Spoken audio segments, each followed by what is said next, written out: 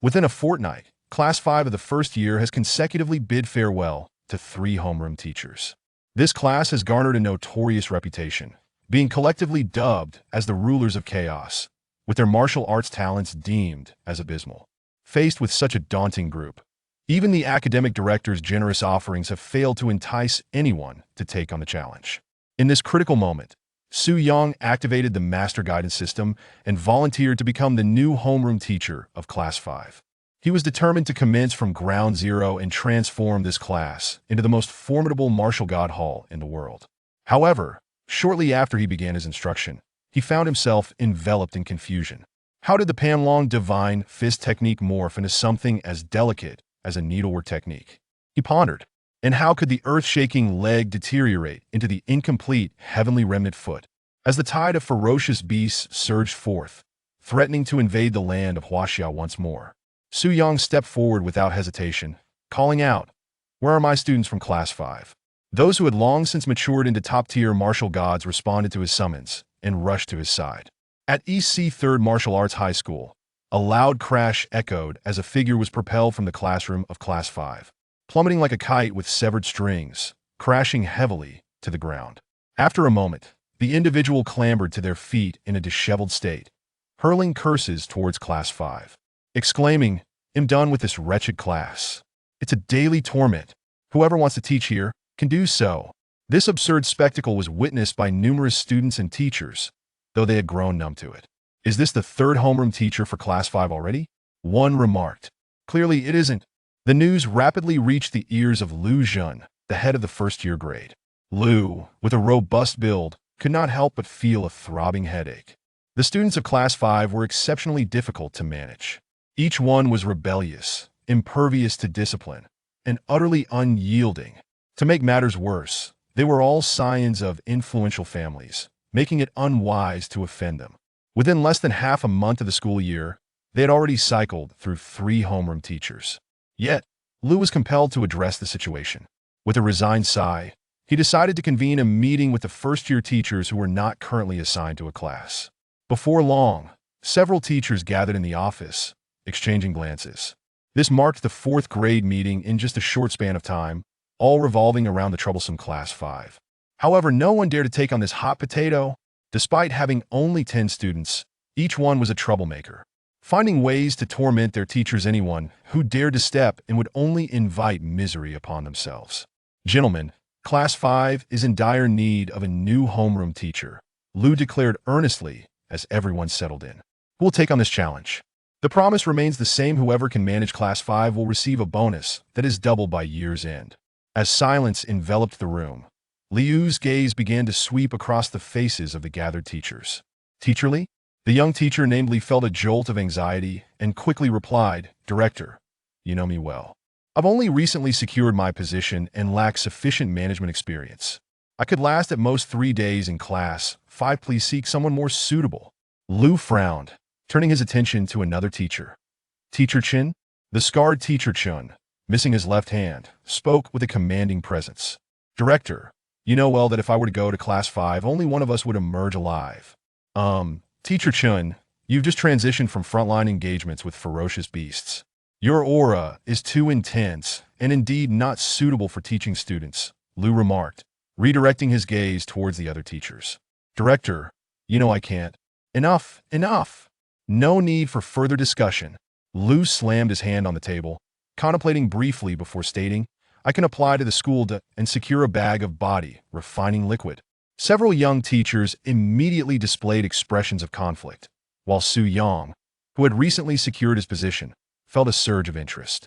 In a world where martial arts reign supreme and ferocious beasts roam freely, strength is the foundation of existence.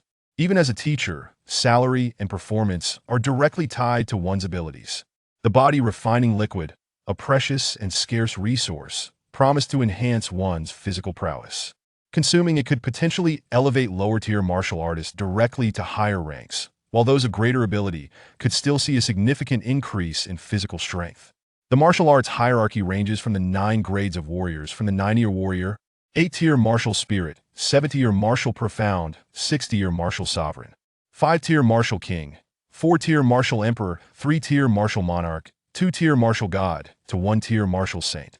Since graduating from East Sea Martial Teacher Normal University, Su Yang had been stuck at the pinnacle of the 9-year warrior, unable to break through to the 8-tier martial spirit. A bag of body refining liquid starts at 500,000, but even with wealth, one might struggle to acquire it without the necessary connections. Yet, the leadership's promises had often proven to be mere illusions. Though intrigued, Su Yang felt a pang of anxiety at the prospect of managing Class 5. Moreover, he was recruited specifically to teach martial arts theory and general knowledge, and his own abilities were rather lacking. He feared he might not withstand the onslaught of these rascals. Suddenly, an untimely voice echoed in his mind. The Ultimate Master System has been successfully bound to the host. A system? Before Su Yang could fully comprehend, a sharp pain surged through his mind, and a flood of memories regarding the system rushed in. By completing the tasks set forth by the system and guiding his students towards greater strength, he too could enhance his own abilities. Beginner task issued: take over Class 5 and become their homeroom teacher. Successful task rewards a random mythical skill. Failure will result in automatic retrieval by the system. Mythical skill? Su Yang's pupils dilated. This beginner task's reward seemed extraordinarily extravagant. Skills are categorized into 6 tiers: ordinary, intermediate, advanced, rare, epic, and mythical. Yet here he was being offered a mythical skill right off the bat. Without a moment's hesitation, he resolved, even if Class 5 is akin to hell on earth, today I, Su Yang, shall boldly venture forth. With a sudden burst of determination, Su Yang stood up, declaring, "Director, I accept."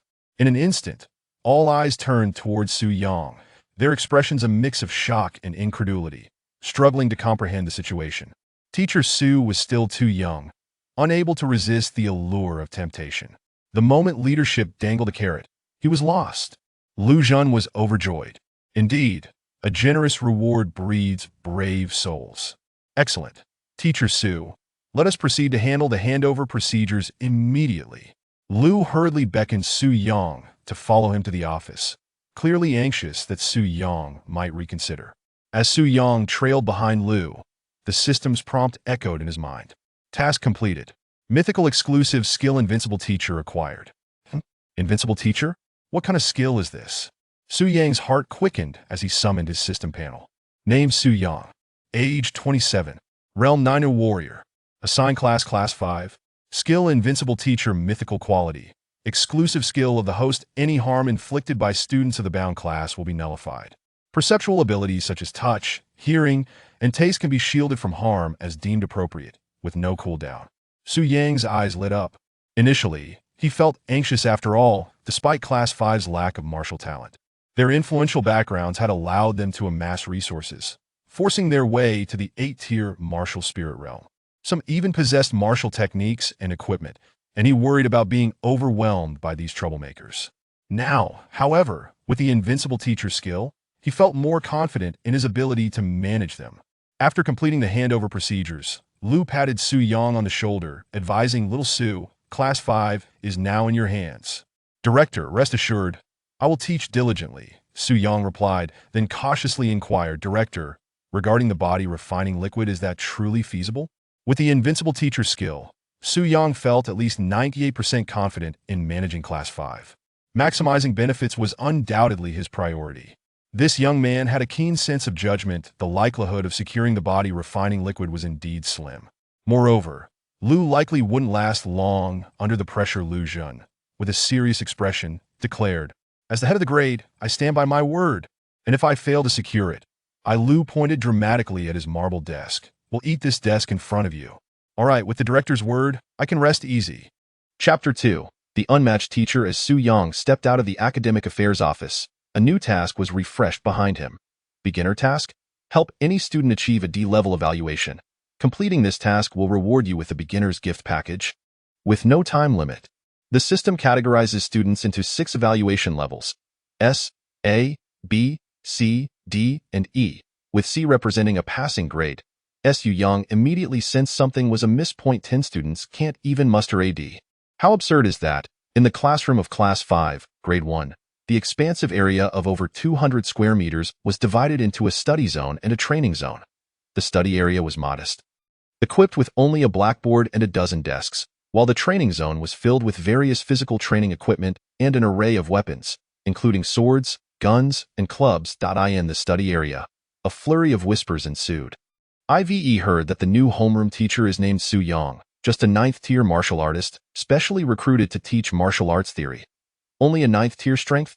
One student scoffed. He can't even compete with us. And he dares to be our homeroom teacher? He won't last a day. No need for that, interjected a short-haired youth, rolling up his sleeves to reveal a rather sophisticated launching device. Let him experience the Thunder Needle. He won't last through a single class. The Thunder Needle is known for its incredible speed, silent and undetectable, designed not to cause fatal harm but to incapacitate the opponent instantly with high pressure. Even a 6th-tier martial artist would struggle to withstand it, and those with weaker abilities might even suffer from incontinence. Isn't that a bit excessive? That Thunder Needle is meant for dealing with ferocious beasts. A hesitant girl remarked. He's merely a 9th-tier martial artist. If he gets hit by your Thunder Needle, he'll surely embarrass himself. As she spoke, the girl brandished a metallic wolf fang club. Let me sneak up and give him a couple of whacks. The Thunder Needle may just cause social embarrassment, but your club could genuinely kill him. Why are your methods so underhanded? A burly youth replied, visibly displeased. Martial artists should face each other with true weapons, not employ such despicable tactics. Take off your electric claw first before you speak. Another interjected with a chuckle. At that moment, a lookout youth at the door spotted a figure approaching Class 5 and immediately turned to announce. He's coming. Instantly, everyone in the study area returned to their seats, sitting upright with innocent expressions. Soon after, Su Yang arrived at the classroom door. However, an unusual silence enveloped the room, as 10 young men and women sat attentively, their gazes fixed upon him. This peculiar scene made Su Yang feel a sense of foreboding, causing him to pause at the doorway, hesitant to enter. This was not the chaotic Class 5 he had heard about. There must be some trickery afoot. But then Su Yang reassured himself with the thought of his skill, unmatched teacher, rendering him fearless. With that resolve, he boldly stepped into the classroom. There were no unusual actions. The 10 students sat obediently in their places, appearing harmless. Hello, everyone, he greeted. Stand up, bellowed the class monitor, Zhu Tao, with a robust voice, prompting all to rise. Good day, teacher. Good day, fellow students, Su Yang responded, somewhat surprised. He had anticipated that the students of Class 5 would scowl at him. Yet they greeted him instead. Please be seated. From today onward, I shall be your new homeroom teacher, Su Yang. Su Yang's gaze sharpened as he concentrated momentarily. Each student's information panel automatically appeared before his eyes. His attention first fell upon Zhu Tao's panel. Name, Zhu Tao. Age, 16. Realm, 8th tier martial spirit. Mental method, Panlong Divine Fist Technique. Compatibility 27. Martial skills, none. Defects, unstable foundation, due to excessive use of elixirs. Hastening growth, resulting in significantly reduced training efficiency. Incompatible mental methods, low compatibility, drastically decreased training efficiency. Training efficiency, minus 244. Overall rating, advice. 1. Change to a compatible mental method and start over. 2. Modify the mental method to improve compatibility. 244. Su Yang was utterly astonished. Goodness, this training efficiency is ludicrous. Moreover, was the system's advice serious? The first suggestion was somewhat realistic, but the second, asking him to modify a family mental method. Zhu Tao was clearly practicing his ancestral technique. If Su Yang could modify it, what need would he have to remain in school as a teacher? At a loss for words, Su Yang returned his focus to another short-haired student. Name, Li Yiming. Age, 16. Realm, 8th tier martial spirit. Mental method, earth-shaking technique. Compatibility 9. Martial skills, none. Defects, unstable foundation. Incompatible mental methods, dull aptitude, innate quality insufficient, drastically reduced training efficiency. Lack of ambition, no drive for progress, significantly reduced training efficiency. Training efficiency, minus 427. Overall rating, E. Advice. Start over from scratch. My goodness. Su Yang exclaimed as he scanned the room, discovering that Zhu Tao had the highest training efficiency in the class, while the rest hovered around 400. Aside from Zhu Tao, the advice for everyone else was simply to start over. This was indeed preposterous. Nevertheless, with a system at his disposal, there might still be hope. He could potentially elevate Zhu Tao among the group. Perhaps he could find a more compatible mental method from the school's basic library to help Zhu Tao begin anew. However, this would require Zhu Tao's cooperation and parental consent, as families of privilege often looked down upon publicly available basic techniques. As Su Yang stood lost in thought at the podium, the students exchanged glances below. Now's the opportunity. Act. Just then, Li Yiming discreetly raised his hand from beneath the podium. Revealing his launching device, his sleeve pulled back to aim at Su Yang's thigh.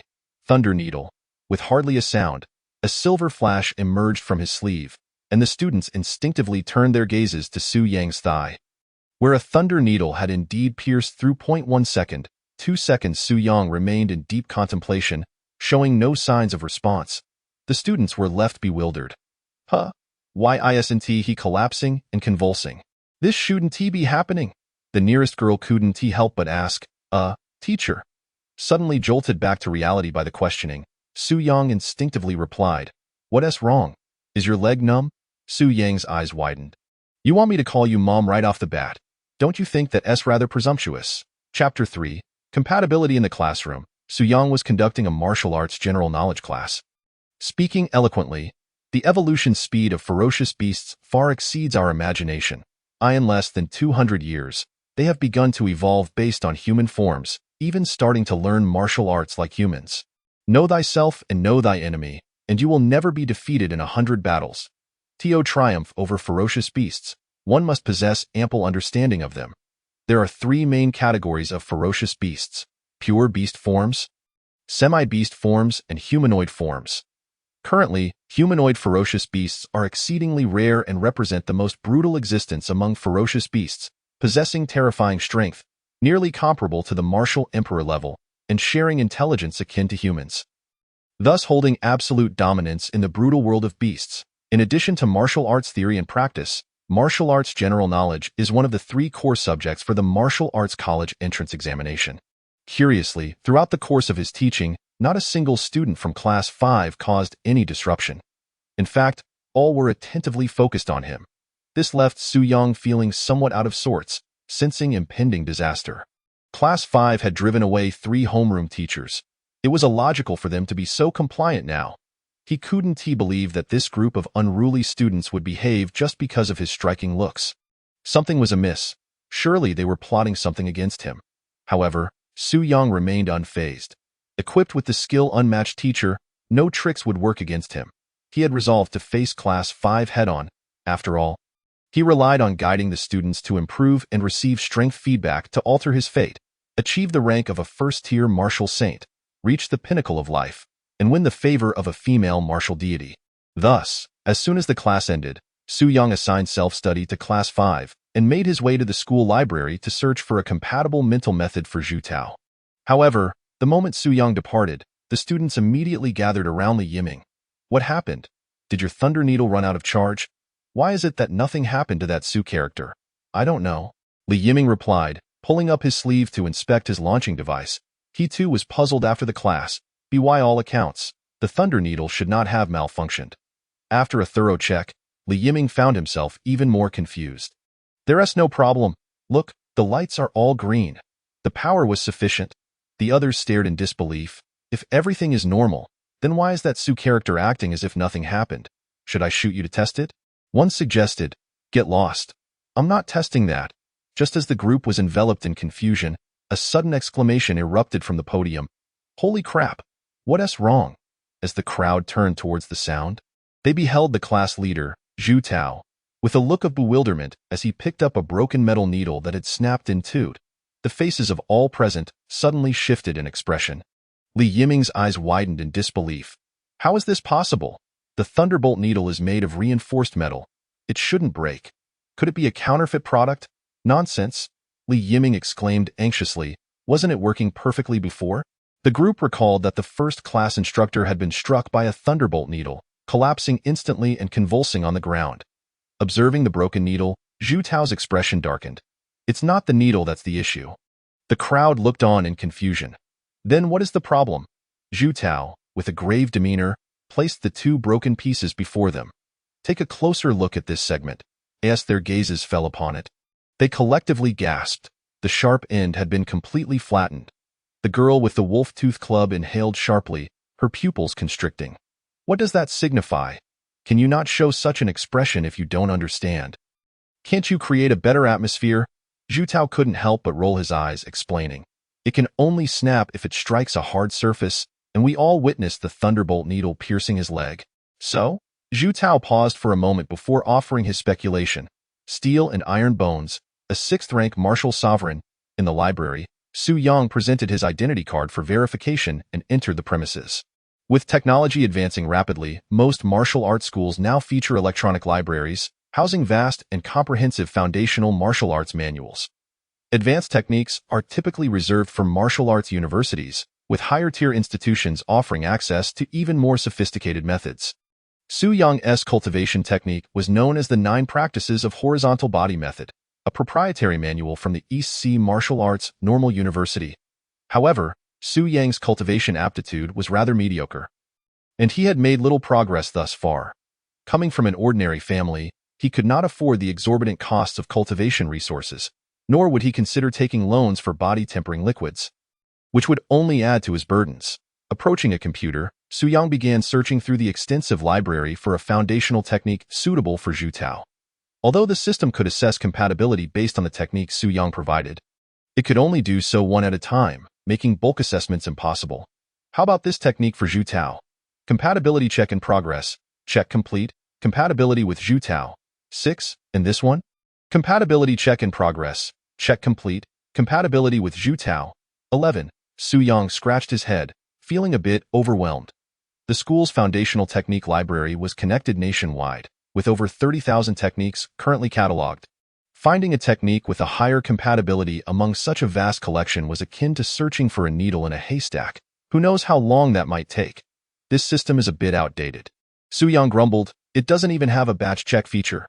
The system offered no response to at this rate. I might find a compatible technique when Zhu Tao's class has already graduated, he thought to himself. I need to come up with a plan. As the saying goes, as long as one's thoughts do not slide downhill, there are always more solutions than difficulties. After a moment of contemplation, Su Yang quickly conceived an idea.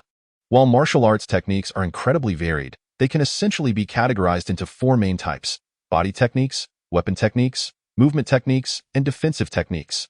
Each major category encompasses numerous subcategories. A single fist technique can have thousands of variations. Yet the principles of power application and technique are fundamentally similar.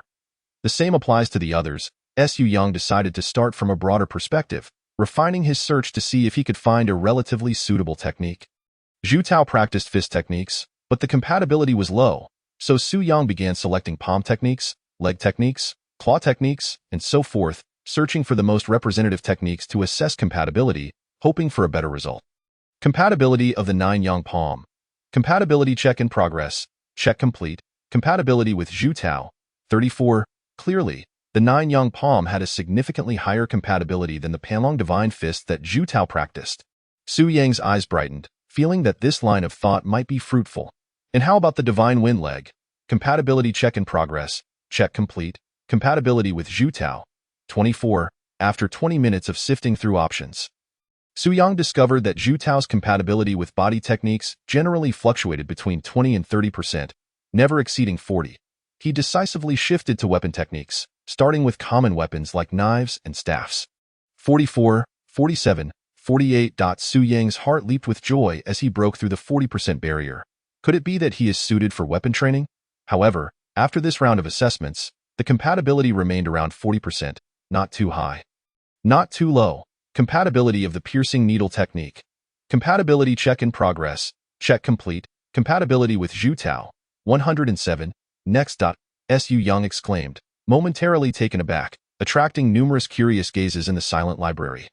Regaining his composure, he hurriedly bowed to apologize. My apologies. My apologies.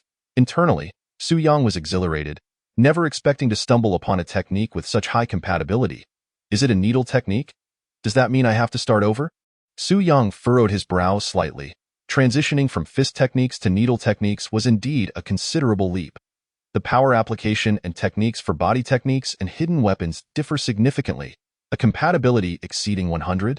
That implies there could be compatibility levels of 200 or even 300. Su Yang's pupils constricted in realization, trying to suppress his excitement. He temporarily refrained from delving into the specifics of the needle techniques, continuing instead with broader assessments. Perhaps there were techniques with even higher compatibility than the needle techniques. However, after another round of assessments, the piercing needle technique's compatibility of 107 remained unparalleled. This indicated that Zhu Tao was indeed suited for cultivating hidden weapon techniques. Needle techniques are somewhat niche, as Su Yang recalled hardly hearing of any prominent figures who practiced needle techniques. This wasn't due to the inherent difficulty of such techniques, but rather because of the prevalence of firearms. Achieving the same firing speed and destructive power as firearms with hidden weapons would require reaching the martial sovereign realm, a level that was relatively rare even in a city like East Sea. The strongest figure at East Sea's third martial high school was Vice Principal Lin Jinghua, who had only reached the semi-martial sovereign realm, having hit a bottleneck from 30 to 50 years of age, unable to break through. Nevertheless, higher compatibility translates to greater cultivation efficiency. If I can assist Zhu Tao in finding a highly compatible technique, it could potentially boost his cultivation efficiency from -244 to a positive value in one go. Su Yang meticulously sifted through the library, filtering all needle techniques available. A total of 724 needle techniques were catalogued, with the piercing needle technique being among the most popular, with time still on his side. Su Yang decided to continue his search.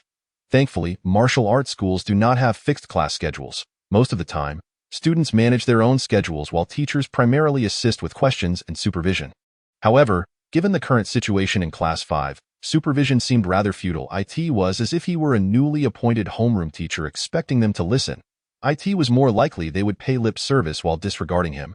As long as there were no fights, he could afford to leave them be. While jotting down notes, Su Yang recorded, Mysterious E-Needle Technique, Compatibility, 94. Lingro 9 Needles, Compatibility, 87. Su Yang felt a surge of joy. It was evident that Zhu Tao was indeed suited for cultivating needle techniques. Random checks of several needle techniques yielded compatibility rates of over 80, yet none surpassed the piercing needle technique's compatibility. After about 15 minutes of continued assessments, Su Yang's breath quickened. Lotus Flower Severing Yang Needle Technique, Compatibility, 213. Just as I suspected, compatibility exceeding 200 does exist. If Zhu Tao practices the Lotus Flower Severing Yang Needle Technique, it would guarantee at least a 213 increase in cultivation efficiency, potentially even higher. However, the name of this needle technique, Su Yang furrowed his brow and opened the electronic version of the Lotus Flower Severing Yang Needle Technique. The name sounded reminiscent of ancient martial arts techniques. Most modern martial arts techniques bear names like Phoenix Dance in the Nine Heavens or Thunderstorm Annihilation, which tend to have a slightly childish flair, often being adaptations and refinements of ancient techniques created by geniuses in martial theory. Geniuses, after all, often have a bit of quirkiness, living in their own worlds. Upon glancing through the Lotus Flower Severing Yang Needle Technique, Su Yang decisively sought an alternative. The ancient methods of cultivation were excessively extreme. The Lotus Flower Severing Yang Needle Technique required practitioners to pound their groin during cultivation, using intense pain to forcibly reverse their breath, in addition to needing a plant called lotus flower white as an aid. Thus, the first page of the manual prominently bore the words in bold red. The required plant for this technique has become extinct and cannot be cultivated. For reference only. What value does this thing hold? Su Yang rolled his eyes, feeling that he had been foolishly elated. Inside the classroom of Class 5, silence reigned, so profound that one could hear a pin drop. 10 individuals sat huddled in the study area, their expressions peculiar, whispering incessantly. The one surnamed Su is actually a martial sovereign. Impossible, utterly impossible. Just look at his demeanor. He hardly resembles a martial sovereign. Moreover, how old is he? 27 or 28, and he could cultivate to the level of martial sovereign. That would mean he is a once-in-a-lifetime martial arts genius. How can someone like me, an unparalleled genius, only get into a second-rate martial arts normal university? Such talent should have garnered a special admission from the National Defense Martial Arts University. Furthermore, if he were truly a martial sovereign, why would he still be teaching at a martial arts high school? Damn it, how much could his salary even be? A martial sovereign could effortlessly earn hundreds of thousands a month. Wouldn't it be more appealing to hunt ferocious beasts? Exactly. I certainly don't believe it. Right, Taozi, you must be overthinking this. Zhu Tao frowned deeply. But how do you explain these two needles? If he is an immartial sovereign with steel-like bones, there's no way he could withstand the thunder needle. At this, the group exchanged glances, momentarily at a loss for an explanation. Is there a possibility that Li Yiming furrowed his brows? Perhaps he stuffed special steel plates into his legs. He could have prepared in advance. Suddenly, everyone seemed enlightened. It must be the case. He undoubtedly made preparations ahead of time. Yet, Zhu Tao couldn't help but express his doubts. But from the way he walks, he doesn't seem like someone with steel plates. All right, what is there to speculate? The girl with the wolf-toothed club placed her weapon on the table. Why not let me sneak attack him a couple of times to find out? Students and teachers passing by the door felt an unusual eeriness in Class 5 today. It's bizarre. Class 5 is actually calm today. Didn't they say a new homeroom teacher had arrived? I know, it's Teacher Su Yang. He substituted for a few martial theory classes in our class before, in a way. Has Teacher Su managed to take control of Class 5 already? Is that formidable? This morning, Class 5 had just chased their homeroom teacher away, and now, so soon, they've been subdued by Teacher Su. The chatter continued, and naturally, many teachers noticed the tranquility and harmony within Class 5's classroom. A stark contrast to their usual chaotic antics. The news spread like wildfire, swiftly reaching Lu Zhan, the grade leader's office. A teacher who came to deliver documents chuckled. Leader, this young Su is impressive. He has managed to bring Class 5 under control right after taking office. Your discerning eye is commendable. Lu Zhan, who had been sipping tea, suddenly spat it out in shock. What? He has managed to control them. Really? Absolutely. The teacher delivering documents hurriedly explained. I just passed by Class 5's classroom, and everyone was sitting quietly, not causing any ruckus, and were even discussing and studying. The atmosphere was quite commendable. It was like night and day compared to usual. Leader, why are you banging the table? Lu Zhan, who had been rapping on the marble table, looked up with a frown. Let us see where south the best place to intervene. Chapter 5. Dual Cultivation. Su Yang spent the entire morning in the library. His mindset was beginning to fray. Out of a total of 724 needle techniques, he had filtered through more than half. There were 27 foundational techniques with an adaptability exceeding 200. However, none could be cultivated. Either the cultivation methods were too extreme, or the necessary supplementary materials had become virtually extinct. Some needle techniques required the blood of ferocious beasts as a medicinal catalyst. But ancient ferocious beasts and modern ones are entirely different. Some have gone extinct, while others have mutated. Especially in the island nation, their self-inflicted misery has led to ferocious beasts being nuclear radiation mutants, which has left the nation teetering on the brink of destruction, desperately seeking aid from martial artists of other countries. China, adhering to humanitarian principles, has sent some uncontaminated water and supplies to help the islanders endure the torment of nuclear radiation mutants. No. It's to ensure that the people of the island nation can drink clean, uncontaminated water and strive to survive. As for the once mighty eagle sauce across the ocean, the 50 states are embroiled in conflict. Each vying for power, embroiled in civil strife, and unable to care for themselves, in the grand tapestry of world events. China remains a singular beacon. No wonder that these needle techniques are so obscure and few choose to cultivate them. Su Yang muttered to himself, skipping over the more extreme needle techniques. He couldn't possibly lead students to enhance their cultivation efficiency by steering them toward such extremes. The cultivation of foundational techniques can significantly impact one's mental health. Even if the students were willing, he would not permit it. Such a stance would violate his teaching ethics. At the very least, he hoped that his students, even if they don't achieve greatness, would not become a burden to society.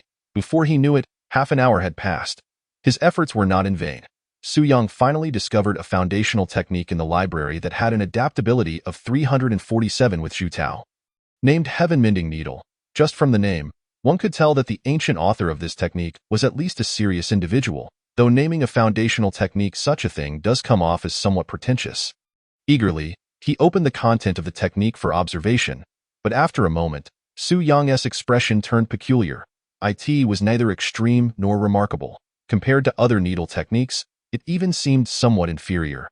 Other techniques had the potential to cultivate to the 6th rank of martial sovereign without issues, but Heaven Mending Needle could only reach the 7th rank of martial mystique, and the ancient author who composed this technique was merely a tailor. Having derived the technique from years of mending garments, the adaptability exceeding 300 was surprising. He decided to keep it for now and look for other options. Su Yang did not rush to a conclusion but continued filtering through to see if there were any other discoveries. After screening all 724 foundational techniques, only heaven-mending needle remained. He was quite satisfied with its adaptability. If Zhu Tao were willing to start anew and train in heaven-mending needle, his cultivation efficiency would likely be extraordinary. However, such a low-level foundational technique would hardly pique Zhu Tao's interest. How could his family possibly agree? Su Yang found himself at a loss. He hadn't yet gained the trust of the students in Class 5 and could hardly expect them to cooperate with him in starting anew. For now, he copied down heaven-mending needle and left the library, returning to his office. Just as he was observing from the doorway of Class 5, Li Yiming spotted Su Yang returning and hurried back into the classroom. The one surnamed Su is back. Damn it, where has he been? What kind of homeroom teacher skips class? He has been absent the whole morning. Let us report him for skipping class to the academic office. The group was understandably exasperated. It was the first time they had seen a homeroom teacher vanish after just one general class, disappearing for an entire morning, only to show up after lunch. Now that he was back, they decided to test his limits. All eyes naturally turned to Zhu Tao. After discussing for the entire morning, Zhu Tao was still fixated on his beliefs. He still thought Su Yang was pretending to be weak, hiding his true strength, and was undoubtedly a 6th-rank martial sovereign. Zhu Tao believed in his judgment. After all, he was the intellectual pinnacle of Class 5, willing to gamble his pocket money. How to test it? Let me sneak attack him. No way. Zhu Tao decisively restrained the girl. If he truly is a 9th-rank martial artist, it would be fatal. Exactly. Your sneak attack will only ever hit the back of his head. I just want to be reckless, not a murderer, and definitely not end up in a sewing machine. What is the difference? The difference between being reckless and being reckless. After much discussion, they quickly settled on a plan. Zhu Tao would go to the office to lure Su Yang into the training area. With the plan set, Zhu Tao promptly set off towards Su Yang's office. Every teacher has their own private office. As they are martial artists themselves and require a relatively quiet environment for meditation and recuperation, life is relentless, and so is the martial path. Su Yang was in his office, pondering how to persuade Zhu Tao to abandon his family's traditional foundational technique and switch to heaven-mending needle, when suddenly he heard a knock on the door. Slightly taken aback, he turned to find Zhu Tao standing at the office door. What a coincidence. Speak of the devil, and he shall appear. Cough, cough, Zhu Tao. What brings you here? Zhu Tao was momentarily taken aback but dismissed it.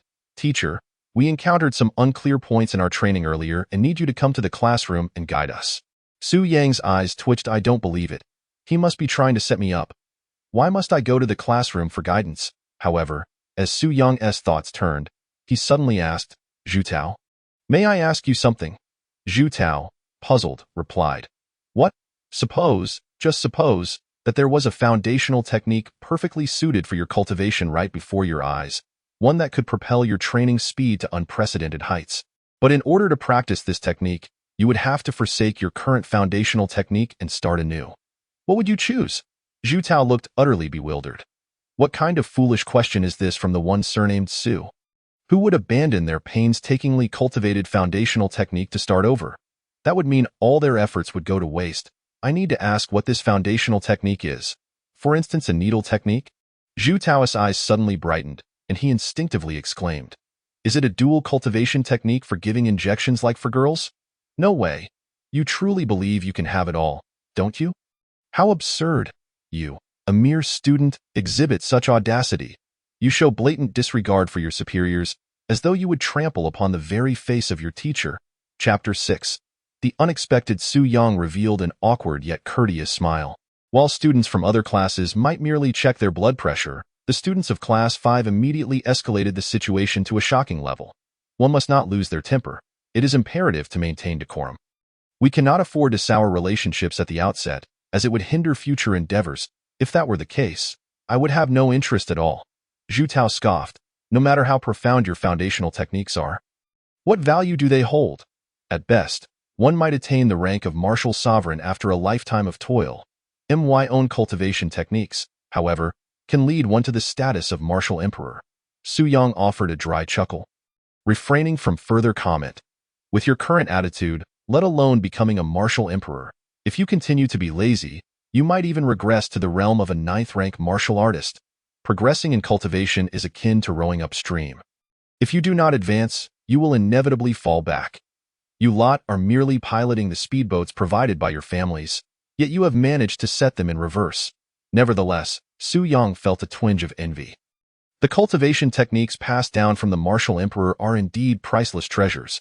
The average family might spend a lifetime without ever encountering such advanced practices.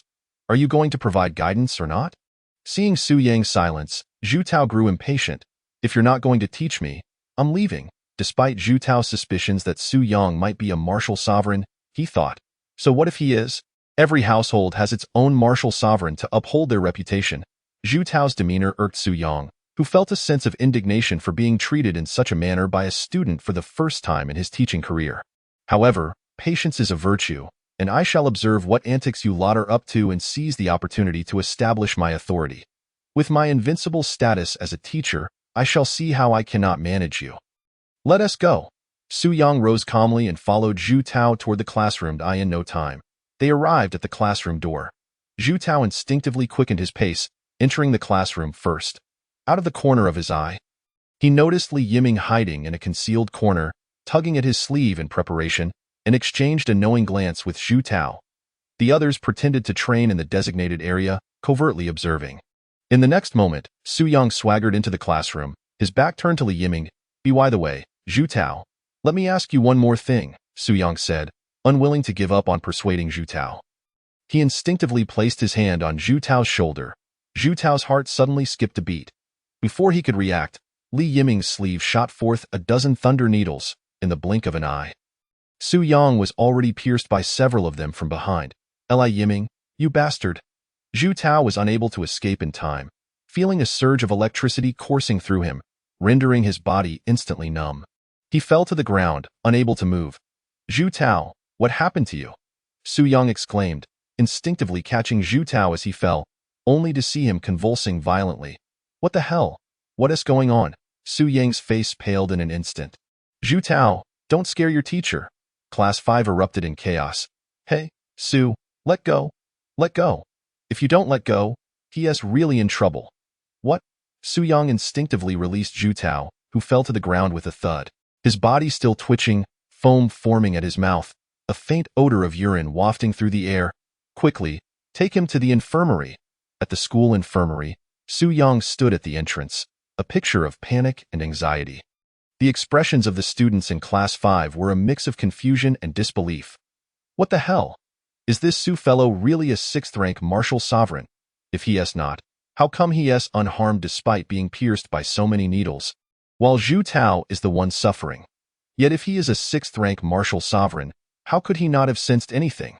Steel bones do not equate to immunity against electricity, and if he truly were a martial sovereign, there is no way he could have evaded such an attack.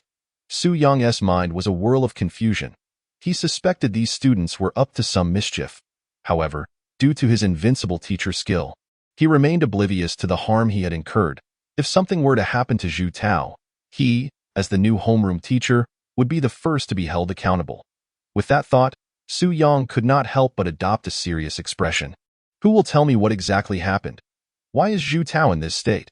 The students exchanged glances, speechless. Does this Su truly not know, or is he pretending? You don't know. If I knew, would I need to ask you all? Su Yang glared. This is a matter of life and death. Do not jest. Among the group, only Li Yiming, with a grave expression, replied, it could indeed lead to death. Su Yang paused, urgency rising. Li Yiming, what do you know? Li Yiming looked up at Su Yang, his expression sorrowful. If Zhu Tao wakes up, he will certainly kill me. Su teacher, I doubt I need to take a leave of absence. Su Yang was taken aback at this critical juncture. What leave are you taking?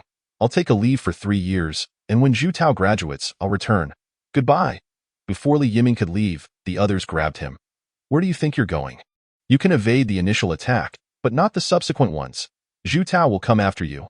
Li Yiming pointed at Su Yang, forcing a smile. It's not my fault. You should blame him.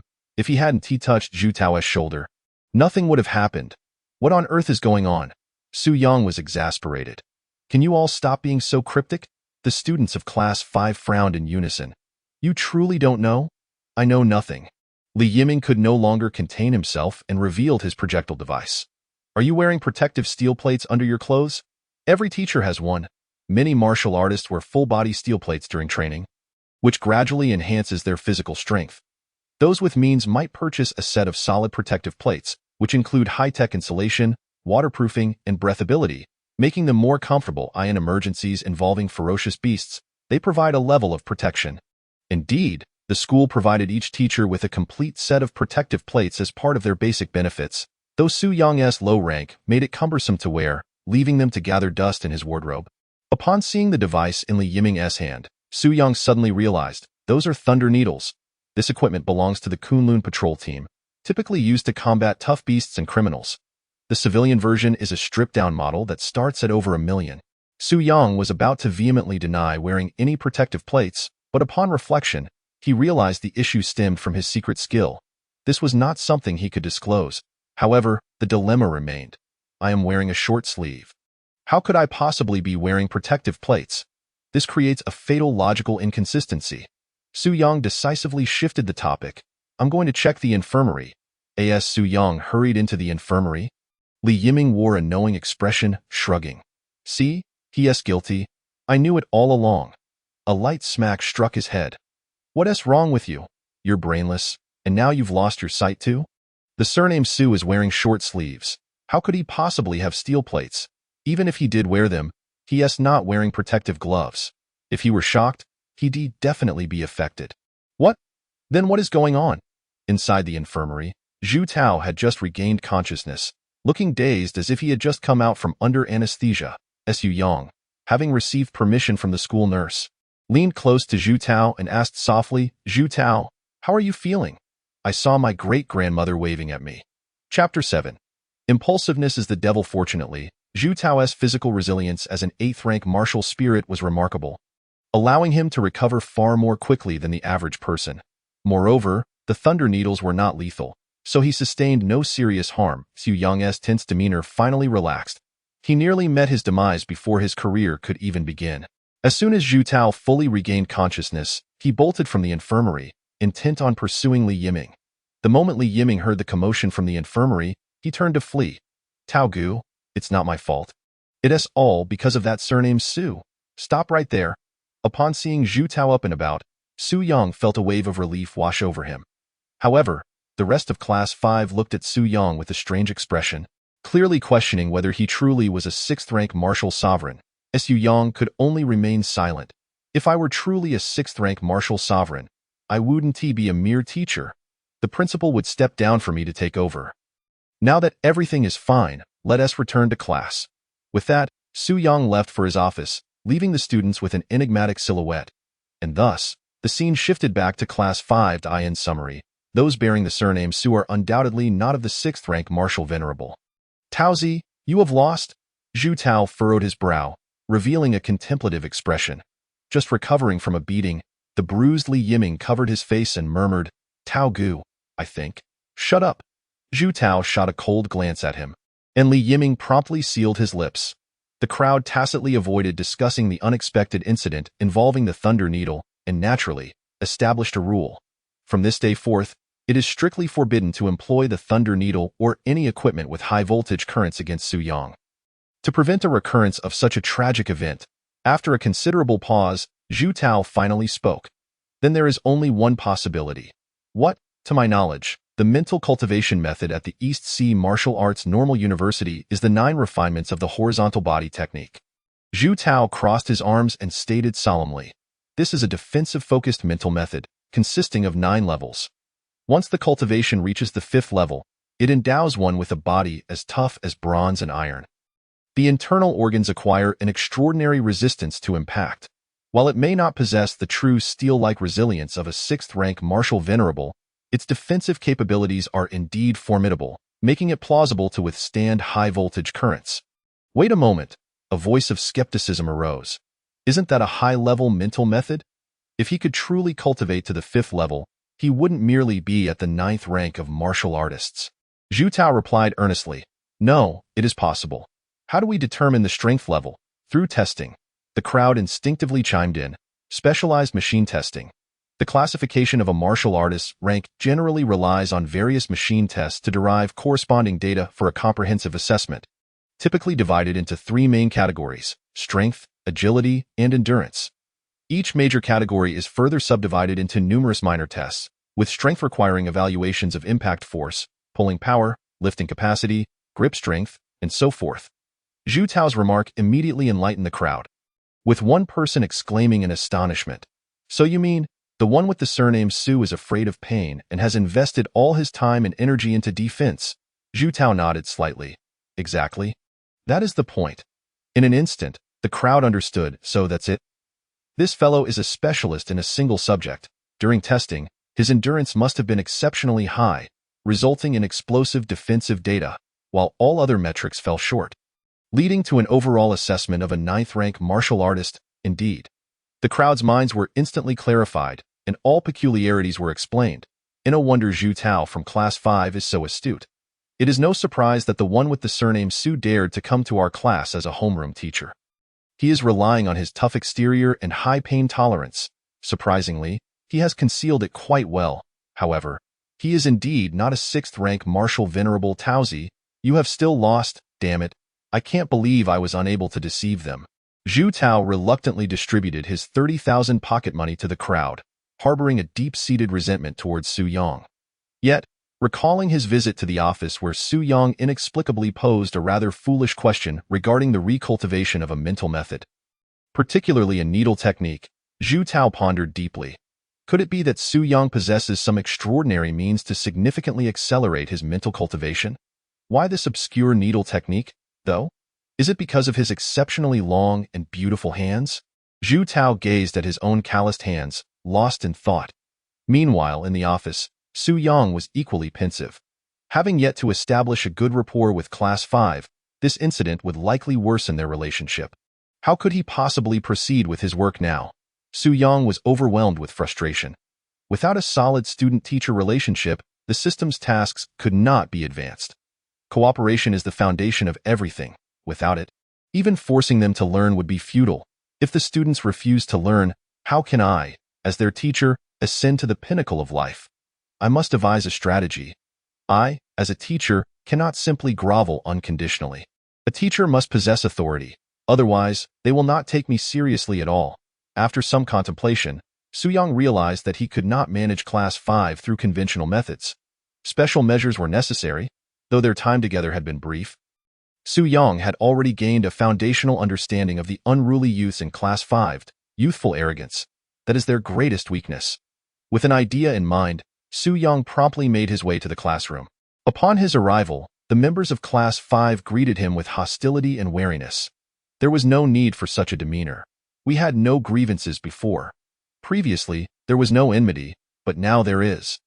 Upon seeing Su Yang, Li Yiming, filled with rage, scoffed, "Su, I will never coexist with you." Su Yang's lips twitched. "I am also a victim. Forget it. If Class 5 were reasonable, they wouldn't be Class 5. However, this is precisely the temperament I need. So, would you dare to wager with me?" Su Yang declared outright. "If you win, you can do as you please. I will not interfere. If you lose, from now on, you will obediently follow my instructions and train diligently. Do you accept the wager?" Upon hearing Su Yang's bold statement, Li Yiming's eyes widened, ready to respond, but Zhu Tao swiftly covered his mouth. "You fell for such a lowly provocation?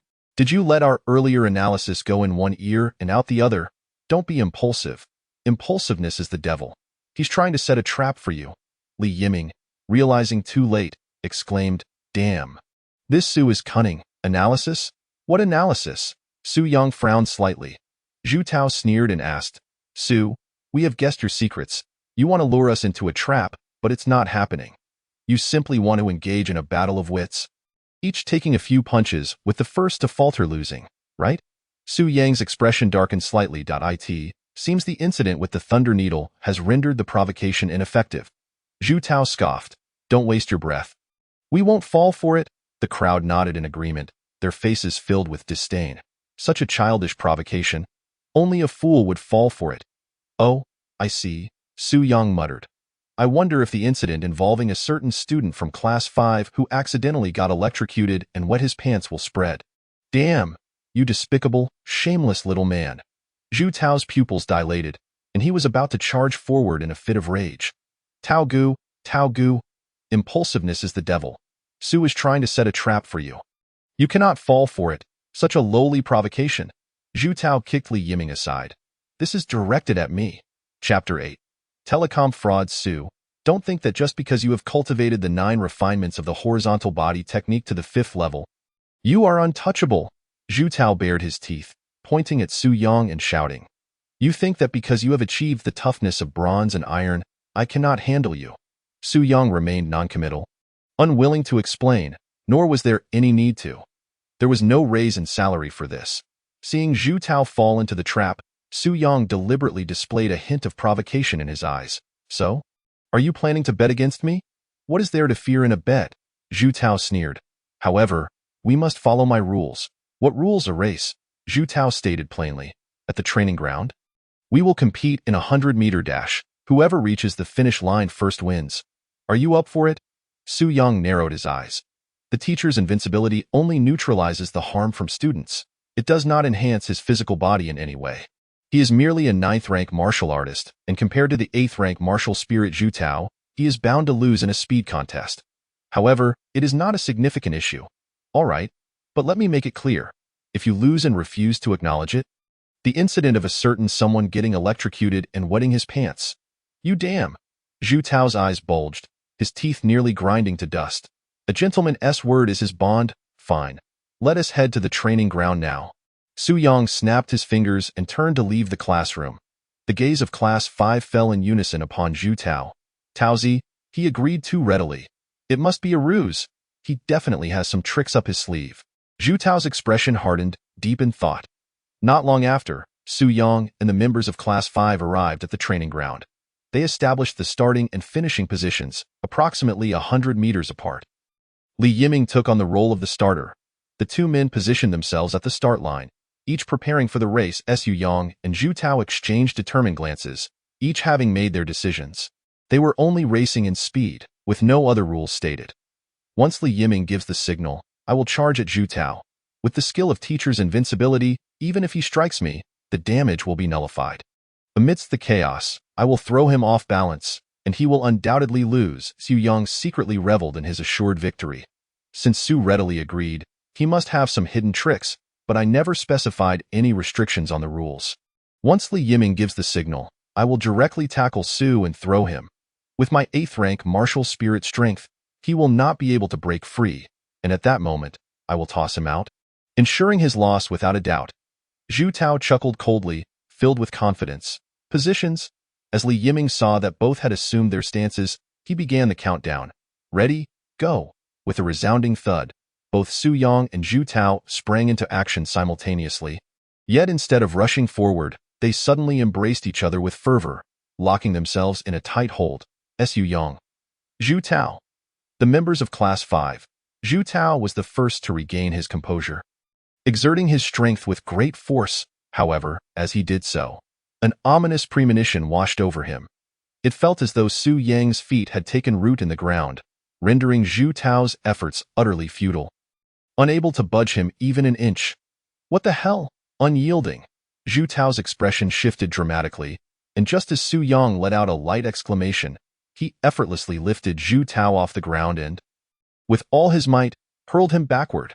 The moment Zhu Tao was released, Su Yang pivoted and sprinted toward the finish line with astounding speed. In midair, Zhu Tao struggled to regain his balance and managed to land smoothly.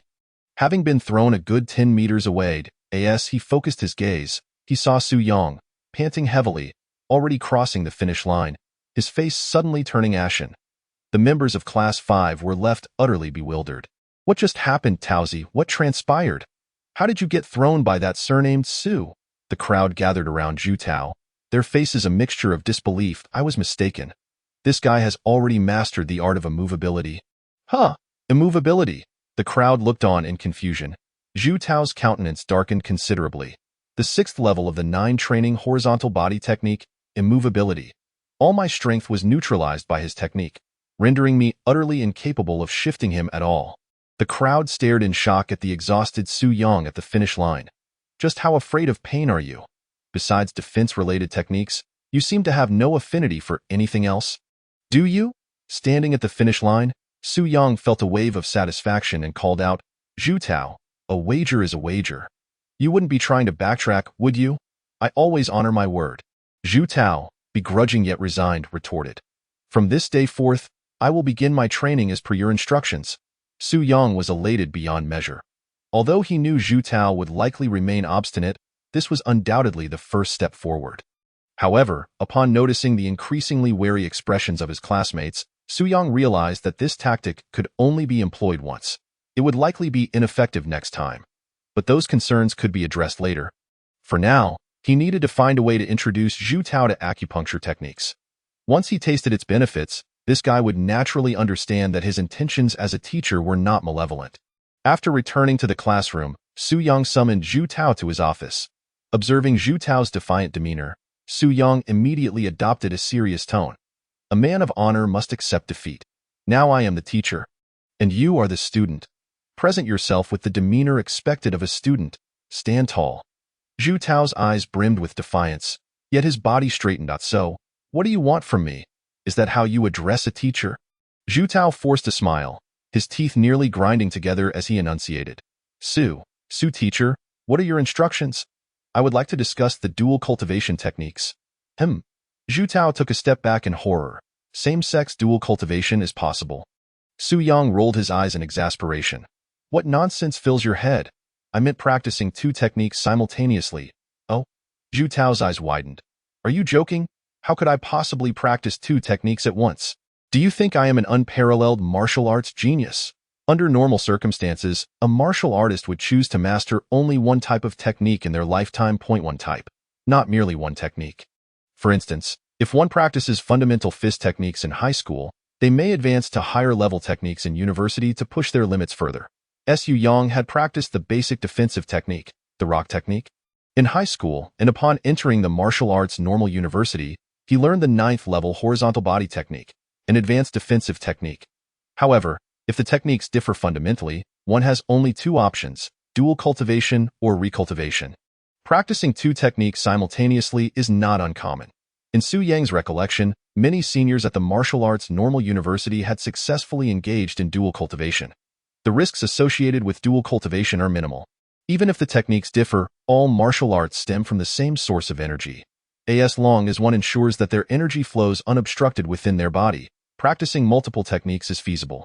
The difficulty lies in the execution. In simpler terms, one technique is akin to a single stream of energy circulating within the body.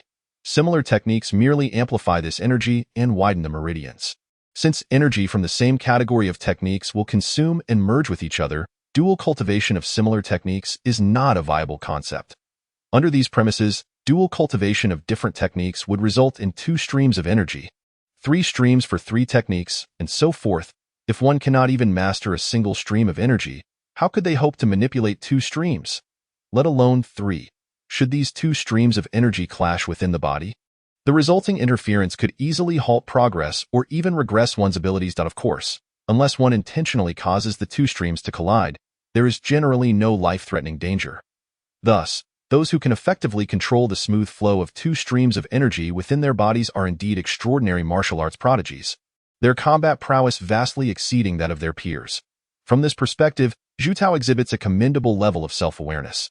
Therefore, a typical individual aspiring to practice a different technique would generally opt for recultivation, sacrificing their current abilities, a process known as dispersing their energy. In ancient times, this was accomplished through severing one's meridians, a drastic measure that could render one incapacitated and forever unable to cultivate martial arts.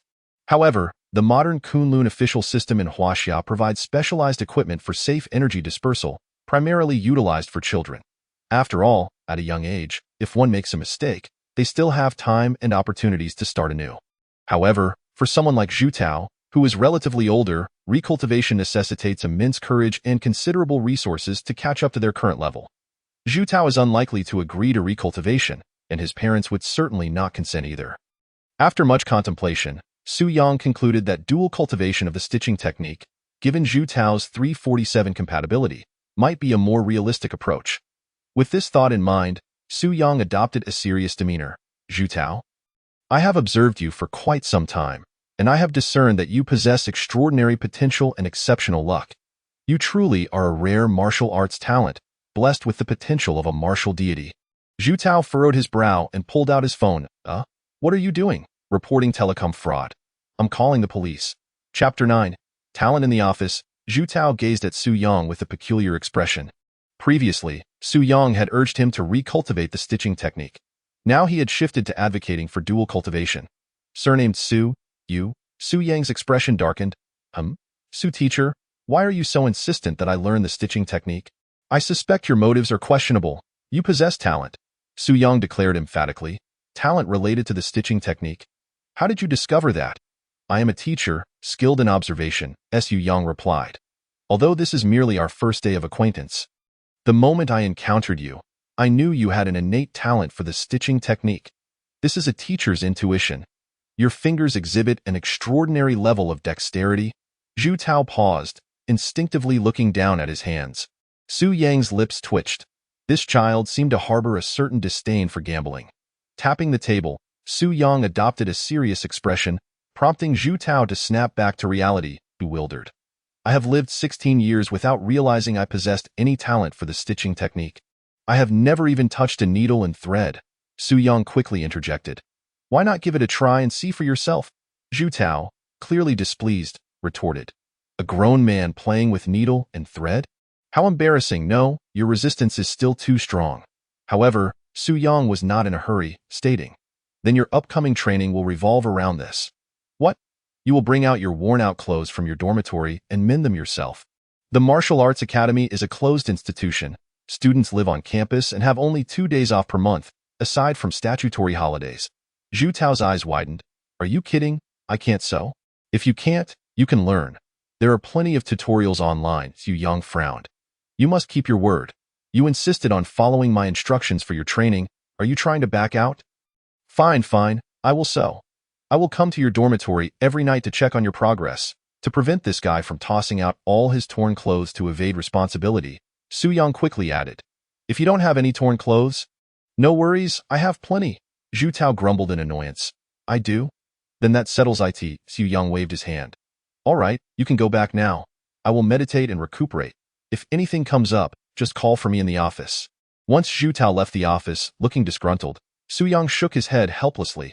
He was uncertain whether the training task he had set would yield any results.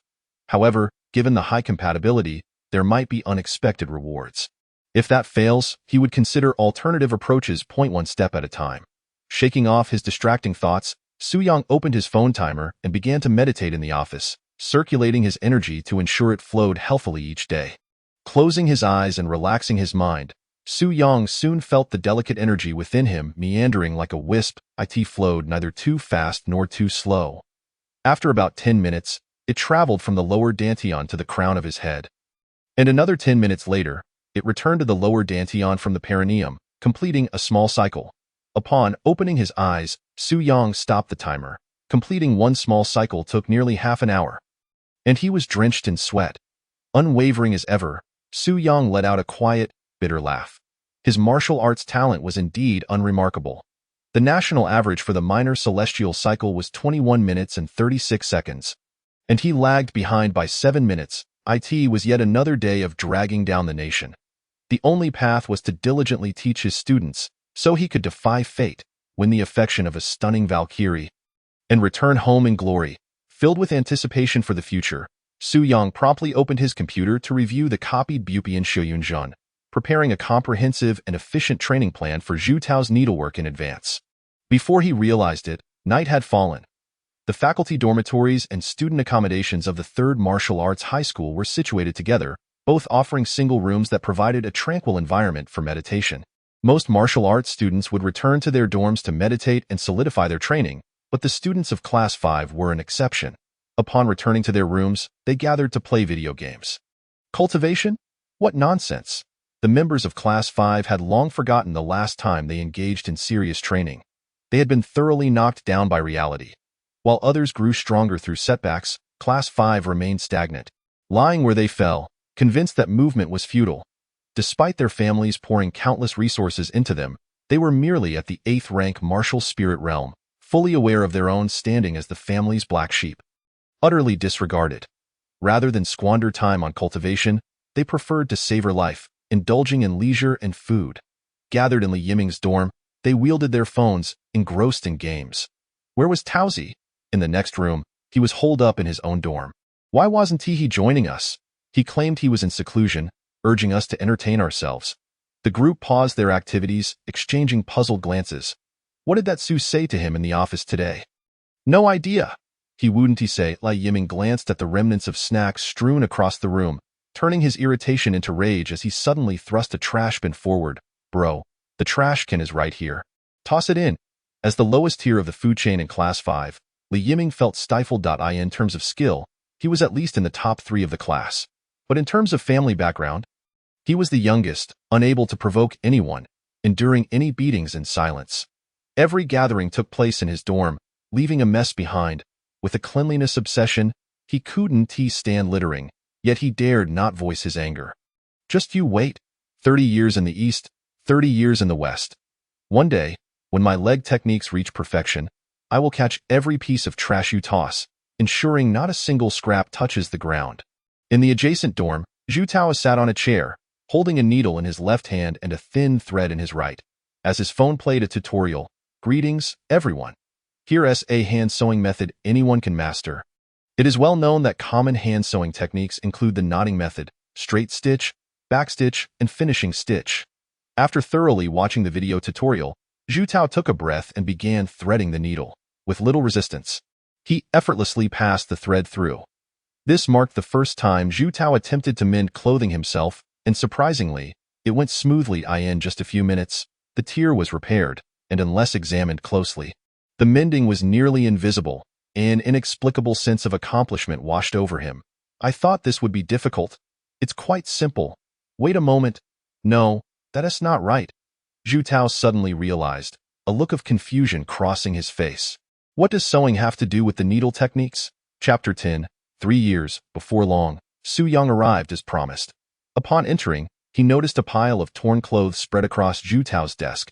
As he surveyed the surroundings, he concluded that despite the disorder, it was not dirty. It was evident that regular cleaning had taken place. Not bad, quite clean. Zhu Tao remained silent, his curiosity piqued. What does sewing have to do with needle techniques? However, Su Yang merely walked around the dorm, inspecting. Noticing Su Yang's silence, Zhu Tao's expression darkened. Why aren't you answering my question? Oh, were you talking to me? Su Yang replied casually. I remember having a name. Teacher MM. Only then did Su Yang focus on Zhu Tao. What's the issue? What does sewing have to do with needle techniques? There is a connection, Su Yang explained. Sewing requires skillful finesse, which also trains your finger dexterity and coordination. Laying a foundation for your needle techniques. Zhu Tao couldn't help but roll his eyes. I can't possibly relearn, let alone dual cultivate. Su Yang did not dwell on the topic. Instead, he sat down and inquired, So, did you feel anything special while sewing? What feeling could there be? Zhu Tao replied, exasperated. Isn't it just about having hands? It's simple to the point of boredom. Is that so? Su Yang raised an eyebrow.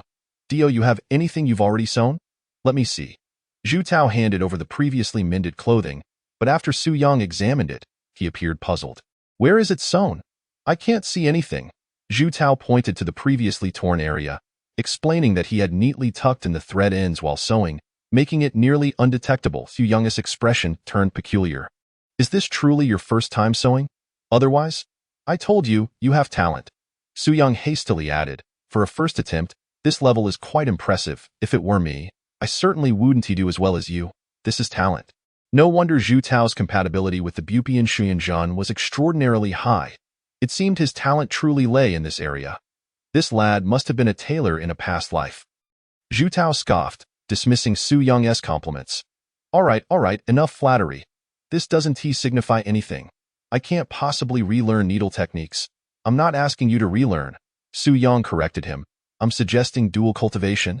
Simultaneously practice the Panlong Divine Fist technique and the Bupian Xuyanzhan that I selected for you. Why do you think I can dual cultivate the heart methods? Zhu Tao asked, perplexed. Do you want to hear the truth or a lie? What is the lie? You are a once-in-a-million martial arts genius, possessing the aura of a martial god. Zhu Tao's lips twitched. He knew Su Yang was trying to pull a fast one on him. And the truth? You lack martial arts aptitude. Otherwise, with your family's resources, you wouldn't be stuck at the 8th rank martial spirit realm that I'm offering you an opportunity. You can either continue to wallow in despair, leading a life of mediocrity, or Su Yang's voice rose in emphasis, his gaze sharp. You can trust your teacher, dual cultivate needle techniques, and I will provide you with a future. Zhu Tao's expression turned bizarre. Given his family's conditions, as long as he didn't get into trouble or start a business, the wealth left to him by his parents would sustain him comfortably for several lifetimes. Isn't that future good enough? Su Yang nearly choked on his words. How careless! He had forgotten that these individuals were scions of privilege, lacking for nothing. While others were born as beasts of burden, they were born into opulence. Don't you want your family to regard you with pride? Su Yang stated earnestly, wouldn't you wish for your entire family to be proud of you? If you manage to enroll in the National Defense University of Martial Arts, your family tree could add a page solely for you. The National Defense University of Martial Arts. Zhu Tao was taken aback. Just getting into any university would be a miracle for me, let alone the National Defense University of Martial Arts. How can you dream so big? I've never even dared to dream of attending the National Defense University of Martial Arts. That is the premier institution coveted by martial artists across China. Su Yang felt helpless. Indeed, Zhu Tao was obstinate and resistant to persuasion. He couldn't even be coaxed into eating when fed. What could be done? Fine. He resolved not to rush things, opting instead to gradually work on his mindset. Here is the heart method for Bupian Shuanzhan that I've copied. If you're interested, take a look. If not, do as you wish. Su Yang placed the copy drive on the table and added, continue sewing. I will still come by daily to check on your progress. Zhu Tao merely acknowledged with yo. And as soon as Su Yang left, his gaze fell upon the drive left on the table, deep in thought. As Su Yang departed the student dormitory, he reflected on Zhu Tao's reactions during their conversation. When mentioning parents, Zhu Tao's mood noticeably dipped, but when discussing the prospect of a family tree page, hints of interest emerged. It seemed no martial artist could resist the allure of having a dedicated page in the family lineage. Zhu Tao's family background must be quite intricate. Su Yang had little knowledge of Zhu Tao's family situation, only aware that Zhu Tao hailed from the Zhu family of Donghai, a prominent martial arts clan with a flourishing lineage. The current clan leader was a 5th-rank martial king, considered among the top powerhouses in Donghai City.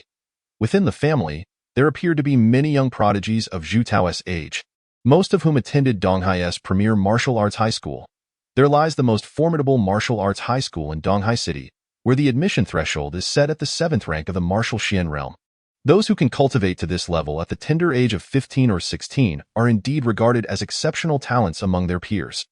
Under similar resources, Zhu Tao can barely reach the 8th rank of the martial spirit realm. Each major realm is further subdivided into 4 detailed levels: entry, intermediate, advanced, and peak. Zhu Tao's profile indicates he is at the intermediate 8th rank of the martial spirit realm, yet he has not yet reached the peak stage, highlighting a significant gap between him and the outstanding members of his clan. The calloused and scarred hands of Zhu Tao attest to his relentless efforts to catch up with his peers and earn the recognition of his family. In the dormitory, Su Yang's words and deeds stirred something within Zhu Tao, igniting his curiosity. Could it be that the Tianqiu Yunjin had some hidden mysteries? After much hesitation, he finally opened the electronic version of the Tianqiu Yunjin technique left behind by Su Yang for a brief glance. It was, undeniably, the most rudimentary of techniques, not even on par with his own Panlong Divine Fist. Despite reading it several times, Zhu Tao could not discern any profound secrets. He had seen techniques for concealed weapons before. They were mostly similar, and the understanding of this Tianqiu Yunjin was even less thorough than others he had encountered. Summarizing it in a single phrase, use the needle as a guide, and the energy is thread.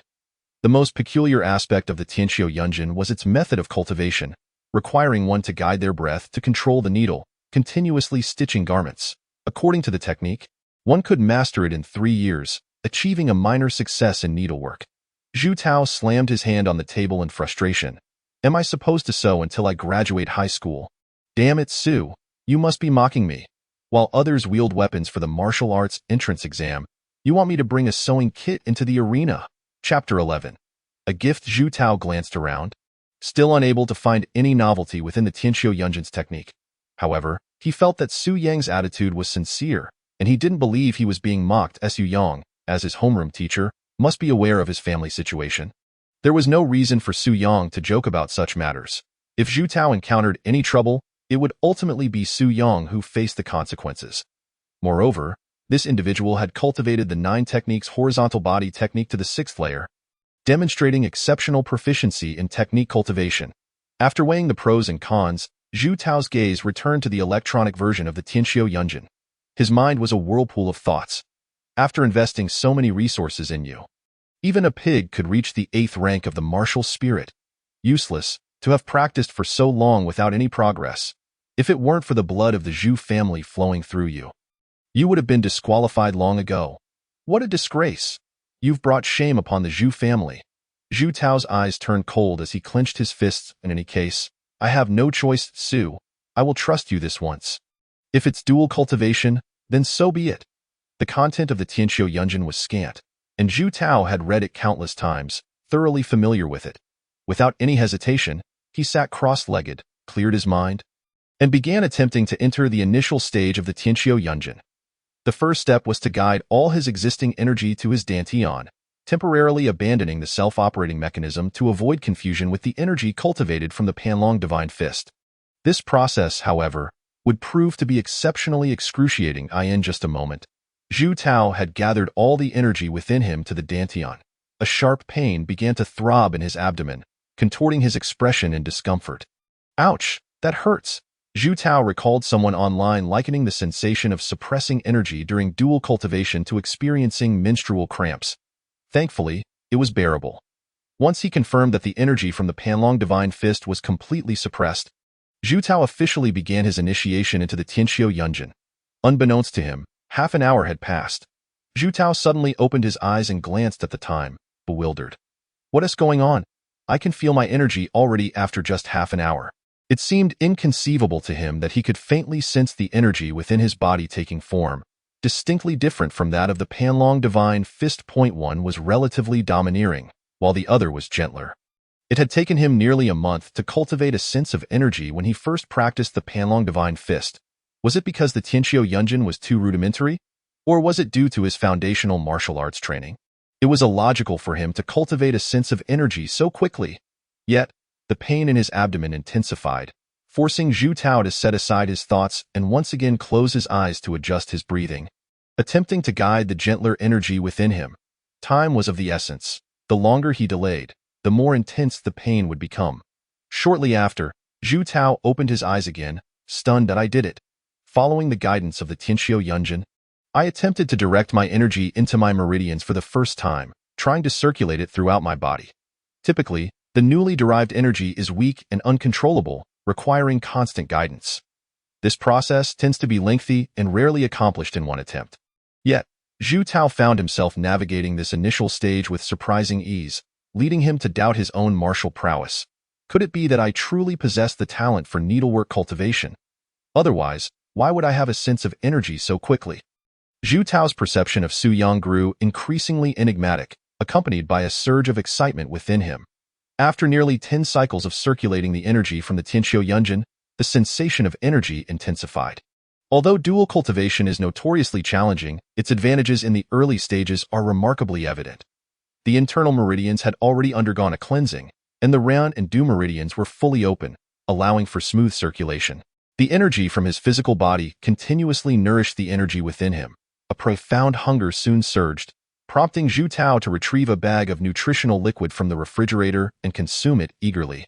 The nutritional liquid not only replenished the nutrients necessary for his physical growth, but also provided substantial energy and a sense of fullness. After quickly finishing a bag, Zhu Tao continued circulating his energy. Exhilarated, the intense hunger signified that the energy was continually growing, desperately in need of sustenance. This was a promising sign. Repeating this process, after consuming a total of 10 bags of nutritional liquid, the sensation of energy became completely clear. Zhu Tao could distinctly feel the energy flowing through his meridians, marking his official entry into the technique. The entire process took 3 hours and 26 minutes. Tao entered the initial stage in under 3 hours. Even if my meridians had been pre-opened, This is utterly absurd. For a moment, Zhu Tao hesitated to proceed with the next step of his cultivation. The speed of his entry had entirely surpassed his comprehension, leaving him flustered. The path of martial arts holds no shortcuts. Even the rarest martial genius must diligently practice to surpass others. The rapid growth of his energy sensation might not necessarily be a good thing. It could potentially jeopardize his martial foundation. Then, a thought struck him. Wait a minute, what's wrong?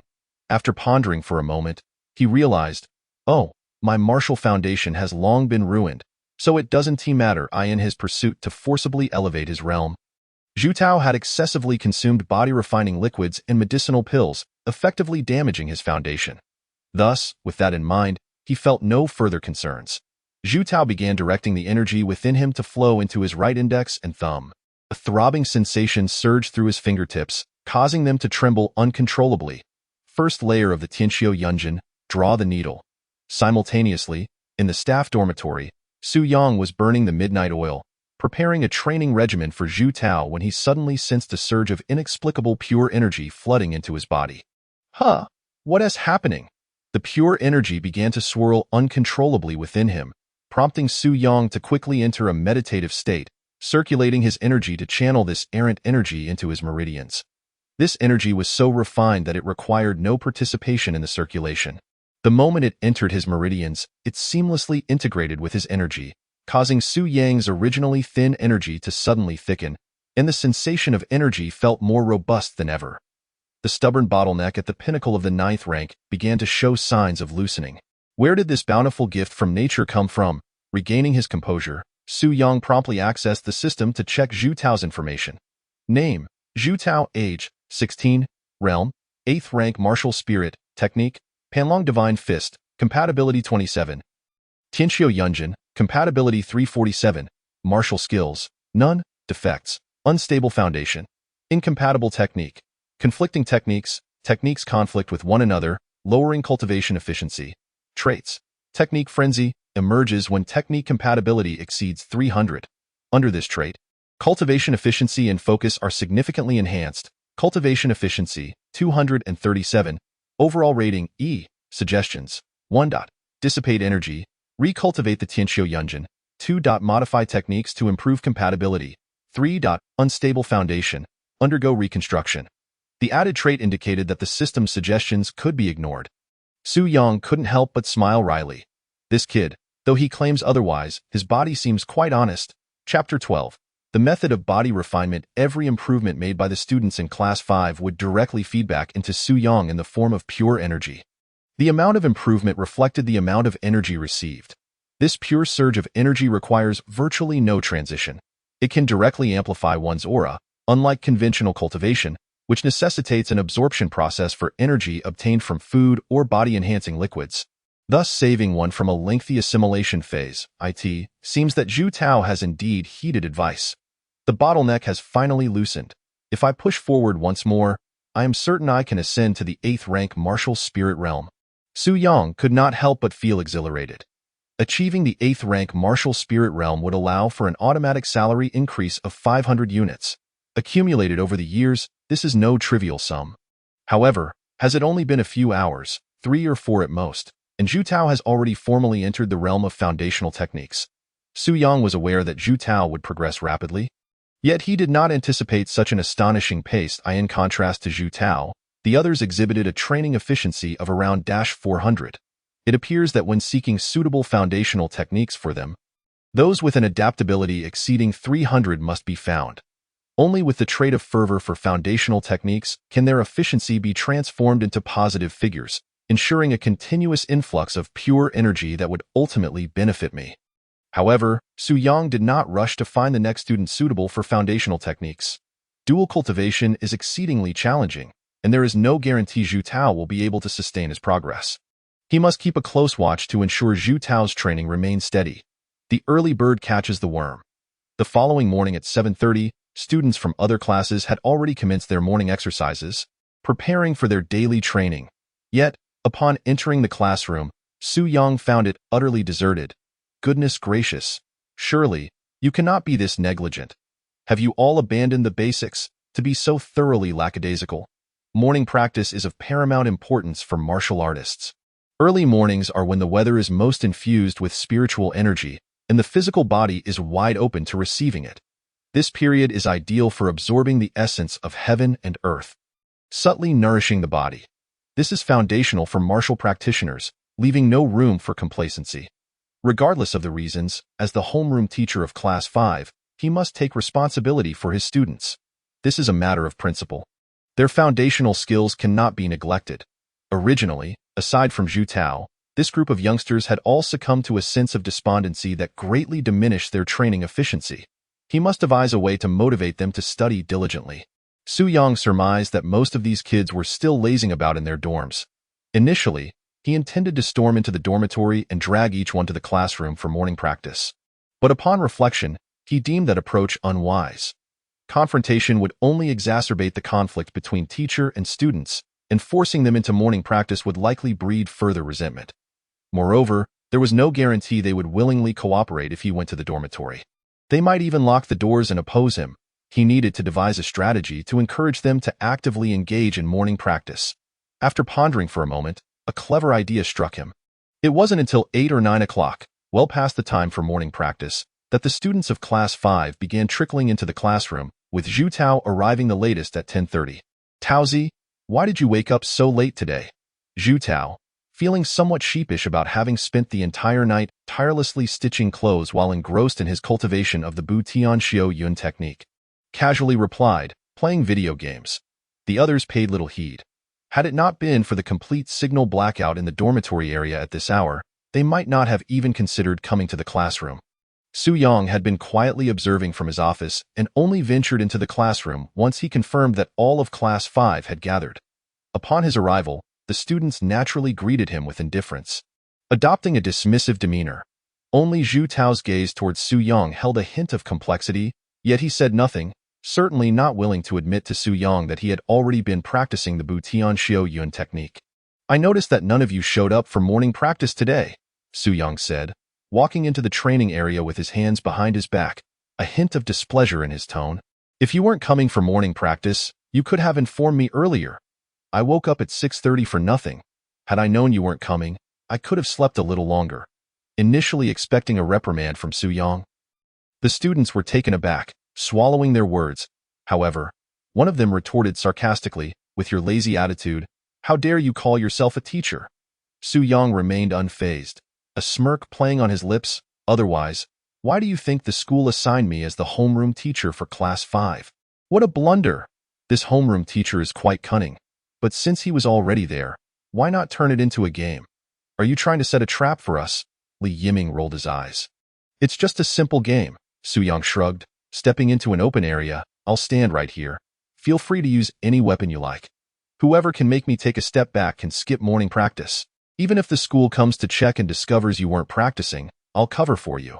So you need not worry about anyone disturbing your beauty sleep." The students furrowed their brows. "But what if we can't budge you? If you can't move me, there's no punishment. Such a good deal? Is it really true?" "A deal is a deal." The girl with the spiked club immediately dashed forward, a fierce grin plastered across her petite face. The others made no attempt to stop her. Initially, they feared she might seriously injure someone, but now that they knew Su Yang had reached an immovable state, they felt it was no longer a concern. Su Yang promptly closed his eyes, suppressing his instinct to evade, while the girl with the spiked club charged directly at him. However, just as she swung her club down toward the back of his head, she felt her strength dissipate upon impact, infuriating her as she swung several more times before storming off, cursing under her breath. "What a letdown! I felt no impact at all. All my strength was absorbed." The others thought this was only to be expected, unbeknownst to them. Su Yang was also startled, as his martial instincts urged him to dodge multiple times, but he ultimately managed to suppress that urge. After a prolonged silence, no one stepped forward. The others merely observed. Su Yang raised an eyebrow. "Does no one want to give it a try?" The students rolled their eyes. "What exactly are you up to?" Su Yang raised an eyebrow.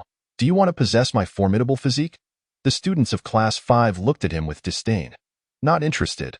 I possess a unique method for body refinement, applicable at any rank, with no prerequisites," Su Yang declared earnestly. "As long as you follow my method, You can reach my level in 3 years. The conditions are exceedingly simple. Anyone who guarantees full attendance for morning practice for a month will be taught the entry-level techniques.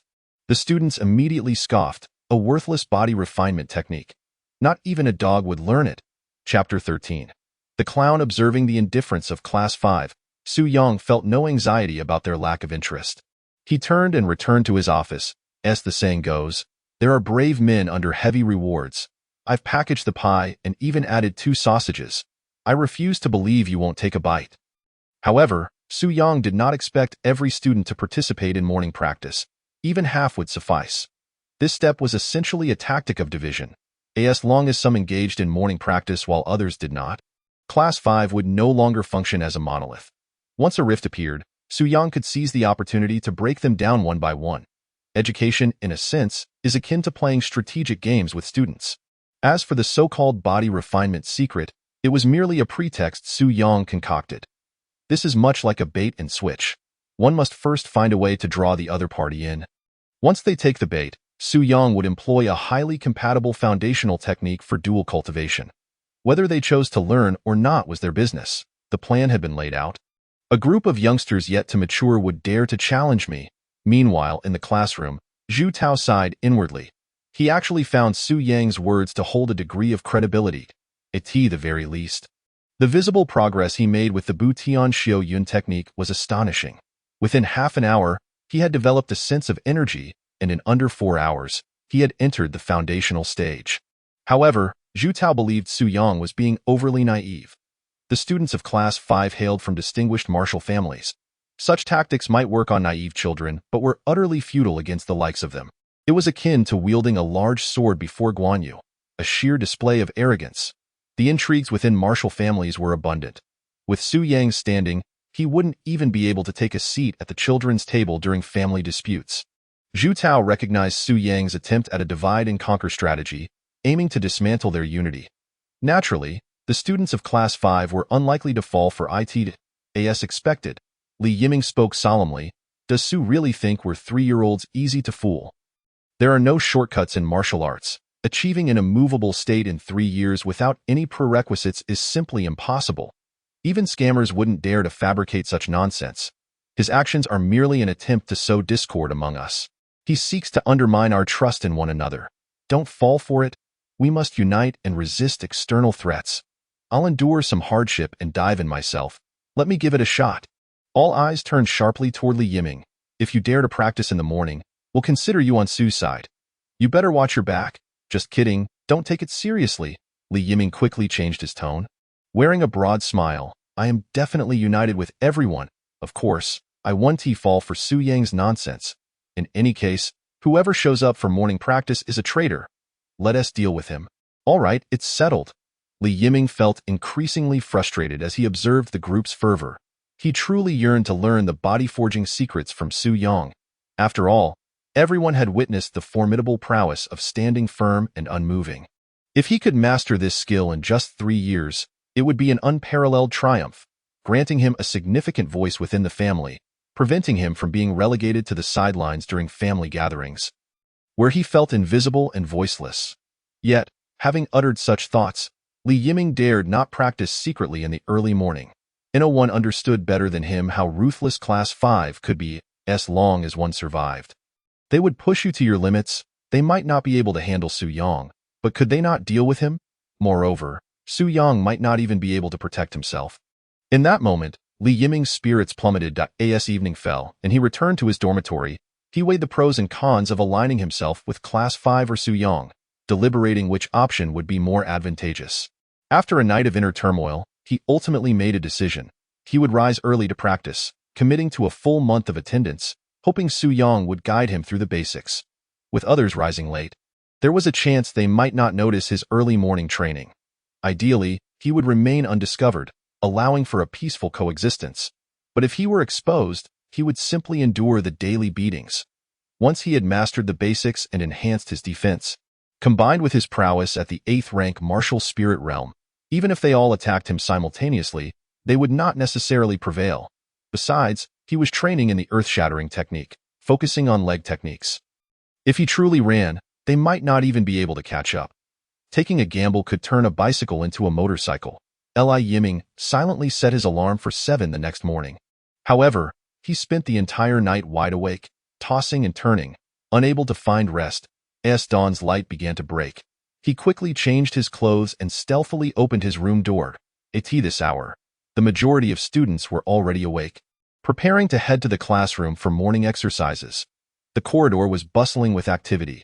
Li Yiming slipped out of the dormitory, blending into the crowd, fearful of being spotted by Class 5. Soon, he left the dormitory area. Gazing at the still dim sky, feeling disoriented, he could scarcely recall the last time he had practiced in the morning. The thought that a month of morning training would enable him to learn the body forging secrets filled him with excitement, prompting him to quicken his pace until he arrived at the classroom door, where he spotted Su Yang waiting. "Su, teacher." Li Yiming rushed to Su Yang's side, his voice tinged with excitement. "Will you keep your word?" Su Yang blinked and smiled. "Of course." "Great. I'm ready to start my morning training." "All right, I've been waiting for you." "Wait, what?" Li Yiming was momentarily taken aback. "Others were here before 6. Why are you just arriving now?" In that instant, Li Yiming felt like a fool. How can you all act like this? At that moment, he felt utterly deceived, turning on his heel and storming into the classroom, only to find the rest of Class 5 already engaged in morning exercises. Sitting in meditation, closest to him was Zhu Tao, who slightly opened his eyes. "You're here?" Li Yiming forced a smile but felt the sting of embarrassment. "I've arrived. Brother Tao, I'm ashamed. I broke my promise to everyone. So from now on, please call me the Tibetan Mastiff of Class 5. Li Yiming nearly gasped for air. "What? Is this allowed?" He looked incredulously at those around him. Among us, the Husky.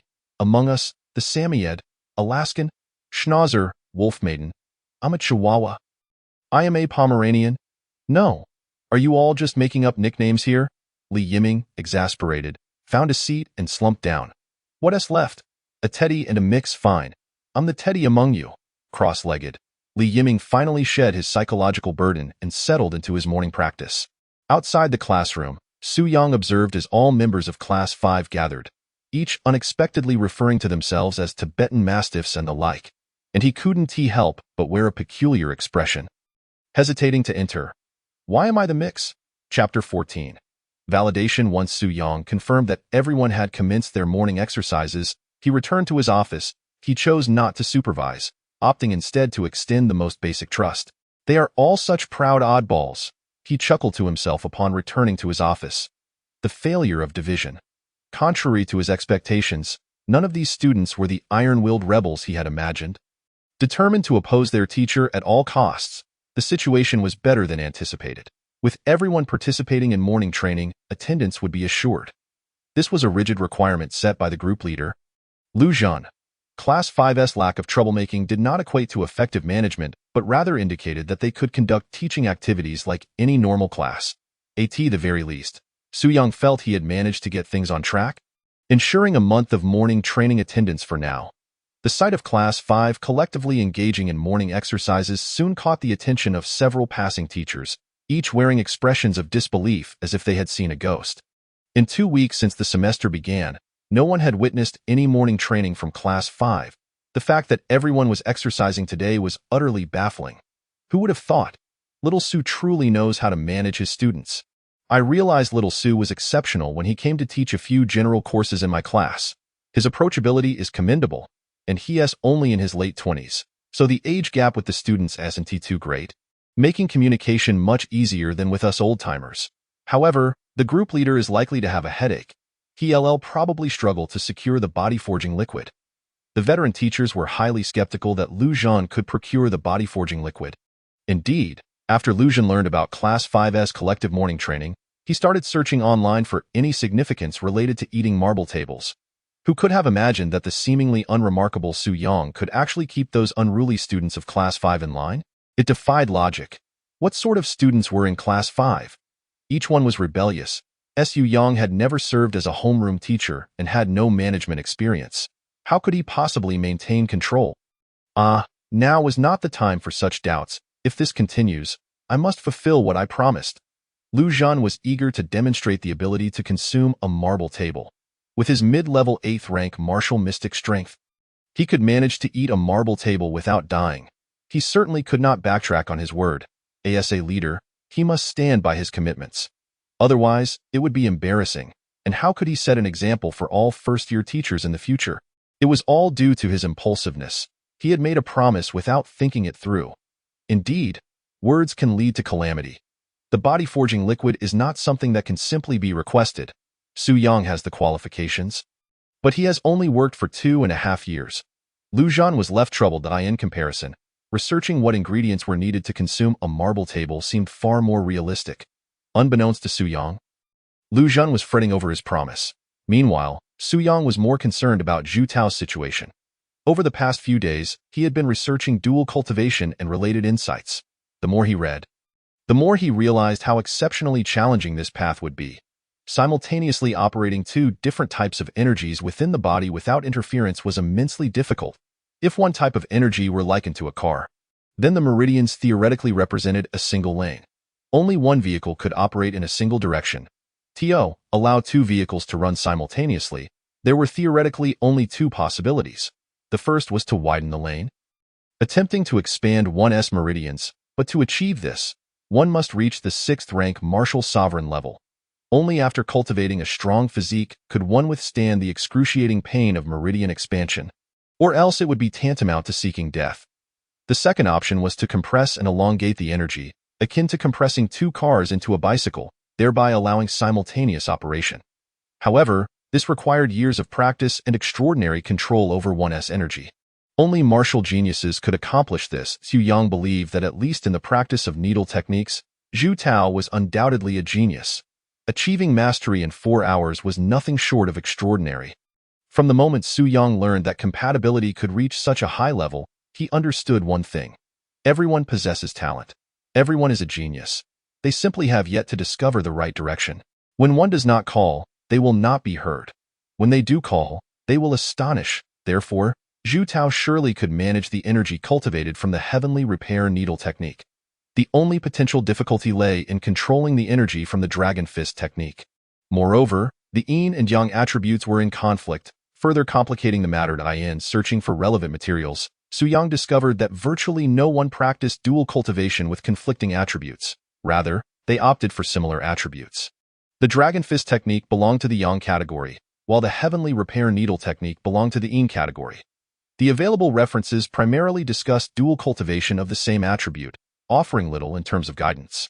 As a teacher, since Su Yang allowed Zhu Tao to embark on the path of dual cultivation, he needed to ensure that Zhu Tao's training did not go awry, at the very least.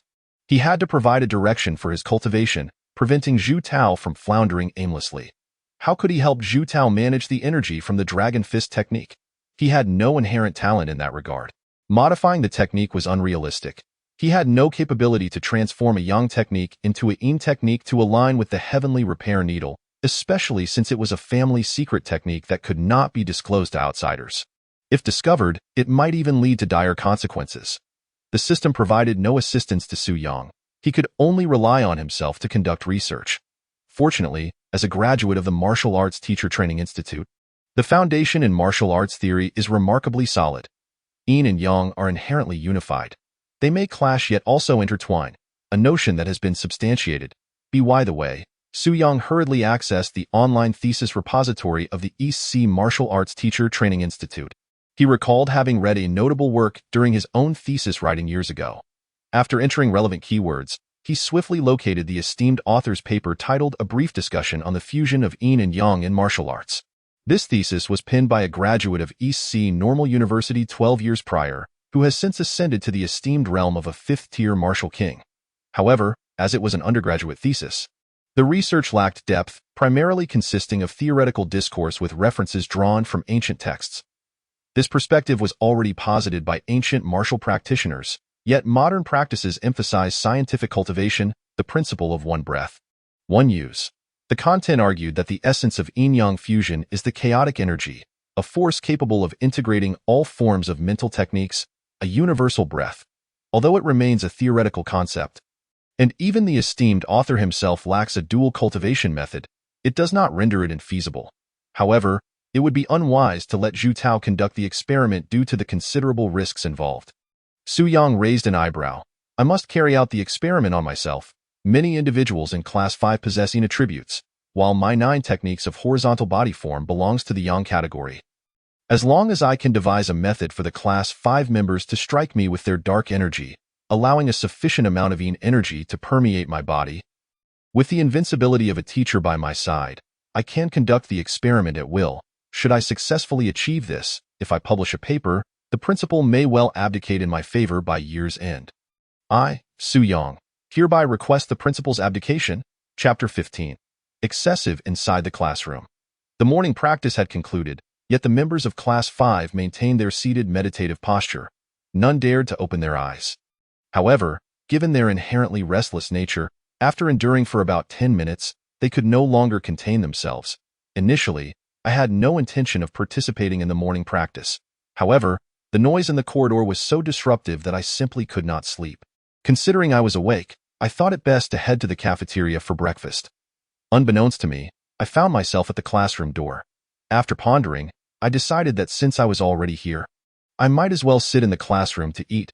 To my surprise, inspiration struck me, and as I crossed my legs and closed my eyes, I suddenly appeared here. Damn it, I have no idea who moved me while I was meditating. No one responded. Why don't you listen to your own words? If one hasn't suffered a decade of cerebral thrombosis, such nonsense could not possibly be fabricated. I wish to clarify. Zhu Tao suddenly interjected. I came here because I lost a bet. Su insisted I join the morning practice. One must honor their word, so I was reluctantly compelled to attend, not for the sake of achieving the 6th level of the 9 techniques of horizontal body form. All right, what is there to explain? Someone directly laid it bare, stating, it's not that we couldn't resist the temptation. It's purely that Su offered too much. 3 years to rapidly attain the immovable state. Who could possibly withstand such an offer? I say, morning practice is morning practice, but that doesn't mean we submit to Su's tyranny. I propose we collectively skip the general studies class. Yes, after all, Su only requested we ensure full attendance for morning practice. While the general studies class is not included, skipping the general studies class is the last semblance of defiance for everyone. We must salvage some dignity. All right, skipping the general studies class. We cannot let Su bask in triumph. I find his vile demeanor utterly intolerable. True to their word, when Su Yang prepared to attend the general studies class, he found the classroom completely empty, a collective truancy. How ridiculous! Su Yang rolled his eyes. However, knowing that Class 5 was notorious for their stubbornness, he was unfazed. The general studies class accounted for 20 of the college entrance examination score, but the other 2 components remained paramount: martial arts combat and beast defense. Martial arts combat entails sparring with the chief examiner, while beast defense necessitates actual confrontation with ferocious beasts. Typically, the examination focuses on what types of beasts one may face. Each beast, due to its species and habits, demands a unique approach, with exam questions potentially requiring the extermination of the beast or safeguarding facilities from its attacks, the most challenging being the protection of hostages. The examiner often plays the role of a hostage. Causing endless trouble in Su Yang's examination year, he faced the unfortunate scenario of defending hostages against a beast attack. The examiner, an elderly woman, insisted on crossing the road at a snail's pace, refusing to follow along, and chastised him for not assisting her. Su Yang, with considerable patience, bore the burden of helping her across, all while ensuring the beast did not arrive prematurely. If Class 5 were to take the exam now, they would likely ride the old lady across the street, fearing for her safety. Since they had collectively skipped class, the only places left to go were either the dormitory or the cafeteria. Su Yang urgently needed the students from Class 5 to help him validate whether the chaotic energy could indeed manifest. Thus he hurried toward the cafeteria. Sure enough, upon reaching the cafeteria entrance, he discovered a conspicuous group of 10 indulging in an unabashed feast. Slow down, slow down. No one is competing with you. How did you even manage to break your plate? Mind your image, like I have any image to uphold. Martial artists require substantial nourishment to replenish their physical exertion. While nutrient solutions are the first choice, their taste leaves much to be desired, and consuming them excessively can be quite nauseating. As the group continued their raucous eating, they suddenly noticed Su Yang's arrival, each halting their actions involuntarily. No worries, continue. Su Yang seated himself beside them. I am not here to catch you skipping class. Then what are you here for? To ask for your assistance. What sort of assistance? Hit me, strike me with all your might. This request seemed somewhat masochistic. How absurd, the girl wielding the spiked club said, her cheeks stuffed with food, her words barely intelligible. There's no sense of impact. I won't do it. Ha! You expect us to hit you in public? We aren't that foolish. You're trying to set us up, aren't you? You think we'll fall for your ploy to skip the general studies class? Keep your little schemes to yourself. The general studies class has a different price. As they spoke, they continued shoving food into their mouth. Su Yang anticipated their lack of cooperation, so he quietly stood up and approached their table. Surveying the spread before decisively grabbing a handful of mashed potatoes, in an instant, everyone was stunned. With a swift motion, Su Yang hurled the mashed potatoes at the girl with the spiked club. Oops! Without hesitation, Su Yang dashed toward the classroom. Get him!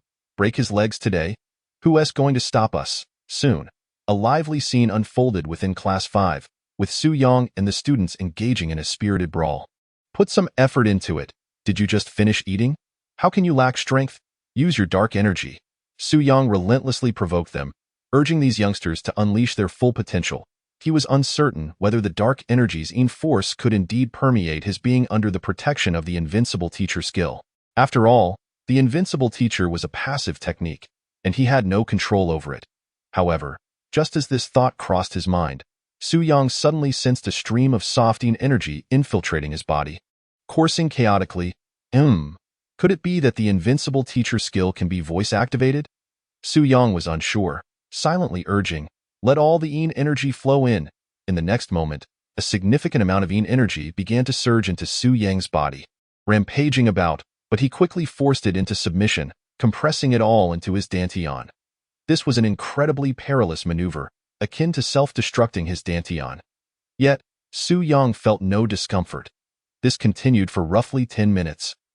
And the members of Class 5, having exerted themselves vigorously, were left breathless and frustrated, glaring at Su Yang, who remained unscathed. I'm so infuriated. The girl with the spiked club tossed her weapon to the ground. Having endured a relentless barrage to the back of her head for 10 minutes without any sense of engagement, the others were panting heavily, all staring daggers at Su Yang. The prolonged high-intensity battle had completely drained their stamina. And the most vexing part was that Su Yang hadn't even moved a muscle. Su Yang felt a chill on his back. Upon a quick touch, he realized his back was bare. Causing his lips to twitch, fighting is one thing, but stripping me of my clothing is crossing the line. Next time. I'll strip your oxygen tube.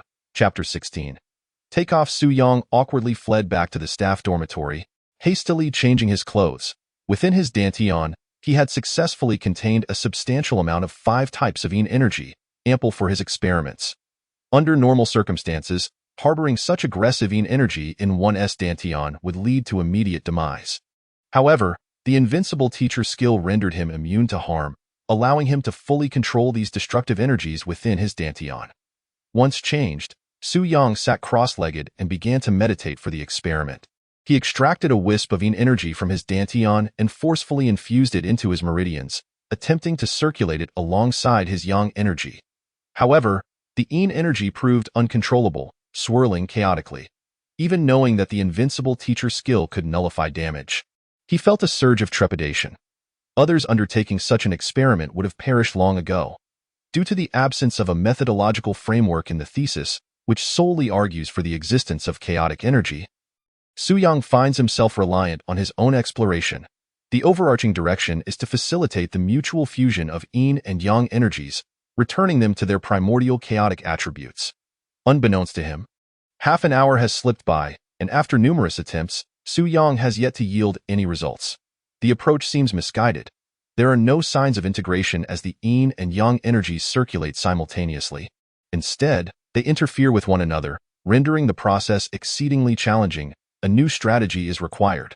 Perhaps one energy should lead while the other follows, creating a differential in speed. Su Yang is uncertain and must embark on another trial. With Yang energy preceding and Yin energy trailing, he quickly realizes that simultaneously controlling both energies is incredibly taxing, and fatigue soon overcomes him. He is compelled to pause the process, replenishing his energy with a pouch of nutritional liquid before resuming his attempts at differential energy circulation. The endeavor proves exceptionally arduous. After 2 full hours, Su Yang finally stumbles through the first instance of dual energy circulation, yet still, there are no signs of integration between the two energies. Could it be a matter of repetition? With the experience gained from the initial dual energy operation, the second attempt proceeds much more smoothly. Su Yang resolves to conduct several more experiments, hoping for unforeseen breakthroughs. As darkness descends, the suppressed yin energy in his dantian has depleted significantly. Su Yang slumps over the table, his brow furrowed in contemplation. A pile of manuscript papers now litters the surface, chronicling each experimental process, the time consumed, and the outcomes. The contents of these papers would likely induce dread in any sane individual, as each method presented is tantamount to a suicidal endeavor. Thus, Su Yang has taken the liberty of annotating the number 71. Without the invincibility of his master, he would have perished 71 times, repeatedly meeting his demise. After a full day of experimentation employing various methods, the yin-yang energies still show no signs of fusion. Su Yang casts a glance at the manuscripts, arms crossed, lost in thought. I have explored both observation and intervention methods. Is it possible that the formation of chaotic energy cannot be achieved through conventional means? Yet, chaotic energy undeniably exists. Archaeological excavations have indeed uncovered the remains of ancient martial artists, exuding a formidable pressure, and their internal energies have not yet dissipated. Research indicates the existence of a unique attribute beyond yin and yang, an energy capable of integrating these two forces while providing evidence of the ancient chaotic energy. Su Yang finds himself deep in contemplation. Chaotic energy remains an enigma in the realm of martial arts research, with countless scholars striving to unveil its mysteries. Decades have passed without progress, as there is no documentation to support their hypotheses, only conjectures based on the extreme methods of ancient practitioners. Theoretical circles speculate that chaotic energy may be a byproduct of such extreme cultivation practices. A flash of inspiration strikes Su Yang. He recalls his previous visit to the library in search of compatible mental methods for Zhu Tao, where he encountered numerous extreme techniques. The methods I have been employing are merely modern adaptations of ancient principles. If I am to create chaotic energy, I must adhere to the ancient mindset and pursue an extreme approach. Hastily, Su Yang begins to scour the internet for relevant information, soon fixating on a method that appears utterly incomprehensible and unacceptable to the masses. Energy counteraction. In essence, this entails allowing the yin and yang energies to operate in opposing directions, one moving forward, the other in reverse, colliding within the meridians, a purely reckless endeavor. Yet, for Su Yang, it presents a novel perspective. Perhaps the violent collision will generate energy, forcibly merging the two, or even result in the emergence of a new product from such intense confrontation. He decides to give it a try.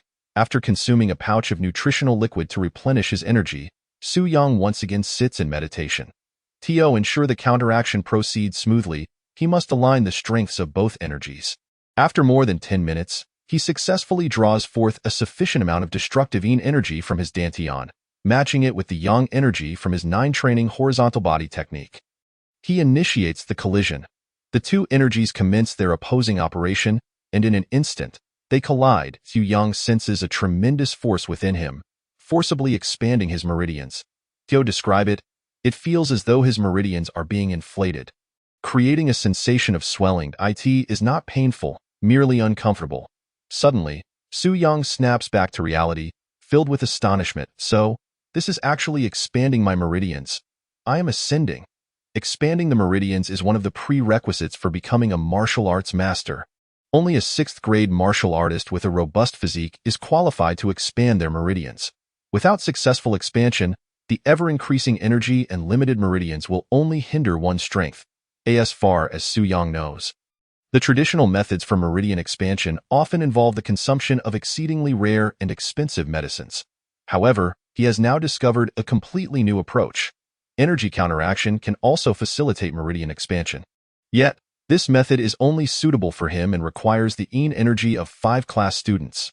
Others attempting it would surely meet their demise. Su Yang is nearly beside himself with joy. He is on the verge of expanding his meridians while still at the pinnacle of the 9th-grade martial artist realm. This is undoubtedly a fortuitous development.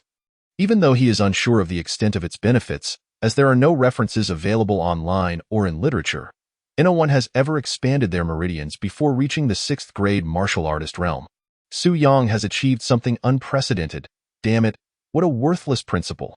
I wouldn't accept the position even if offered. I am Su Yang, demanding the resignation of the East Sea Education Bureau Director. Chapter 17. Chaotic energy. The scene of energy counteraction plays out repeatedly within Su Yang. With each collision, he feels his meridians swell, and the sensation of fullness is accompanied by an indescribable sense of smoothness. A single-lane road has transformed into a multi-lane highway. Blissful. Time ticks by. Just as Su Yang becomes engrossed in the sensations of swelling and smoothness, he suddenly realizes that the feeling of fullness has vanished. He snaps back to attention, quickly assessing the state of his meridians. The two opposing energies have stalled. No, to be precise, they are beginning to dissipate. What is happening? Su Yang's expression shifts to one of bewilderment and alarm. Experiments inherently carry risks. While life-threatening dangers are absent, there is a significant chance of damaging his meridians. No. Su Yang's eyes widen in disbelief. Chaotic energy. He initially suspects it to be an illusion, but upon concentrating, he senses that a previously unseen energy has indeed emerged at the point where the two energies converge.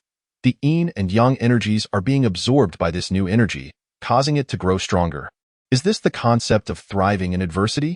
Su Yang's eyes widen as he feels the unknown energy rapidly expanding, its absorption rate accelerating, and in mere moments, it consumes the yang energy from his 9 training horizontal body technique and the yin energy from the 5 class students. Subsequently circulating quietly within his meridians, Su Yang swallows hard, instinctively channeling the second layer of the 9 training horizontal body technique. Copper bones. Under Su Yang's guidance, the unknown energy swiftly surges into his arms, and he strikes his fist against the table, producing a deep, resonant sound. Upon inspection, he notices cracks spreading across the stone surface. Not only has it integrated my 9 training horizontal body techniques yang energy and operated normally, but its power has also significantly increased. Chaotic energy, a versatile force. Su Yang can't help but gasp in astonishment, soon followed by an overwhelming surge of joy. However, before he can revel in his success, an intense wave of hunger suddenly engulfs him. In an instant, cold sweat breaks out across his body. He feels weak, his hands trembling from hunger. He rushes to the refrigerator, grabs a pouch of nutritional liquid, and gulps it down. Yet, even after consuming 1 pouch, the hunger remains unabated. He drinks a second, a third, until all 20 pouches stored in the refrigerator are exhausted before the hunger pangs finally begin to subside. His body no longer drenches in sweat, but the hunger persists. For a martial artist, this sensation of hunger is a promising sign. The urgent need for nourishment indicates growth is underway. It dawns on Su Yang that he has unknowingly shattered the bottleneck of his 9th grade martial artist realm the moment the hunger struck. Silently and without fanfare, he has entered the 8th grade martial spirit realm. No wonder I was so hungry. It turns out I have broken through. However, this is merely the beginning of the 8th grade martial spirit realm. And the power of copper bones shouldn't be this formidable. Chaotic energy indeed amplifies the potency of the mental technique. Yet, Su Yang has no time to ponder further. He is solely focused on satisfying his hunger and rushes to the cafeteria to feast heartily. Upon returning to the staff dormitory after indulging, Su Yang feels elated. With the expansion of his meridians, chaotic energy now circulates rapidly within him, a transformation. To some extent, Su Yang has secured his ticket to becoming a martial arts powerhouse. However, as with all things, there are pros and cons. Su Yang quickly realizes a more pressing concern. The expansion of his meridians necessitates an even greater supply of nutrients and energy, even with the food subsidies and nutritional allowances provided by the school. His salary is likely to be somewhat inadequate. A rough estimate suggests that his daily food expenses alone could amount to 300 to 400 yuan. Currently, his base salary is just over 7,000, and with the additional stipend for being a class teacher, after deducting the 5 insurances and 1 fund, he barely exceeds 8,000. Including other meal allowances, it is just enough to get by. And he occasionally needs to dip into his savings, at least until he manages to rein in the expenses of Class 5. Saving money seems impossible. After calculating, Su Yang figures that as long as he avoids extra expenses, maintaining his current situation for about 1.5 years should pose no problems. He also needs to find time to return to his alma mater to learn the 3rd level of the Xin Tiju. If he can break through to the 7th rank of the Wu Xin realm, he would qualify to become a beast hunter, allowing him to earn extra income on weekends. Upon returning to the dormitory, the first thing Su Yang did was destroy all documents related to his experiments. If anyone were to see them, they might think he was concocting plans to befriend the King of Hell. Although the concept of chaotic energy has been developed, it holds no practical reference value. To cultivate chaotic energy, one must undergo hundreds of clashes with a chance of emergence. A single attempt could result in one's demise. Thus, Su Yang found it utterly perplexing. How did ancient martial artists manage to cultivate chaotic energy? Perhaps feeling hopeless, their meridians clashed, leading to an inadvertent cultivation of chaotic energy. Clearly, he could not write a paper on this topic. It is akin to a coffin maker receiving no negative reviews. Nevertheless, Su Yang now viewed the little rascals of Class 5 with less disdain. Not only could he enhance his own abilities to reciprocate energy, but with the chaotic energy, he could even absorb their dark energy and convert it for his own use. The only downside is that the students of Class 5 are rather weak, yielding limited dark energy for him to absorb. However, he pondered, while he has made progress, he still cannot provide any substantial advancement for Zhu Tao's dual cultivation. Su Yang scratched his head at the thought. He genuinely wished to share chaotic energy with Zhu Tao, believing that this would expedite Zhu Tao's growth. Yet, such a thing is impossible. Each individual is unique in this world, and the energy they cultivate is equally singular, possessing both uniqueness and exclusivity. The uniqueness implies that each person's cultivated energy is different, while exclusivity means that one can only utilize their own energy. Attempting to use another's would result in backlash. Although chaotic energy is compatible, it still retains its uniqueness and exclusivity. Otherwise, the residual chaotic energy left by ancient martial artists would have long enabled the mass production of warriors possessing chaotic energy. Thus, Su Yang must devise a means to assist Zhu Tao in overcoming the initial hurdles of dual cultivation. After much contemplation, he concluded that no amount of reading could replace consulting someone who has genuinely experienced dual cultivation. Su Yang decisively tapped into his university connections to see if he could reach out to alumni well-versed in dual cultivation techniques. Soon, he received a response. It was quite promising. Dual cultivation techniques indeed confer advantages. The ability to assemble screws in a factory is no mere jest, but it indirectly highlights how unwise a choice dual cultivation can be. After inquiring around, all alumni who practice dual cultivation express nothing but regret. While there are advantages at lower levels, as time passes, those advantages become liabilities. Focusing on two paths inevitably leads to both being subpar, stalling one's progress. Lacking strength and background, seeking a prosperous future in society becomes a mere fantasy. Nevertheless, Su Yang managed to gather some insights on dual cultivation techniques, which pleasantly surprised him. The compression method is excessively challenging and requires a high degree of control over one's aura, a feat most dual cultivation practitioners cannot achieve. The differential operation method he utilized during experiments is the most common approach among dual cultivation practitioners at this stage. By allowing two auras to circulate simultaneously, maintaining differential speed ensures stable operation. However, due to varying techniques, the timings for aura circulation differ, necessitating personal exploration of the rules, and adjustments must be made with rising strength to prevent the auras from colliding and causing harm. Su Yang diligently summarized and recorded his findings. Coupled with his guidance on differential operation, he called Zhu Tao to the office after morning practice the next day. Zhu Tao entered with an air of aloofness, leaning against the desk as if he were a righteous hero captured by the enemy, refusing to submit. He was even reluctant to address Su Yang as his teacher. Time would tell.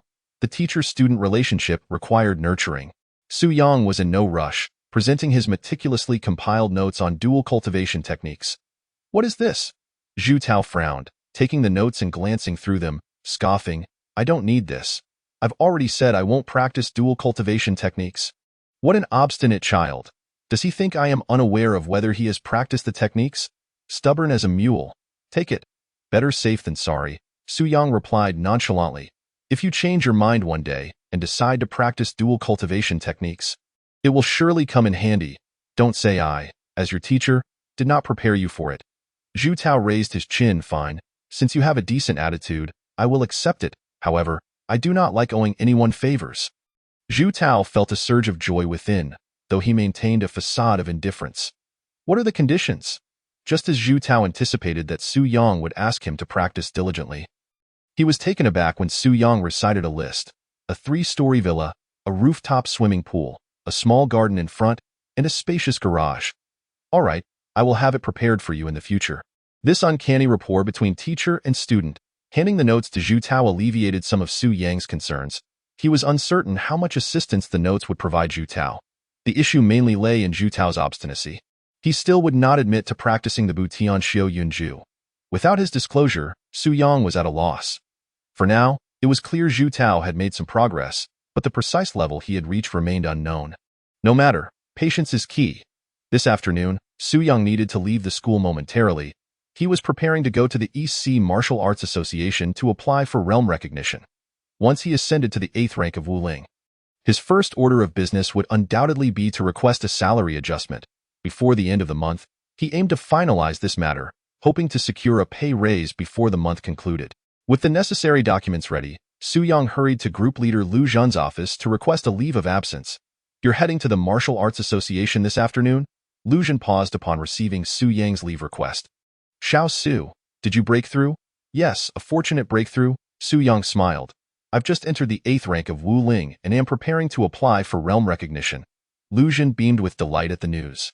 This was fantastic. Previously, he had been troubled by the issue of the body refinement liquid, and everyone knew that Su Yang had been stuck at the 9th rank of Wu Ling for years, relying on the body refinement liquid to break through to the 8th rank. Now, with Su Yang's direct breakthrough, the urgency for the body refinement liquid had significantly diminished. "Xiao Su, I've been keeping an eye on Class 5 lately. I knew I wasn't mistaken in choosing you." Su Yang was taken aback. Wasn't it him who had volunteered to be the scapegoat? Indeed, the leader's insight is always sharp. "I hold your work capabilities in high regard and believe you possess boundless potential. You are a rising star in the field of education." No. According to Su Yang's understanding of group leader Lu Zhen, such inexplicable flattery could only signify trouble. "Thank you for your praise. Rest assured, I will work diligently and not let you down." Su Yang replied earnestly. "The body refinement liquid is mine for the taking." Lu Zhen chuckled awkwardly. "As long as you have that confidence, I believe you can accomplish your tasks." "Yes, group leader, could you please approve my leave request?" All right, I will get it done right away." After Lu Zhen approved the leave, Su Yang stepped outside, suppressing a smirk. Having interacted for 2.5 years, he knew all too well what quirks Lu Zhen possessed. Su Yang understood that the matter of the body refinement liquid was merely Lu Zhen's empty promises.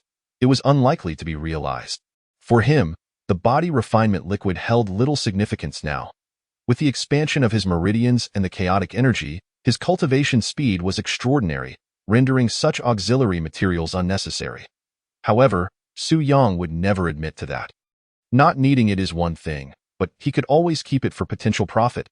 Even if it ultimately fell through, Su Yang could use it as leverage to negotiate for some benefits. And Lu Zhen would surely find a way to accommodate him. Of course, the marble desk in Lu Zhen's office was definitely at risk of being lost. Feeling amused, Su Yang returned to the classroom. Upon his arrival, the students remained indifferent as always. "I am leaving the school for a while this afternoon. You all practice on your own. If there are any issues, we will discuss them upon my return." After giving his instructions, Su Yang turned to head back to his office, but as soon as he stepped forward, the entire Class 5 suddenly blocked the doorway. Each of them was breathing heavily, their expressions brimming with excitement, as if they wished to devour Su Yang whole. Startled, Su Yang instinctively took a couple of steps back. "What is going on? Are you leaving the school?" Su Yang instinctively nodded. "Yes, indeed." "What is the matter?" Zhu Tao, with a serious demeanor, addressed Su. "Old Su, I shall give you face and request that you take me out for a while. I promise not to cause any trouble." "Teacher Su, it was my loud voice that offended you previously. Please don't hold it against me. Allow me to bow before you and take me out just this once." The girl wielding the wolf tooth club clenched her teeth and stamped her foot. "I've already gifted you my wolf tooth club. Now take me out for a day of fun." Chapter 19. Lemon Passion Fruit. The Third Martial Arts High School operates under a strict closed management system, where students can only leave during holidays or the last 2 days of the month. The school boasts a large supermarket, a cafeteria, and an entire building dedicated to medical facilities, with healthcare no less impressive than that of external hospitals, making it impossible to feign illness and escape. Attempting to flee, the school's 4 main gates are each guarded by a 6th-grade martial artist dispatched by the official Huaxia Kunlun, ensuring the safety of the nation's youth from ferocious beasts. To think one could skip school under the watchful eyes of a martial artist is nothing short of a foolish dream. For the members of Class 5, this environment felt akin to imprisonment. They had longed to escape the confines of the school and explore the outside world, and now the opportunity had finally arrived. Disregarding any sense of decorum, they fervently hoped Su Yang would take them out today. Su Yang was taken aback.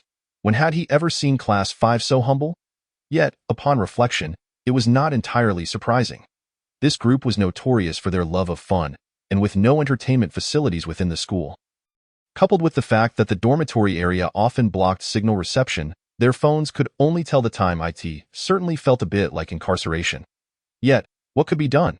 It was their lack of capability that had led them to this closed-off third school instead of the esteemed first. Seeing the sudden shift in demeanor among Class 5, Su Yang didn't allow himself to revel in their predicament. This was contrary to his educational philosophy. It was a prime opportunity to cultivate a relationship with them, one he intended to seize. However, taking students off campus was fraught with complications. Should anything happen outside, the teacher would bear full responsibility. Moreover, Class 5 had a reputation for stirring up trouble. After a moment of contemplation, he raised a finger and stated, "I can only take one of you out, and you must ensure that you do not create any disturbances. Otherwise, I will not take you out again." As soon as the words left his mouth, the members of Class 5 rolled up their sleeves, each brimming with determination. "Let us go. Today, only one of us shall return alive." Su Yang, witnessing their battle-ready stance, rolled his eyes. "To be fair, let us decide by rock, paper, scissors." In the afternoon, Li Yiming anxiously followed Su Yang, preparing to leave the school. Su Yang, puzzled, remarked, "You won the game, yet I see no signs of joy on your face.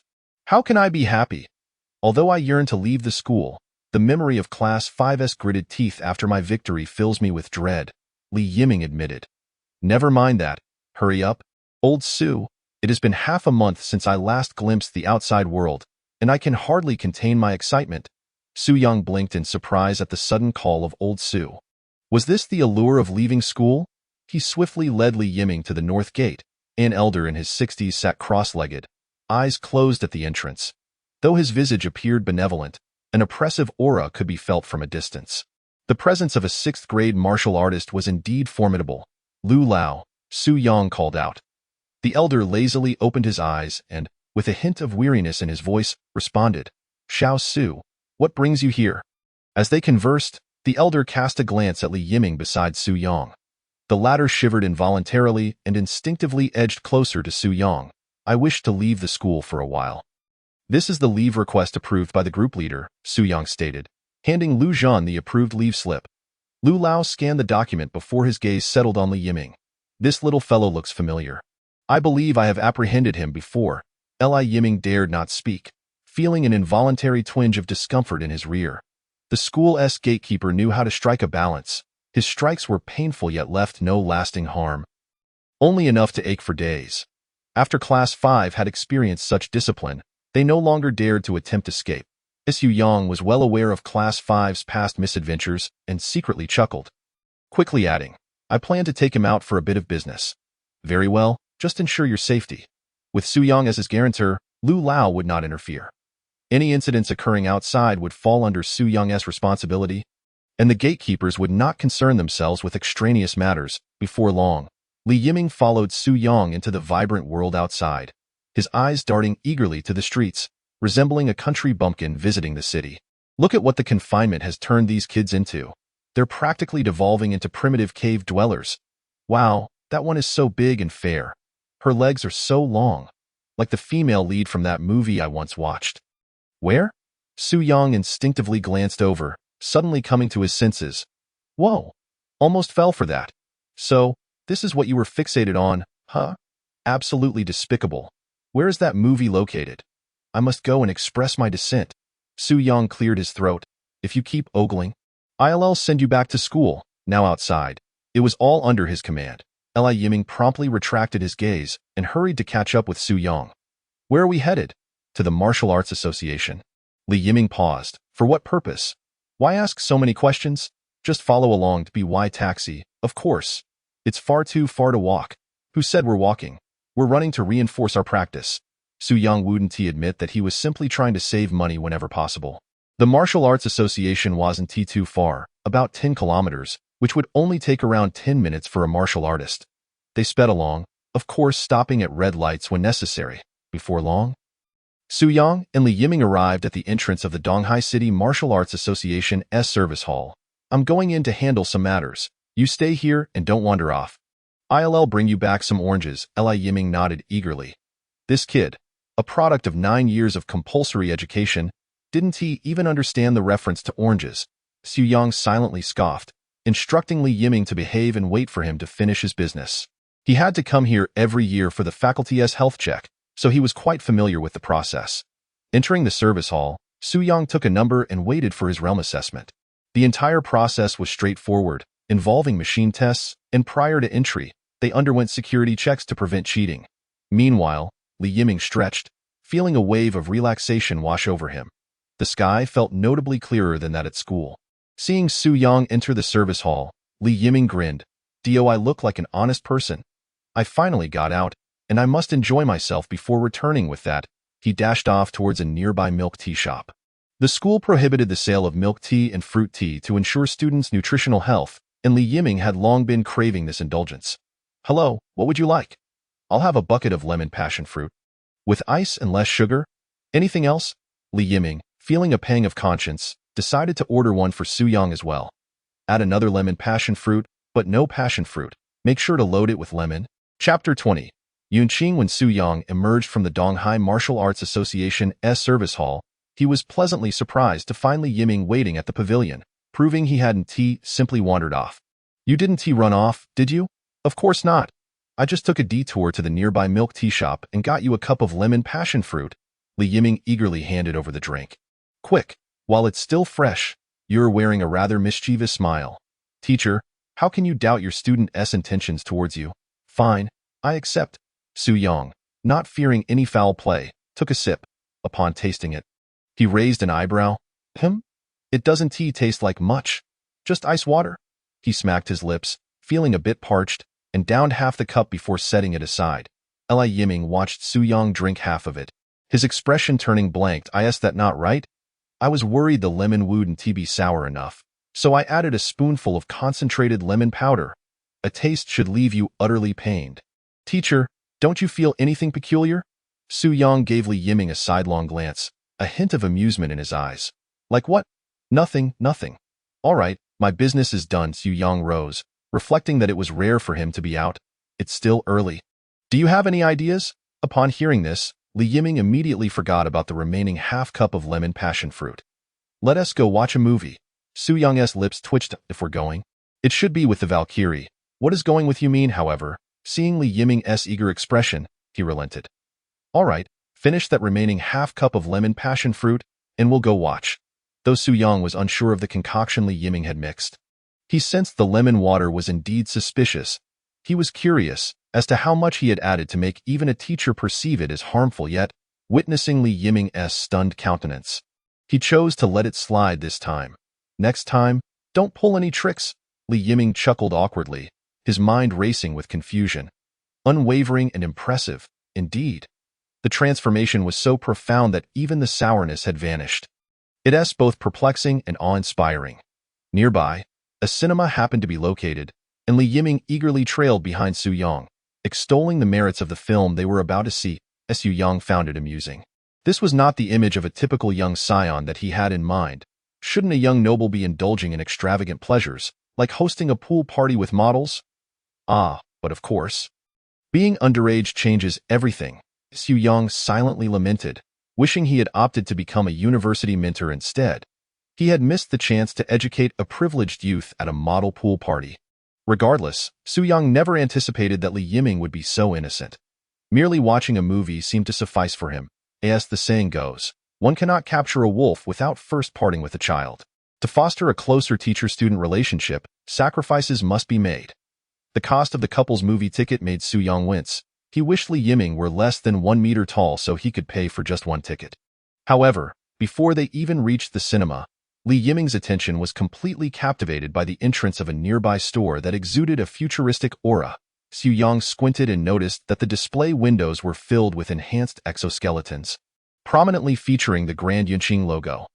Yunqing technology has emerged as a formidable force in the realm of high-tech armaments over the past few years, with its most representative product being the Adaptive Enhanced Exoskeleton, which starts at $1 million. Its primary clientele consists mostly of beast hunters, as this exoskeleton provides essential support during hunts, significantly enhancing safety, making it a hot commodity. Old Su, let us go take a look. You re not going to watch the movie? Su Yang exclaimed in disbelief. Children are easily distracted. He had just purchased the tickets. There's still time. We can watch it later. I want to check out Yunqing's new gear. Alright, fine. Since ticket refunds were possible before the film began, Su Yang decided to accompany Li Yiming into the Yunqing store. This was actually Su Yang's first visit to a Yunqing physical store. Primarily, he couldn't afford their products, as he was not part of Yunqing's target market. Li Yiming, evidently irregular, showed little interest in the displayed exoskeletons and headed straight to the enclosed testing facility at the back of the store.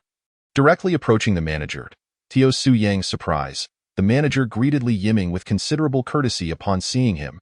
Young Master Li, it's been a while. Li Yiming nodded slightly. I'm here to test the new equipment. Of course, I'll arrange that right away. The manager promptly began making arrangements for the new equipment test, instructing Li Yiming to wait a moment. Su Yang, intrigued, inquired, what new equipment? An automatic combat exoskeleton, Li Yiming replied eagerly. It hasn't been released yet. It's still in the closed testing phase. I spent quite a bit to secure a spot for this test. Su Yang was taken aback. Automatic combat? Yes, Li Yiming grinned widely. The smart chip in the exoskeleton contains extensive combat data from martial arts experts. Wearing this exoskeleton, even a 9th-tier martial artist can easily exert the capabilities of a 7th-tier martial arts realm, or even approach the combat capabilities of a 6th-tier martial master. Su Yang's expression shifted to one of shock. That must cost over 10 million. About that, perhaps even more, Li Yiming admitted, a hint of frustration in his voice. My family would never allow me to buy it. They see it merely as a TO. Su Yang fell silent. He had assumed the price was the issue, but it turned out that his family simply deemed it insignificant. Not that they couldn't afford it. The poor rely on mutation, while the wealthy depend on technology. Yet, equipment remains an external aid, fostering a sense of dependency, and martial clans generally harbor disdain for high-tech weaponry. Su Yang's views were quite traditional. One must be strong in oneself, as true strength is the ultimate truth. However, since the new equipment was still in the closed testing phase, and Su Yang lacked the qualification to participate, he was left waiting outside the testing facility. Meanwhile, Li Yiming was led inside by the staff, where he signed a testing disclaimer and voluntarily participated in the trial. As the new equipment was still being refined, some issues were to be expected, and potential accidents could occur. Yunqing would only assume secondary responsibility in such cases. Before long, Li Yiming donned the automatic combat exoskeleton. The adaptive exoskeleton, a hallmark of Yunqing, automatically adjusted to fit his body, offering an unparalleled level of comfort compared to other manufacturers. The aesthetic was strikingly futuristic, constructed from advanced nanocarbon fiber composite materials, making it not only lightweight but also providing top-tier protection suitable for most combat scenarios. After moving around to confirm everything was in order, Li Yiming activated the automatic combat mode. Various simulated attack drones, which had been on standby, swiftly took to the air, converging on Li Yiming like a swarm. His figure darted among them, moving so quickly that only afterimages remained visible. This is exhilarating. Li Yiming was utterly enamored with the automatic combat exoskeleton, as the bioantimatter energy core significantly amplified his combat prowess. What a pity that old Su can't join in. It would be so much fun to spar with him. Chapter 21. I'm coming. Half an hour slipped by in the blink of an eye. Li Yiming remained enthralled in the thrilling combat, unable to extricate himself from the experience. Outside the testing facility, Su Yang was not anxious. Rather, he was enjoying himself. Since he had accompanied Li Yiming, he was provided with refreshments and free access to an automated massage chamber. Having just completed a test at the Martial Artist Association, his muscles were in need of relaxation. He perused the realm identification report from his document pouch, noting the mark of being an 8th-tier martial spirit intra-level. A smile spread across Su Yang's face. A slight increase in salary was secondary. The most crucial aspect was that he finally qualified to apply for the annual Outstanding Teacher Award. Previously, he had not even dared to dream of such an achievement, but now he was brimming with ambition. If he could secure the title of Outstanding Teacher of Donghai City, The official award would be a spacious apartment. Given the current property prices in Donghai City, that apartment would be worth at least 6 million. Of course, the competition would be fierce, as he would not only be vying against the teachers from Sanzhong but against all educators in Donghai City. Only 10 slots were available each year, until all were filled. To participate in the selection for Donghai's annual outstanding teacher, 2 stringent criteria must be met: class performance and individual performance. These two are interlinked. Exceptional individual performance alone is insufficient without equally impressive class results, such as a student gaining admission to a prestigious martial arts university or making significant contributions. The minimum threshold for individual performance is an 8th-tier martial spirit entry level. Su Yang felt confident about meeting this requirement. Aided by the system, he felt the spacious apartment was within reach. Just as he was contemplating the furnishings he would select for his future apartment, a commotion erupted within the store as Su Yang paused, stepping out of the massage chamber, only to see 3 members of the Kunlun patrol team hurriedly entering the store, initiating the evacuation of the premises. The staff were bewildered, and the manager promptly approached the patrol team to inquire about the situation. After a brief exchange, the manager's face drained of color, and he swiftly led the patrol team toward the enclosed testing facility. "Sir, I apologize, but there's been an unforeseen incident requiring immediate evacuation." An urgent staff member approached Su Yang. "You need to leave promptly. What happened?" Su Yang was taken aback. My student is still inside. "We're not entirely sure of the details, but it's dangerous in the store right now. The patrol team will handle it. Please follow us." Reluctantly, Su Yang complied and exited the store, only to find that the entire Yunqing establishment was cordoned off with security tape.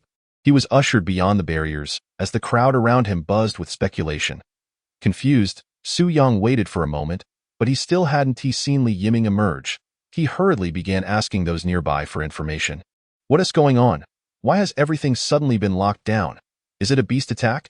Su Yang inquired of a seemingly informed middle-aged man nearby. "It's not a beast. It's an emergent situation." The man replied hastily. "Didn't you see it on your phone? No, the backend of Yunqing Group has been hacked, and the testing equipment nationwide has gone into a state of chaos." Su Yang's eyes widened in disbelief. "What? It's been hacked again?" The backend of Yunqing Group has faced attacks before, but whether it's due to malicious competition from business rivals or some other reason, I, as an ordinary citizen, have no way of knowing. All I know is that my student, Li Yiming, is in the middle of a test.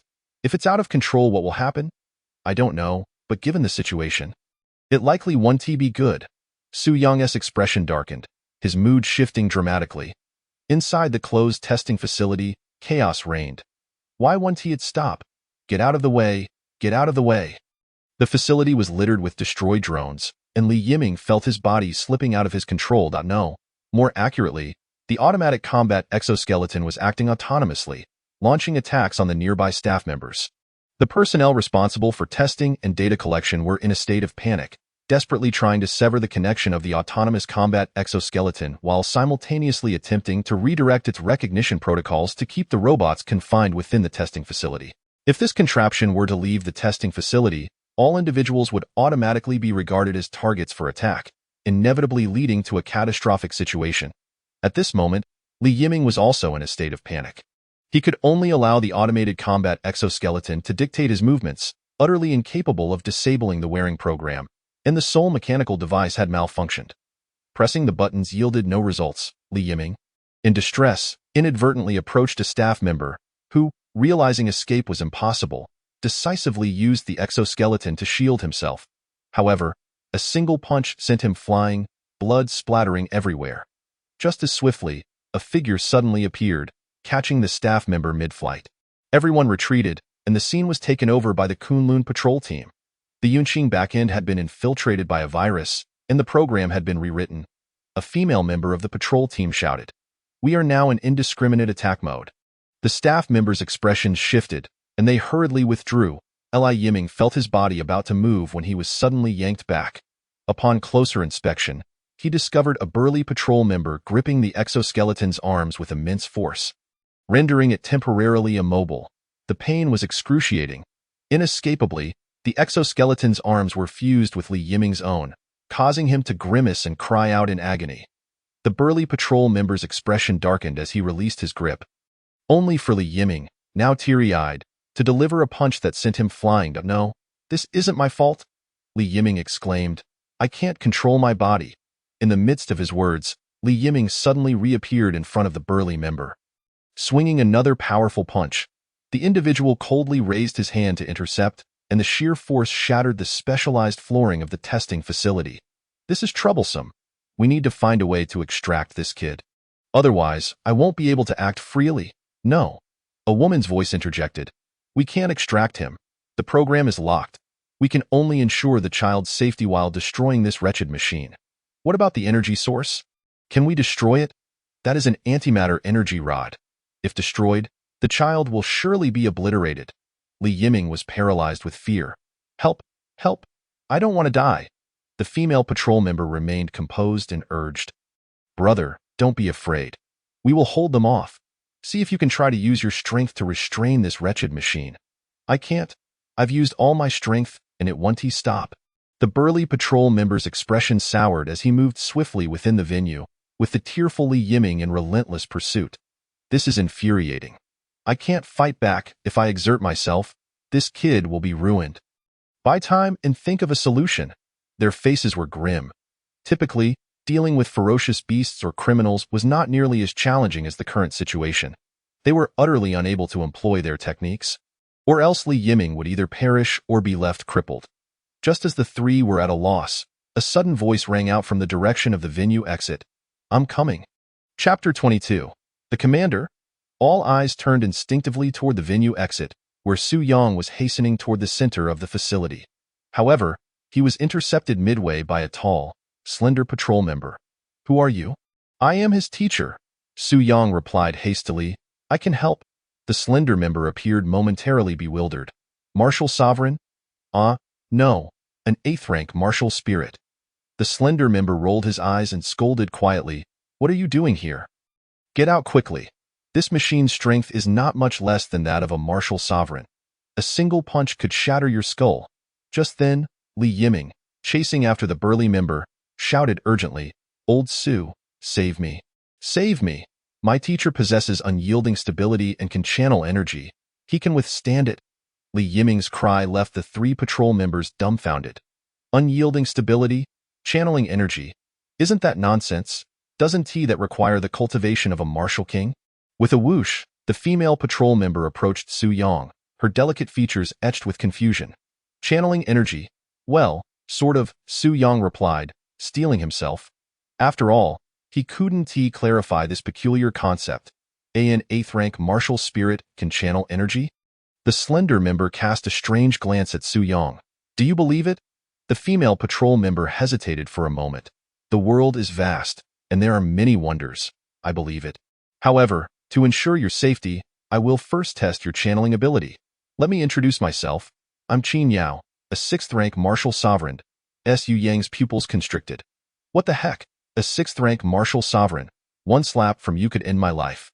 Just as Qin Yao gathered her energy and prepared to raise her hand to test Su Yang's so-called channeling ability, Su Yang dashed forward and no need for testing. Just watch. Qin Yao paused, momentarily taken aback. Exchanging glances with the slender man beside her. If he can reach us, it means he has confidence. Yeah. The two refrained from pursuing, watching as Su Yang reached the center of the venue and called out to the burly patrol member. Draw him over here. You can truly channel energy. Yes, just bring him over. All right.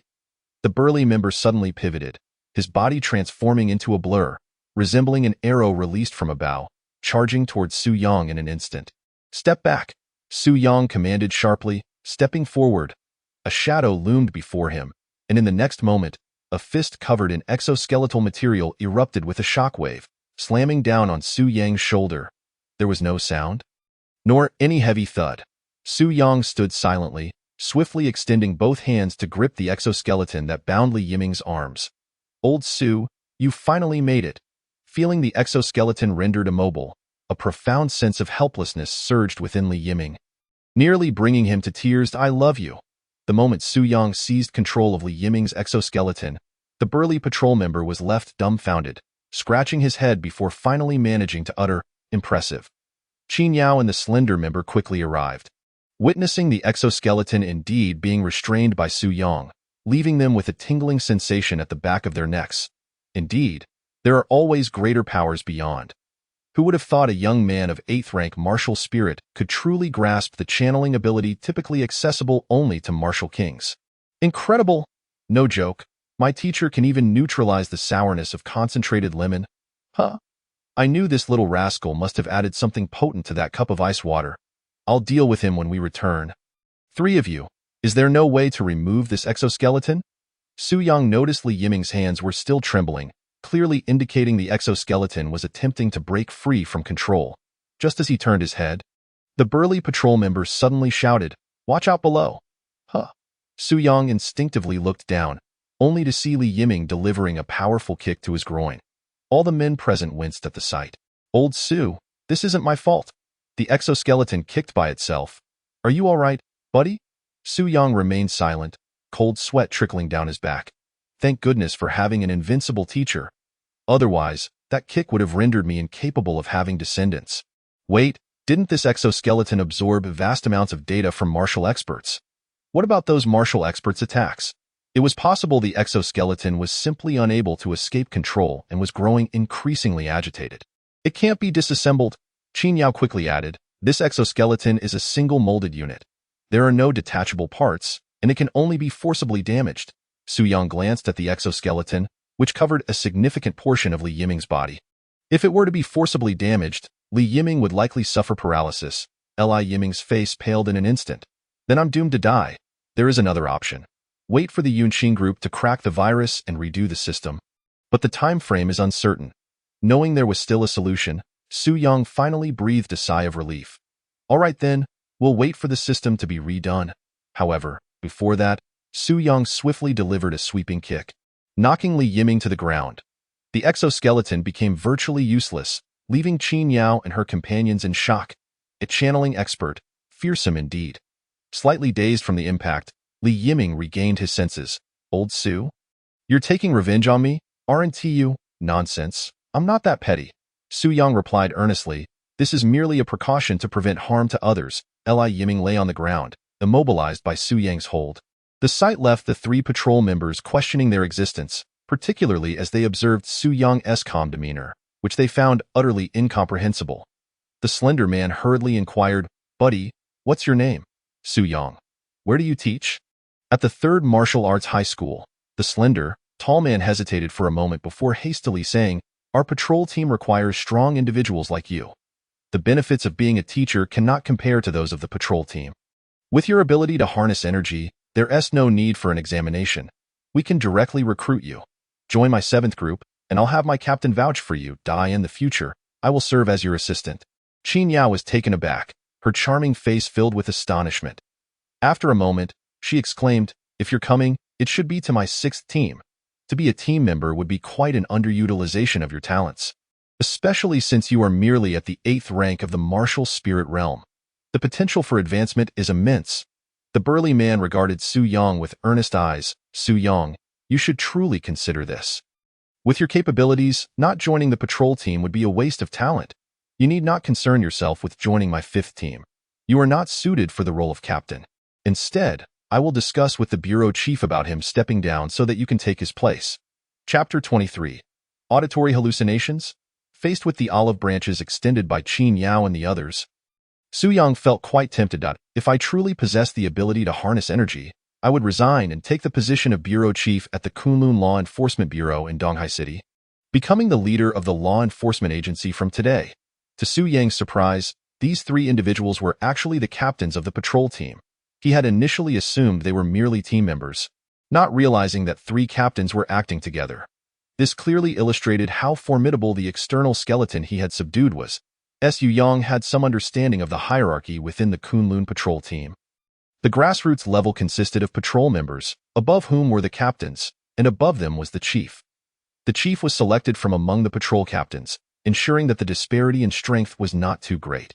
Those capable of serving as patrol captains typically began at the 6th rank of the martial master realm. After all, only at this level of strength could one exhibit the combat prowess necessary to subdue various monsters and demons. "Apologies," Su Yang smiled. "Compared to being a patrol member, I prefer being a teacher. Everyone has their own aspirations. I do not wish to impose." The burly captain of the 5th team, Lu Hai, shifted the conversation, saying, "Actually, you could do both." The slender captain of the 7th team, Jiang Fan, added, "Indeed, with your ability to harness energy, you wouldn't need to participate in patrols regularly. You could just hold a nominal position, collecting your salary and bonuses. Only stepping in if we encounter insurmountable challenges." Qin Yao nodded slightly. "Su Yang, I believe you should seriously consider this. The benefits of the patrol team are indeed impressive, and with your abilities, the compensation would be on par with ours." "Enough, enough. I would love to join, but I truly cannot.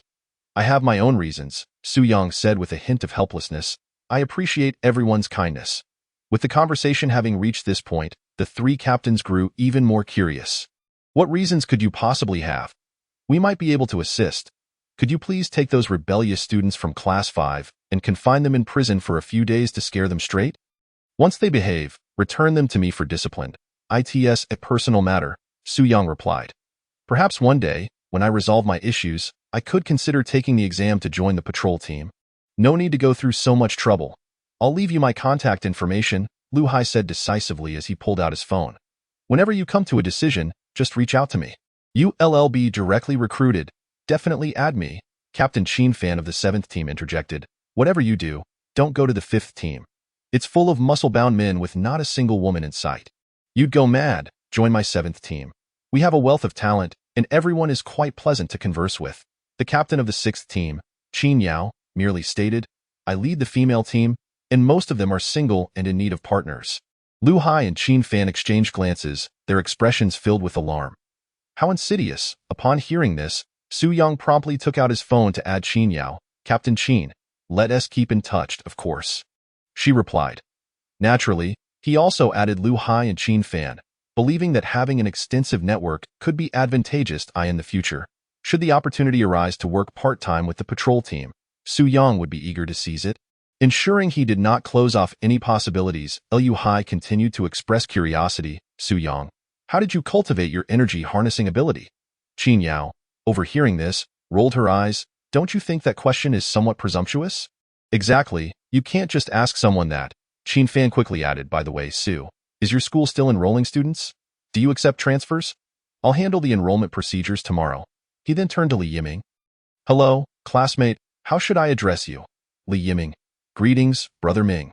I hope you'll take good care of me moving forward." Li Yiming was currently in a state of confusion. 3 patrol captains, all at the 6th rank of the Martial Master realm. While they were not considered top-tier experts in Donghai City, they were certainly pivotal figures. Why were they being so courteous to old Su, even inviting him to join the patrol team? The middle school martial arts general knowledge class scored 12 points. Li Yiming High School martial arts general knowledge textbook. Brand new. Is harnessing energy really that remarkable? Seeing the captain's curiosity so piqued, Su Yang could only smile in response. "It's a secret." Good news arrived swiftly. The engineers from Yunqing Group had successfully cracked the virus within 25 minutes of its invasion, promptly performing a patch to address the vulnerabilities and disseminating it to testers across various cities. After the repair, the automatic combat exoskeleton regained control. Fortunately, Yunqing Group issued a statement seeking the intervention of the Kunlun authorities immediately, averting a tragedy. Only a few injuries were reported, with no fatalities. Simultaneously, Yunqing Group released an apology, temporarily halting all closed testing activities of the automatic combat exoskeleton, while conducting system upgrades and investigating the virus's origins. The investigation focused on 3 areas. First, commercial competitors. Second, foreign forces. And third, cults. Su Yang hitched a ride back to school with the patrol team. Li Yiming's movie plans were dashed, but after such an upheaval, he had lost all desire to watch a film. Regarding the incident, the 3 captains expressed that they would not disclose the details publicly. The primary reason was that once the information became public, it was highly likely that Su Yang would no longer have the opportunity to join the patrol team. Most major corporations would likely snatch him up, especially those specializing in beast research. With a strong individual like Su Yang who could harness energy, what beast could they not capture? Su Yang was even more reluctant for his secret to be discovered. He was not overly concerned. He simply feared that if it became public knowledge, a flood of martial artists would come seeking him out, turning him into a training dummy, leading to an untimely demise. Thus, upon returning to school, Su Yang needed to find a way to ensure that his classmates in Class 5 remained tight-lipped. "Don't spread rumors. Don't let anyone genuinely believe I possess the ability to harness energy. Otherwise, if someone foolishly attacks me, I might very well end up as a feast. After Qin Yao and the others returned to their team, they were promptly summoned by the bureau chief. This time, you handled the situation exceptionally well. You three managed to completely subdue that exoskeleton without any injuries. This is commendable. The uncontrolled exoskeleton incidents occurring in various regions across the country have already resulted in numerous patrol captains being injured. And in some cases, innocent civilians were caught in the crossfire. Although the 6th rank of the Martial Master realm can withstand the impact of bullets, it does not equate to physical immunity. They too can be injured. Bureau Chief, in reality, there was another individual who truly subdued the exoskeleton. Oh? Another captain? No, Qin Yao interjected. It was a teacher from the 3rd Martial Arts High School, AT the time. It was his student testing the exoskeleton, and in a moment of crisis, he acted alongside us. The bureau chief furrowed his brow. Nonsense. The strongest figure at the 3rd school is merely the vice principal, who is only at the threshold of the martial master realm. What assistance could he provide? Lu Hai added, that teacher can harness energy? Huh? The bureau chief was taken aback, thinking he had misheard. Could you repeat that? Lu Hai nodded, yes. Huh? Qin Fan and Qin Yao exchanged glances, both thinking the same thing. He has a muscle head. The assessment is complete. We're in trouble. The bureau chief's expression shifted dramatically, his wrinkled face displaying a bitter countenance. I cannot ignore the signs of aging. I've truly become incapable. I must consider purchasing a hearing aid. Bureau chief, it's not a case of auditory hallucination. While we too find it hard to believe, we witnessed it firsthand. He single-handedly subdued the automatic combat exoskeleton, rendering it immobile. He has indeed cultivated the ability to harness energy. Chapter 24. Extraordinary. The office fell into a profound silence. It took the bureau chief a considerable time to regain his composure. The first-hand accounts of the 3 patrol captains indicated that Su Yang was indeed capable of harnessing energy. Achieving this ability at the 8th rank of the martial spirit realm was, in some respects, not entirely fantastical. Harnessing energy is not merely a form of raw strength, but a profound understanding of martial arts.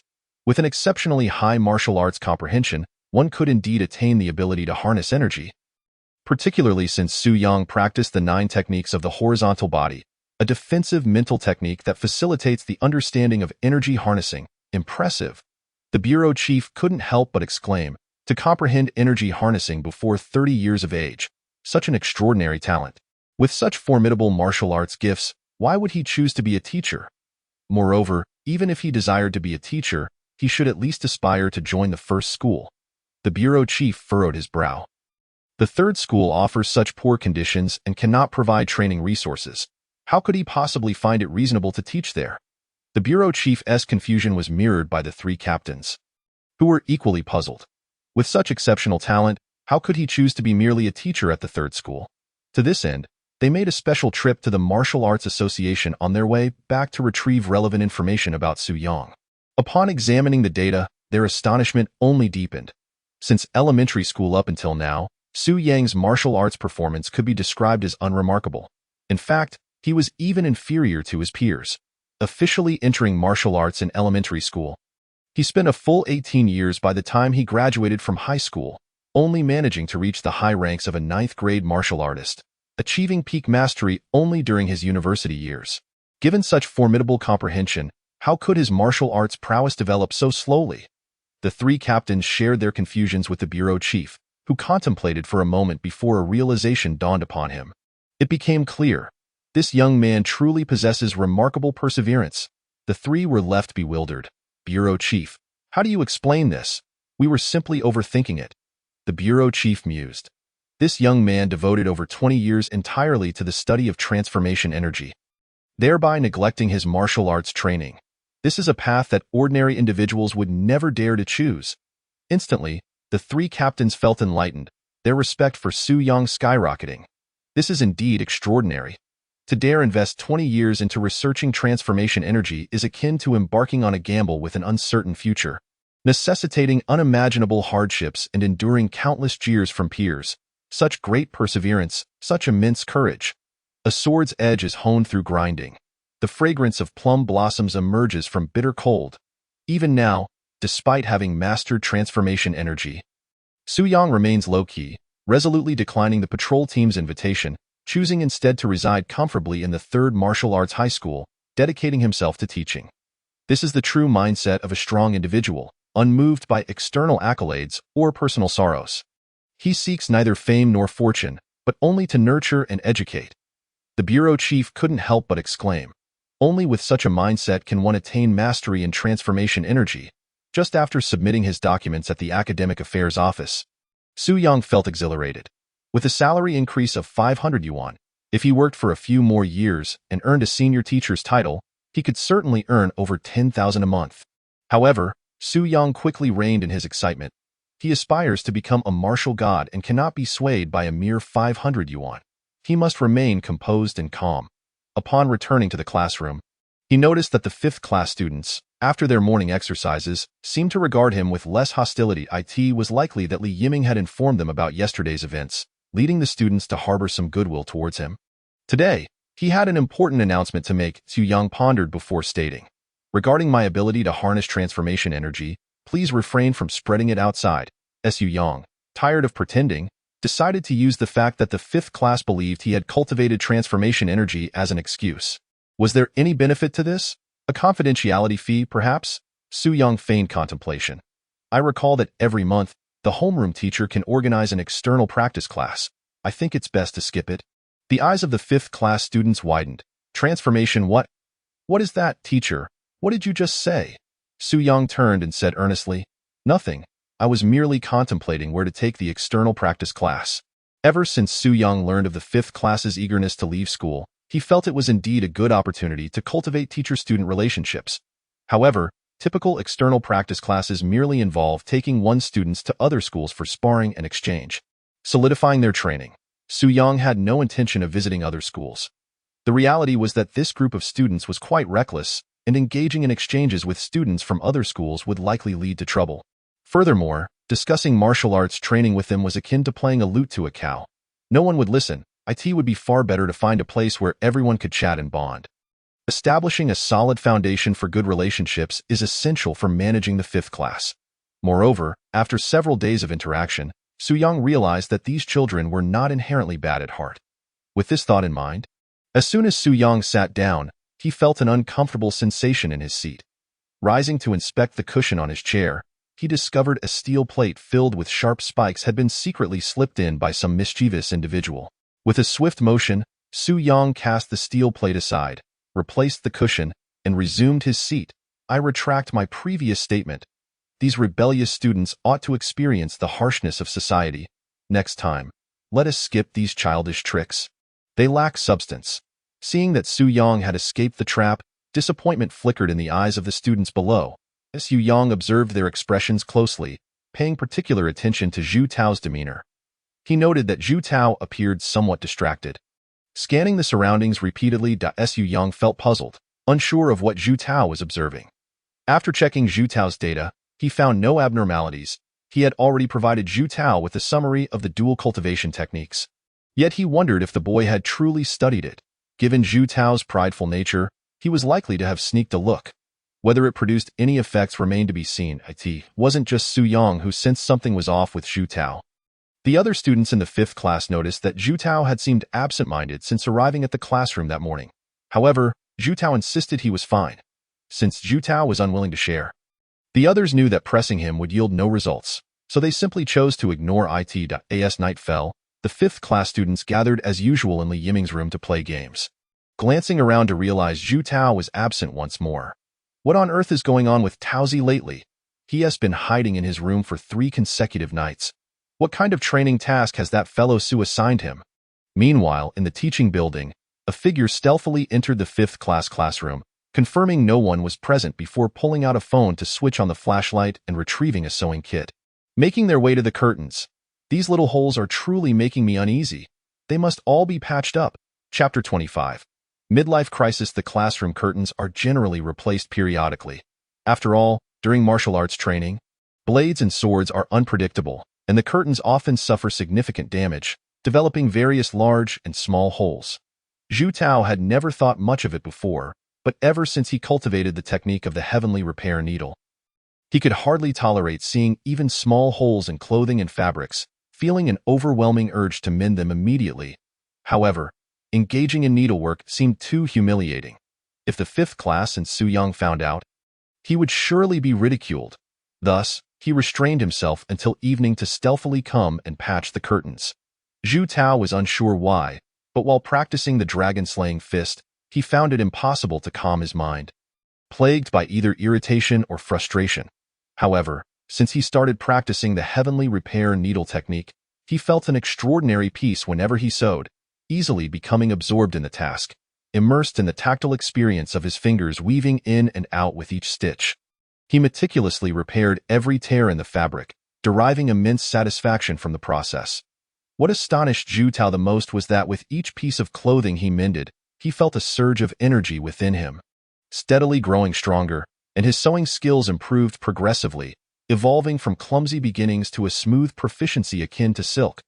This sensation was utterly addictive for Zhu Tao. In just 3 short days, he had completely fallen in love with this feeling. Under the light, Zhu Tao found himself lost in the act of mending the curtains, carefully scrutinizing each damaged area, sewing with diligence and precision. As time passed, his sewing speed gradually increased in a near trance-like state. Zhu Tao inexplicably pinched the steel needle between his index and thumb, gently flicking it, causing the needle to pierce through the fabric, then deftly switching his grip to catch it again. Each flick was perfectly measured. Only upon realizing he had finished mending the last tier did Zhu Tao snap back to reality. Huh? What just happened? Oh no, I was so absorbed that I lost track of time. Did I just master some secret technique? Zhu Tao, brimming with excitement, attempted to replicate his earlier actions, flicking the needle again and swiftly catching it. Zhu Tao winced as he silently removed the needle that had pricked his finger. Let us try again. After a short while, Zhu Tao reluctantly abandoned his attempts to replicate the previous operation. It was too taxing on his finger. Clearly, he could not force it. He needed to go with the flow. Maintaining a calm mindset was essential. Zhu Tao focused, deciding against any flashy techniques, and resolved to finish mending the clothing first. Just then, a sudden, chilling voice broke the silence behind him. Needlework? Quite rare to see. In that instant, Zhu Tao felt as though he had been startled like a wild cat, goosebumps prickling all over his body, and he instinctively jumped to flee. However, a pair of hands landed on Zhu Tao's shoulders, and though no force was applied, he felt as if a mountain was pressing down on him, rendering him immobile.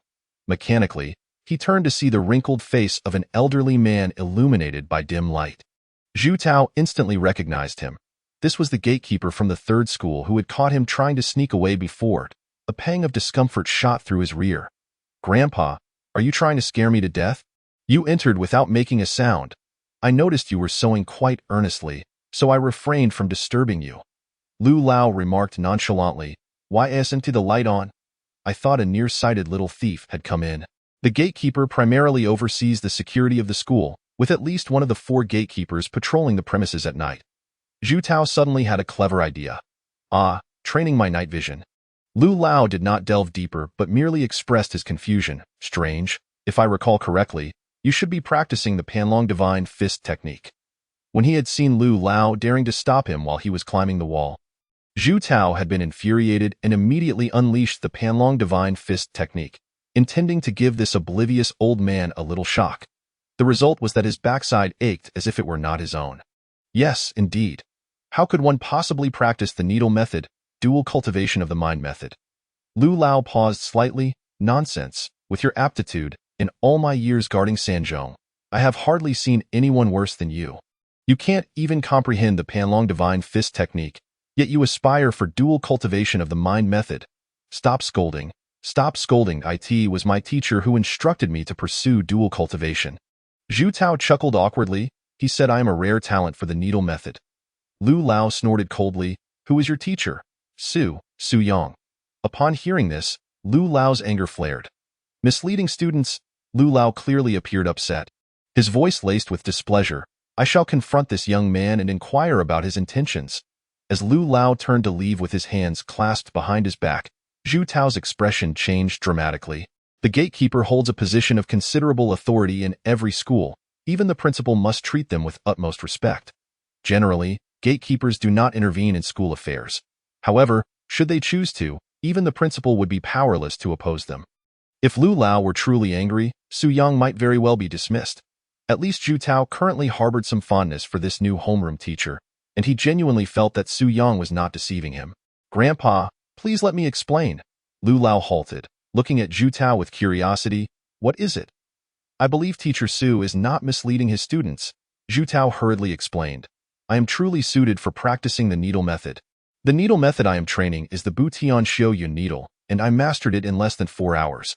Lu Lao scoffed upon hearing this. "Nonsense. Do you truly believe yourself to be a rare martial arts genius? Have you even considered your own character?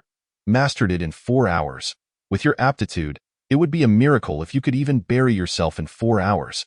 This old man's words truly struck deep. Zhu Tao felt an urge to punch him, "But I really did master it in less than 4 hours. Zhu Tao insisted earnestly. "I have now achieved minor success in the needle method." Lu Lao glanced at Zhu Tao's fingers, which were dotted with small wounds. "Oh, is that so? How surprising. In martial arts training, who doesn't he sustain injuries?" Seeing Zhu Tao's anxious demeanor, Lu Lao was slightly taken aback. He was well aware of the conduct of Class 5. After serving as a gatekeeper for so many years, it was the first time he had seen a class daring to climb walls to skip school right in front of him, and even brazenly speak out against a gatekeeper. He had never imagined that the newly appointed homeroom teacher, Su Yang, could tame them, and now Zhu Tao was even speaking in Su Yang's defense. It appeared these children had found a teacher who suited them. Although Lu Lao felt somewhat displeased about Zhu Tao pursuing dual cultivation, considering it could mislead students, he realized it was a mutual agreement. If Zhu Tao were unwilling to practice the needle method, Su Yang could not force him. After a moment, Lu Lao finally said, "Since it is your own choice, then let it be." Yes, thank you, Grandpa." Zhu Tao finally breathed a sigh of relief, thinking to himself that the surname Su ought to bow to him. "If I don't intervene, your job might very well be in jeopardy." The next day, before dawn, Su Yang encountered Lu Lao on his way, and after performing a respectful salute, he was met with an irritable grunt from Lu Lao, who turned and walked away with his hands clasped behind his back. "Huh?" Su Yang was taken aback, as were the other teachers accompanying him. "Xiao Su, did you anger Lu Lao?" "No. How could I possibly anger Lu Lao? Perhaps it's a midlife crisis." Chapter 26, Purple Sweet Potato Head. Su Yang racked his brain, unable to recall how he might have offended Lu Lao. Unable to think of anything, he resigned himself to the notion that perhaps Lu Lao was simply experiencing a midlife crisis. Upon arriving at the classroom, he saw the students of Class 5 engaged in their morning exercises, and he chose not to interrupt, returning to his office to continue his meditation on the mind method. Su Yang's 9-practice horizontal body technique had only reached the second layer, Copper Bone, and his progress was just over halfway. Unfortunately, the system could not assess his compatibility with his martial arts, otherwise, he would certainly have chosen to start over. However, after expanding his meridians and refining chaotic energy, Su Yang could distinctly feel his progress accelerating rapidly. After a brief practice session last night, his progress equated to what would have previously taken him a week. The training method for Copper Bone was not particularly complex. Simply put, it involved enveloping the breath around the surface of the bones throughout the body to enhance their hardness and increase defensive capabilities. Prior to this, Su Yang had found it quite arduous, taking 10 days to half a month to complete the enveloping of a single finger bone. However, last night, he merely guided the chaotic energy to perform the initial enveloping, successfully covering the little finger's bone in just half an hour. With the support of the chaotic energy, Su Yang felt his little finger's strength was significantly superior to that of the other fingers. The testing method was rather straightforward. He forcefully jabbed his finger against a 2-centimeter thick wooden board. The other fingers could barely penetrate 2 layers of wood, but the little finger effortlessly pierced through 3 layers. If it weren't for the little finger's short length, Su Yang felt it could easily penetrate 4 or 5 layers of wood. After much contemplation, Su Yang decided to retrain Copper Bone, using chaotic energy to re-envelop it and enhance his bone strength. One cannot expect to achieve substantial results in a single breath. The training was quite exhausting and energy-consuming. Just as he finished enveloping his right hand, a wave of hunger surged upon him. The nutritional liquids stored in the small office refrigerator were quickly depleted by Su Yang. Chaotic energy was great in many respects, but it was extremely costly. Su Yang had to tally his expenses. Each bag of nutritional liquid, including subsidies, cost about 100 just for one hand. It amounted to 1,200. Ouch, that's so expensive. Covering the whole body would at least cost several tens of thousands. Su-young felt as though his savings were about to take a serious hit. Having only worked for 2.5 years, he had managed to save up a mere 100,000 by living frugally. Aside from regular training, he would need to set aside several tens of thousands to retrain Copperbone, which was a tremendous financial burden. He needed to devise a way to increase his income. Although he was tempted to take on a part-time job with the patrol team, he feared he might end up behind bars on charges of fraud if he didn't prove useful at a critical moment. A more realistic option would be to become a beast hunter. However, the entry requirements were too high, as the minimum standard set by major corporations and guilds was the 7th grade martial Shin realm. Even if he met the strength requirements, he feared he wouldn't have the time to spare.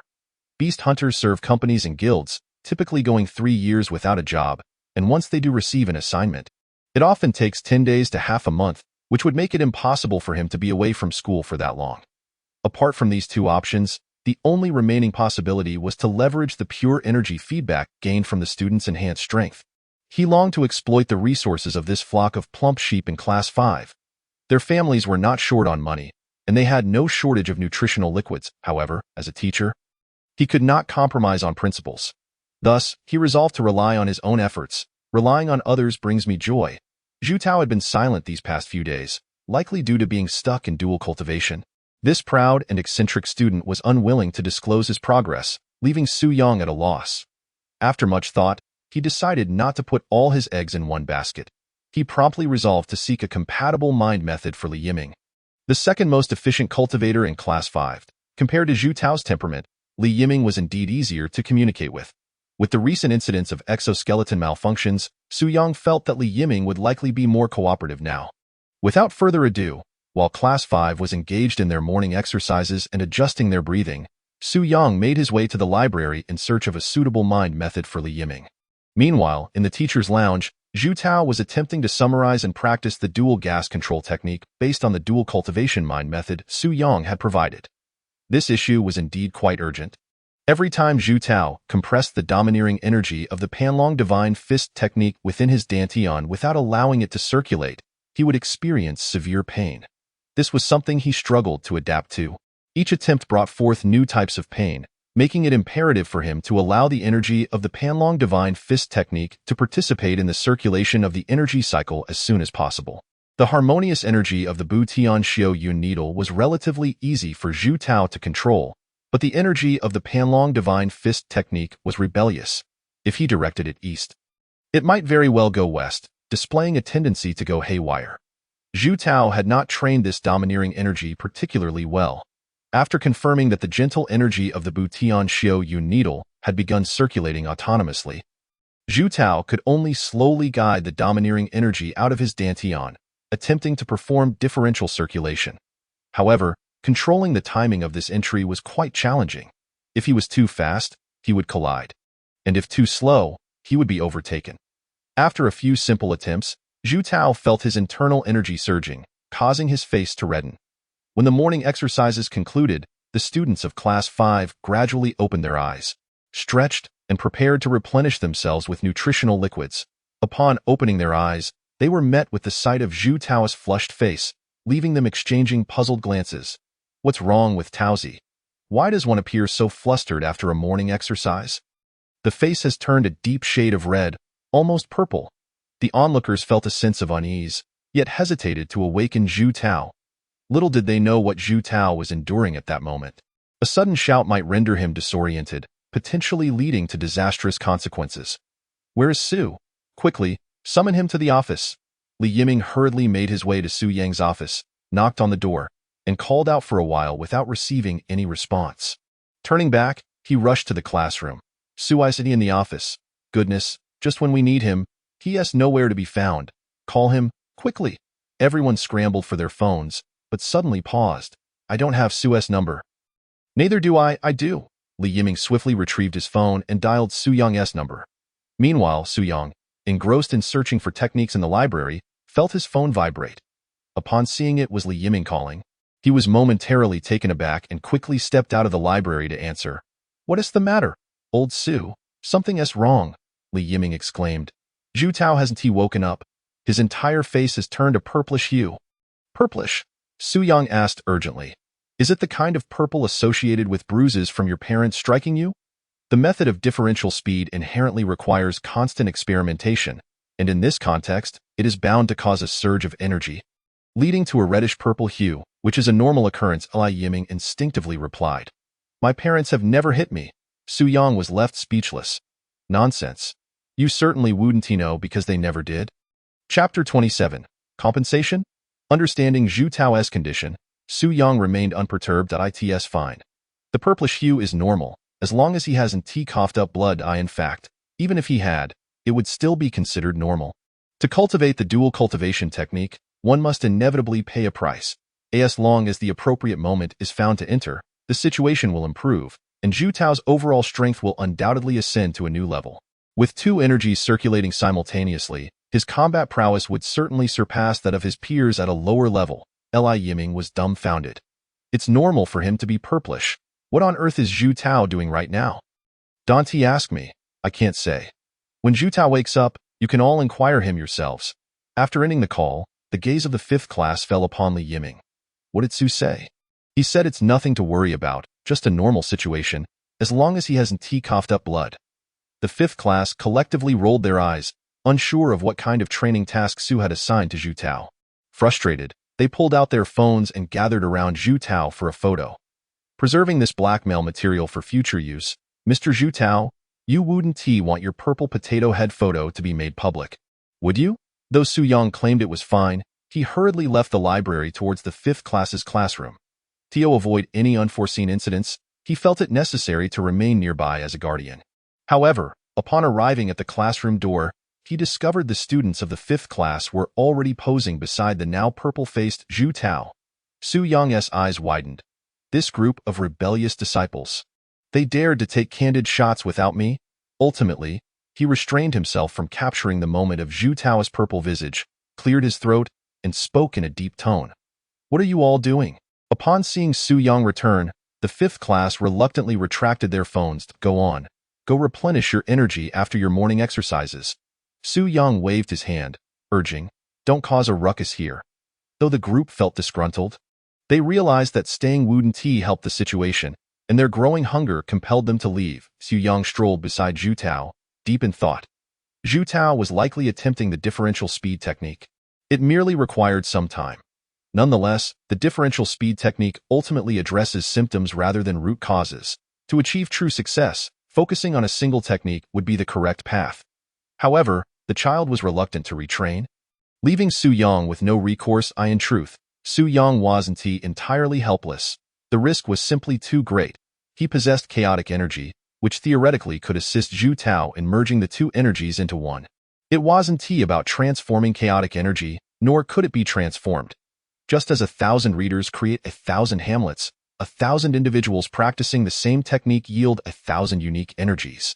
Simply put, your energy, when introduced into another S-body, becomes incompatible. It cannot morph into the other's form, but will only lead to destruction.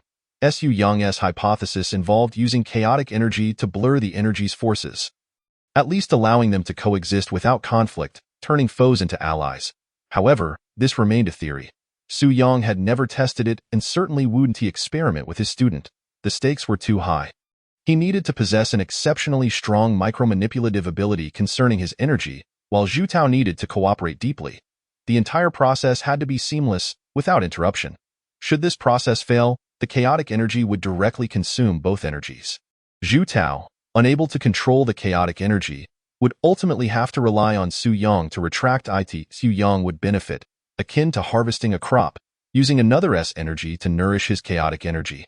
However, Zhu Tao would inevitably suffer. Though he wouldn't be forced to disperse his energy, as energy can regenerate, he would enter a prolonged period of weakness, during which he would be akin to a disabled individual, unable to circulate energy.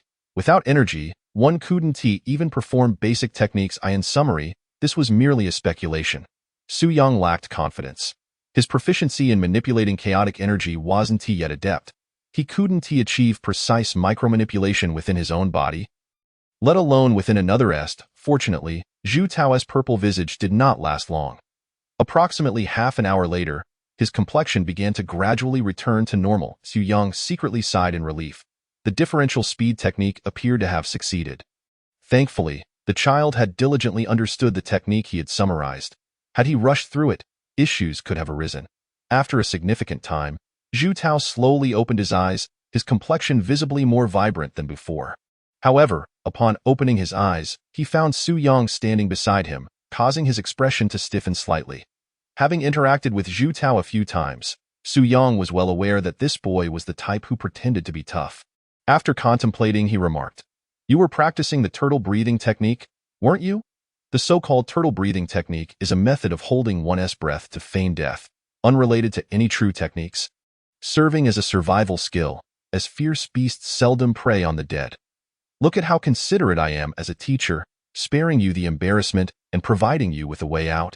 Zhu Tao snorted. "You know that yet still ask?" Su Yang secretly rolled his eyes and casually remarked, "Everyone else has already gone to the cafeteria.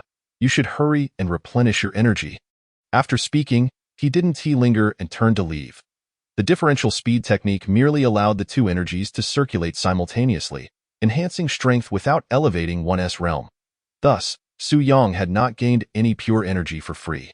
Seeing Su Yang depart, Zhu Tao revealed a hint of delight on his face.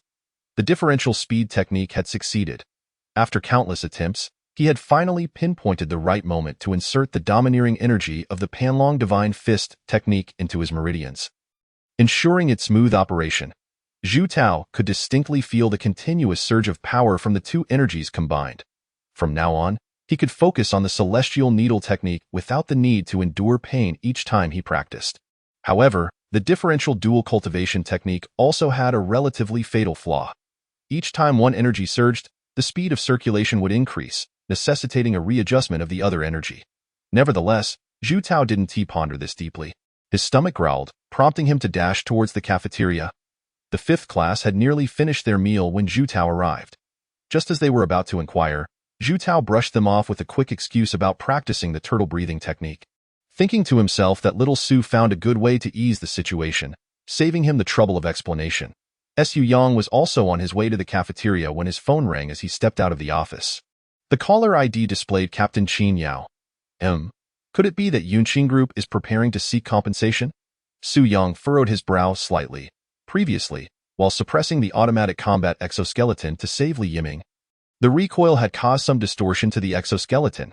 His greatest concern was that Yunqing Group would come after him for compensation. How could I afford that exoskeleton worth over 10 million? Chapter 28. Seeking help. Su Yang quickly answered the call. "Captain Qin? Teacher Su, are you busy? I have something to inform you." Su Yang hesitated for a moment. "Is it good news or bad news?" "Good news. Yunqing Group has prepared a reward of 30,000 yuan for you." "What?" Su Yang was taken aback. It was surprising enough that Yunqing Group hadn't sought compensation, but they were offering a reward. After Qin Yao explained, Su Yang understood the situation. It turned out that during the nationwide incidents of automatic combat exoskeletons going rogue due to viral invasions, the vast majority had been forcibly destroyed by patrol teams. With only a few remaining intact. To express gratitude, Yunqing Group donated a sum of money, which was to be distributed by the local Kunlun Law Enforcement Bureau, amounting to 30,000 yuan that landed in Su Yang's hands as a considerate citizen. Upon learning the details, Su Yang was overjoyed. "If it's free, I'll take it." He promptly provided his account information to Qin Yao, stating, "Thank you for your trouble, Captain Qin.its, just a small favor." However, Qin Yao didn't hang up, hesitating to speak. Su Yang detected that Qin Yao seemed to have something else to ask, but was hesitant to voice it. So he smiled. "Captain Qin, is there something I can assist you with?" "Teacher Su, it's hard to explain clearly over the phone. Could we arrange a time to discuss in person?" "Certainly." Su Yang readily agreed and arranged to meet at the school gate shortly. First, he dismissed the possibility that Qin Yao had taken a liking to him and wanted to date him. Captain Qin Yao was quite impressive, but he was not someone he could aspire to. Just kidding. Su Yang speculated that it was likely due to the matter of the hidden strength, and he probably wouldn't be able to help much. But it was also not polite to refuse. He decided to understand the situation better before making any plans. Before long, Su Yang arrived at the North Gate. Such brief outings typically did not require reporting. However, from a distance, he noticed that Old Lu appeared displeased. Su Yang was puzzled as to why Old Lu looked unhappy upon seeing him. Nevertheless, he hurriedly approached and performed a respectful gesture. Old Lu. Lu's tone carried a hint of coldness. Speak that I stepped out. Someone is looking for me at the school gate. Lu glanced at the Kunlun patrol car parked not far from the gate. Sensing the faint martial aura emanating from it, and felt somewhat perplexed, he did not deliberately make things difficult and allowed Su Yang to leave. As Su Yang approached the patrol car, Qin Yao emerged from it. Captain Qin, Teacher Su, I apologize for troubling you to come here. Not a problem. What is the matter? Qin Yao glanced at old Lu guarding the gate and quietly said, Let us talk somewhere else. Su Yang nodded slightly and followed Qin Yao as they walked away. Only then did Qin Yao begin, Teacher Su, I have a relative at home who was ambushed during a cult arrest 20 years ago and has yet to recover. Su Yang was taken aback. Hasn't he recovered after 20 years? The hidden strength still hasn't dissipated. Even though he was aware of the existence of cults in society, this was beyond Su Yang's comprehension. Hidden strength essentially involves forcibly breaking through the opponent's defenses and infiltrating their body with energy. Generally, hidden strength does not last long. The energy that penetrates the opponent is akin to an aggressive drone powered by a battery. Once the battery dies, it ceases operation. Moreover, the opponent would not sit idly by and would certainly use their own energy to counteract it. In such cases, the theoretical duration of the hidden strength's damage should not be prolonged, lasting at most 10 days to half a month. Yet, Qin Yao's relative had been afflicted by this hidden strength for a full 20 years. Not only had it not dissipated, but it had also grown increasingly potent over those 2 decades. Qin Yao said solemnly, My relative has been battling this hidden strength for the past 20 years, and their health has deteriorated significantly. Su Yang felt it was absurd. If this were the case, there could only be one possibility. That cultist not only possessed a high level of power, but also must have attacked with the intent of mutual destruction, delivering a full-force strike. The most terrifying aspect was that the hidden strength was quite tyrannical, capable of forcibly absorbing the opponent's energy as sustenance, continuously outputting it for 20 years. Captain Qin, what level of power did that cultist possess? Qin Yao replied seriously, They were at the 5th rank of Martial King. And my relative is also at the 5th rank, but has not comprehended the transformation of strength. Su Yang felt a chill run down his spine. This aligned closely with his expectations. Only a force at that level could produce such powerful hidden strength. It was already remarkable that Qin Yao's relative had survived. However, without the transformation of strength, Su Yang was at a loss. Even if he possessed the transformation of strength, it would not be easy to dispel the hidden strength released by a 5th-rank Martial King. He could easily end up losing his life in the process. Noticing Su Yang's silence, Qin Yao hurriedly said, Teacher Su, you don't need to feel pressured. Was this even a matter of pressure? If I truly had the transformation of strength, I could give it a try, but the reality is I do not. Perhaps you could have your relative attempt to transfer the hidden strength to one of my students. Then I might be able to resolve it. However, once the hidden strength of a 5th-rank Martial King enters the body, with the strength level of Class 5, it would likely result in immediate death, and there would be no chance of rescue.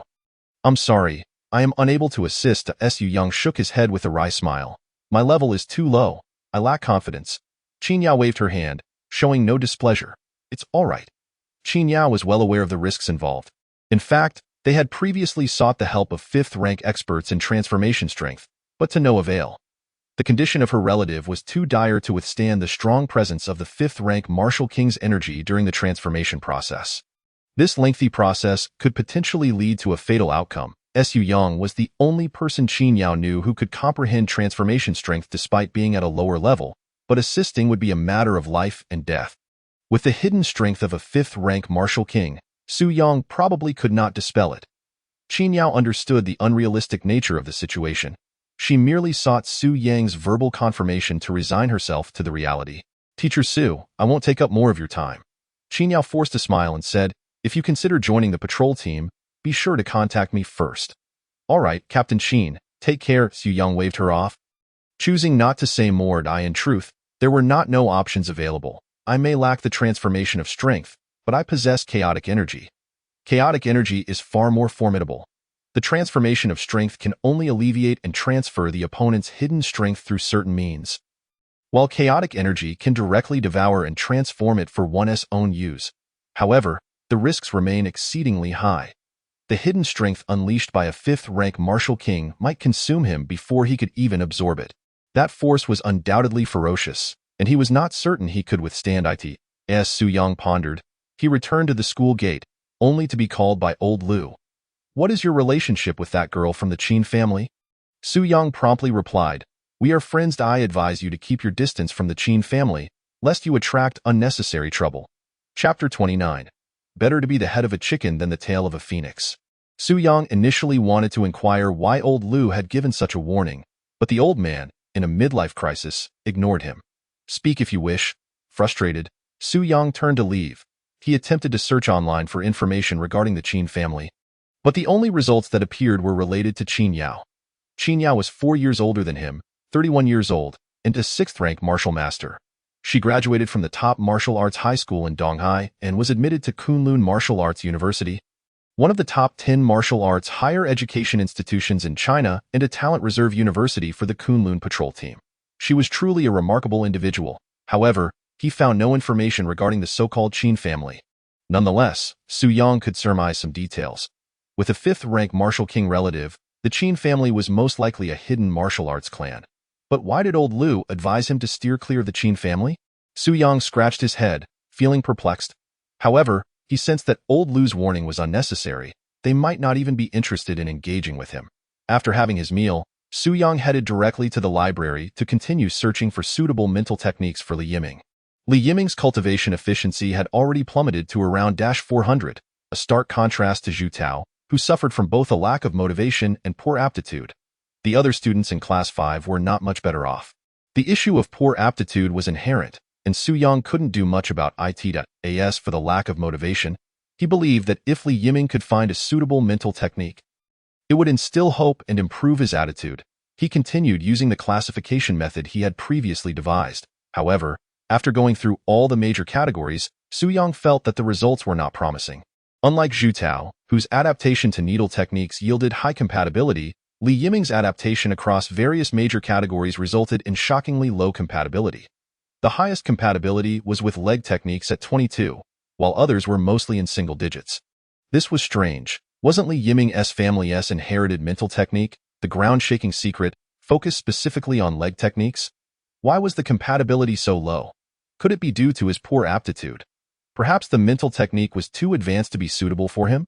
Su Yang couldn't help but feel puzzled and began conducting one-on-one adaptations within the Foundational Mental Technique Library, specializing in leg techniques. The Foundational Mental Technique Library for leg techniques was far larger than that for needle techniques. Containing over 4,000 basic mental techniques, this would require several days of work. Anyway, there was no rush. He could take his time, examining them one by one. Techniques with a compatibility lower than 300 could be skipped. Given Li Yiming's current cultivation efficiency, only mental techniques with a compatibility of 300 or higher could potentially salvage his situation. Otherwise, his efficiency would likely remain negative. While Su Yang was busy searching for mental techniques, the rest of Class 5 was also occupied. Students from other classes were primarily engaged in martial arts, self-study, and rigorous training, so they needed to find something to do to pass the time. Otherwise, lying around could lead to physical atrophy. Thus, they gathered together to play werewolf. Zhu Tao, however, was not interested in joining them. "You all go ahead. I'll take a walk. The others paid him no mind as Zhu Tao left the classroom and quickly headed for the rooftop of the teaching building. After successfully mastering the differential speed technique, Zhu Tao was eager to practice the heavenly repair needle technique. However, to avoid being noticed by the others in Class 5, he needed to find a secluded spot. The rooftop was deserted, perfect for private practice.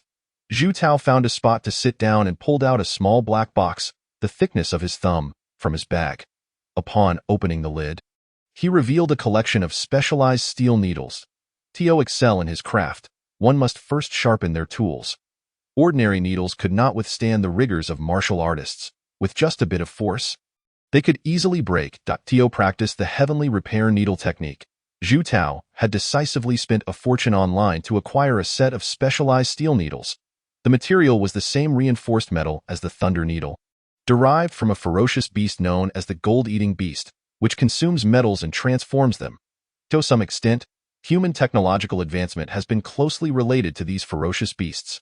After extracting one of the specialized steel needles, Zhu Tao began to circulate his energy.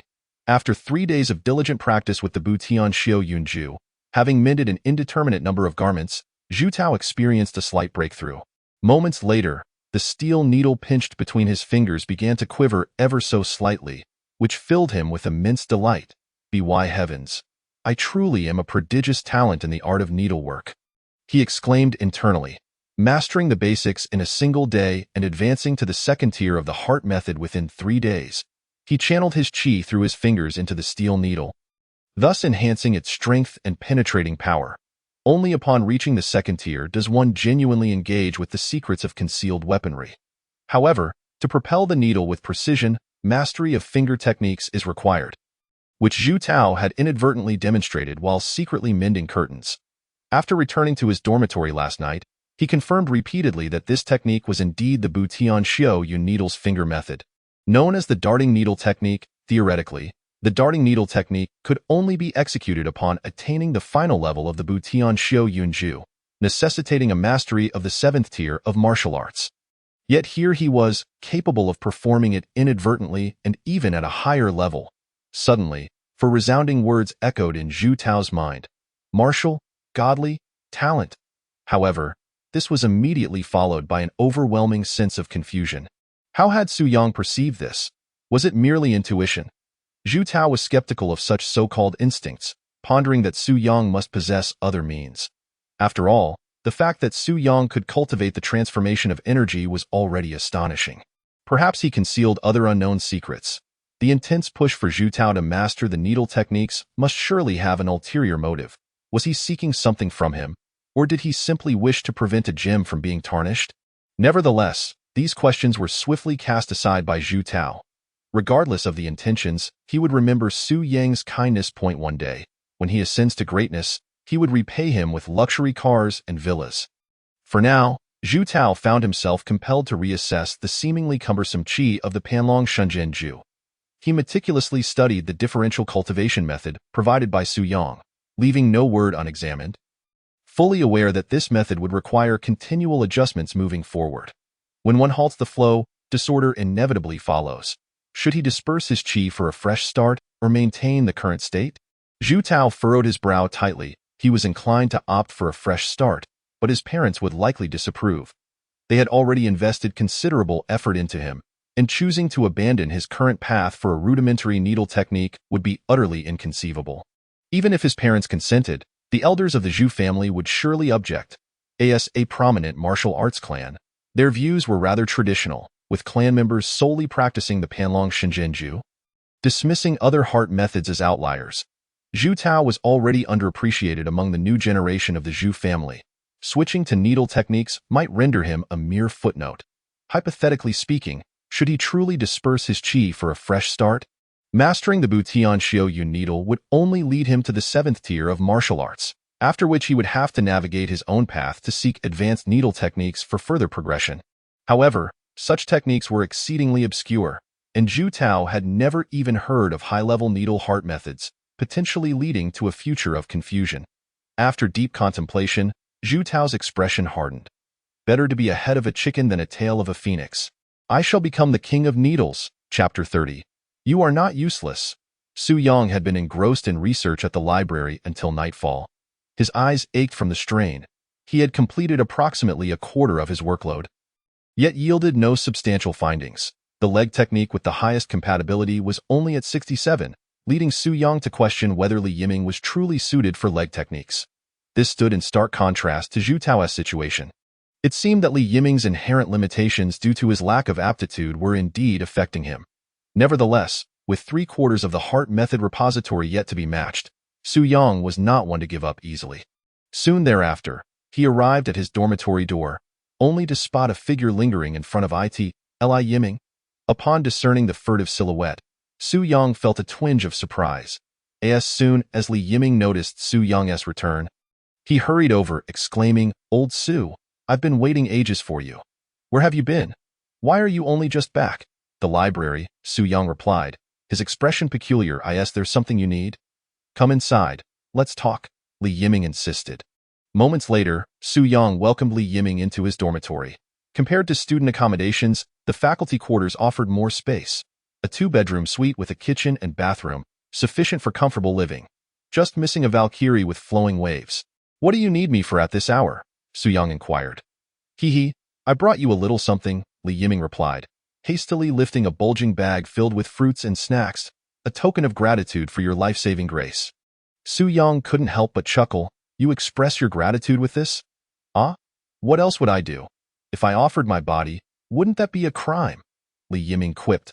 Underage individuals of different genders are treated the same way. The minimum sentence starts at 6 years, with the maximum being the death penalty, Su Yang noted, amused by Li Yiming's familiarity with legal terminology. Enough joking.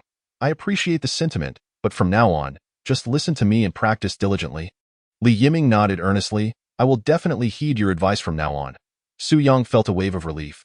These kids were simply a bit mischievous, yet fundamentally kind-hearted. It was heartening to see Li Yiming take the initiative to bring fruits and snacks, indicating he understood the importance of gratitude. Nevertheless, Su Yang pulled out a red envelope from the bag and handed it back. He had noticed it right away. Li Yiming was quite astute. You needn't bother with that. Oh, come on. It's not much, just consider it my heartfelt gesture. Li Yiming insisted. As your teacher, helping you is my duty and obligation. Though I would also appreciate it, we must maintain principles. Our relationship should remain pure. Untainted by any ulterior motives, Su Yang smiled as he returned the envelope. Your intention is enough. Anything beyond that seems superfluous. Li Yiming nodded slightly, decisively accepting the envelope. Old Su, I knew I hadn't misjudged you. Su Yang chuckled. It sounds as if you have seen through me before. I'm not joking. The moment you stepped through the door, I sensed your uniqueness. Not only are you tall and handsome, but you also exude a certain charisma. Stop. Oh, I won't say another word. Don't stop. Continue. Li Yiming felt that Su Yang was being a tad shameless. By the way, I actually have something to ask you. Su Yang quickly interjected. Do you know the Qin family? Being a scion of a prominent clan, Li Yiming was likely privy to some information. Su Yang was primarily disturbed by Lu Lao's cryptic remark, which had irked him. Which Qin family? Li Yiming inquired. Taken aback, the one with the big sister who appeared at the testing hall. Dio, you know her. Which big sister? Su Yang playfully tapped the back of Li Yiming's head. Quit playing games. Stop rolling over my face. Li Yiming scratched his head and chuckled. I've seen her a few times, but we're not familiar. However, I do know about the Qin family you're referring to. Tell me about it. Li Yiming hesitated. Old Su? You're not thinking of pursuing a romance with her, are you? She's a martial sovereign, and she wouldn't even glance your way. Besides, she hails from a martial arts clan, so she must be engaged in an alliance. No casual relationships allowed. Moreover, Li Yiming rubbed his chest with both hands. I'm just this big. Don't hit. Don't hit. I won't joke around anymore. Su Yang withdrew his hand. That has nothing to do with it. I merely wish to understand the situation of the Qin family. There's nothing particularly special about it.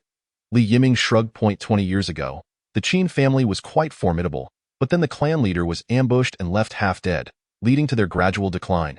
Without a fifth-tier martial king backing them in Donghai, a prominent clan is bound to shrink to a lesser one. Su Yang suddenly understood.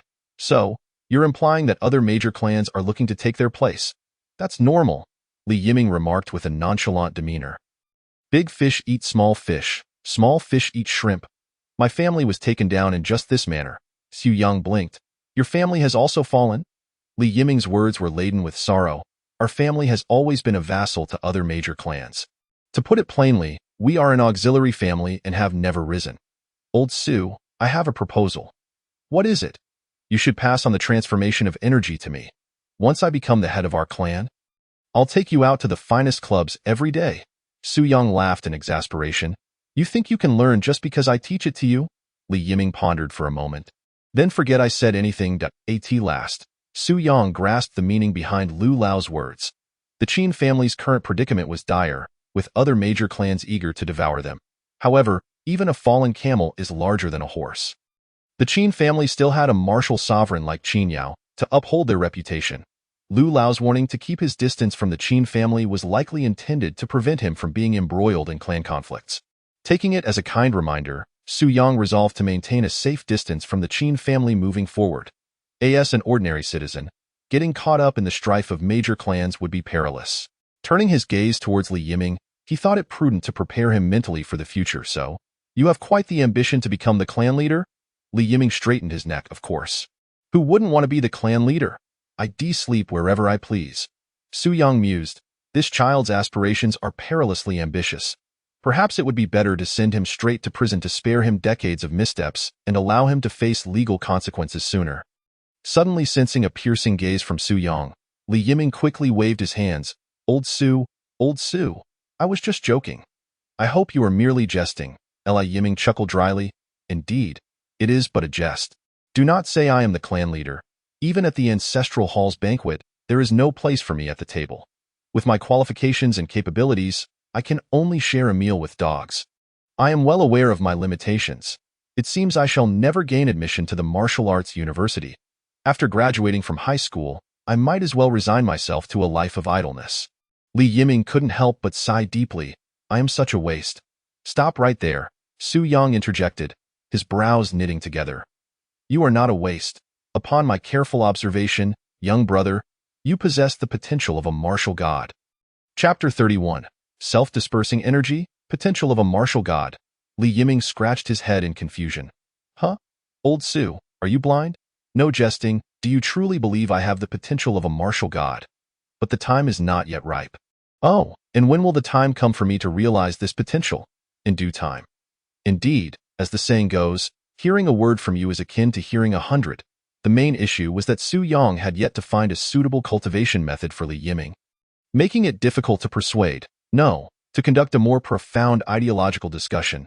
A simple inquiry revealed that Li Yiming still harbored ambitions.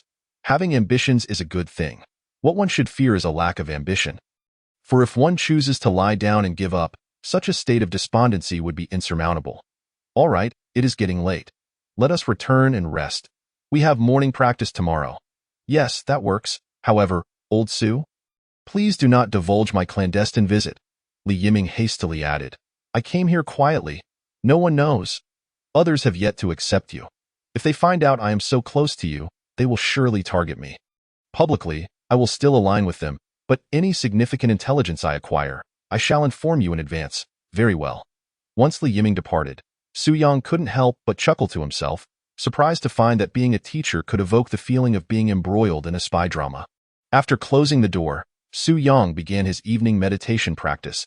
Li Yiming stealthily emerged from the faculty dormitory building, only to find a pair of eyes filled with suspicion lurking in the dimly lit greenery. What is this fellow doing here? Sneaking around? Zhu Tao, concealed within the nearby foliage, observed intently.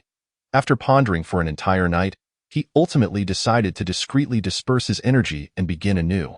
This matter must remain hidden from his family. However, being of his age, he needed a guardian present to disperse energy at the Martial Arts Association.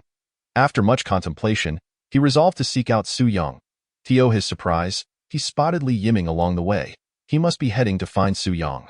This fence-sitter is actually acting as an informant. Zhu Tao scoffed silently, never expecting a traitor to emerge from their ranks. He wondered what benefits Li Yiming might have received from the surname Su. Yet, upon reflection, he realized he had no grounds to criticize Li Yiming. Once Li Yiming had walked far enough away, Zhu Tao swiftly sprang from the greenery, making a beeline for the faculty dormitory building. Before long, Zhu Tao arrived at Su Yang's dormitory door. Hesitating for a moment, it felt rather embarrassing. After steeling himself, he thought, as long as I am not embarrassed, the embarrassment belongs to others. Knock, knock, knock. Just as Su Yang had entered a meditative state, he was abruptly jolted awake by the knocking.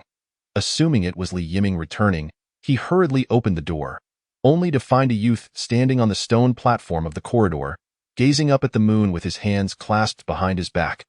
Exuding an air of solitude, he slowly uttered, "The heights are cold and desolate." Seeing the young man suddenly fall silent, Su Yang blinked. Is that it? What comes next? The youth's face flushed with embarrassment, and he raised his voice a notch. The heights are cold and desolate. What a preposterous display. Come down. This is the 12th floor. You could break your legs if you fall, the youth, refusing to turn back, reiterated. The heights are cold and desolate. All right, I am truly at a loss for words. Su Yang replied helplessly. The dance casts a clear shadow. How does it compare to the mortal realm? Only then did the youth turn, his expression icy. Not bad. We are fellow travelers. He leaped down, hands still clasped behind his back, and entered the room, leaving Su Yang's mouth twitching in exasperation. He had never seen this kind of behavior before. How had his demeanor changed so drastically after merely a few days of practicing the heavenly stitching needle? Was it the fervor of the cultivation method? Once Su Yang closed the door, he turned to see Zhu Tao once again standing at the window, gazing at the moon. Su Yang, uninterested, returned to his soft mat, sitting cross-legged. "What brings you here so late?" "Since you are sincerely asking, I shall reluctantly share," Zhu Tao replied. "The heavenly stitching needle you recommended is quite to my taste, but the speed cultivation method ultimately only addresses the symptoms, not the root cause. Thus, I plan to disperse my energy and start anew." Su Yang's face displayed shock. "Have you given this serious thought?" "Yes." "Then go ahead. There is no need to consult me. This matter cannot be known to my family. You must take me to the Martial Arts Association to disperse my energy." "Get lost?" Su Yang rolled his eyes, refusing without a second thought. "Am I so idle as to cater to your whims? You expect me to lead you to the Martial Arts Association to disperse your energy while keeping it from your family? You truly dare to ask that, after painstakingly investing so many resources in you? Do you think your family would spare me if they found out? Once they report me to the school, my teaching career would be over, and I might even end up in prison." Zhu Tao continued to gaze at the moon through the window. "Name your conditions, and I shall comply." "Impossible," Su Yang retorted irritably. "It is one thing for your family to discover that I lost my job. It is another matter entirely if they send me to operate a sewing machine. You would be harming me. Rest assured, I will protect you, and I will naturally explain things when the time comes." "This matter is non-negotiable," Su Yang stated firmly. "If you wish to disperse your energy and start anew, go back and discuss it with your family. Persuade them to take you to the Martial Arts Association." Zhu Tao hesitated for a moment, then sighed. "You know that is impossible. Then do not dwell on it. Dual cultivation methods will suffice." Su Yang spoke earnestly. "It may be a bit troublesome, requiring adjustments with each improvement in the method, but steadily cultivating to the 7th rank of Martial Profound Realm is entirely feasible, and afterward, that shall be your concern," Su Yang replied with resignation. "You still expect me to provide you with advanced methods? If I had that capability, would I be sitting here chatting with you?" Zhu Tao fell into silence. Su Yang ceased speaking, closing his eyes to feign meditation. He would not assist with this. It was simply self-inflicted suffering. "Teacher, help me." Su Yang remained silent, unmoved. Seeing Su Yang's lack of cooperation, Zhu Tao felt helpless, forcing bravado. "Then I shall simply find someone else and go on my own." With that, he turned, preparing to leave. Su Yang continued to sit undisturbed, eyes closed in serene contemplation. "I am leaving. I truly am. Teacher, must I continue this charade? Surely you can think of a way." Upon hearing Zhu Tao's tone soften, Su Yang finally spoke. "There is but one way, and that is to convince your parents." Zhu Tao chuckled bitterly. "The Panlong Divine Fist technique is our family's method and emblem. They would never allow me to disperse my energy. Convince them. I lack the ability to do so. If all else fails, I shall simply choose to disperse my energy on my own. There are many ways to disperse energy, the simplest being to stab oneself at the life gate. The survival probability is but 20%. If one survives, they can disperse their energy. There is always a method to ensure one's departure." Chapter 32. A forceful break-in. Though Su Yang did not voice his concerns, a hint of worry began to creep into his heart. Self-dispersing energy is an extreme method. Rational individuals would not even consider it, yet the children of Class 5 are somewhat unconventional, especially Zhu Tao. With his stubborn pride, one could never know when he might resort to such a reckless course of action, where the risks far outweigh the rewards. However, despite all the reasoning, Su Yang would never relent on this matter. He could not bear the weight of such responsibility. Yet, solutions were not entirely absent. After a while, Su Yang opened his eyes, glanced at Zhu Tao, and spoke. "I can assist you." Zhu Tao's face lit up with excitement. "Really?" However, not at this moment. Su Yang pondered for a moment before continuing. "When you reach the 7th rank of Martial Profound Realm, come find me. I possess a method that will enable you to cultivate smoothly without needing to disperse your energy." Zhu Tao was momentarily taken aback, skepticism evident in his eyes. "I can't shake the feeling that you are merely stalling for time." "Impressive, Zhu Tao of Class 5. You have seen through my intentions."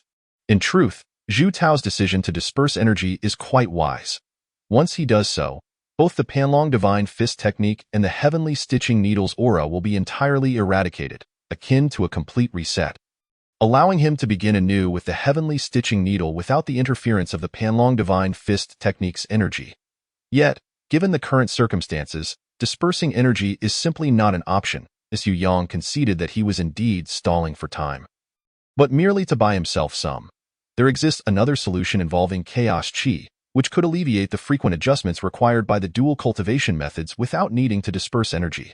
However, Xu Yang was not yet familiar with Chaos Qi and lacked proficiency in its manipulation, thus he dared not attempt it. Thus, it requires time for one to attain a level of precise manipulation over the chaotic energy. Whether you believe it is entirely up to you.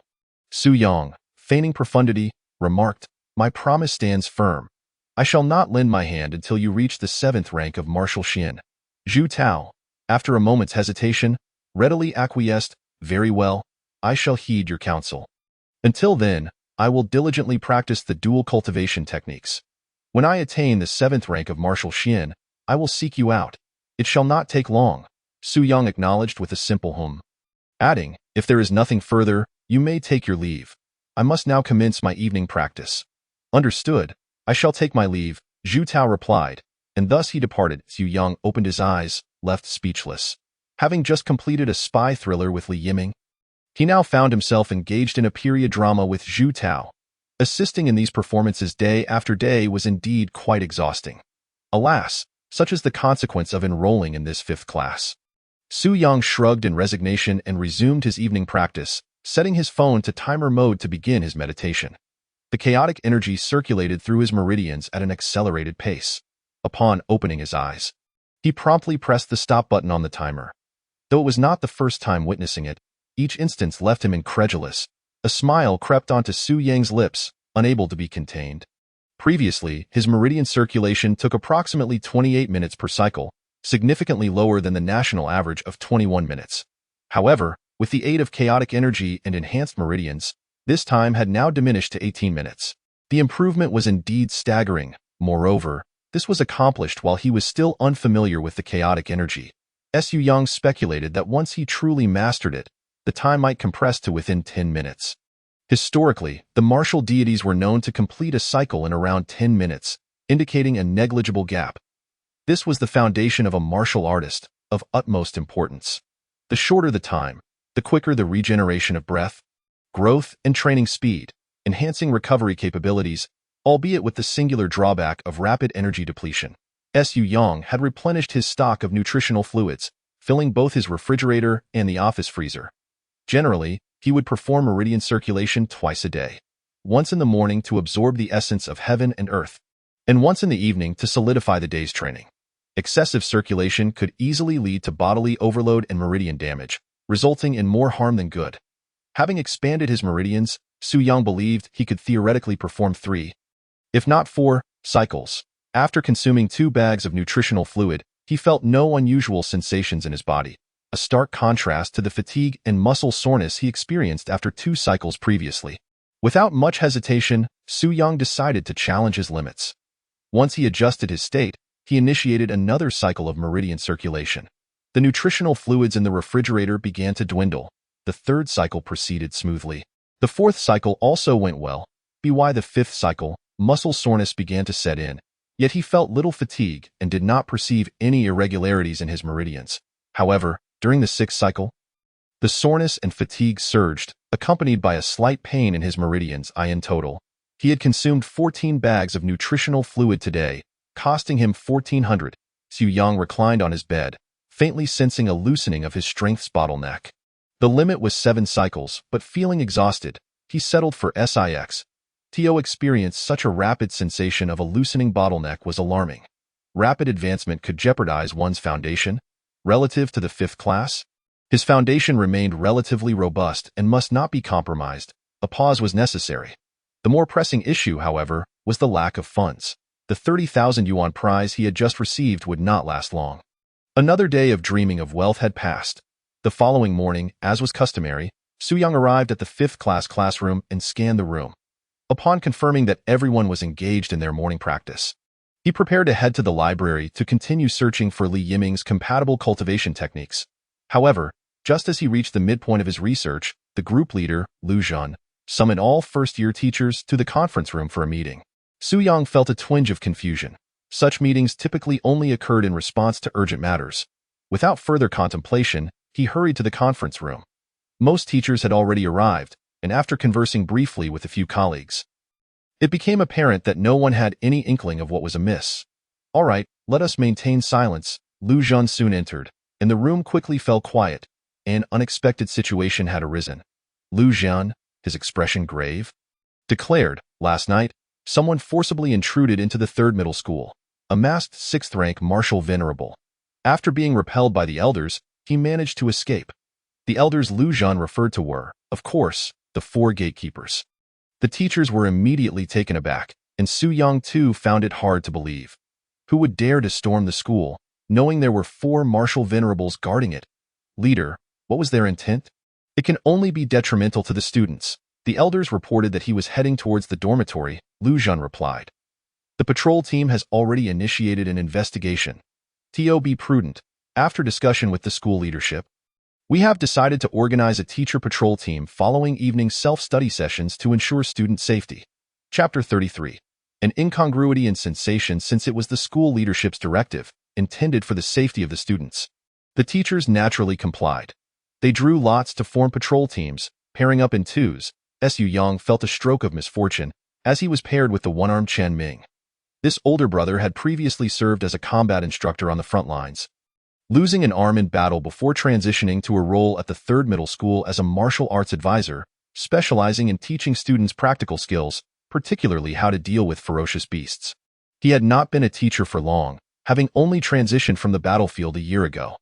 His presence exuded a palpable intensity, and he was not particularly easy to engage in conversation. It was said he was restless and requested to be assigned tasks, which led to his placement at the third middle school. Everyone respected him. After all, without heroes like Chen Ming facing ferocious beasts head-on, the current peaceful coexistence enjoyed by many families would be unimaginable. Holding the number 17 that he had drawn, Su Yang approached Chen Ming and initiated, "Brother Chen, it seems we shall patrol together from now on." Chen Ming, with a grim visage and taciturn demeanor, merely nodded without uttering another word. Su Yang found it difficult to break the silence. Wary of displeasing Chen Ming, their interactions had been minimal. Chen Ming preferred solitude, spending most of his time either teaching or meditating in his room. Occasionally, they might exchange nods, but little else. There was a generational gap as well, with Chen Ming being 48 years old, a full generation older than Su Yang. Once the members of the teacher patrol team were arranged, Lu Zhan reiterated, "Regarding this incident, please refrain from spreading the word, lest we cause unnecessary anxiety among the students, disrupting their training." The other teachers nodded in agreement. Su Yang speculated whether this Marshal Venerable had targeted the 5th class, given their propensity for trouble and their status as scions of prominent families, which could potentially lead to conflicts with undesirable individuals. It seemed he was not the only one with such suspicions. Lu Zhan had deduced the same. After the meeting, he summoned Su Yang separately. "Xiao Su, keep a close watch on the 5th class. Do not allow them to wander aimlessly. I suspect that masked Marshal Venerable may have had them in mind, as they are notorious for provoking trouble." Su Yang initially considered refuting that the elite students of the third middle school were not solely from the 5th class, as others also belonged to prominent families, but ultimately chose to refrain. It was indeed true that the 5th class had a knack for attracting trouble. "Director, I must say, I believe this masked Marshal Venerable possesses a few screws loose." Su Yang could not help but murmur, "Does he not realize our school is guarded by 4 gatekeepers?" Lu Zhan glanced around to ensure no one was listening before whispering, "2 of the elders were injured. It is not too severe, but do not speak of it. They value their reputation." Su Yang immediately felt a chill run down his spine. Wait, they fought 4 against 1, and 2 were even injured. Yet the intruder escaped. He must be a peak 6th-rank Marshal Venerable, or perhaps even a half-step Marshal King. Most likely, Lu Zhan concurred, looking quite troubled. Ever since the start of this academic year, things have been so unsettled. A hint of guilt flickered in Su Yang's eyes. Surely this unrest could not be a consequence of the butterfly effect resulting from his possession of the system. Xiao Su, there is something else I wanted to discuss with you. Director, I have a stomachache. I need to use the restroom. Let us talk another day. Su Yang exclaimed as he made a hasty exit. Lu Jun's mouth twitched. You plan to spend all day in there? Today's youth are certainly more difficult to handle, Lu Jun sighed, shaking his head as he glanced at the marble table. If all else fails, perhaps I should find a shredder to reduce it to dust. After finishing his evening practice, Su Yang met up with Chen Ming. The third middle school was quite expansive, with 3 grades occupying separate campuses, each approximately 4 to 5 kilometers apart, making interactions among students from different grades rare. Given the vastness of the campus, the number of patrol teams was significant, ensuring every corner was monitored. The teachers from the 2nd and 3rd grades were also patrolling their respective areas. Su Yang and Chen Ming were primarily responsible for the vicinity of the North Gate. When they met, it was the same as always. The one-armed older brother remained taciturn, merely nodding in acknowledgement, and the two patrolled in silence. This left Su Yang, who had a tendency to be loquacious. Feeling rather stifled and envious of those paired with female teachers, in the 1st grade group, there are indeed a number of young and beautiful female teachers, but unfortunately, none of them possess the alluring waves akin to the Valkyrie that Su Yang admires. After patrolling for quite some time, Su Yang could no longer contain himself. Brother Chen, may I ask you something? Su Yang cast a glance at Chen Ming's empty right arm and inquired, Brother Chen, with the advancements in high-tech prosthetics, have you ever considered getting a mechanical limb? Since Chen Ming is a veteran, the state surely has subsidy policies in place. Moreover, modern prosthetics are quite advanced, allowing those with disabilities to move with relative ease, thus granting them a semblance of dignity. With the various manufacturers competing, the cost of replacing a mechanical limb is hardly prohibitive. Not necessary, Chen Ming replied, his expression giving away no emotions, his voice deep and resolute. I can slay fierce beasts with just one hand. Su Yang quickly gave a thumbs up, momentarily at a loss for words. Chen Ming added, in the future, when you encounter fierce beasts, even humanoid ones, do not show them any mercy. Yes, I shall remember that. Su Yang thought to himself that his older brother held him in high regard. Humanoid fierce beasts are exceedingly rare. The known ones could be counted on one hand, and they are comparable to the martial emperors of the human realm. If he were to encounter one, he wouldn't know whether to consider himself fortunate or unfortunate. It had become a consensus among the 1st grade teachers to steer conversations away from topics concerning fierce beasts and the battlefield, as they wished to spare Chen Ming from reliving his traumatic experiences. Brother Chen, as you know, I practice the 9-stage horizontal body technique. Su Yang scratched his head and smiled. I have virtually no combat experience and little understanding of practical techniques. Perhaps you could offer me some guidance another day. Su Yang's current combat experience primarily stemmed from playful sparring with classmates, mere trifles. The 9-stage horizontal body technique is a defensive art. Should he encounter real danger, Su Yang would be more of a passive target. Now, with the infusion of chaotic energy and supermeridians, he certainly needed to learn some offensive techniques and strategies to bolster his overall combat prowess. Solely focusing on defense would be a waste of the chaotic energy and supermeridians. That sounds good, Chen Ming replied, then asked, to what level have you cultivated your technique now? 2nd stage, Copperbone. Su Yang raised his right hand. This palm has completed its membrane. Chen Ming instinctively reached out with his left hand and squeezed Su Yang's palm, suddenly exclaiming in surprise. Su Yang feigned confusion. What is it? Chen Ming's expression was one of astonishment. The feel is off. It doesn't seem like the 2nd stage. More akin to the 3rd, no, the 4th stage. Chapter 34. Membrane. It is indeed peculiar if the feel aligns perfectly. After all, the membrane was formed using chaotic energy, which certainly enhances its strength far beyond that of a normal copper bone. However, Su Yang lacked a reference point to ascertain the level of his copper bone strength. Chen Ming, having served as a frontline instructor, was undoubtedly well-versed in such matters. Yet, Su Yang was astonished that this technique could be discerned simply by touch. Brother Chen, how did you manage to figure that out? By feel, Chen Ming replied earnestly, looking intently at Su Yang. I am not jesting. No. I am merely at a loss for words in admiration, Su Yang said, recognizing that Chen Ming was not one to joke around. Su Yang continued, perhaps it's due to being stuck at the pinnacle of the martial artist realm for too long, resulting in accumulated experience. Chen Ming nodded. It indicates that you have put in considerable effort. By the way, congratulations on your promotion to martial spirit. Su Yang smiled. Given the small circle of the school, such news was impossible to conceal. He had never intended to hide it. Now that he had advanced to the 8th grade martial spirit, he could finally stand a bit taller among his peers, speaking up more confidently.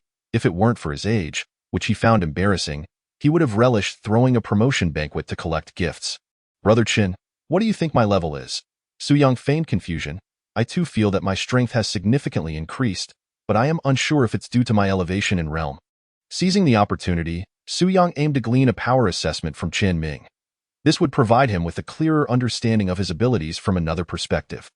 After a moment of contemplation, Chen Ming responded, "You are between the 3rd and 4th stages, I presume. Would you mind if I examined other areas?" Su Yang spread his hands, indicating for Chen Ming to proceed. Chen Ming proceeded to examine and tap various parts of Su Yang's body. A flicker of peculiarity crossing his otherwise stoic face. Only your right palm possesses this level of hardness. The rest of your body is inferior to an ordinary 2nd stage. It seems you have a particular fondness for your right palm. Having devoted considerable effort to it, Su Yang replied, "I suspect you are joking, but I have no evidence. Brother Chen, based solely on this right palm, could it withstand an attack from a 7th grade martial Xian? Striking just your right palm would certainly be no issue, but your body would not endure. It is too fragile," Chen Ming replied earnestly. "If your entire body matched the strength of your right palm, a 7th grade martial Xian would be unable to harm you. With full effort, you could withstand a strike from a martial sovereign without dying." Chen Ming himself was at the pinnacle of the 7th grade martial Xian, albeit diminished by one arm, which would reduce his power by a 5th. Even so, he represented the peak of strength among the teachers at the school, on par with the vice principal. However, in a real confrontation, it was likely that the vice principal emerging from the training room would not stand a chance against Chen Ming. "Thank you for your guidance, Brother Chen. You must have spent several years to cultivate your right palm to this level. Before you turn 50, you have a chance to achieve full body membrane formation." Chen Ming encouraged, "Do not give up. You can still reach the 7th grade martial Xian before 50 if you focus on your training. You have the potential to cultivate a robust physique, truly becoming a half-step martial sovereign." Su Yang nodded earnestly, aware that Chen Ming's encouragement was sincere and not meant to belittle him. In fact, it was quite the opposite. Before he had the system, the pinnacle of 8th grade was likely the utmost limit he could aspire to in his lifetime. Entering the 7th grade martial Xian was already a daunting task. The essence of martial arts cultivation is a prolonged process of accumulation. Not only is talent required, but substantial resources must also back it up. Without financial means, one cannot pursue martial arts. Yet, Chen Ming's insights instilled Su Yang with newfound confidence regarding his current strength. For him, membrane formation has become exceedingly effortless, provided there is sufficient energy. Once he achieves full membrane formation and attains a perfected copper bone, he would be impervious to the 7th grade martial Xian. He could withstand a martial sovereign's strike without dying. Although he himself could not retaliate effectively, at the very least, his survival would not be in jeopardy. Even if he could not best me, he could not kill me either. I am also proficient in the turtle breathing technique. As long as the martial sovereign does not deal a fatal blow, I could survive. Yet, these are mere fanciful thoughts. Su Yang found it hard to imagine a scenario in which a martial sovereign would seek to kill a mere teacher. Surely it could not be out of jealousy for his looks. Reflecting upon it, Su Yang realized he had harbored a somewhat rigid impression of Chen Ming. This one-armed brother did not seem aloof. In fact, he was quite willing to lend a helping hand. It was merely the lack of interaction that led him to believe Chen Ming was hard to approach. Continuing their patrol, Chen Ming appeared somewhat lost in thought. "Brother Chen, what is on your mind?" Chen Ming suddenly stated, seemingly out of nowhere. "The masked martial sovereign that appeared last night possesses formidable strength, far beyond the ordinary pinnacle level." Su Yang was momentarily taken aback. He had been preoccupied with acting alongside Li Yiming and Zhu Tao the previous night and had not sensed any abnormalities. "Brother Chen, did you go to watch the fight last night?" I faintly heard some commotion and went over," Chen Ming replied, gazing towards the campus exterior. The old gentleman banded together and forced the assailant to retreat. The group leader mentioned that 2 of the old gentlemen were injured. Chen Ming nodded slightly. Yes, but the opponent did not gain any advantage and retreated injured. It was somewhat embarrassing. Really? Even with a 4-to-1 advantage, they still allowed someone to escape. Judging by the situation, this individual likely had blood on their hands. Su Yang's expression shifted slightly. A wanted criminal? No. Chen Ming shook his head. they appear more like someone trained professionally, specializing in lethal strikes. With remarkably agile movements, I suspect they are an assassin. It seems they intended to infiltrate but were too arrogant, underestimating the perceptive abilities honed by the old gentleman over years of practice. Such arrogance, if left unchecked, would not lead to a peaceful resolution, so patrolling will likely become routine until this matter is resolved. Qian Ming cast a sudden, cold glance at Su Yang. Be cautious. They may target teachers. Su Yang's heart tightened. It is better to be safe than sorry. To err on the side of caution. Starting tomorrow, he would pause the search for mental techniques for Li Yiming. Instead, he would focus on the chaotic energy membrane formation, hastening the perfection of his copper bone to enhance his survival rate. That night, upon returning to the dormitory, Su Yang found himself burning the midnight oil to complete the membrane of chaotic energy on his other hand. It was not until the early hours of the morning that both hands underwent a true transformation into copper bones. Reluctantly, Su Yang had to deplete a significant portion of his savings to purchase a large quantity of nutritional liquids. With a budget of 60,000, he invested heavily in copper bone cultivation in the following days. Aside from the morning exercises and occasional appearances in Class 5, as well as nightly patrols, Su Yang devoted most of his time to the office or dormitory, focusing intently on membrane formation. During the patrols, no unexpected incidents occurred. With the intervention of the Kunlun patrol team, they had been patrolling around the school perimeter consistently. The masked martial sovereign had yet to reappear. In the office, Su Yang sat cross-legged, his expression tinged with excitement. After several days of fervent effort and investment, his copper bone was on the verge of completion. Now he was merely one step away from achieving the final and most critical aspect, the skull. The main difficulty lay in the control of energy. The process must be steady, ensuring that the membrane formation remains outside the skull, beneath the epidermal layer, lest he accidentally harm his brain or central nervous system.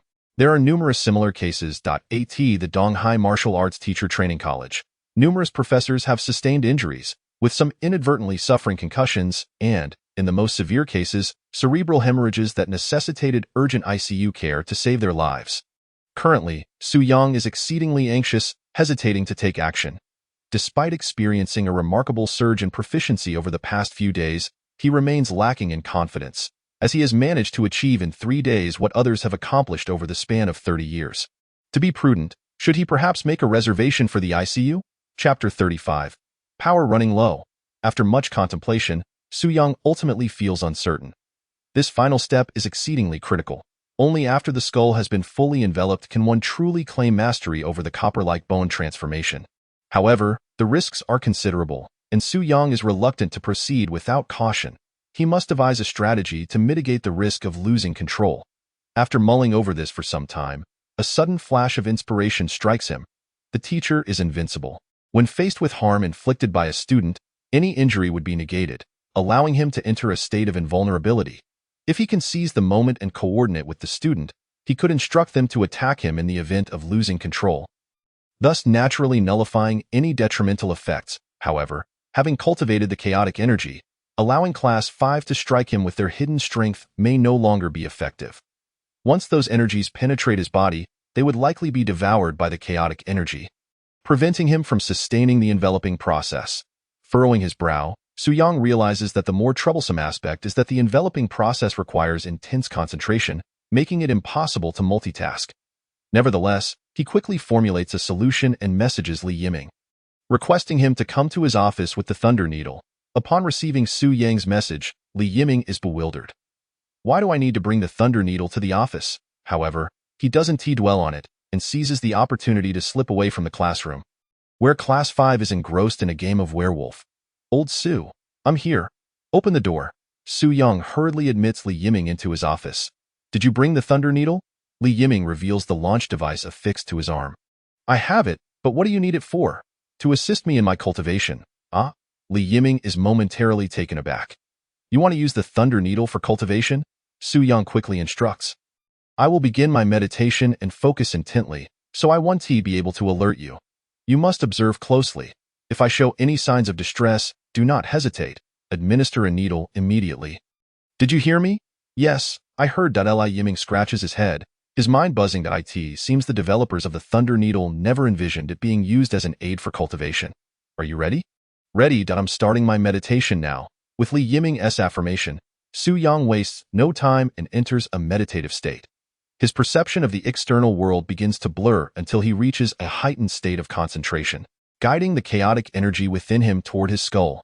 The chaotic energy slithers through his body like a serpent, occasionally veering off course, requiring timely redirection. After a while, under Su Yang's guidance, the chaotic energy finally reaches the cranial region, officially commencing the enveloping process. This process entails intricately winding the thread-like chaotic energy around the surface of the bones. Once a sufficient number of strands are intertwined, the energies will blend, forming a membrane-like structure. The critical task is to ensure that the chaotic energy remains superficial and does not penetrate the bone. Otherwise, the enveloping will fail. Su Yang begins to direct the chaotic energy around the surface of his skull. Each circle proves arduous. Guiding the chaotic energy in a linear fashion is already challenging, and circular guidance is naturally more demanding. As expected, halfway through the first circle, the chaotic energy strays from its intended path and penetrates into the skull. In an instant, Su Yang feels a sharp pain in his brain. Observing Su Yang's eye twitch, Li Yiming, who is monitoring the situation, does not hesitate to activate the launch device, administering a needle before swiftly distancing himself to avoid collateral damage. The next moment, the pain in Su Yang's brain dissipates. It works. He quickly retracts the chaotic energy and resumes the enveloping process. After encountering 3 setbacks, he finally completes the first circle, tying a small knot at the ends to enhance its stability before embarking on the second circle. Unbeknownst to them, half an hour has elapsed. Li Yiming has already fired 36 needles, and seeing Su Yang still seated in meditation, he cannot help but scratch his head. Although it is not the first time he has witnessed Su Yang's immunity to the Thunder Needle, the scene remains astonishing. Yet, noticing that Su Yang shows no signs of awakening, Li Yiming furrows his brow. His device's power has diminished by 1/5. The Thunder Needle cannot be recharged. Household electricity is insufficient to meet its high-voltage demands. It relies on miniature antimatter fuel cells for energy conversion. These batteries are consumables that must be repurchased once depleted, with each costing around 50,000. Since the beginning of the semester, Li Yiming has only used about 100 needles, a significant portion of which have been expended on Su Yang. He wonders how much longer Su Yang will need to cultivate, hoping his battery will endure. Li Yiming scratches his head, trying not to overthink it, and remains vigilant, ready to respond to any movement from Su Yang. If there is even the slightest disturbance, he will fire another needle, only to recall it shortly after to conserve power. This cycle continues for another half hour. The frequency of Su Yang's movements noticeably increases. While Li Yiming has not calculated exactly how many needles he has fired, the device's power is now nearing 2/5 depletion. "Old Su?" Li Yiming calls softly. But Su Yang remains unresponsive, clearly still immersed in his cultivation. During this phase, his perception of the external world is exceedingly vague. 1 hour, 2 hours. To avoid disturbances from Class 5, Li Yiming had even turned off his phone. Guarding Su Yang closely, however, he is growing increasingly anxious. With only 1/5 of the battery remaining, Su Yang still shows no signs of awakening. There are no spare batteries in the dormitory. After all, Li Yiming never anticipated using up the Thunder Needle's power in a single day. Damn, old Su still isn't planning to wake up. Li Yiming feels a wave of anxiety. What will I do if the power runs out? In the midst of his thoughts, he notices Su Yang's brow furrowing. Li Yiming swiftly fires another Thunder Needle, and Su Yang's expression gradually normalizes.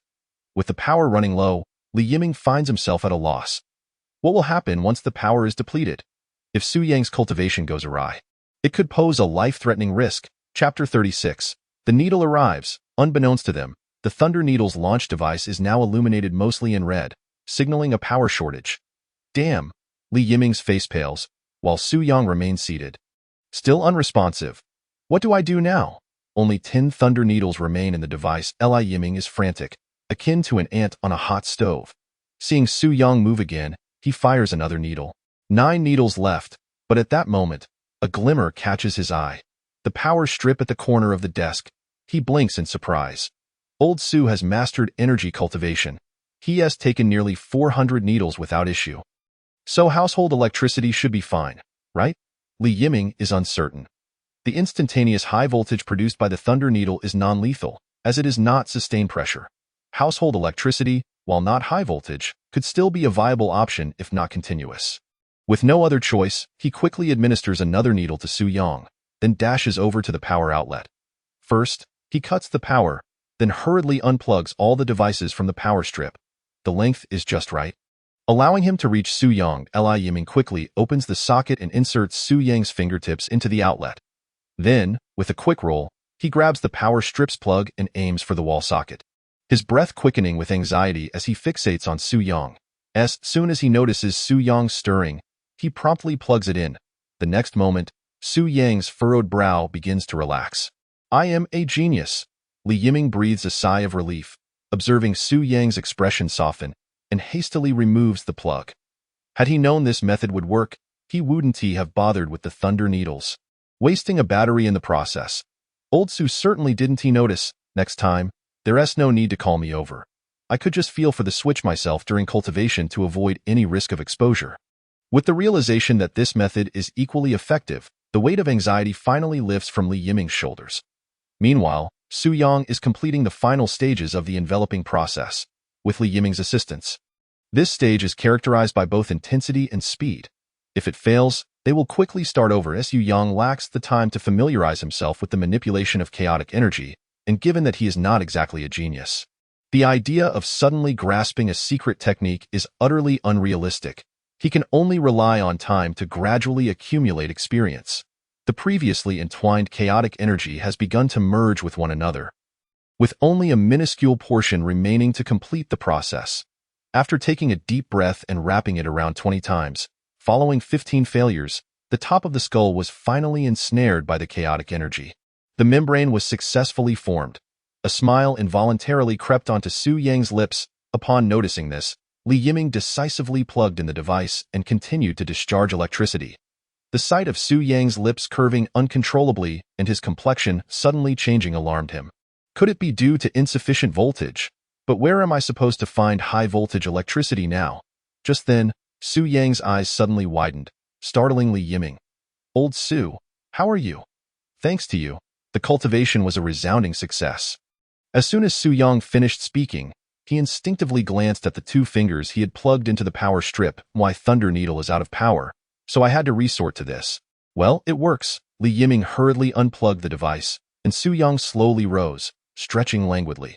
Maintaining a single posture for too long had rendered his bones somewhat stiff, and there was also a degree of pressure during the membrane formation.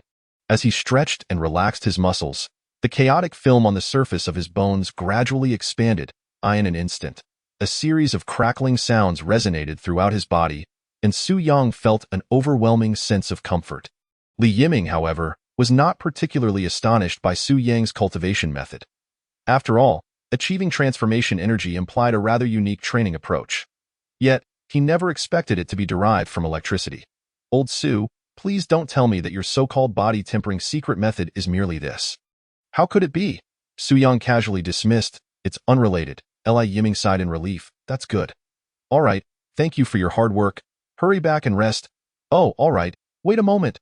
Li Yiming quickly raised the ejection device in his hand. My device is out of power.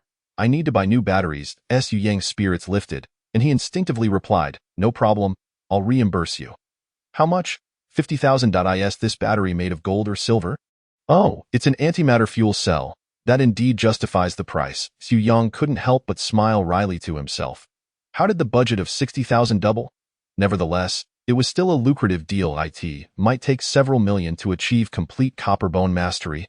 And this was not something that could simply be attained with wealth. I'll owe you for now. I'll reimburse you when I receive my year-end bonus and performance pay. All right. Forget it. Li Yiming waved his hand. Chuckling, I was just joking. You are my lifesaver. How could I ask you for money? I must leave quickly. The others will wonder where I've been, and I still need to think about how to explain my absence. Go ahead. Li Yiming stealthily exited the office, while Su Yang stretched his arms and clapped his hands together, feeling almost no pain. According to Brother Chun, the 7th grade martial arts realm was now utterly powerless against him. Only those above the martial sovereign level could inflict harm upon him. In a sense, he now boasted a defensive capability akin to that of a half-step martial sovereign. Elated, Su Yang resolved to reciprocate the favor and continue searching for a suitable cultivation method for Li Yiming. However, when Li Yiming anxiously returned to the classroom, he found everyone still engrossed in the world of werewolf, oblivious to his return. No one even bothered to inquire about his whereabouts, lost in their merriment. Li Yiming felt humiliated, patting one person's shoulder. What? The person turned around, somewhat displeased at being interrupted. You broke my train of thought. I've been gone for several hours. Is that so? The other person was taken aback. Where did you go? Li Yiming forced a smile. Just taking a stroll to— Oh, hemph. In a fit of anger, Li Yiming glared around, noticing that Zhu Tao was still absent. Zhu Tao had disappeared after morning practice for several days, and no one seemed to care. The dynamics of Class 5 were peculiar. They only united for the joy of playing games or during competitive activities against teachers. Otherwise, they mostly kept to themselves. Especially since they were all from prominent families, they often viewed each other as rivals. Not targeting one another was already a considerable feat, so naturally, they were indifferent to each other's whereabouts on the rooftop. Zhu Tao extended his right hand, forming a peace sign, standing against the wind with closed eyes. Several black threads danced in the breeze between his fingers, while the other end was connected to a dozen specialized steel needles suspended in the air. After a moment, Zhu Tao opened his eyes, his gaze sharp. Needle, come. In an instant, the suspended specialized steel needles shot forth, all piercing into Zhu Tao's palm. I didn't mean for you all to come at once. Chapter 37. The tool. Zhu Tao gritted his teeth, slowly extracting the 10 or so steel needles from his hand. Fortunately, they hadn't penetrated too deeply. Despite the pain, Zhu Tao felt elated. The second layer of the Sky Mending Needles cultivation method was nearly complete. As long as he could accurately control one of the steel needles when the time was right, the second layer would be considered mastered. However, this was not about using qi to manipulate needles. Only those at the martial emperor level could project their aura outward to control objects. This was merely a small technique within the Sky Mending Needles methodology. By utilizing the black threads as a medium to transmit his aura to the specialized steel needles for manipulation. Once he reached a certain level, he could conceal the needles in his sleeves, and with a flick of his fingers, launch them unexpectedly at opponents. This technique required not only mastery over aura control but also a deep understanding of the human body. Along with extensive practice, Zhu Tao was quite confident in his control over his aura, yet he lacked a training opportunity. The best training target, naturally, would be a living person, but where could he find someone willing to be his test subject? It seemed there was someone after all. Zhu Tao's mind flickered with a thought. Su Yang would be the perfect training partner. After all, Su Yang had transformation energy and was not afraid of being pricked. That evening, after Su Yang completed his patrol and returned to the dormitory, a knock on the door followed promptly. When he opened the door, he found a youth standing on the staircase, gazing at the moon with his hands clasped behind his back. Su Yang, feeling indifferent, slammed the door shut with a loud bang. Such theatrics, after a while, the knocking resumed, accompanied by Zhu Tao's urgent voice. Teacher, I won't act cool anymore. Let me in. Only then did Su Yang open the door, irritably saying, Didn't I tell you to come back after reaching the 7th grade? Why are you looking for me now? I want to help you. It's not that, Zhu Tao hurriedly replied. It's about something else. And only you can assist me. What is it? Come in and speak. Su Yang allowed Zhu Tao to enter, saying, Go ahead, teacher. I have nearly mastered the second layer of the Sky Mending Needles method.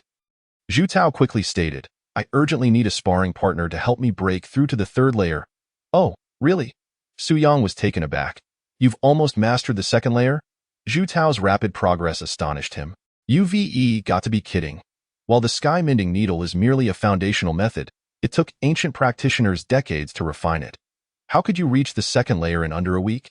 Isn't that a bit disrespectful to the achievements of our forebears? I'd love to disrespect them just once. Su Yang scrutinized Zhu Tao, observing his proud demeanor and the smile that seemed to betray his excitement. It appeared he was indeed serious. However, such rapid advancement in cultivation should have resulted in some noticeable changes in his power level, which remained stagnant. It was evident that the repercussions of an unstable foundation were beginning to manifest.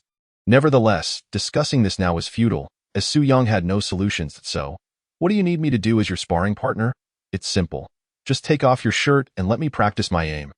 Zhu Tao said as Su Yang felt that this was not an unreasonable request. Having reviewed the Sky Mending Needles techniques, he recognized that real-world practice was indeed the most efficient way to achieve practical results, albeit at the cost of some discomfort for the subject.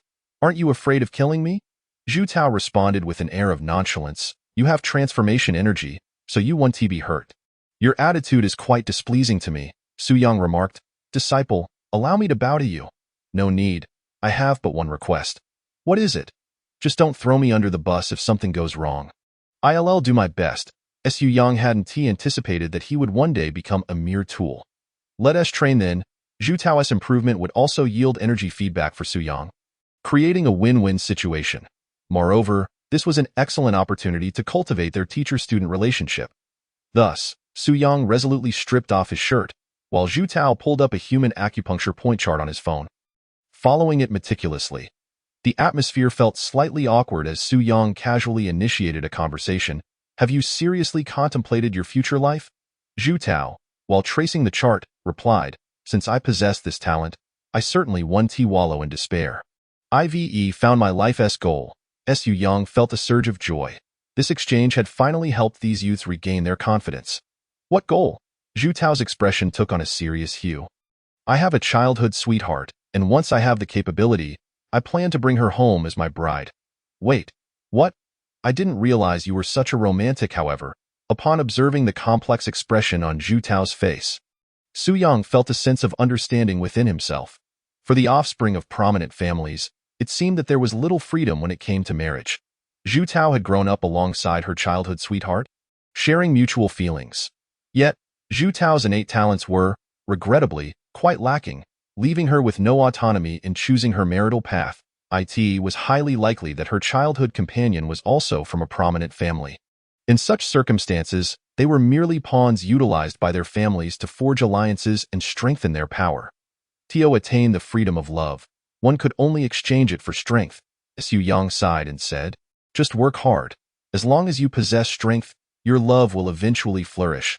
Zhu Tao furrowed her brow and retorted, love is nothing but a twisted joke. Su Yang was momentarily taken aback. Ah, that woman has always bullied and humiliated me. Relying on her superior talents, I could never retaliate and was forced to endure. Zhu Tao's anger flared as she clenched her teeth, saying, once I gain strength, I will bring her home and make her bear my child. Su Yang felt validated in his judgment. This child was evidently destined for greatness. However, he admonished, such a mindset is not commendable. This is purely vengeful thinking, which will only lead you deeper into despair, ultimately blinding you with hatred. Your perspective is too narrow. You must broaden your horizons. Su Yang continued, you are the future flower of our nation, a pillar of strength, destined to become a guardian of human civilization. Do not allow petty grievances to become stumbling blocks in your path. Although presently the flower resembled a carnivorous plant and the pillar seemed to be a mere wooden beam, Su Yang felt compelled to correct Zhu Tao's somewhat distorted values. Zhu Tao rolled her eyes, displaying a hint of annoyance. She was not fond of being lectured but, finding herself in need of assistance, could only endure. If you truly intend to marry her, wouldn't that be akin to injuring your enemy while inflicting self-harm? It's not worth it. Chapter 38. Reality jokes aside, Su Yang recognized his responsibility as an educator. Compared to martial arts training, instilling correct values in students and nurturing talent was of utmost importance. However, Su Yang himself was not fond of lofty and empty educational philosophies, nor did he wish to adopt a condescending lecturing tone. Not only would students find it tiresome, but he himself would as well. There was plenty of time ahead to gradually correct their views. In truth, deep down, they understood the principles. They were aware of the type of person they aspired to become, Su Yang softly stated. Do not seek to stand tall and mighty. Simply strive to be true to your heart. Zhu Tao nodded slightly and murmured, you are indeed different from other teachers I know. My striking appearance is merely superficial. So there's no need to dwell on it in terms of shamelessness. You truly are a unique figure in the teaching community. Zhu Tao secretly rolled her eyes but remained silent for a moment before adding, in any case, I am very grateful to you. Su Yang chuckled softly but did not respond. Talented individuals are common, but those who recognize and nurture them are rare. I understand this principle, Zhu Tao stated earnestly. If it weren't for your guidance, I would never have encountered the art of acupuncture, nor would I have discovered my innate talent for it. This kindness I will forever hold dear. Su Yang felt a sense of satisfaction. Recognizing gratitude was a sign that one had not strayed too far from the right path. In truth, the children of Class 5 were not inherently bad. They were simply misguided. Listen to your teacher, and you shall not suffer losses. Xu Yang suddenly turned and remarked, yes, apply more pressure on this acupoint. My shoulder is slightly sore in recent days. Su Yang had spent entire days in the library searching for compatible heart techniques for Li Yiming, leading to some discomfort in his shoulder. That moment, Su Yang could not help but exclaim, you have no idea of the silent sacrifices I make to assist you. Zhu Tao promptly exerted all her strength, pressing down fervently, her voice tinged with exasperation. You may be putting in work in front of us, but who can see your efforts behind the scenes? It's not as if it's something to be ashamed of. That was a reasonable point. Su Yang nodded in agreement. Next time, I'll make my contributions more visible to you. After pressing for a while, Zhu Tao felt her hands beginning to tire and hesitated before asking, Teacher, can I truly become a martial god? Ah, this is merely a metaphor. You understand that, right? It simply means that you possess a remarkable talent for acupuncture, showing the potential of a martial god, not that you can genuinely become one. I cannot guarantee that. Anything is possible, Su Yang added. However, it is more practical to focus on how to cultivate to the 7th rank of martial arts first. Do not get carried away. There is still a long way to go. Maintain a balanced mindset. Do not be hasty. Su Yang further advised, this world is not lacking in geniuses. Just look at the top martial arts high school in Donghai City. Those who can gain admission are all family prodigies. Are they not? Your family must have many peers of your age at number 1 high school, right? A trace of coldness and anger flickered across Zhu Tao's face. Indeed, recognizing the resentment in Zhu Tao's words, Su Yang was not surprised. Harmony within prominent families was a rarity. Most were competitors. Unlike the relatively equitable resource distribution in school, family dynamics often revealed stark inequalities. Some would thrive while others would perish. It was either collective favoritism or collective oppression. Interests were always the sole driving force of conflict. In such an environment, individuals like Zhu Tao, with their qualifications and talents, could hardly escape ridicule and disdain. They would either rise in defiance of humiliation or succumb to despair and accept their fate. Class 5 had evidently chosen the latter option. However, blood ties ensured that they would always receive their share of familial benefits.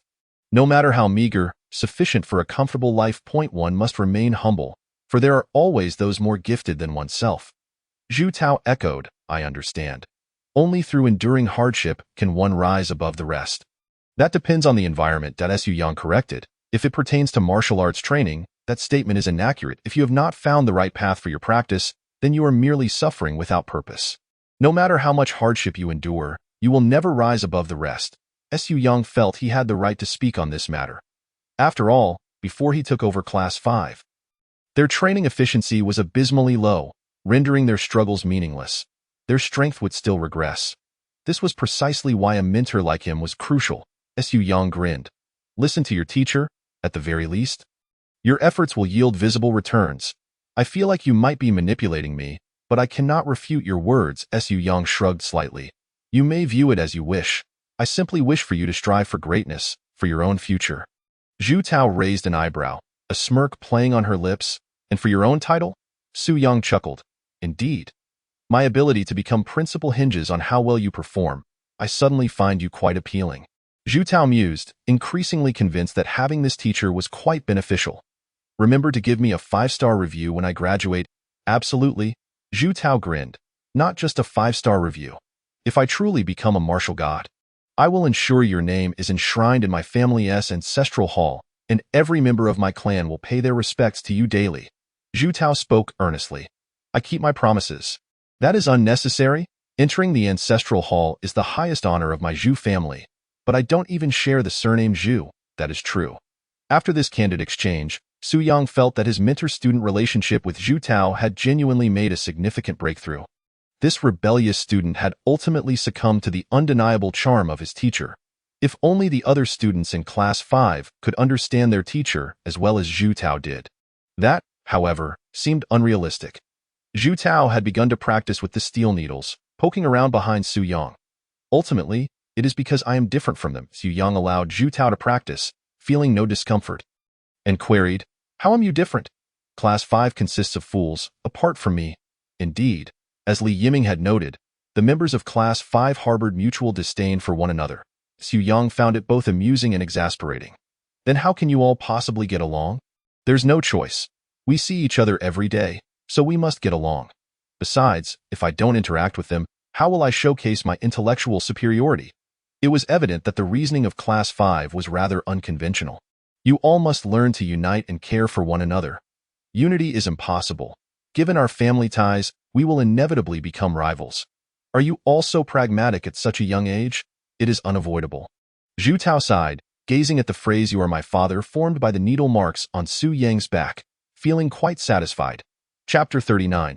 Heart Technique Reduction. Seeing that it was getting late, Su Yang instructed Zhu Tao to return to the dormitory to rest. She could practice here every evening moving forward. However, as she was about to leave, Zhu Tao displayed a hint of nervousness. "Teacher, I need to ask you something." "What is it?" "You wouldn't strike a student, would you?"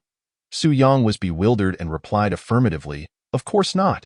You have plotted against me so many times. Have you ever seen me retaliate?" "All right, then I can rest easy." What I mean is, if you wish to subjugate others, you must never take direct action, for they respond better to gentle persuasion than to force. Su Yang felt that this child was indeed commendable, already beginning to contemplate matters from his own perspective. "Well, thank you for the reminder." Zhu Tao chuckled awkwardly and hastily departed.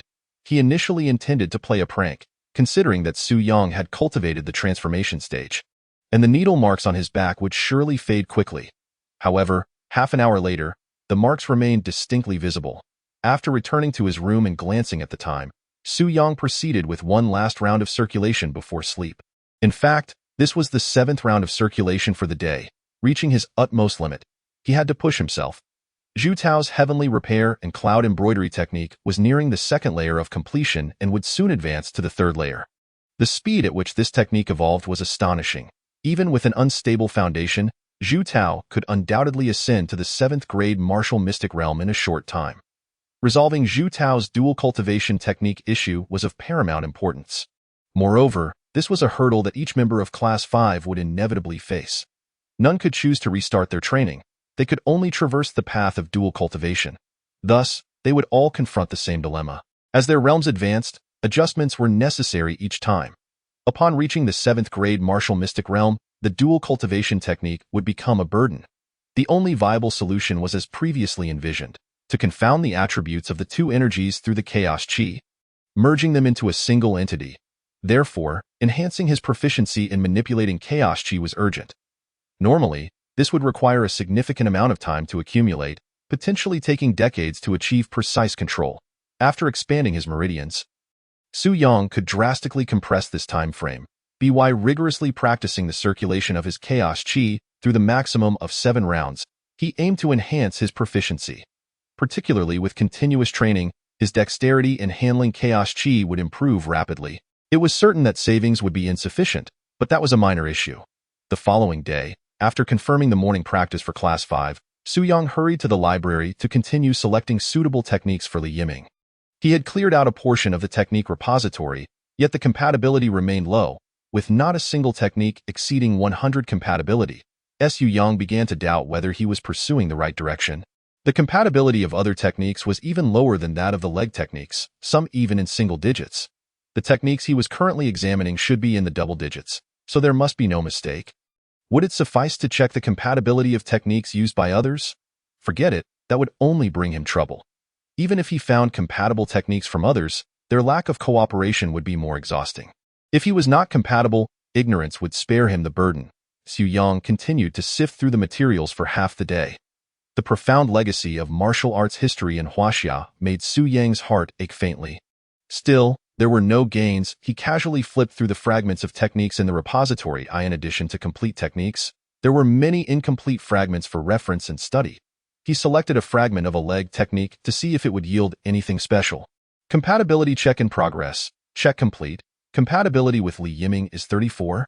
Oh, a plus-minus sign. Su Yang blinked. The question mark implied that the incomplete portion could not be assessed.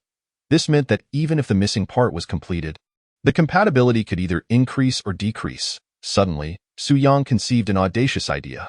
Could he modify the technique to alter its compatibility, perhaps even tailor a version specifically for Li Yiming? Typically, techniques are categorized by layers. The 9-phase body technique that Su Yang practiced comprised 9 layers, while Zhu Tao's current technique, the heavenly repair and cloud embroidery technique, had 6 layers. Removing any layer would cause the compatibility to fluctuate. It could increase, decrease, or potentially fail to adapt due to the loss of crucial components. Upon this realization, Su Yang immediately set to work. He first identified the Heavenly Xian Leg technique, which had a compatibility of 87. This technique had a total of 7 layers, with its highest realm reaching the martial sovereign level. After creating a document, he attempted to delete the first layer for compatibility testing. Compatibility check in progress. The technique lacks crucial components. Compatibility failed. Su Yang's eyes brightened. After restoring the first layer, he tried deleting the final layer instead. Compatibility check in progress. Check complete. Compatibility with Li Yiming is 143. Su Yang's eyes widened. Huh? Deleting the last layer had increased compatibility by over 60. Was it because this technique was too advanced for Li Yiming? Su Yang meticulously examined the content of the last layer of the Heavenly Xian Leg technique, noting that it only affected the upper limit. Successfully cultivating the last layer would allow entry into the martial sovereign realm, but without it, compatibility could only reach the peak of the 7th grade martial mystic realm. Su Yang blinked and continued. He deleted the second to last layer and checked again. Compatibility check in progress. Check complete. Compatibility with Li Yiming is 278. Compatibility doubled again. The problem was that the Heavenly Xian Leg technique now had only 5 layers remaining, lowering the upper limit to compatibility with the mid-level of the 7th grade martial mystic realm. Trying again, he checked after deleting one more layer. Compatibility check in progress. Check complete. Compatibility with Li Yiming is 368. Su Yang couldn't help scratching his head.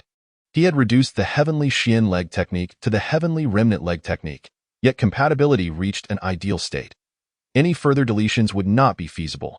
The first 4 layers were critical components, while the last 3 were for progression. Removing any would result in the system indicating that compatibility could not be achieved due to missing key parts. What about the Heavenly Repair and Cloud Embroidery Needle? Su Yang hastily flipped through its copy, attempting to delete layers from the end. However, after deleting the last layer, compatibility plummeted to 224. Further deletions were impossible. The first 5 layers of the Heavenly Repair and Cloud Embroidery technique were all essential.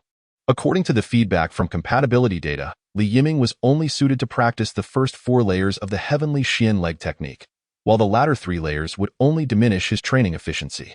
However, this upper limit was disappointingly low, allowing for only entry-level compatibility with the 7th grade martial mystic realm. Su Yang found it both amusing and frustrating. This meant that once Li Yiming reached the entry level of the 7th grade martial mystic realm, he would need to promptly switch techniques, or else his progression would stagnate. Of course, this wasn't absolute. Anyone with exceptional comprehension and a solid theoretical foundation in martial arts could potentially derive advanced techniques from basic ones. However, Su Yang had never encountered such individuals, and he currently did not believe that Zhu Tao and Li Yiming possessed such insights. At least, he could not place his hopes on these two to intuit advanced techniques independently.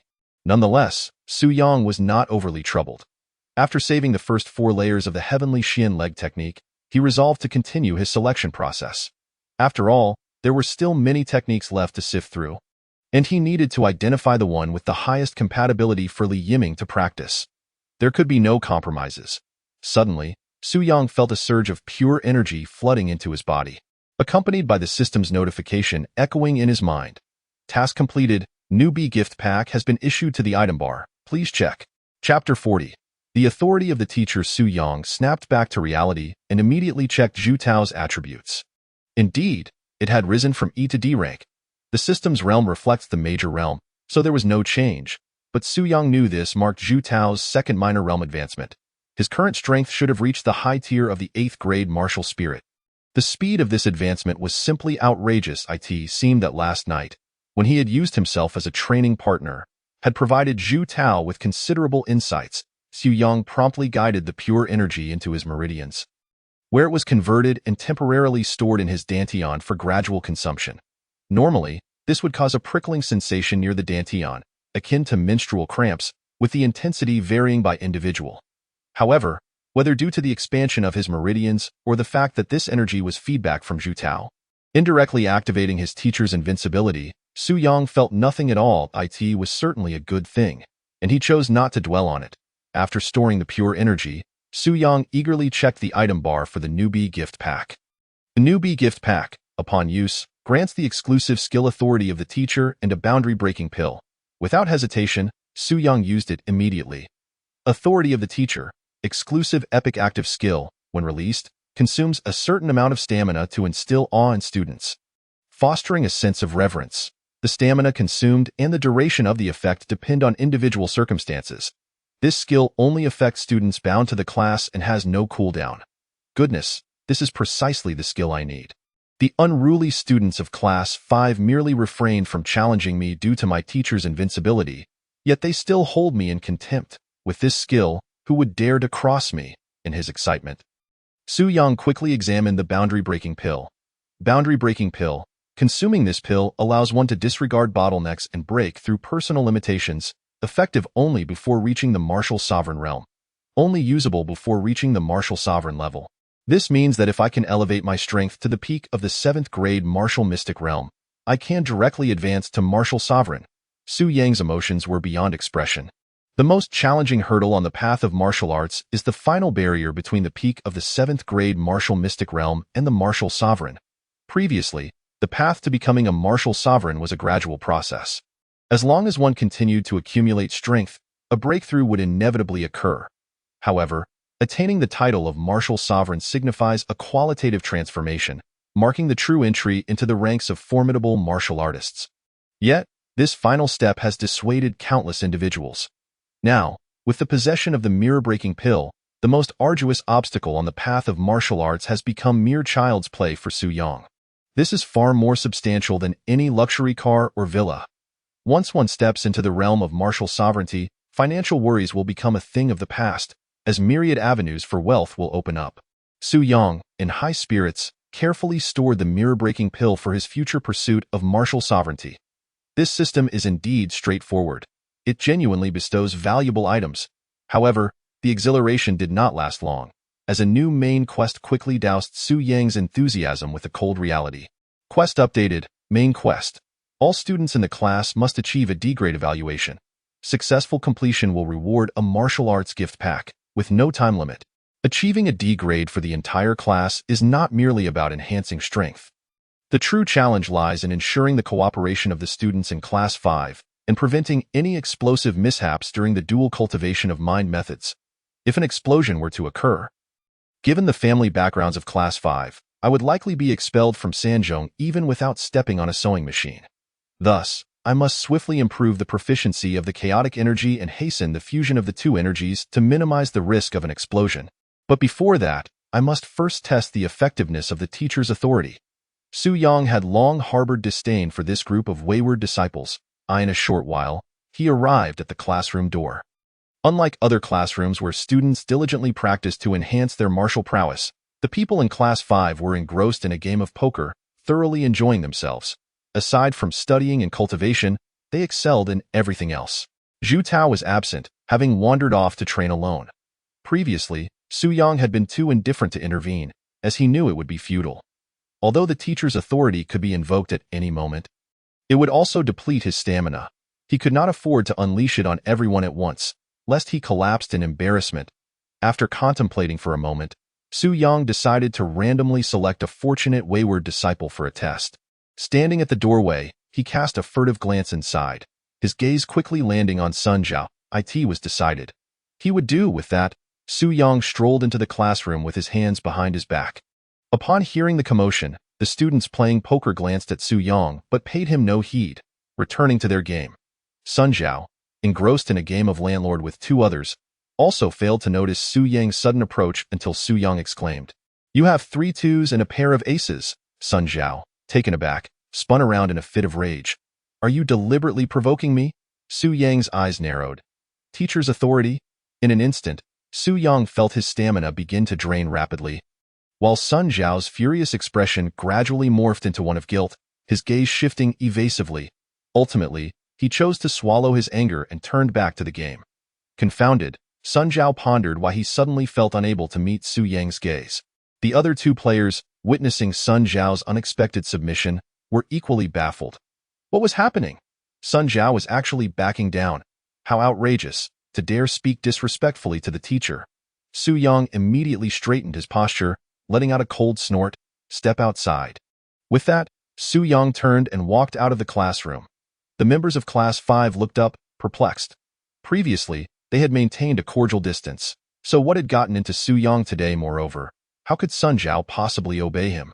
To their astonishment, they watched as Sun Zhao hesitated for a moment before suddenly standing up and following Su Yang out of the classroom, abandoning his game. The others quickly gathered at the doorway to observe. Sun Zhao approached Su Yang, lowering his head in silence. Uncertain of the reason, he had not regarded Su Yang highly in the past, yet today, he felt an inexplicable fear. He could not fathom what he was afraid of. All he knew was that he could not bring himself to meet Su Yang's gaze. Meanwhile, Su Yang felt a surge of delight, though his face remained stern as he spoke in a deep voice. Who allowed you to play poker during training? Do you hold me in such low regard? Upon hearing this, Sun Zhao's anger flared. This was clearly a direct attack on him. Everyone else was playing poker, and yet he was being singled out. Sun Zhao shot up, ready to retort, but upon seeing Su Yang's commanding countenance, he found himself at a loss for words. What are you staring at? Do you dare to defy your teacher's words? Do you even have the slightest attitude of remorse? Stand straight. Instinctively, Sun Zhao straightened up, his mind warring between indignation and trepidation. Su Yang's stamina was rapidly depleting, especially upon noticing that Sun Zhao's legs were fidgeting, indicating that the disciple was still resisting. However, as the teacher, his meridians had already expanded, and with the enhancement of chaotic energy, although his power had not increased, his physical endurance was now vastly improved. Seizing this opportunity, he aimed to set an example. The onlookers from Class 5 gazed in astonishment as Su Yang began to point fingers at Sun Zhao, who seemed meek and compliant. They exchanged bewildered glances. Unable to believe their eyes, Sun Zhao, are you really letting him walk all over you? Chapter 41. Body Refinement Secret Technique. Su Yang unleashed a tirade upon Sun Zhao, exemplifying the consequences of insubordination. Look at you. Do you exhibit any semblance of a scion from a prestigious family? You waste your days in idleness, only to invite contempt. A true man, living in this vast world, should not languish beneath others. Su Yang was fully aware that these words would bear little significance. If the students of Class 5 were amenable to advice, they would not have devolved to their current state. Yet, how could he refrain from asserting his authority? He could not merely stand there, glaring at them in silence. However, the consumption of teachers' authority was indeed alarming. After merely 10 minutes of lecturing, Su Yang felt his stamina waning. Recognizing the urgency, he knew he must retreat. It was imperative to devote more time to cultivation. With a cold snort, Su Yang commanded, "Return." With that, he turned and strode towards the direction of the office. Once Su Yang departed, Sun Zhao felt an immense weight lifted off his shoulders. He turned to see the members of Class 5 staring at him as if he were a ghost, leaving him flushed with embarrassment. Sun Zhao, why didn't you confront Su Yang? Why have you suddenly become so timid? Sun Zhao, flustered, stammered, "It's not what you think." "Then what is it?" I can't quite explain." "Don't bother with excuses. We all witnessed it. You made a fool of yourself? Or perhaps you accepted some favor from Su Yang? Putting on a show for us? No." Sun Zhao's eyes widened in protest. "I wasn't acting." "Ha! So you're afraid of Su Yang. What a disgrace. How can you still call yourself a scion of a prominent family?" Seeing the others mock him relentlessly, Sun Zhao turned on his heel. "Believe what you want." The members of Class 5 continued to voice their disbelief. Only Li Yiming found the situation perplexing. Like everyone else, he believed Sun Zhao was complicit in a charade with Su Yang. He pondered when Sun Zhao had become an ally. He had thought he was the only undercover agent in Class 5. Yet here was Sun Zhao as well. However, observing Sun Zhao's demeanor, it seemed unlikely he was merely acting. How strange! Upon returning to his office, Su Yang immediately leaned against the window, covertly observing the direction of the classroom. Seeing Sun Zhao leave in evident displeasure brought him secret joy. This was a masterstroke. It served to establish authority, set an example, and sow discord. Class 5 was never a united front. They had always looked down upon one another. With this incident, Sun Zhao had now created a rift with the rest of Class 5, making it challenging for them to unite again, as long as these wayward disciples did not band together. Overcoming them one by one would merely be a matter of time. Underestimating me in this game of wits, they are still too inexperienced. I shall let Sun Zhao stew for a few days, allowing tensions to escalate further before I capitalize on the opportunity. A cunning smile crept across Su Yang's face. What on earth is happening? Sun Zhao murmured to himself, unable to comprehend the situation. Frustrated, he felt he could not remain in the classroom any longer, lest the members of Class 5 continue with their biting mockery. He decided to head to the rooftop for some fresh air. However, as he approached the rooftop door, he found it stubbornly stuck, seemingly blocked from the outside. Who on earth has jammed the door? Already in a foul mood, Sun Zhao wasted no time and delivered a powerful kick. With a resounding bang, the door swung open under the force of his blow. Just as he was about to step onto the rooftop pavilion for some respite, he froze in his tracks. There, in the pavilion, stood Zhu Tao, one hand holding a needle and the other cradling a piece of clothing, caught in an awkward position. To maintain his privacy while training, Zhu Tao had always propped the door shut with a stick, preventing others from entering. Normally, students seeking access to the rooftop would find the door locked and simply leave. Little did they expect that today, Sun Zhao would force it open. Caught off guard, both stood dumbfounded for a moment before Sun Zhao's expression morphed into one of incredulity. What are you doing? Zhu Tao, maintaining his composure, replied, My clothes tore, so I'm sewing them. Sun Zhao let out a meaningful "Oh." Is the equipment so complete? Zhu Tao cast a sidelong glance at the storage box and sewing kit beside him. Maintaining an air of calm that a craftsman must sharpen his tools before he can work well. You carry on. A sly smile flickered in Sun Zhao's eyes as he turned to leave. Zhu Tao suddenly sensed something amiss, and in an instant, he leaped out of the small pavilion, blocking Sun Zhao's path. Are you trying to tell others? No. Sun Zhao evaded Zhu Tao's piercing gaze. Nonsense. I am not that kind of person. Zhu Tao's eyes turned cold. Then swear it. Why should I swear? If you don't swear, I'll hit you. Sun Zhao scoffed at once. You're quite arrogant. Our strengths are evenly matched. Neither of us can do anything to the other. Even if I did say something, what could you do to me?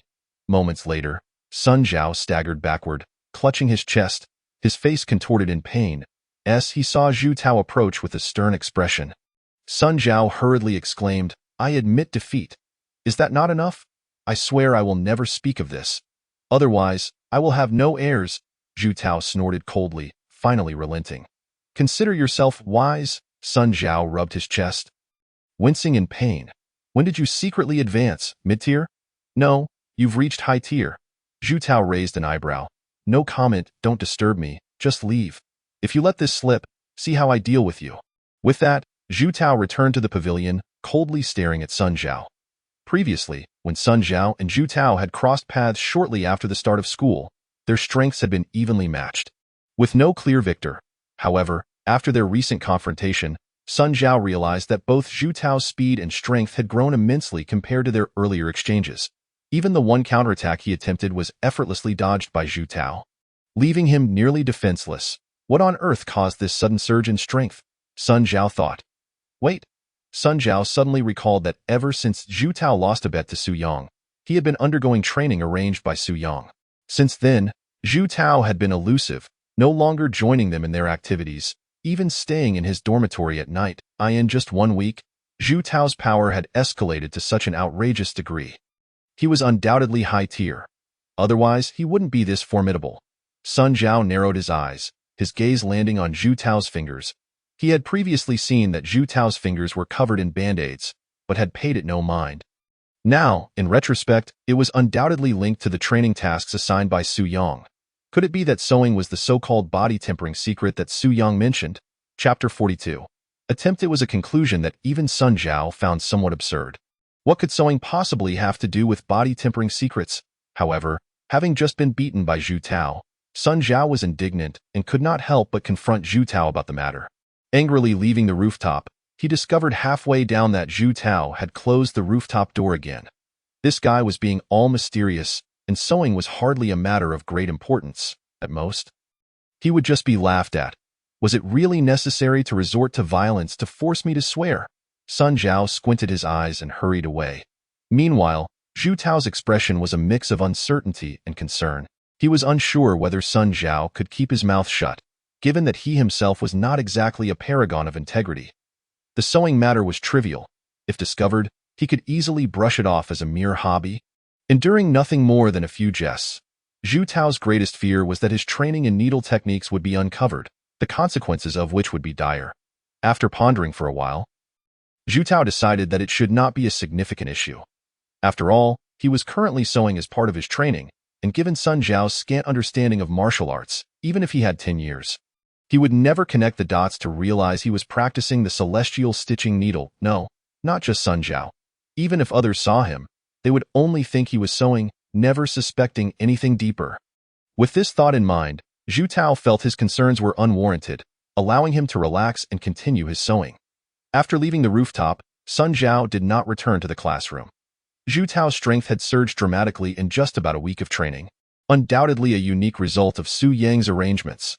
Sun Zhao was instantly consumed by envy. He too wished to enhance his strength. Who would waste such an opportunity for a sudden increase in power? I want to grow stronger. I want to show off. However, Sun Zhao could neither bring himself to ask Zhu Tao nor to plead with Su Yang. After all, he had just been lectured by Su Yang, and approaching him now would be utterly humiliating. The thought of facing Su Yang's smug and contemptuous expression only fueled his anger. How can a man of my stature bow to mere trifles? I am a scion of a noble family, a descendant of the martial emperor. How can I submit to a mere teacher? After a fierce internal struggle, Sun Zhao decisively set off to the supermarket, secretly purchasing a sewing kit, which he quickly concealed in his clothing before hurrying back to his dormitory. Sun Zhao resolved to trust his instincts. Since Zhu Tao was being so secretive, it only indicated that the body-tempering secret was indeed closely linked to sewing. Upon returning to his dormitory, Sun Zhao embarked on his first attempt at threading a needle. As Sun Zhao practiced the family martial arts passed down through the Sun lineage, he had developed calloused hands and notably thick fingers. He struggled for quite some time to thread the needle, nearly infuriated enough to overturn his desk. After a considerable while, he finally calmed down. If it meant enhancing his strength, he could endure any hardship. If he lacked this patience, he would surely fail to grow stronger. With his mindset adjusted, Sun Zhao tried again. After several attempts, he cursed out loud, "Forget it. I'm not sewing anymore." Before long, night fell again. After finishing his patrol, Su Yang returned to his dormitory. As per their prior arrangement, Zhu Tao stealthily came to practice once more. Su Yang had just removed his clothing, facing away from Zhu Tao, who observed the needle marks on Su Yang's back still hadn't faded, his expression gradually turning uneasy. Wait, why haven't they disappeared yet? Did I stab too deeply? Just as Zhu Tao was feeling anxious and fearing that the needle marks might never fade, Su Yang's voice of curiosity broke the silence. What's the matter? Oh, nothing, nothing. Zhu Tao coughed and hurriedly held up the steel needle to divert the topic. Teacher, this afternoon while I was training on the rooftop, I ran into Sun Zhao. Su Yang's expression changed instantly, and he quickly inquired, "And then? Didn't he discover that you were dual practicing needle techniques, did he?" "No, he just caught me sewing while training." Zhu Tao hurriedly replied. To be safe, I gave him a good beating, and he promised he wouldn't say a word. Su Yang appeared somewhat anxious. He shouldn't have guessed that you were dual practicing needle techniques, right? Don't worry, he's not that clever. Zhu Tao replied with a relaxed demeanor. Generally, no one would suspect that I'm dual practicing needle techniques. Only then did Su Yang let out a sigh of relief. Until I resolve your dual practice methods, keep this matter as confidential as possible. It's for both our sakes. Zhu Tao, being relatively astute in Class 5, understood the consequences of exposure and was aware of the stakes involved. After all, he was the only one in Class 5 with the dual flaws of an unstable foundation and incompatible techniques, unlike others who had the additional shortcomings of dull aptitude and lack of motivation. If one were dull-witted, how sharp could their mind be? However, on another note, I noticed when I returned to the dormitory that others were huddled in Li Yiming's room, seemingly plotting something. I vaguely heard that you had scolded Sun Zhao thoroughly. Zhu Tao asked, puzzled. What happened? You heard correctly. I indeed gave Sun Zhao a good education. Zhu Tao was taken aback. He didn't fight back? He stood there in silence, taking it. How could that be possible? Sun Zhao was known for his confrontational nature. Could he really just stand there and take a scolding? Zhu Tao's expression turned strange. I don't believe it. Su Yang grinned. As your teacher, I have my ways of dealing with you all. Zhu Tao remained noncommittal. He believed this statement. After all, Su Yang had achieved remarkable feats in martial arts at such a young age. Teacher, are you all conducting patrols and drills every day?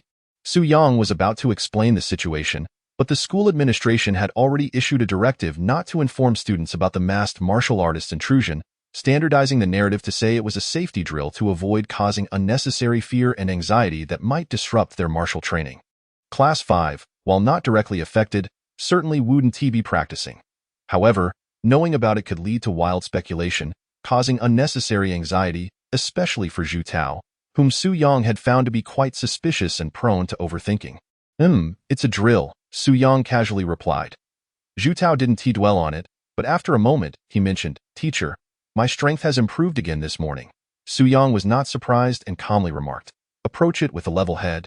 Avoid arrogance and impatience." The speed at which Zhu Tao's strength had increased had far exceeded Su Yang's expectations. Zhu Tao spoke with evident excitement. "I'm close to mastering the second layer. With a few more days of practice, I'm confident I can break through to the third layer." The only troublesome part was that he had to spend time readjusting his breathing this morning. And it hurt more than before. Wait until you reach the 7th grade before discussing it. Zhu Tao chose not to elaborate further, as after deciding to accept Su Yang as his teacher yesterday, a mental barrier had been lifted. Chapter 43. Unforgivable grudges. The next morning, the members of Class 5, as per their usual routine, headed to the classroom for morning exercises. Along the way, they regarded Sun Zhao with evident disdain. Upon noticing their contemptuous expressions, Sun Zhao, infuriated, chose to walk alone. When the others ignored him, Zhu Tao feigned curiosity and inquired, "What is going on? Taozi, you didn't see it yesterday." Sun Zhao was called out of the classroom by someone named Su and was thoroughly berated in the hallway. He didn't even dare to fight back. What an embarrassment. How can he still claim to be from a prestigious family? This cowardice made us disdainful of his company. The group did not attempt to conceal their contempt. Zhu Tao, upon hearing this, felt a mix of amusement and disbelief. He hadn't expected that old Su would indeed put Sun Zhao in his place. However, if only these fellows had read a bit more, they would understand just how formidable old Su's cultivation was. Did they truly believe he was just an ordinary teacher? They should cast aside their ridiculous pride and seek his guidance if they wish to succeed. Unfortunately, good advice is often ignored by the stubborn. Zhu Tao knew better than anyone the character of his classmates. If he attempted to advise them, they would treat him as they did Sun Zhao, given he had once been in the same position. Yet, he believed old Su would find a way to win them over, so he refrained from intervening to avoid complicating matters. Zhu Tao cast a glance at Li Yiming amidst the crowd. That fellow was particularly inscrutable. Had he not witnessed Li Yiming visiting Su Yang's dormitory, Zhu Tao might have suspected him of being a traitor, already aligned with old Li Yiming. Sensing Zhu Tao's gaze, felt a pang of guilt. "Tao Gu, what is up?" Zhu Tao remained silent, withdrawing his gaze, which left Li Yiming feeling uneasy. "You're truly petty. It was merely a moment of embarrassment. Why dwell on it so? I took a beating. What more do you want? Besides, if you're looking for trouble, why not confront old Su?" Li Yiming inwardly grumbled, contemplating whether to sneak into Zhu Tao's room that night to apologize. No, one must have principles. I aspire to be the clan leader. An apology is absolutely out of the question. Perhaps I should bring a gift instead. Unbeknownst to them, the group had arrived at the classroom and taken their places to begin their morning exercises. Yet, while the others closed their eyes to enter a meditative state, Sun Zhao discreetly opened his eyes to sneak a glance at Zhu Tao. "Damn it. I spent all night sewing and nearly pricked my fingers without seeing any results. Surely, my training method is flawed.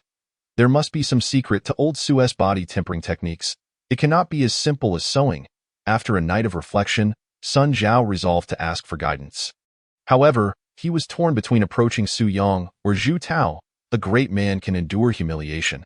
I have no pride left to lose, since it would be embarrassing to seek either of them. He decided to flip a coin, heads for Su Yang, tails for Zhu Tao, and the result was heads. Resolutely, Sun Zhao decided to visit Su Yang's office after the morning exercises. In the office, Su Yang wore a wry smile. He had finally finished sifting through the leg techniques yesterday. After Zhu Tao had left, he had worked late into the night, ultimately selecting 3 leg techniques: Tian Xian leg, windlass bounce leg, and Tian Hua foot. These techniques, after refinement, were all suitable for Li Yiming, sharing similar attributes and limitations, only adaptable to the entry level of the 7th rank martial profound realm. The differences lay in their training methods, which had become rather peculiar after simplification. The Tian Xian leg could only train one leg since the other lacked subsequent techniques. The windlass bounce leg focused solely on jumping ability, omitting all offensive maneuvers. The Tian Hua foot was the most absurd. It involved scalding the foot with boiling water, advancing to using red-hot coal ashes to stimulate potential through extreme temperatures. Among these, the simplified Tian Xin leg seemed the most reasonable. Finding an appropriate time to discuss with Li Yiming was essential. Next, it was time to draw another lucky disciple to experience the teacher's authority package. Su Yang had prepared a lottery box, tossing in the names of the 8 students, excluding Zhu Tao and Li Yiming, to draw lots. After testing it with Sun Jiao the previous day, he felt the result had been satisfactory. He could do this several more times to establish his authority as a teacher. The consumption of the teacher's dignity was even greater than that of battle. Due to Su Yang's current strength limitations, he could only release it one-on-one for a short duration, lest he exhaust himself. After shaking the box, he drew a slip of paper. Sun Jiao. Su Yang fell silent for a moment before discarding the slip with Sun Jiao's name back into the box. Repeatedly targeting one individual could indeed enhance the effect, but one should not exploit a single sheep. I'll let you off this time. After shaking the box once more, he drew again. Sun Jiao. Su Yang found himself silent yet again for a long time. Sun Jiao, fate is hard to defy. I've let you off once, yet here you are again. You can only blame your own misfortune. When morning exercises concluded, Zhu Tao was the first to awaken. Leaving the classroom to practice alone in the pavilion on the rooftop, the others gradually stirred, preparing to brainstorm new antics for the day. Sun Jiao clearly sensed his isolation, as none included him in their discussions. Seeing this, he merely scoffed. Oh, what? Who cares? Seizing the opportunity, Sun Jiao planned to sneak into the office to find Su Yang. However, just as he rose, he caught sight of a figure approaching the doorway. Sun Jiao, come out here. The members of Class 5 were taken aback, turning their heads towards the door, then back to Sun Jiao. Sun Jiao's expression grew increasingly complex as he reluctantly stepped out of the classroom. Upon reaching Su Yang, he was met with a stern face. Have you reflected seriously on what I said yesterday? That familiar feeling washed over him, making Sun Jiao unable to look Su Yang in the eye. Nor could he muster the courage to retort. Once again, he found himself standing in place as punishment. The classmates watched this familiar scene unfold, rolling their eyes in unison. Old Su, haven't you had enough? Must you repeat this charade? Sun Jiao's mind was flooded with frustration. Is old Su intent on repeatedly humiliating me? I cannot coexist with Su Yang. Chapter 44. Fingers linked to the heart. Su Yang himself felt that repeatedly targeting Sun Jiao was somewhat excessive. Thus, after questioning him briefly, he instructed Sun Jiao to reflect deeply, then turned and returned to the office. Once Su Yang left, the absence of that intimidating presence allowed Sun Jiao to burn with rage. Wishing he could devour Su Yang whole. Go humiliate me once is one thing, but to do so repeatedly?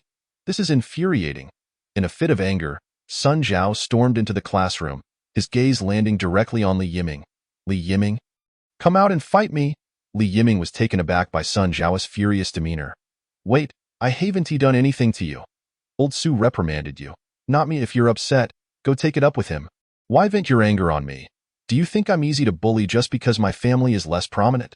With a sudden step forward, he added, Brother, don't be angry. Calm down. It's not good for your health. Enough chatter, just come out, then, please go easy on me. Reluctantly, Li Yiming followed Sun Jiao out of the classroom, becoming his practice dummy. The rest of Class 5 exchanged puzzled glances, sensing something was amiss. Sun Jiao, didn't he appear to be afraid of old Su? Otherwise, how could he be so enraged after the reprimand? Upon reflection, they realized that Sun Jiao didn't seem to be acting, nor did he appear fearful. He was more frustrated than anyone else. Could it be that Sun Jiao had some leverage over old Su, forcing him to comply? Why else would old Su target him for 2 consecutive days without bothering anyone else? The realization struck them like a bolt of lightning. Yes, that must be it. I knew Sun Jiao wouldn't be intimidated. He must be under threat from old Su, and doesn't he dare speak up? Oh, old Su is truly despicable, resorting to such underhanded tactics. But what leverage could Sun Jiao possibly have over him? Uncertain, the members of Class 5 engaged in a brainstorming session. Meanwhile, in the office, Su Yang was engrossed in refining his mastery of chaotic energy. Unaware that his image among Class 5 was steadily transforming into that of a cunning schemer. Once Li Yiming's heart techniques had been filtered, Su Yang devoted himself entirely to guiding and controlling the chaotic energy. However, he was surprised to find that the pure energy accumulated in his dantian had not diminished despite the previous day's expenditure. With closed eyes, I can faintly sense a pure energy swirling in my dantian, unchanged from yesterday. However, during this morning's practice, I clearly consumed less than I do now. Upon careful reflection, could it be that the energy from the nutritional liquid I drank in the morning has been refined and transformed? The human body cannot generate energy on its own. The only source I can attribute this to is the 2 bags of nutritional liquid I ingested this morning. Yet, I have never encountered such a peculiar phenomenon before. When Zhu Tao first ascended, the pure energy he provided was completely expended in my attempt to break through to the 8th rank martial spirit realm, and I had not anticipated preserving it in my dantian. This time, however, I seem to have stored it, and the absence of any pain is quite remarkable. Indeed, the pure energy appears to have even increased. I scratched my head, momentarily perplexed. After much contemplation, it seems to stem from that chaotic energy within my body. In the current martial arts academic realm, chaotic energy is merely a conceptual existence. It is confirmed that chaotic energy exists, yet research on it remains utterly lacking. However, by deducing from the concept of chaotic energy and combining it with my personal experience, I have arrived at a hypothesis. Chaotic energy may assist the body in autonomously refining high-purity energy, while also influencing the structure of the dantian. For a martial artist, the dantian serves as the energy hub. The circulation of energy begins and ends with the dantian. It possesses the function of energy storage. During the dual cultivation of techniques, another stream of energy must be returned to the dantian, allowing the body to revert to a relatively primitive state. If one encounters a bottleneck in their cultivation, any excess energy that flows in often temporarily accumulates within the dantian to prevent surplus energy. Now, due to the influence of chaotic energy, it seems that my dantian's capacity to store energy has undergone some bizarre transformation. I can accumulate vast amounts of energy without experiencing any painful side effects. And the extracted energy closely matches the purity of the energy feedback from the system. The time required for the absorption and transformation process has significantly diminished. This is undoubtedly a positive development. Yet it feels almost too good to be true. My savings cannot withstand this. Within a week, I have already depleted a substantial portion of my funds. To avoid raising suspicions, I have been purchasing the nutritional liquid in batches through various channels. Money flows like water. If I do not find a way to earn some extra cash soon, I will be left penniless by the end of the month, as long as I maintain my resolve. There are always more methods than difficulties to overcome.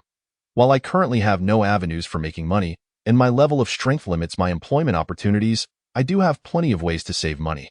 Since I can store energy and my absorption and transformation rate far exceeds that of an average person, it implies that I can replenish energy through constant consumption.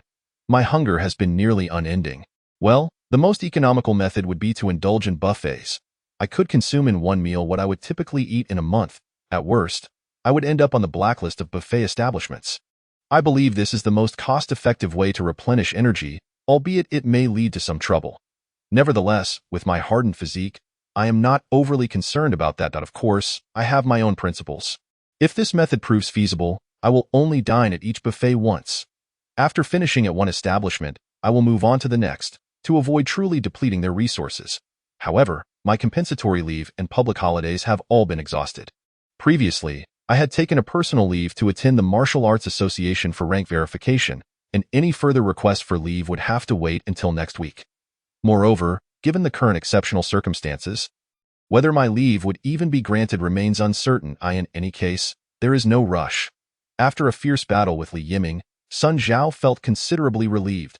However, the repeated humiliation from Su Yang had extinguished any thoughts of seeking him out. Instead, he would have to turn to Zhu Tao. Yet, Sun Zhao was well aware of Zhu Tao's character and knew he would never divulge the secrets of body tempering to him. Humph. I refuse to believe I cannot figure it out myself. Sun Zhao carefully organized his thoughts. Since it is a secret method for body tempering, it must involve the rigorous training of one's physical form. Moreover, Su Yang had confidently proclaimed that as long as they practiced in the morning for a month, he would impart the body tempering secret, which implies that this method must be applicable to everyone. Sun Zhao sensed he had overlooked some crucial detail.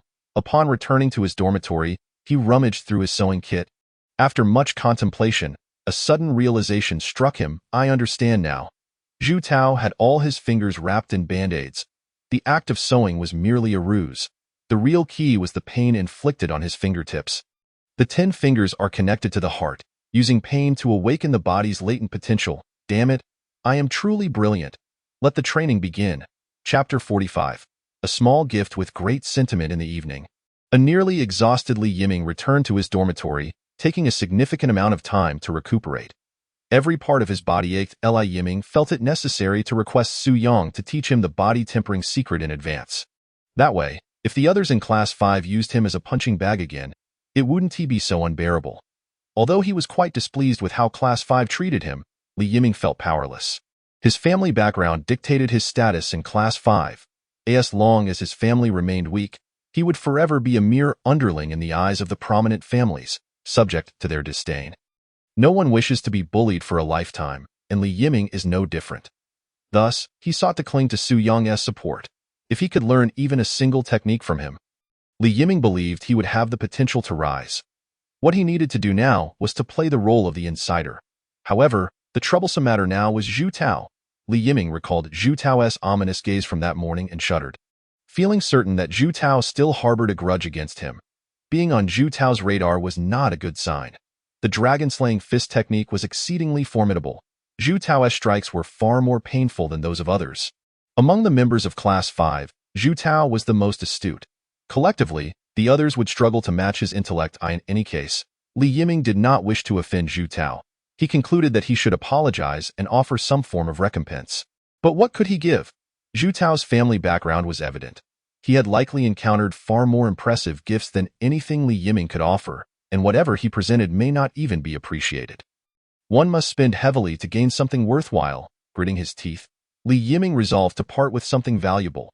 He quickly retrieved his cherished white jade pill bottle, which contained Blood Tiger strengthening pills. These were special pills acquired through various channels, not for sale. Originally intended for his own use, he now had no choice but to part with them. There were 8 pills in total, and having consumed 4, he planned to gift the remaining 4 to Zhu Tao. Armed with the white jade pill bottle, Li Yiming hurriedly knocked on Zhu Tao's door. After a moment, Zhu Tao's voice echoed from within. "Who is it?" "Tao Gu, it's me." Zhu Tao opened the door promptly, inquiring, "What do you want?" Li Yiming cautiously glanced around. "Tao Gu, let us discuss this inside." Seeing Li Yiming's furtive demeanor, Zhu Tao felt a twinge of curiosity but allowed him entry. "Speak. What is it?" Li Yiming quickly produced the white jade pill bottle and presented it to Zhu Tao. "Tao Gu, a small token of my appreciation. Not much, but please accept it." "What is this?" Zhu Tao questioned, perplexed, as he took the bottle and opened it, immediately inhaling a rich herbal aroma. This was the Blood Tiger strengthening pill, crafted from the blood of the ferocious saber-toothed tiger, combined with numerous rare herbs to create a pill that strengthens the body, boosts energy, enhances vitality, and promotes longevity. A true tonic. Zhu Tao's expression grew even more curious. "You're giving this to me?" Yes. Li Yiming hastily organized his words. "It's not particularly valuable, but the sentiment is sincere. Tao Gu, you've been so supportive and helpful to me in Class 5. I've always felt indebted. Please don't refuse, you must accept it." Though unsure of Li Yiming's intentions, Zhu Tao found his words quite agreeable. "All right, I will accept it." Zhu Tao smiled broadly, clapping Li Yiming on the shoulder. "But I don't like owing favors to others, don't worry. I'll have your back from now on." Seeing Zhu Tao in such high spirits, Li Yiming felt a surge of relief. It seemed this matter had been resolved. "All right, Tao Gu, I won't interrupt your training any further. If you need anything, just let me know. Go on." As Zhu Tao closed the door, he toyed with the white jade pill bottle in his hand. The rich aroma of the pills indicated their quality. Peering inside, he noticed 4 pills remaining. It appeared that Li Yiming was quite adept at navigating social situations. No wonder Su Yang had chosen him as an insider. He had effectively secured a position beside Su Yang early on. Shortly after Su Yang returned from his patrol, Zhu Tao arrived as promised. Upon entering, Su Yang was preparing to train shirtless but was taken aback to see Zhu Tao unexpectedly produce a white jade pill bottle from his clothing. "Teacher, this is a small token of my appreciation." "Not much." Su Yang paused, curiously accepting the white jade pill bottle. "A pill?" "Yes. This is the Blood Tiger strengthening pill, made with the blood of the ferocious saber-toothed tiger and combined with various rare herbs. It has the effects of strengthening the body, boosting energy, enhancing vitality, and promoting longevity. A true tonic. Su Yang opened the bottle and took a whiff, then heard Zhu Tao continue. Teacher, it's not a particularly valuable item, but the sentiment is sincere. You've taken such good care of me in Class 5. I've always felt indebted. Please don't decline. You must accept. Su Yang was on the verge of declining, but upon reconsideration, he realized he was in need of it. Suddenly, he said, how about this? You lend me one, and I assure you, the teacher will return it to you later. You can take back the others. No need for gifts. I have my principles. It is my duty and obligation to teach and assist you. I shall only borrow one, and I promise to return it. Without hesitation, Zhu Tao emptied one of the pills from the white jade pill bottle and stored it away, saying, I don't have any spare pill bottles. Rest assured, I am a man of my word. The following day, after the morning exercise, Li Yiming felt a slight vibration from his phone. Stealthily, he checked it and saw a message from old Su, requesting him to come to the office discreetly, without drawing attention from others. Li Yiming was taken aback, uncertain of what old Su wanted from him. Seizing the opportunity, he made an excuse about using the restroom and slipped out. Swiftly arriving at Su Yang's office, where he knocked on the door, Su Yang promptly opened the door and ushered Li Yiming inside. Did anyone notice? No, come, sit down. After inviting Li Yiming to take a seat, Su Yang opened the drawer and retrieved a white jade pill bottle, directly handing it to Li Yiming. Li Yiming accepted the pill bottle, his eyes narrowing in recognition. Old Su, what is this? This is the blood tiger bone strengthening pill. It is concocted using the blood of the ferocious saber-toothed tiger as the main ingredient, combined with numerous precious herbs, resulting in a pill that enhances physical strength, replenishes energy, invigorates the spirit, and prolongs life. A true elixir. Li Yiming responded, this is something I specifically sought for you. The reason Su Yang sought to borrow this particular pill from Zhu Tao was primarily due to feeling somewhat indebted to Li Yiming. After yesterday's encounter with Sun Zhao, he had pulled Li Yiming in as a sparring partner. It was clear that Li Yiming must have endured significant hardships. The lad had taken a beating without betraying his loyalty to Su Yang, which was commendable.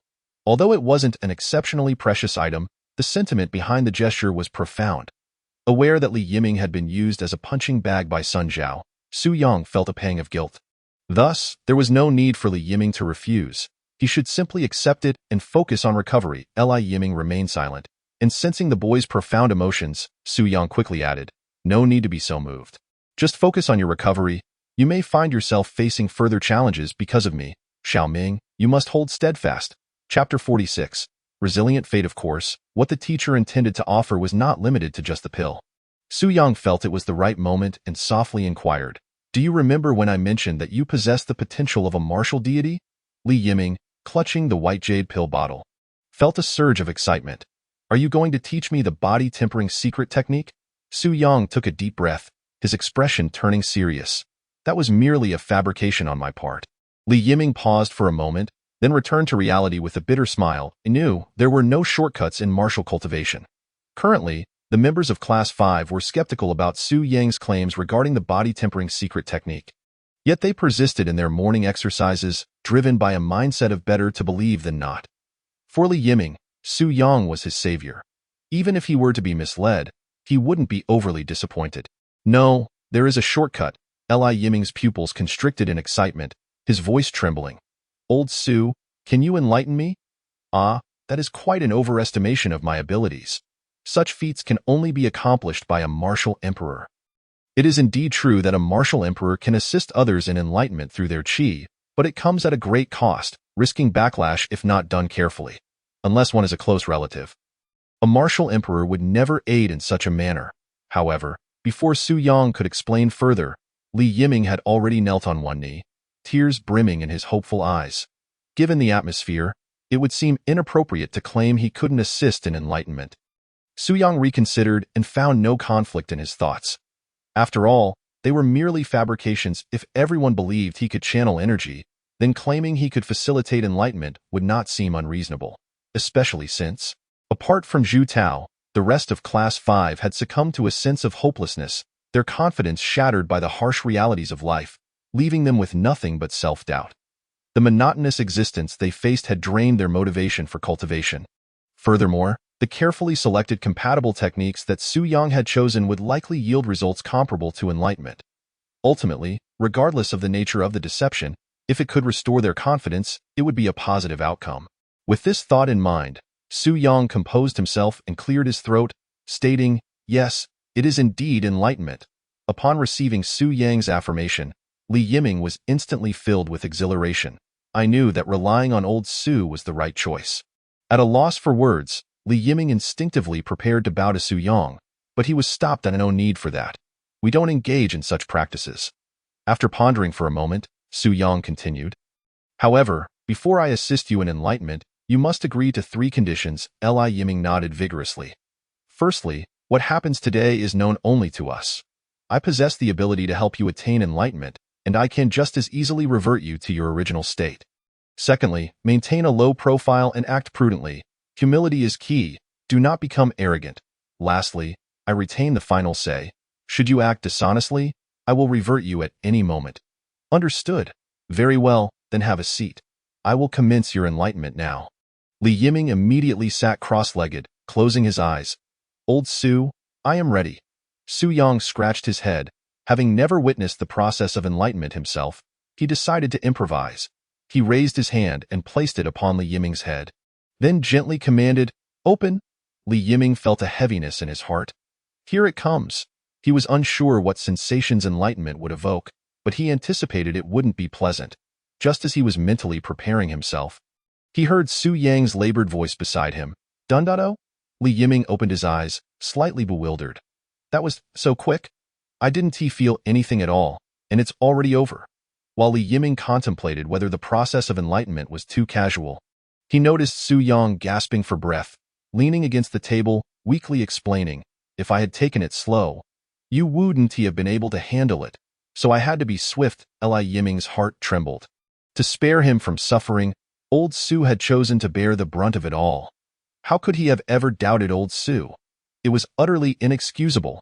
Li Yiming was at a loss for words in expressing his gratitude. Determined that he would ensure Su Yang's well-being for the rest of his life, providing a grand burial when the time came, hastily assisting Su Yang to a seat, Su Yang avoided Li Yiming's gaze. Feeling a tinge of embarrassment, though not excessively so. "Ahem, you have now attained enlightenment. You simply cannot perceive it." Li Yiming realized. "So that's how it is, but how can I become aware of it?" Su Yang then opened the drawer, retrieving a portable drive and handing it to Li Yiming. The dual cultivation mind method. Inside the portable drive was a condensed version of the Tianxian leg mind method and a summary of the differential dual cultivation method. Li Yiming's face was filled with astonishment. Dual cultivation mind method? Me? You weren't ready before, but now that I have facilitated your enlightenment, you must diligently study the methods I compiled on the drive. You will soon experience what it means to make remarkable progress in a single day. Yes, yes. Li Yiming accepted the portable drive without a shred of doubt, carefully stowing it away. Remember, absolutely no one can know. Of course, Li Yiming nodded earnestly. After sending Li Yiming away, Su Yang finally exhaled in relief. Compared to Zhu Tao, Li Yiming required far less persuasion.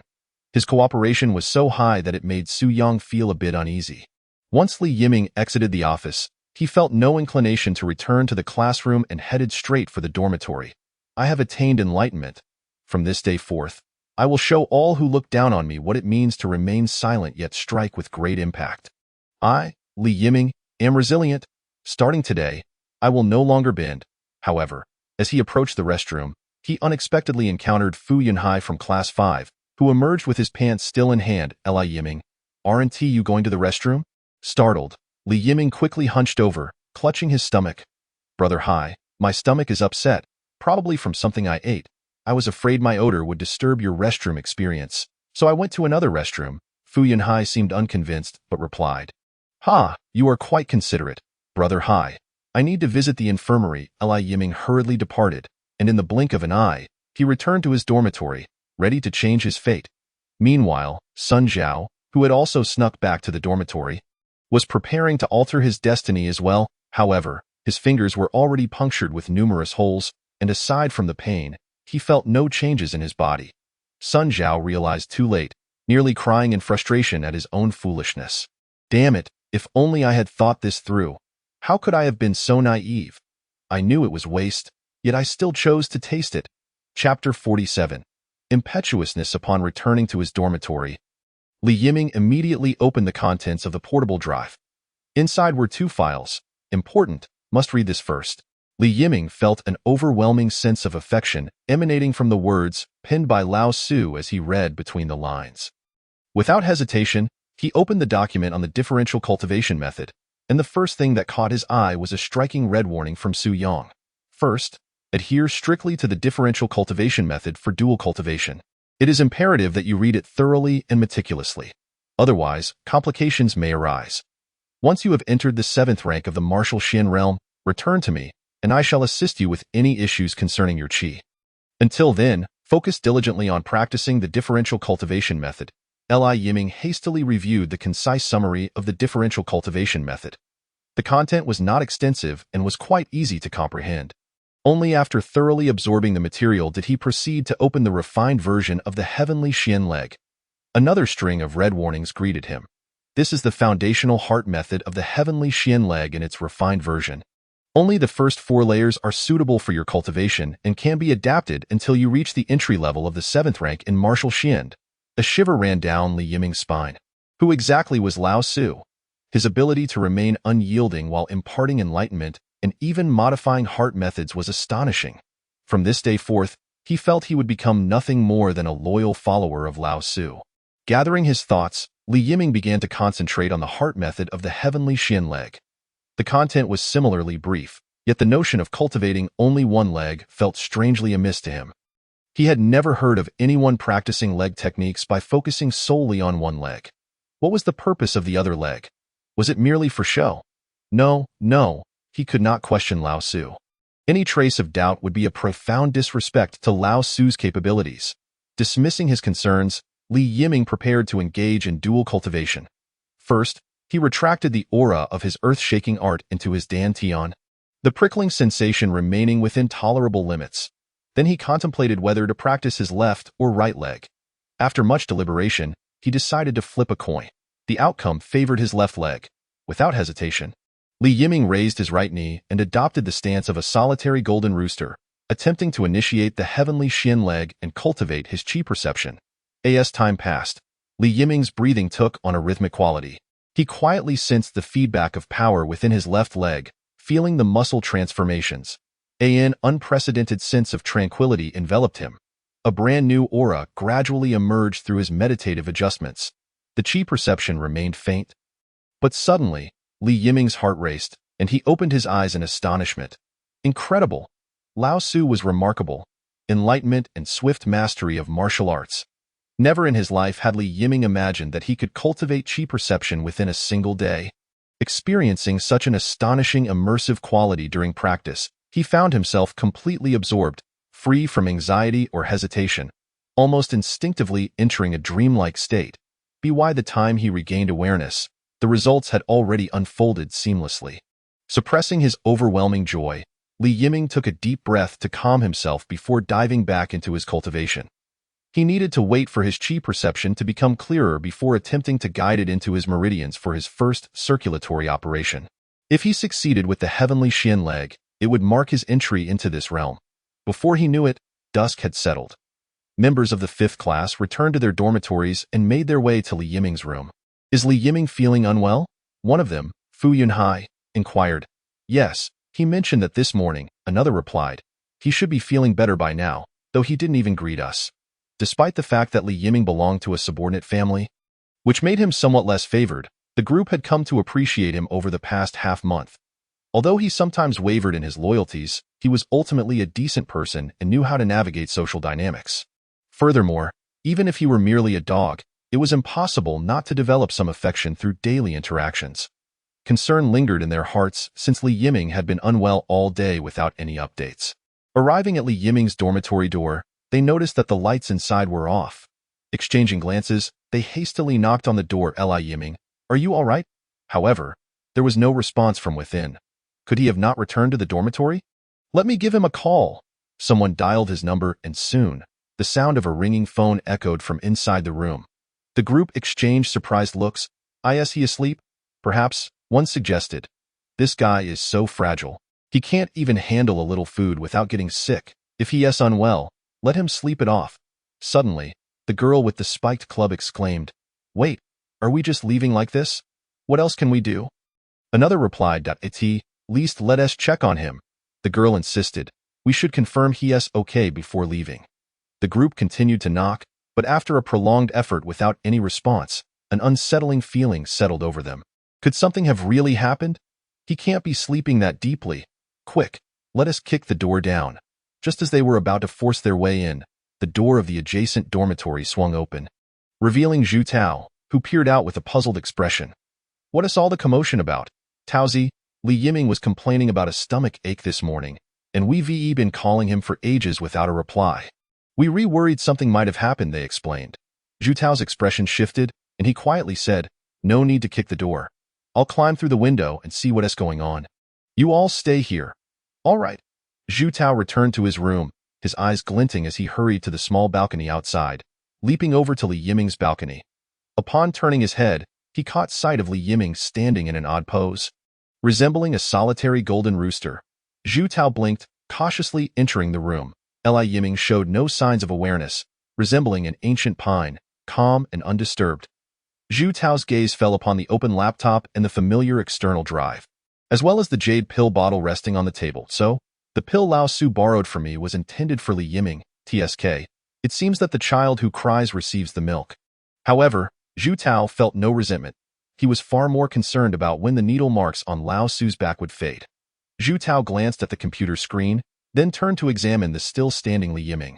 This recklessness could lead to unwanted exposure for both Lao Su and himself if anything went awry. Zhu Tao smirked, casually closing the laptop and retrieving several bags of nutrient solution from the fridge, placing them beside Li Yiming before returning to the group. "All done, nothing else wrong. He just fell asleep after taking some special medication, and we couldn't wake him." Chapter 48. Extraordinary Fortune. When Li Yiming finally awoke, the sky had darkened, and an intense hunger pang left him feeling weak, nearly collapsing. However, upon turning his head, he discovered several bags of nutrient solution beside him. Without a second thought, he seized the bags and eagerly gulped down their contents. Gradually, the hunger dissipated, and his strength began to return. With a sigh of relief, despite feeling utterly exhausted, his eyes sparkled with vitality. As Lao Su had said, cultivation indeed allowed for rapid progress. In just one day, his chi perception in the heavenly Xian leg had become clear, signifying his entry into this realm. It was unbelievable. The enlightenment was incredibly powerful. Even someone like him, with mediocre cultivation talent, could defy fate. Li Yiming truly felt what it was like to be a martial arts genius during cultivation. It felt as though he had activated a cheat code. What others took 10 days to accomplish, those geniuses achieved in merely one day. The disparity was as vast as the heavens and the earth. Tears of excitement welled up in Li Yiming's eyes. Smaller clans had their survival rules, always looking to the larger families for guidance. Born into a subordinate family, he had always felt inferior among the offspring of prominent families. While others enjoyed their time riding horses, he could only be ridden himself. The elite treated him like a dog, and he had to swallow countless humiliations. Yet now, this extraordinary fortune had finally come his way. Grateful to his master, Su Yang, Li Yiming felt compelled to dedicate a special place in his dormitory to hang a portrait of his mentor, offering incense and bowing daily to express his gratitude and reverence. However, where did the nutrient solution come from? Li Yiming gazed at the empty bags on the floor, scratching his head in confusion. Did I take them out myself? But why did I have no recollection of it? Turning his head, he noticed that the laptop had been closed, deepening his bewilderment. Could this be a side effect of cultivation? A temporary amnesia? No, that couldn't be. Someone must have come by. In an instant, fear coursed through Li Yiming, leaving him drenched in cold sweat. He hadn't anticipated becoming so engrossed in his cultivation that he would forget to prepare. Having only locked the door. Oh no, this could be disastrous, especially concerning the content on the computer. If someone had seen it, there would be a risk of exposure. His newly acquired martial arts genius experience card would instantly become void. Lao Su would undoubtedly reclaim it. Stay calm. Stay calm. Li Yiming forced himself to suppress the rising panic and hurried to check the door lock. It remained firmly secured, with no signs of tampering. He then turned to gaze at the small balcony opposite. Someone must have entered through there. Zhu Tao. Clearly, there exists but this one possibility. The computer has been closed, and the nutrient solution that was taken out remains. He understands that I would be completely drained upon awakening. Indeed, Li Yiming's gaze fell upon the jade-white elixir bottle on the table. From the moment he laid eyes on this jade-white elixir in Su Yang's possession, he realized that Zhu Tao must also be one of their own. Moreover, he too, like himself, had been enlightened by old Su. In the teacher's dormitory, Zhu Tao glanced at the needle marks on Su Yang's back. His mind swirling with thoughts, he had tried his utmost to leave more needle marks to obscure the evidence, only to find that the inscription "You are my father" became even more pronounced. What a disaster! Zhu Tao. Ah, teacher, what's up? Su Yang turned around, a look of confusion on his face. Why are you so distracted today? And no, it's nothing. Zhu Tao hastily raised the steel needle, pondering for a moment before saying, Old Su, has Li Yiming also begun dual cultivation of the heart method? Su Yang paused slightly, not concealing the truth, and instead asked in curiosity, how did you know? Su Yang's original intention was to cultivate all the students in Class 5. They saw each other daily, making it impossible to keep secrets. Knowing was of no consequence. It was merely a matter of time, as long as he could persuade them quickly enough to engage in dual cultivation of the heart method. They would all become like grasshoppers on the same boat, thus eliminating the risk of exposure. Zhu Tao inwardly acknowledged this as he recounted the events of the afternoon to Su Yang. Upon hearing everything, Su Yang couldn't help but exclaim, that Li Yiming nearly exposed me. Thankfully, you were clever. I feel this fellow isn't particularly reliable, Zhu Tao said solemnly. Old Su, should I silence him? Su Yang rolled his eyes. Don't make it sound like we are engaged in some illicit activities, so, you actually discovered that Li Yiming was my undercover agent in Class 5? I wasn't certain before, but upon seeing that jade-white elixir bottle, I could confirm. What jade-white elixir bottle? Su Yang asked, taken aback. The blood tiger bone strengthening pill? Indeed, that item was originally given to me by Li Yiming. What? You should have mentioned that earlier, Zhu Tao shrugged. I didn't know you intended to give it to Li Yiming. Su Yang found himself both amused and exasperated. I wondered why Li Yiming was silent the whole time. I thought he was moved by me. It turns out he was just speechless. Oh well, it's fine. He would have found out eventually that it's better this way. You two can look out for each other. To ease Zhu Tao's discomfort, Su Yang added. The reason I gave him the elixir was because of my own influence. He indirectly got beaten up by Sun Zhao, and I feared he might not be able to endure it. Hence I provided it for his recovery. Zhu Tao understood but couldn't help glancing at the needle marks on Su Yang's back again. Teacher, if one day I inadvertently anger you, you surely won't hold it against me, right? Su Yang was taken aback. Why would you want to anger me? Cough, just in case. Who knows, I might do something foolish that upsets you. Of course, it would never be anything illegal. And what if it were? Su Yang chuckled. I am quite magnanimous. You see, you all used to play tricks on me, and I never took offense. How could I possibly dwell on your little antics? Moreover, as a teacher, one should possess an open heart and treat others with sincerity. How could I stoop to your level? Thus, I certainly won't hold it against you. As long as it isn't illegal, I would merely chide you a bit. Why are you recording this? Su Yang noticed Zhu Tao's phone was nearly pressed against his face. Hee, teacher, your words are too profound. I couldn't help but record them for posterity. Zhu Tao quickly tucked his phone away. Su Yang regarded him with a peculiar expression. You haven't done something foolish already? Have you? Absolutely not. Chapter 49. To grow stronger when the lights in the dormitory were extinguished, Zhu Tao finally returned to his room. With this recording, he felt he had a safeguard against any potential repercussions. However, he was puzzled as to why the needle marks refused to fade. Was it due to old Su's body having reached a certain level of cultivation? The steel needles were not acupuncture needles. They were rather coarse, and the marks left were quite pronounced. Logically, there should have been some bleeding, yet after several days of needle use, Zhu Tao had not witnessed any blood, nor did the wound seem to heal naturally. It was rather strange. Old Su's secrets were indeed multiplying. While Zhu Tao was lost in thought, he suddenly heard movement by the windowsill. Who is it? Zhu Tao's fingers twitched, ready to unleash a steel needle. It's me, Li Yiming. It's me. Zhu Tao silently retracted the needle, frowning. Why sneak in through the window? Why not use the door? Isn't it to avoid being discovered by others? Li Yiming replied with a grin. How could you say that? If it weren't for me, the others in Class 5 would have barged in. That's why I came to thank you for covering my back. Zhu Tao huffed. Next time, be more mindful. Those rascals in Class 5 are not to be trusted. If word gets out, not only would Old Su suffer, but we would too. Li Yiming nodded rapidly, fully aware of the gravity of the situation. The foundation of every prominent clan lies within their ancestral heart methods. Each ancestral heart method bears the deep imprint of its family and is a gift from their forebears.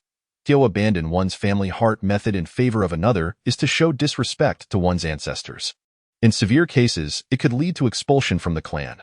Thus, these scions from esteemed families are forbidden from practicing other heart methods, only permitted to study their ancestral teachings. Dual cultivation seems to exploit a loophole. If one claims to honor their ancestors, yet engages in dual cultivation, it presents a contradiction. However, whether one is remapping or dual cultivating, being discovered yields no favorable outcomes, of course. Zhu Tao and Li Yiming were aware that the rules of their families are often hypocritical. If one is weak and practices another heart method, it is seen as betraying one's ancestors, a fate deemed undeserving of sympathy. Conversely, if one grows powerful through another heart method, it is viewed as a remarkable achievement. A blending of skills in their families, strength is revered above all. The might of one's fists holds sway. As long as one is sufficiently powerful, even the most obstinate traditionalists in the clan would remain silent. As the saying goes, one need not fear a godlike opponent, but rather a pig-like teammate. Especially with the rascals from Class 5, who tended to exacerbate any trouble. The fear of inadvertently leaking information, which could reach their family, was unfathomable. You are clever to know I was the one covering for you, Zhu Tao remarked. Li Yiming chuckled wryly.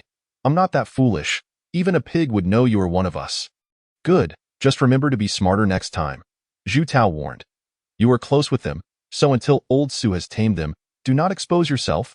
Li Yiming nodded vigorously, feeling a sense of security now that he recognized Zhu Tao as an ally. After all, in Class 5, Zhu Tao accounted for half the intelligence, while he took the other half. The remaining individuals could only share the scraps. Shall we lend a hand? Li Yiming eagerly replied. Being with Old Su is incredible fortune. They would surely be thrilled. That would be unnecessary. Zhu Tao rolled his eyes. Just don't end up causing more trouble. Besides, do you know what they're thinking? What if they become greedy and betray Old Su?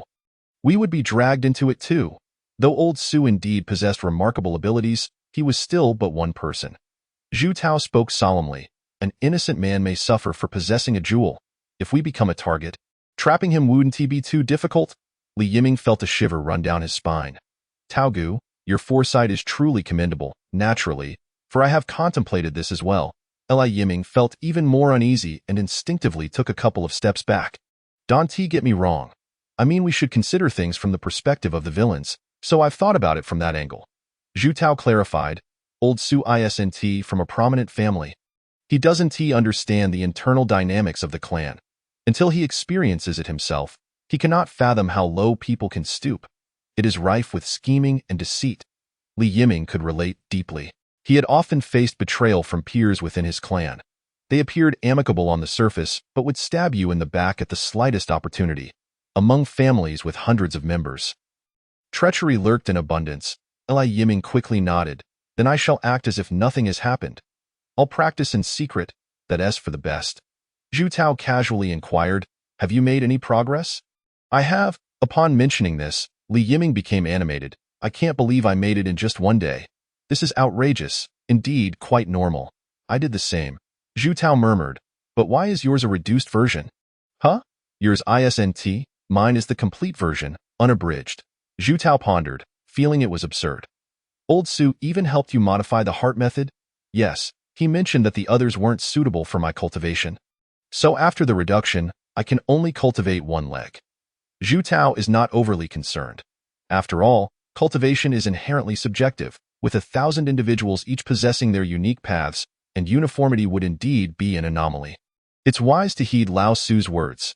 Yes, it should be established that from now on, we must not turn against one another. Zhu Tao contemplated this, deciding it was prudent to voice a few harsh truths. After graduation, we will inevitably return to our respective families, and it is likely that we will each hold a significant position within them. If you exert yourself a bit more, you might even ascend to the role of clan leader. Considering your Li family is relatively small and thus more competitive, Li Yiming initially intended to argue that his Li family comprises several hundred members. However, upon reflecting on the Zhu family with its thousands of members, and the numerous peers within their ranks, he deftly shifted his tone. Why should we stab each other in the back? Wouldn't collaboration and mutual benefit serve us better? The East Sea is vast enough to accommodate both the Zhu and Li families. Moreover, Tao Gu, your vision is rather limited. We must expand our horizons, Li Yiming eagerly asserted. We should set our sights on the entire nation. Your words resonate. Indeed, my perspective has been too narrow. Zhu Tao's eyes narrowed, and a smile crept across his face. Precisely, the whole nation? No, the entire world. We must lead our families to the pinnacle of success, becoming true great clans of Huaxia. Collaboration and mutual benefit. Indeed, why engage in conflict? Such strife only leads to fratricide.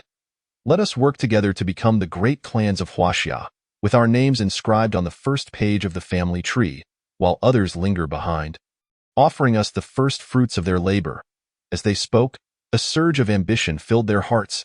Zhu Tao suddenly extended his fist toward Li Yiming. Let us grow strong and prosperous. Li Yiming, filled with excitement, met Zhu Tao's fist. Let us create a new brilliance. Very well. Now we must discuss how to allocate the East Sea moving forward. Indeed, this merits thorough examination. Even brothers must keep their accounts clear. Chapter 50. You are exceedingly audacious. Li Yiming successfully entered the threshold, and Su Yang naturally received an energy feedback.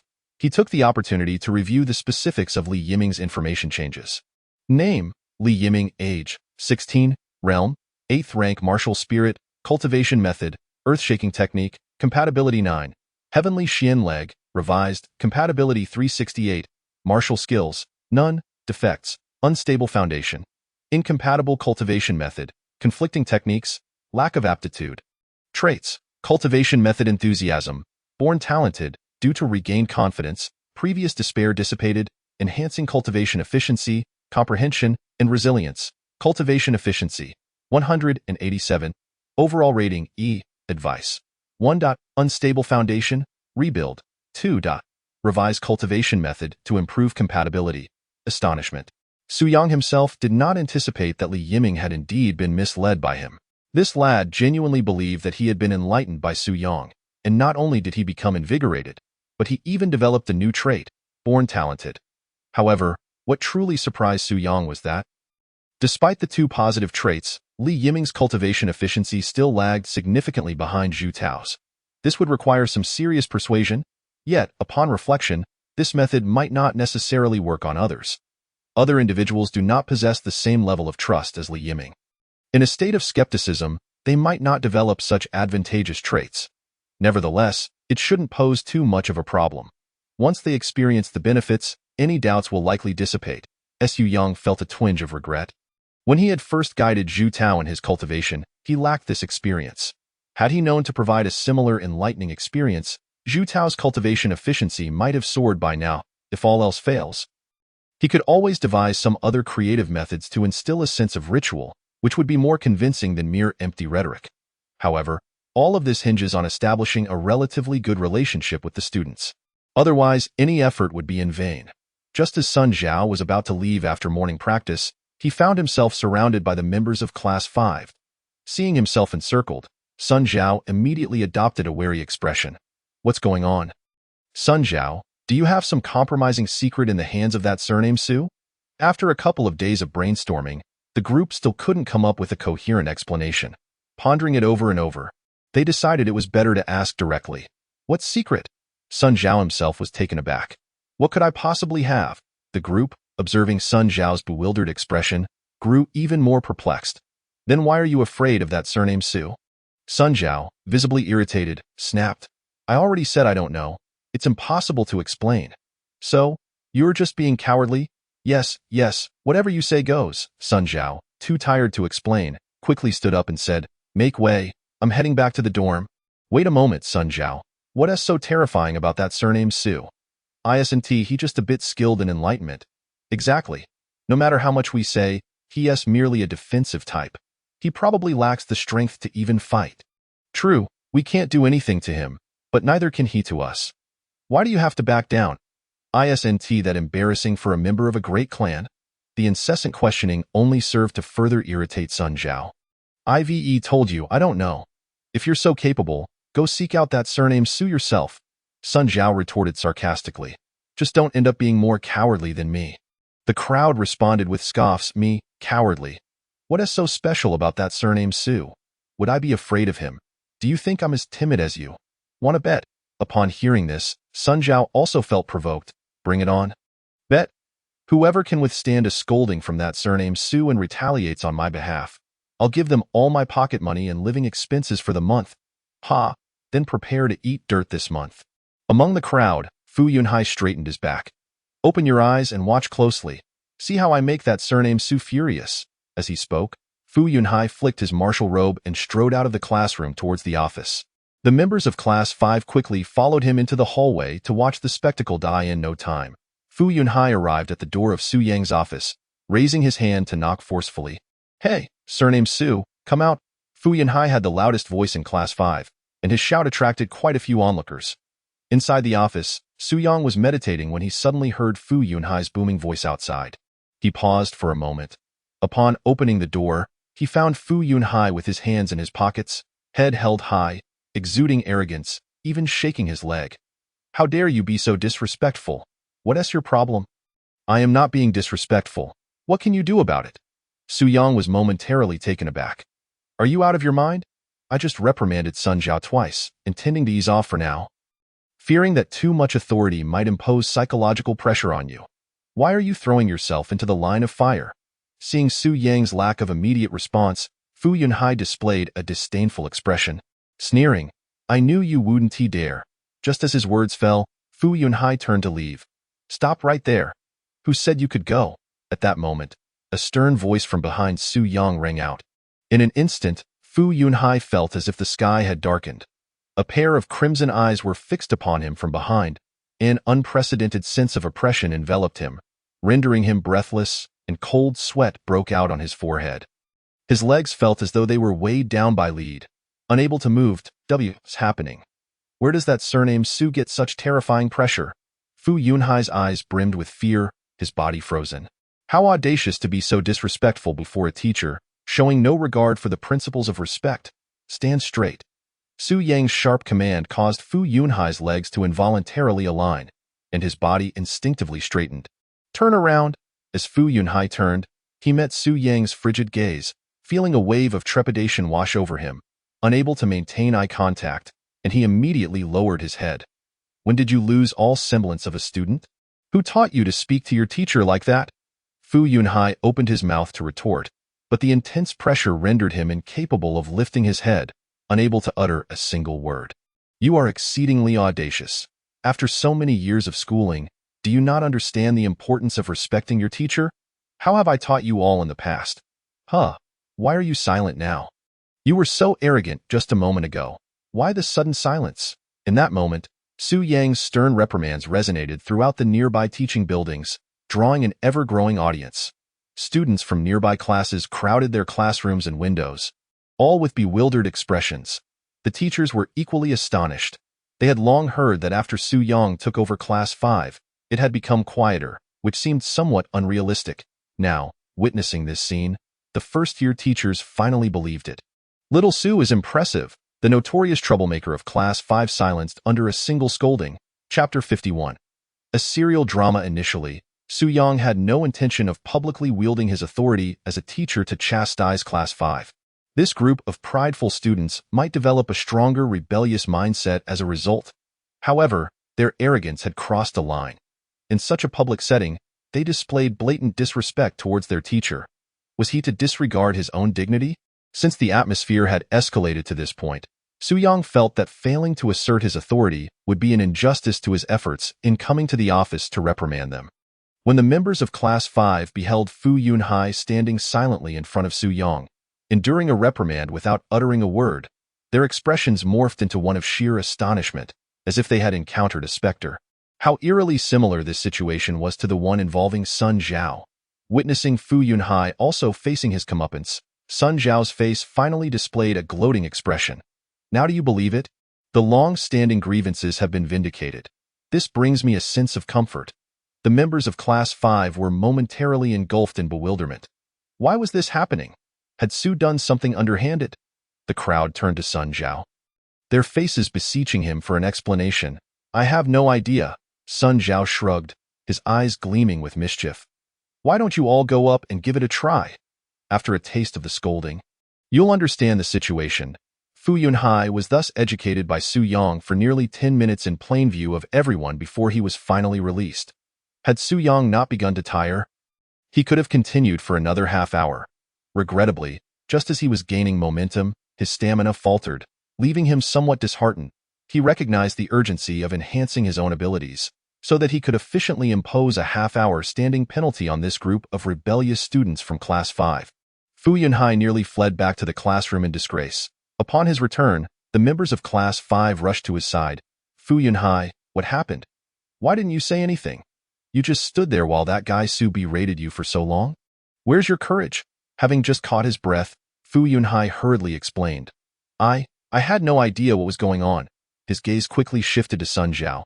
Now I finally understand why you were afraid to speak up, right? You wanted to retort but didn't dare, am I right? Fu Yunhai nodded fervently. The moment that Guy Su opened his mouth, I felt like I was being targeted by a ferocious beast. I was too terrified to move. Sun Zhao nodded in silent agreement, relieved to find someone who resonated with his sentiments. The members of Class 5 could no longer deny the truth.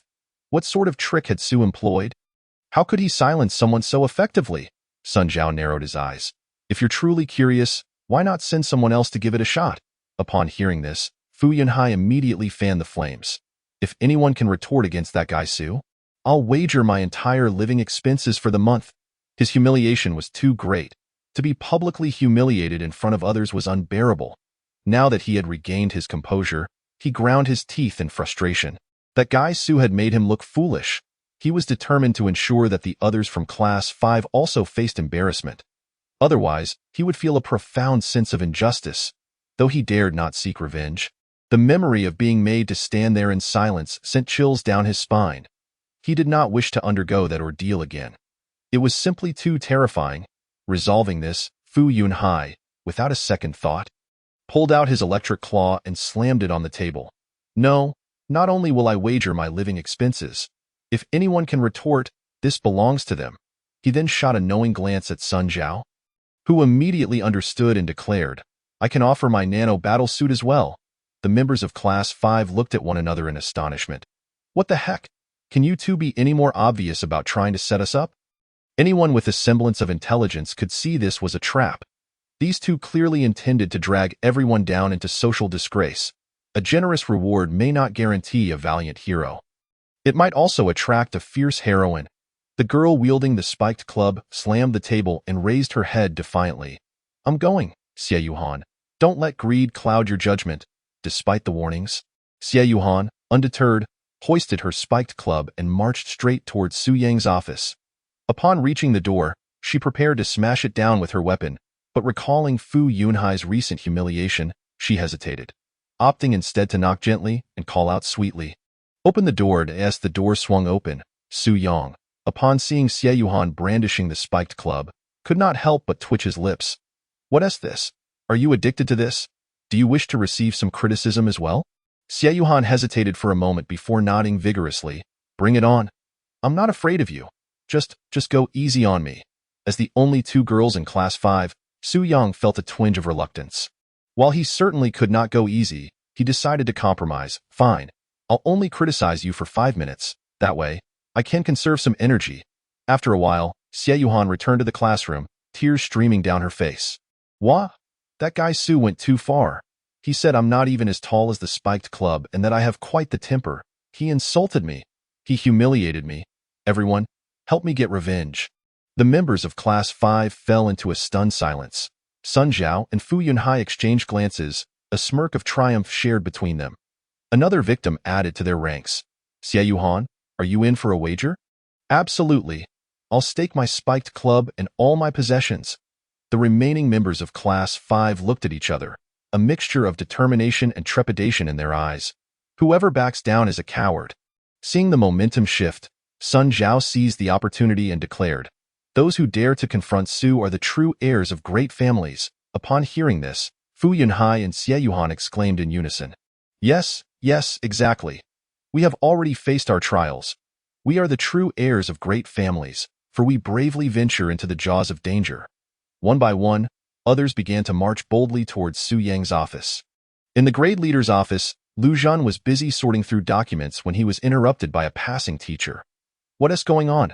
The group from Class 5 is putting on quite the show. The teacher replied hastily, we need to get over there quickly. It's about to end. What? What is happening? Lu Zhan asked, confusion evident on his face. Little Su is currently reprimanding those rascals from Class 5 right at the office door. Wait, what? They're fighting.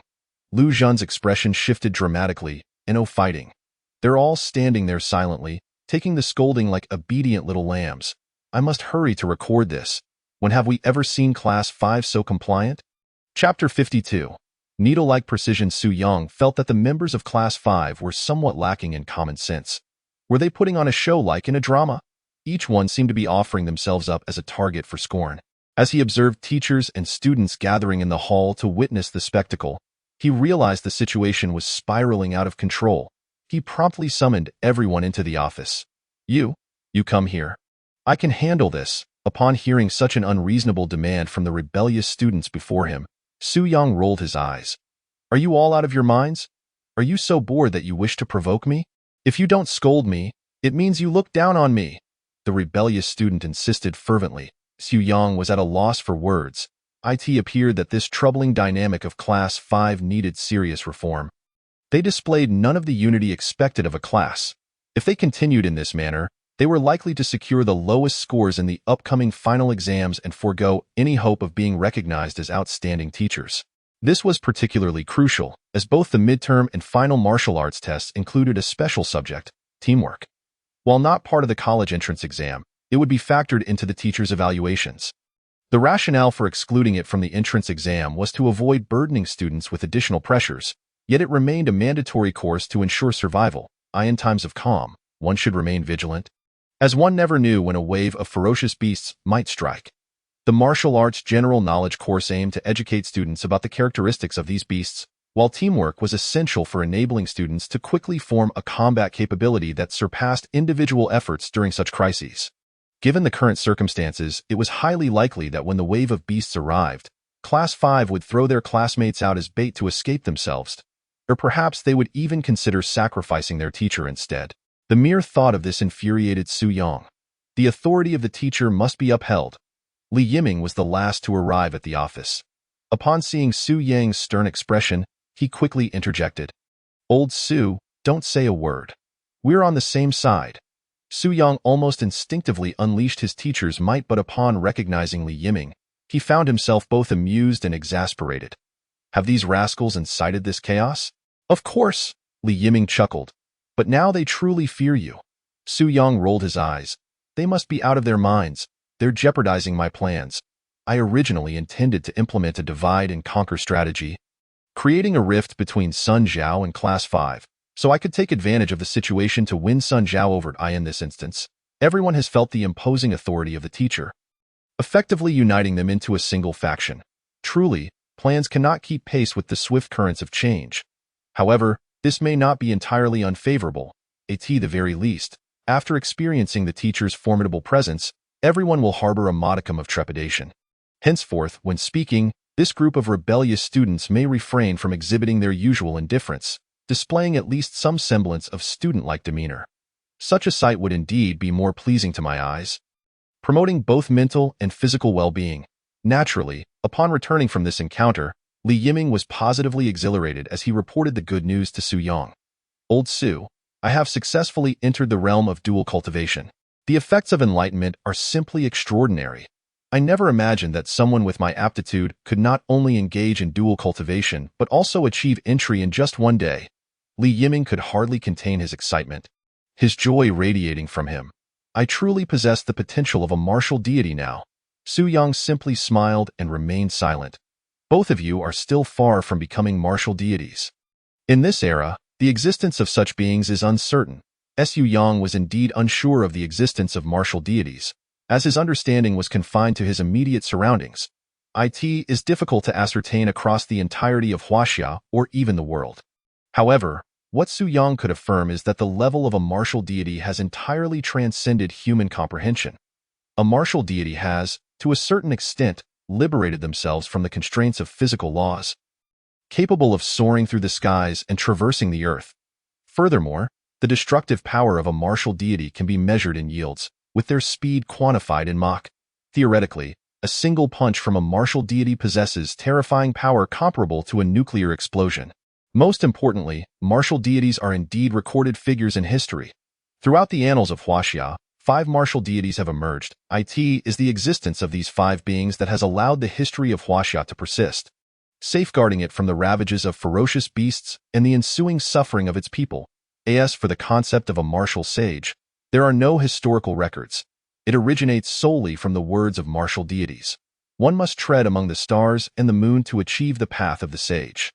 This implies that the 5 martial deities believe that the path of martial arts holds even higher realms, allowing one to roam the cosmos. Of course, confidence is a commendable trait. After spending a little over 10 minutes in the office, Li Yiming emerged in a state of utter exasperation, returning to the classroom to vehemently denounce Su Yang for his perceived injustices. Following a collective outcry, expressing their unwavering stance against subjugation, a wave of confusion ensued.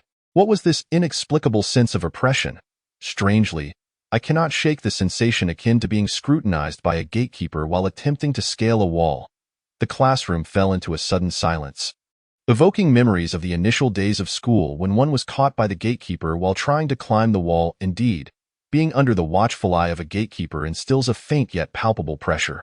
The martial arts theory refers to this as aura, but typically, only those at the level of a martial sovereign can exert such pressure to know. The pressure emanating from that individual surnamed Su is far more intense than that of any gatekeeper. Indeed, what on earth is this Su's background? With both transformation and pressure, could he be an 8th-tier practitioner? Wait, is something missing? What could it be? Where is Taozi? We all faced reprimand. How could we leave him out? Exactly. The first class must be entirely united. Quickly, go find Zhu Tao and bring him to the office. In the pavilion atop the building, Zhu Tao's expression gradually deepened into contemplation. After several days of diligent practice and Su Yang's companionship, Zhu Tao's understanding of the sky repairing and cloud stitching technique had become increasingly profound. He had even dreamt of sewing and practicing needle techniques. However, at that moment, as Zhu Tao gazed at the steel needle embedded in the ground, he felt a buzzing in his head. Huh? This doesn't seem right. With a flick of his finger, the steel needle was pulled back by the thread, and just as it was about to land on his fingertip, Zhu Tao concentrated his energy at the tips of his fingers and flicked. Whoosh! A faint sound of air being sliced through echoed. Simultaneously, the solid concrete floor was instantly penetrated, and the steel needle disappeared into it. Zhu Tao could not help but scratch his head, his gaze bewildered.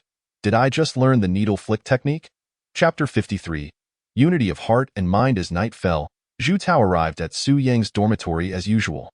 Just as Su Yang was preparing to disrobe, he heard Zhu Tao exclaim, "Teacher, wait. I feel something is amiss with me." Su Yang was taken aback, casting a puzzled glance at Zhu Tao. What seems to be the issue? I believe I have already mastered the needle flick technique, Su Yang. Is this child suffering from delusions? The sky repairing and cloud stitching technique can only manifest the needle flick technique at the final 6th level. Zhu Tao has yet to solidify the 2nd level, yet he claims to have already practiced the needle flick technique. Without meeting the prerequisites, how can he possibly execute it? Although Su Yang harbored doubts, he nonetheless instructed, "Show me." All right. Zhu Tao flicked his finger, and a steel needle silently materialized in his palm. He tossed it lightly and flicked with his fingers. Thud. The steel needle instantly embedded itself into the wall, the black thread connected to it crossing Su Yang's line of sight. Teacher, is this normal? Normal? Not in the slightest. Clearly, this is anything but normal.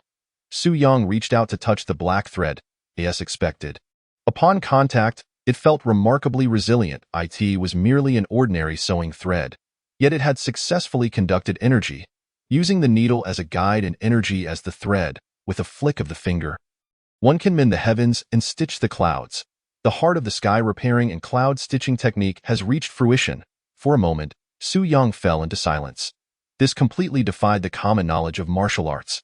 Zhu Tao's strength and heart technique evidently had not reached the capacity to unleash the needle flick technique, yet he was now able to do so. Moreover, both the power and speed were approaching that of a bullet. Indeed, the guidance provided by the teacher has been advantageous, but is the effect a bit too outrageous? Zhu Tao had only practiced the sky repairing and cloud stitching technique for a mere 2 weeks, and yet his needle technique had already matured. Noticing Su Yang's silence, Zhu Tao chose not to intrude, quietly sitting to the side. Feeling somewhat anxious, he was uncertain whether this was a good thing or a bad thing. As it was a severe deviation from the laws of martial arts, he had yet to fully master the second level of his heart technique, yet inexplicably learned the needle flick technique. This was too strange. After a long pause, Su Yang finally spoke. Before this, did you experience any unusual sensations? Not exactly unusual, Zhu Tao replied hastily.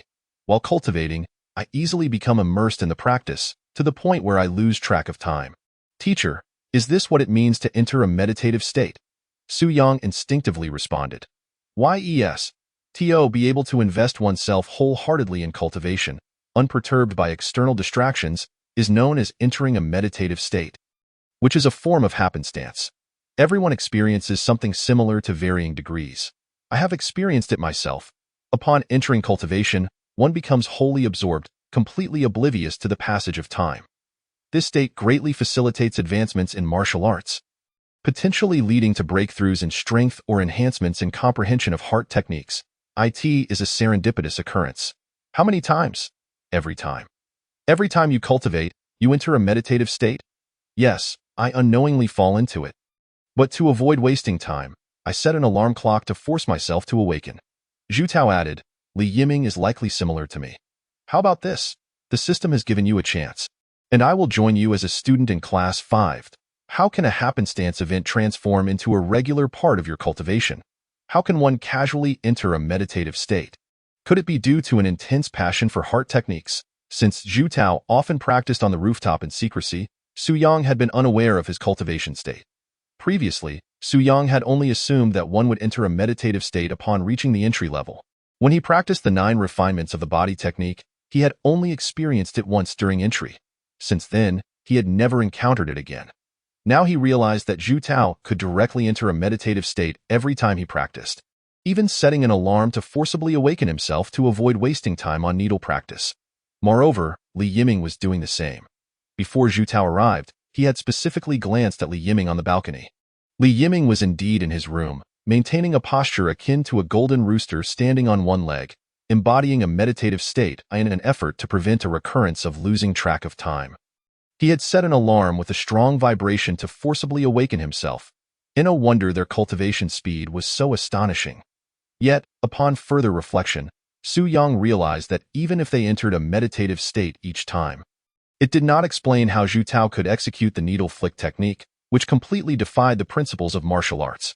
Entering a meditative state merely accelerates the cultivation speed and deepens comprehension of heart techniques. It does not suddenly grant one the ability to master the needle flick technique outright. It should not be attributed to the meditative state. Su Yang maintained a composed expression, as if he had anticipated this. Think carefully. Is there anything else that seems amiss? Zhu Tao pondered for a moment.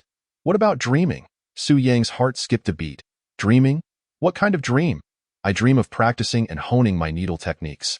Zhu Tao scratched his head, puzzled. It was just a dream. I didn't think much of it. Su Yang could not help but raise his voice in urgency. Were the details of the dream relatively clear in your memory?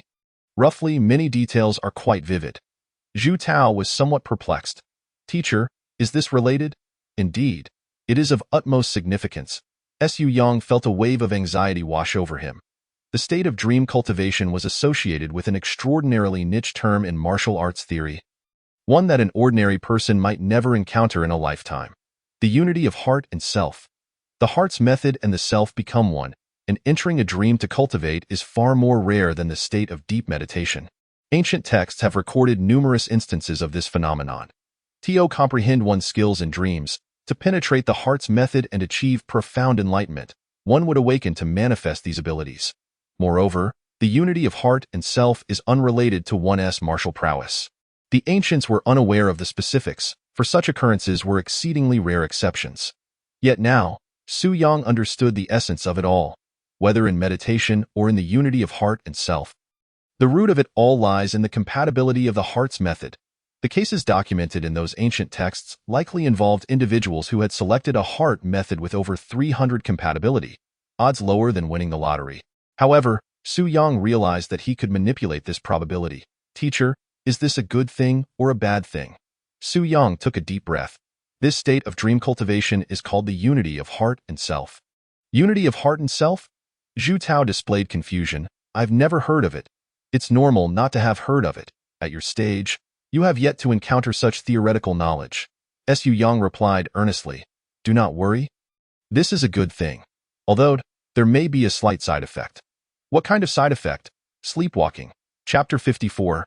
Martial Arts Arena. Su Yang's certainty regarding the sleepwalking side effect stemmed from the ancient texts documenting these exceedingly rare cases, where individuals either met their demise or took their own lives upon awakening, leaving their families in despair.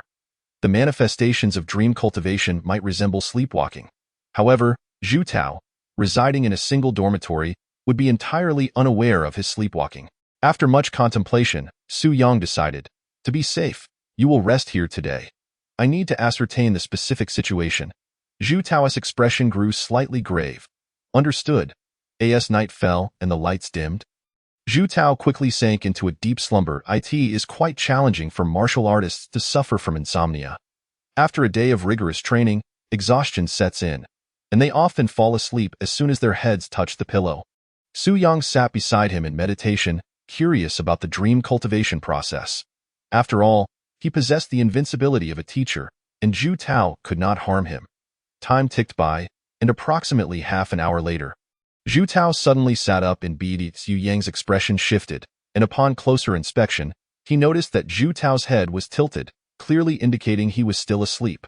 Yet his body seemed to move of its own accord. After sitting up, his right hand abruptly reached into the void, the motion appearing rigid and unnatural. What is he doing? At that moment, Su Yang heard a series of metallic clinks, like the sound of metal colliding. Turning his head, he was astonished to see Zhu Tao's steel needle box vibrating incessantly. Su Yang's heart raced. The Tianmu embroidery needles required prolonged energy infusion through the thread, deepening one's control over the needles. Yet, in this dream state, Zhu Tao was directly extracting needles from thin air without any thread as a medium. This spectacle left Su Yang wide-eyed, utterly astounded. To manipulate objects with one's energy, this was a feat only achievable by a martial emperor. Ordinary martial artists could not project their energy outward. They could only operate internally. To affect other objects, physical contact was essential. Otherwise, the energy would dissipate uncontrollably. The scene before Su Yang was truly bewildering. It was already remarkable that Zhu Tao could perform the needle-launching technique. Now, he was extracting needles from the void in his dream state. The fervent state of the heart method was indeed astonishing. As Su Yang marveled, the lid of the needle box suddenly burst open, and a steel needle shot forth, expertly caught between Zhu Tao's fingers. Then, in a most peculiar display, Zhu Tao used his other hand to pinch the air, initiating the threading process. Moments later, when Zhu Tao released the needle, it bizarrely hovered in midair. Su Yang's pupils constricted. It was not merely air. He had extracted his own energy to use as the thread. Energy is thread. In the next instant, Zhu Tao flicked his finger, and the steel needle rebounded, ricocheting back into his grasp, only to be launched again. Whoosh! A faint sound of air being sliced echoed as the needle did not travel far, stopping abruptly about half a meter away, then being drawn back and once more propelled forth. This cycle continued, the speed increasing until Su Yang could hardly discern the needle's form. In a wonder, Zhu Tao was oblivious to when he had mastered the needle-launching technique. It was entirely due to the muscle memory developed during dream cultivation. This was indeed perilous. Anyone sleeping nearby would likely be unaware of the danger they faced. Witnessing this scene, Su Yang envisioned a chaotic scenario in the future when the fifth class entered the dream state. Fortunately, they were all in single dormitories, so there should not be any significant issues. As for how long this state would last, Su Yang could not be certain. The following morning, when Zhu Tao awakened, he found Su Yang still seated in meditation. Teacher, how was it? Not much of a problem. Su Yang opened his eyes and yawned. Just ensure there's no one beside you while you sleep.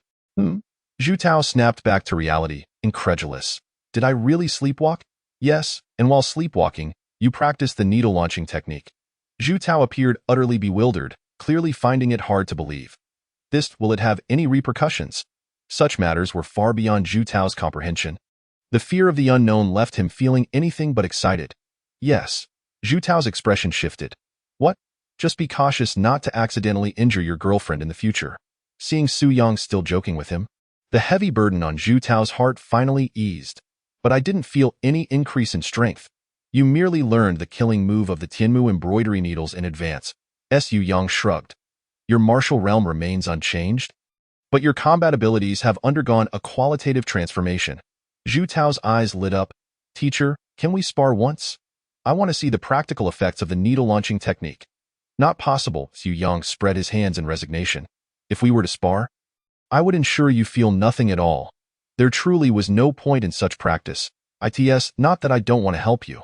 The moment we engage, I would automatically enter invincibility. I simply cannot provide you with an accurate assessment. Zhu Tao pondered and realized this was indeed the case. Sparring with Su Yang would reveal nothing about combat effectiveness. Then I'll head to the martial arts arena.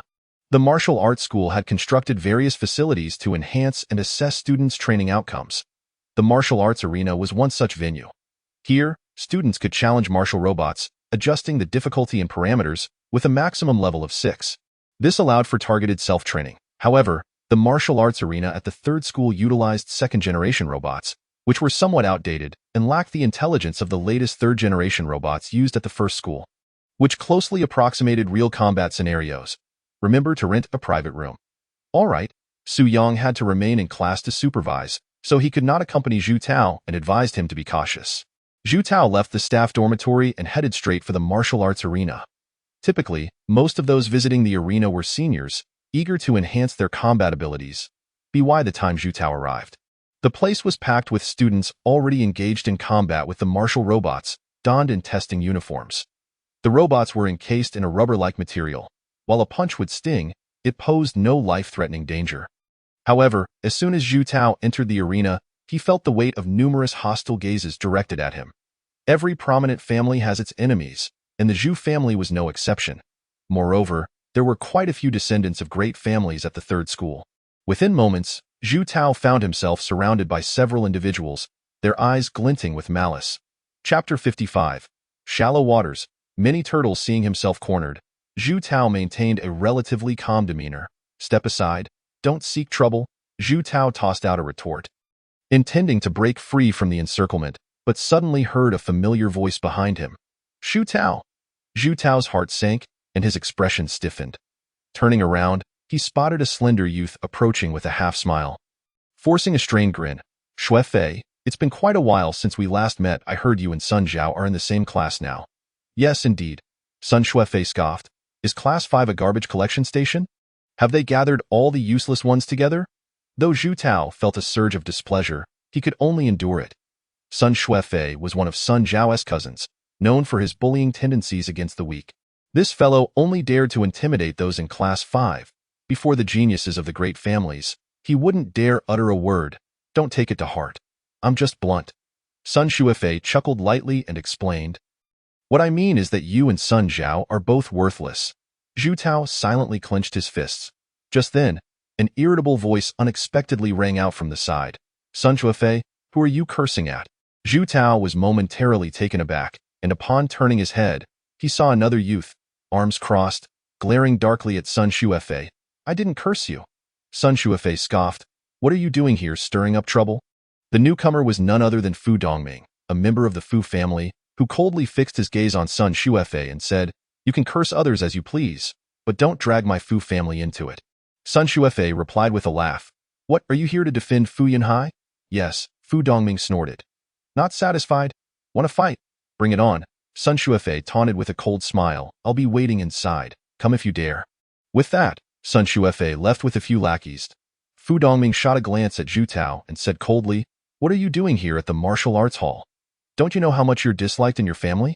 Not all scions of prominent families are like Sun Shuefei. Fu Dongming was relatively kind-hearted. Zhu Tao quickly replied, I just wanted to find a place to practice. Fu Dongming frowned slightly.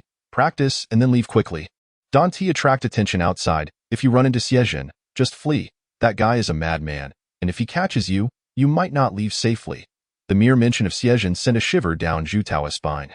A member of the Xie family, he was a relative of Xie Yuhan, considered a cousin. A rabid dog, he bites anyone he catches. Zhu Tao had known of Xiezhen's notorious reputation long before entering the third middle school. He was infamous for fighting daily, and by now, he must be in his senior year. The reason prominent families are called so is that they have numerous relatives. In Donghai, one could encounter a crowd in any school. Unfortunately, these relatives tend to be the type who can't stand your success. Shallow waters are filled with turtles. Zhu Tao nodded in agreement, not daring to linger in the hall, and hurried to the reception desk to request an independent testing room. Soon, Zhu Tao changed into a martial arts testing uniform. The fitted garment was equipped with various sensing devices that could monitor his physical condition during testing, providing a relatively clear understanding of his data across different aspects. The martial arts robot across from him was coated in a rubber-like material, its surface marred by signs of previous battles. Dressed entirely in black and also equipped with numerous sensing devices. The robot awaited instructions. After a brief explanation from the staff, they departed, leaving Zhu Tao to configure the robot's specific parameters at the control panel. Generally, the default settings are chosen, and after selecting the robot's power level, corresponding parameters are provided.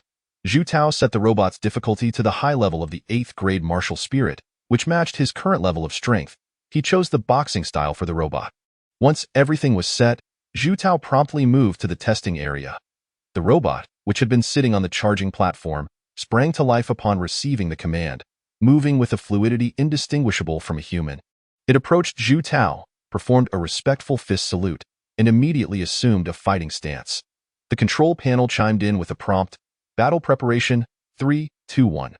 At the moment the countdown reached 1, Zhu Tao flicked his wrist, and a steel needle whistled through the air, piercing the robot's forehead and embedding itself halfway in. The robot collapsed to the ground with a thud, motionless. The control panel's voice followed suit, announcing, "Detected as a fatal injury. Unable to continue fighting. Congratulations, you have defeated your opponent. Time taken, 1.12 seconds. Zhu Tao felt a tingle run through his scalp. He knew the power of the needle shot was considerable, but to eliminate the martial arts robot in a single strike left him feeling somewhat unnerved. Hurriedly, Zhu Tao approached the control panel to check the data. Although it was only a second-generation martial arts robot, its intelligence was not particularly high. However, it possessed the essential ability to recognize attacks and autonomously choose to evade or defend. From the control panel, Zhu Tao could see that the robot had indeed recognized the attack, but, due to the current settings, it was unable to react, thus taking no defensive measures if the robot couldn't react. How could I? Zhu Tao thought, feeling both amused and exasperated. His level of strength and the needle shot were mismatched. His dynamic capture ability couldn't keep pace with the speed of the needle. Am I invincible at my level? Zhu Tao scratched his head, contemplating. If he faced an opponent of the same level, he felt confident he could eliminate them before they even made a move. This needle shot of his could easily pierce through the skull of anyone at his level. Wouldn't that mean they'd either die or be severely injured? Zhu Tao's expression turned complicated. Due to his dream training, activating the needle shot was almost instinctual, leaving him unable to control its power temporarily. His combat ability was indeed formidable, and he could react quickly. However, this technique shouldn't be used lightly on others, as the consequences could be dire. Zhu Tao glanced at his parameters, only to find that none had changed. There were no specific values at all. As expected, the equipment was outdated. What era is it that we're still using such testing gear? Zhu Tao felt that the equipment at the third middle school was far too antiquated. The first middle school had already adopted motion capture cameras for data analysis. He pondered for a moment before deciding to challenge a higher difficulty level. Zhu Tao resolutely set the martial arts robot's difficulty to the mid-level of the 7th grade Martial Xian Realm. In another independent testing room of the Martial Arts Hall, Xiezhen, who had just completed his test, stepped down from the testing area, drinking water and checking his phone. Zhu Tao's cousin is in testing room B34. Xiezhen's expression twisted into a snarl. In testing room B34, Zhu Tao's figure darted around the testing platform, seeking opportunities to launch needles. However, the pursuing martial arts robot merely tilted its head and effortlessly evaded, closing in on Zhu Tao with a powerful punch. Caught off guard, Zhu Tao was sent stumbling back several steps. Quickly retracting the steel needle, the control panel chimed a warning. Please note, If you are attacked again, you will be deemed to have failed. Zhu Tao, panting heavily and drenched in sweat, found that the robot showed no intention of giving him a moment's respite. It charged forward, closing the distance in an instant. Zhu Tao slammed his fist into the ground. Panlong Divine Fist. Harnessing the terrifying force of the punch, he propelled himself into the air, firing another needle in retaliation. This time, Zhu Tao managed to shorten the distance to a mere arm's length, and the martial arts robot could no longer evade, taking a needle directly to its brain. Yet, the robot did not halt. It continued to unleash a devastating punch. Oh no! Zhu Tao hurriedly raised both hands to shield his face, only to be struck and sent sprawling off the testing platform. The robot finally ceased its assault, and the control panel announced, "Failure." Zhu Tao let out a bitter laugh, choosing to lie on the ground for a moment before slowly rising. Indeed, the gap was just too vast. This was merely a martial arts robot, and he couldn't even contend with it. If he were to face a true martial artist, he would undoubtedly meet his demise. Zhu Tao awkwardly approached the control panel, examining the robot's parameters. Difficulty, peak of the 7th grade Martial Xian Realm. Type, boxing, Tiger Roar 8 Gates Fist. Remaining health, 27. Injured areas, brain, right chest, lower right leg. The disparity was simply too significant. Seeing those 3 injured areas, Zhu Tao couldn't help but sigh. The last time he managed to strike the brain was his limit in a 1-for-1 exchange, yet he still failed to inflict a fatal wound. The other 2 strikes were aimed at the heart but were dodged in the nick of time by the martial arts robot. In a real combat scenario, facing a peak master of the 7th grade Martial Xian Realm, he would have only one chance to strike. The only good news was that his needle shot was sufficient to breach the defenses of a peak-level practitioner of the 7th grade Martial Xian Realm, ensuring it wouldn't be blocked by mere flesh. After resetting all the information on the control panel, Zhu Tao began to reflect on his performance. As long as he had an opportunity to strike, he could incapacitate a mid-level practitioner of the 7th grade Martial Xian Realm with a single needle. Even now, he felt he had a chance against a high-level opponent of the 7th grade. But against a peak-level master, it would merely result in a 1-for-1 exchange. Below the 7th grade, he would be invincible with the first strike. Above, it would be a 1-for-1 exchange, limited to those below the Martial Sovereign rank. If he were to encounter a 6th grade Martial Sovereign, he would be as good as dead, with no hope of struggle. His steel needle would never breach the defenses of a powerhouse at the 6th grade Martial Sovereign level. Alright, that's enough. I now have a clearer understanding of my current self. In the past, he wouldn't have dared to even contemplate such matters. The next step was to devote himself to training and enhancing his strength. He must strive to reach the 7th grade as quickly as possible. After shutting down the control panel, Zhu Tao promptly exited the testing room, not intending to linger, fully aware of the seriousness of Fu Doming's warning. Xie Zhen, this mad dog, particularly enjoyed targeting the Zhu family. The reason for this animosity stemmed from a past family competition, where Xie Zhen had encountered Zhu Yuan, his cousin, and had been thoroughly defeated without the chance to retaliate. Every year, the prominent families hold a grand competition to showcase their heritage and the prowess of the younger generation, which inevitably becomes a contest of prestige among the clans. Naturally, Zhu Tao had never participated in such a family contest, as his abilities were deemed insufficient for qualification. Those who typically rose to prominence in these competitions were the elite within their families. Approximately 3 years ago, during one such family contest, Zhu Yuan, his cousin, faced off against Xie Zhen from the Xie family. At that time, both were in their 3rd year of junior high, each at the peak of the 8th tier martial spirits. It was under such equal circumstances that the superiority of their martial arts techniques could be more readily assessed. The Xie family was renowned for their spear techniques. However, Xie Yuhan was an exception. It was not that she lacked the skill, but rather that she was prohibited from using a spear. In the end, during that fierce battle, Xie Zhen suffered a severe defeat at the hands of Zhu Yuan, ultimately being carried off the field. Zhu Tao was acutely aware of the ferocity with which his cousin had struck. If he could unleash such force against his own kin, one could only imagine his treatment of outsiders. Xie Zhen spent half a year recuperating from his injuries, only to falter again during the martial arts entrance examination. Ultimately, he failed to meet the threshold for even the 2nd-tier school, resulting in his enrollment at the 3rd-tier institution. Zhu Tao understood all too well the deep-seated animosity Xie Zhen harbored towards the Zhu family. He would seize any opportunity to seek vengeance against its members. Such matters, however, were beyond the purview of either family. Disputes among the younger generation were seen as their own affairs, with the elders reluctant to intervene or confront one another. As long as no lives were lost, it was simply a case of inadequate skill. The blame rested solely on the unskilled. Zhu Tao certainly wished to avoid an encounter with Xiejun. Just as he neared the exit of the martial arts arena, he heard the mocking voice of Sun Xuefei. Zhu Tao, why the rush? Upon hearing Sun Xuefei's taunting tone, Zhu Tao's heart sank. The next moment, a chilling voice echoed. Zhu Tao, stop, damn it, Xiejun. Zhu Tao recognized the voice without hesitation and sprinted towards the exit. There was no mistaking it. It was undoubtedly Xiejun's voice. Xiejun let out a sinister laugh and brandished his spear, giving chase. Among the crowd, Fu Dongming witnessed the scene but remained motionless. Having just fought a bout with Sun Xuefei, he was already fatigued and had not achieved a decisive victory. Moreover, he had no desire to intervene. He knew he would be outmatched. Zhu Tao fled with all his might, not daring to look back. Trying to escape, behind him, Xiejun raised his spear, his feet moving with the wind. Swiftly closing the distance to Zhu Tao's side, striking down with his spear. Damn it! This mad dog! Zhu Tao rolled on the ground in a desperate attempt to evade the blow. Surprisingly, Xiejun was taken aback that Zhu Tao had managed to dodge it. You actually avoided that? Xiejun! Zhu Tao shouted urgently. There's a time and place for grievances. Take your vendetta to Zhu Yuan. Why come after me? Didn't he injure you? Rest assured, I will find him eventually.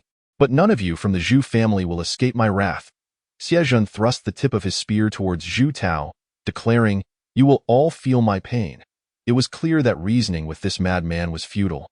Xiejun grinned maliciously and challenged, Make your move. I'll give you the first strike. Zhu Tao's eyes narrowed, his hand stealthily grasping a steel needle, but after a moment's hesitation, he withdrew it. I cannot reveal my hand. All right. Zhu Tao suddenly roared, stepping back several paces as he amassed power in his fists. Let me show you the prowess of my Zhu family's Panlong Divine Fist. Xiejun waved his hand mockingly. Ha! You're running again. Upon seeing Zhu Tao flee once more, Xiejun felt utterly humiliated.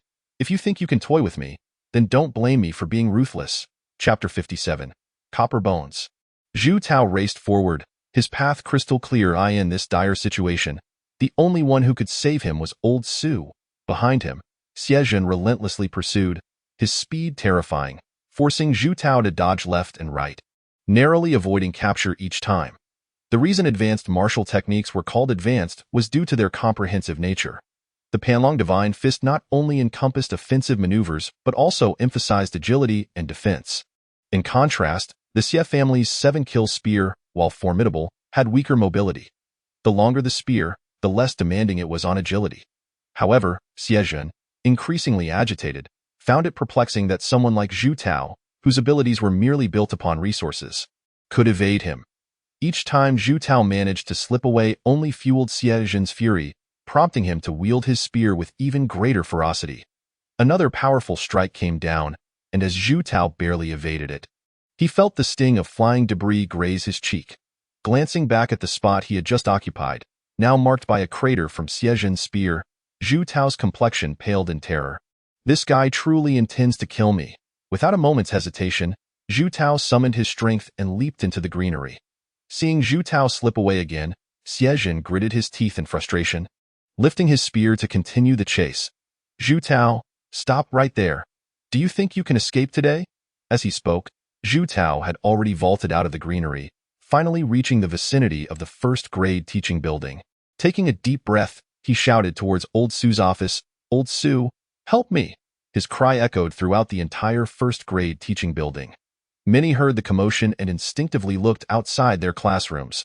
The first-grade teachers stepped out, their expressions shifting dramatically as they caught sight of Xiejun emerging from the greenery, relentlessly pursuing Zhu Tao. Recognizing Xiejun, the teachers' faces turned grim. This individual had a notorious reputation at the third-tier school. And in comparison, the ruckus caused by the fifth-grade class seemed trivial. The fifth-grade students merely played pranks on their teachers, while Xiejun had actually injured a teacher, sending them to the ICU. Ultimately, the Xie family intervened, the specifics of their negotiations remaining obscure, but the teacher resigned without any further consequences. Why had Zhu Tao provoked Xiejun? Was he intentionally courting trouble? The first-grade teachers, witnessing the unfolding chaos, hesitated to intervene. They were outmatched. Most of them were merely at the 8th-tier martial spirit level, while Xiejin was a solid mid-tier 7th-tier martial profound level, wielding the Silver Fiend Spear. Who could stand against him? Observing Xiejin's aggressive demeanor, it was evident that he was beyond reason. Yet, as educators, they could not simply look away. They immediately rushed to summon grade leaders Lu Zhen and Chen Ming. Meanwhile, the 5th grade class, engaged in a poker game, was startled by the cry for help, each student pausing in confusion. That Zhu Tao's voice. As they turned to look, upon spotting Xiejin, they all instinctively crouched down, their faces pale with fear. What the hell? Isn't that the mad dog Xie? This guy is here. If we get caught up in this, we'll be in for it. The 5th grade students exchanged anxious glances. Xiejin was not one to engage in rational discourse. If he disliked someone, he would not hesitate to act. Moreover, among the prominent families, Xiejin was known for his formidable strength. Had he not suffered a severe injury at the hands of Zhu Yuan during the entrance examinations, he would likely have secured a place at the 1st-tier school. It was during that time that his temperament shifted dramatically. Initially, he targeted only Zhu family members, but soon his madness extended to all. He became a rabid dog, attacking anyone in sight. Xie Yuhan trembled in fear, for among the Xie family, Xiejin was the one she dreaded the most. Li Yiming felt a surge of anxiety. Stealing a glance to see Zhu Tao in a desperate predicament, his heart sinking, he knew Zhu Tao was also a dual cultivator, but the specifics of his martial technique remained unclear. If Zhu Tao were to reveal his abilities now, it would spell disaster. Where was old Su? He needs to intervene. Not seeing Su Yang anywhere, Li Yiming hurried towards the office. Li Yiming, where are you going? To find Teacher Su. The 5th grade student stared at him incredulously. What do you need him for? How could he possibly intervene in this mess? Are you out of your mind? Without elaborating, Li Yiming rushed to the office door and knocked frantically. After a moment of silence, he grew anxious. What the hell is old Su doing? In his desperation, he stepped back, gathered his strength, and kicked the office door open. Inside, he found Su Yang meditating, eyes closed in tranquility. Old Su, we're in big trouble. Su Yang remained silent, having faintly heard the commotion outside and Li Yiming's cries. He thought, I know you're anxious, but please, be patient. I'm in the middle of cultivating. Interrupting my cultivation could be harmful. Su Yang strained to divert a sliver of his focus. Saying, give me 2 minutes. With that, he returned to his meditation, fully concentrating on his cultivation. Li Yiming peered through the window, seeing Zhu Tao stumble and fall, realizing he was on the verge of being captured by Xiejin. Steeling himself, he leaped from the window, immediately aiming at Xiejin and activating the propulsion device. Whoosh! Xiejin sensed the impending danger, flicking his spear and swiftly turning to execute a horizontal sweep. A gust of wind surged forth, deflecting the incoming projectile, and his gaze fixed malevolently on Li Yiming. Where did you suddenly come from? Xiejin did not recognize Li Yiming, only feeling that he was somewhat unfamiliar. However, upon glancing at Li Yiming's posture, his expression turned grim. Thunder Needle? Seeking death? Li Yiming felt a shiver run down his spine under Xiejin's gaze. What the hell? This guy can actually dodge the Thunder Needle. Xiejin gathered strength in his legs, propelling his entire body forward in a sudden burst. Whoosh, whoosh, whoosh. Without a moment's hesitation, Li Yiming immediately emptied the launching device. All 35 Thunder Needles were shot out, but they only made a faint clattering sound. In a daze, a dark shadow had already closed in on Li Yiming. Hee, Brother Zhen, you are truly formidable. I merely wanted to witness the prowess of the Xie family's 7-kill spear with my own eyes. Nothing more, no other intentions that I see. Xiejin smiled coldly, suddenly slashing with the silver spear in hand, leaving Li Yiming frozen in shock. Copperbone bang. The silver spear made a dull thud. Its momentum halted. Chapter 58.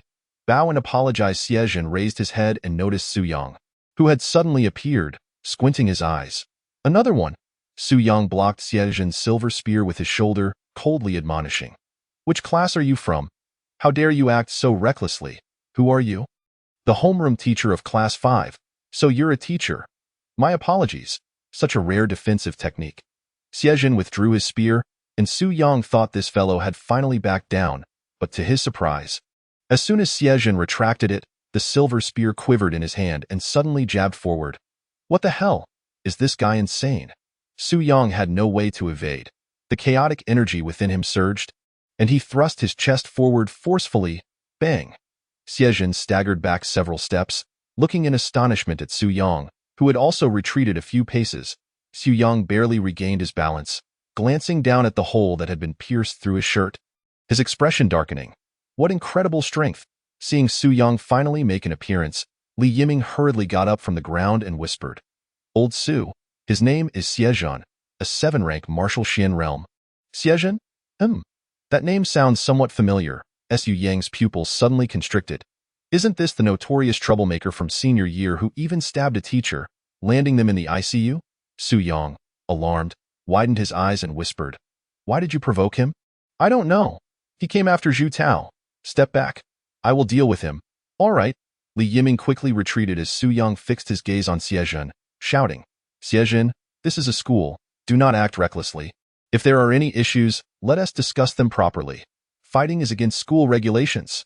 Xiejun, spear in hand, paced back and forth, scrutinizing Su Yang, completely disregarding his warning, and instead asked, "What cultivation method are you practicing that makes you so resilient?" 9 transformations of the horizontal body technique. Feeling as if he were being eyed like prey by a hyena, Su Yang found the situation quite troublesome and coldly huffed, "Do not make another move. If you do, I will take you straight to the disciplinary office." "Ha, just based on you."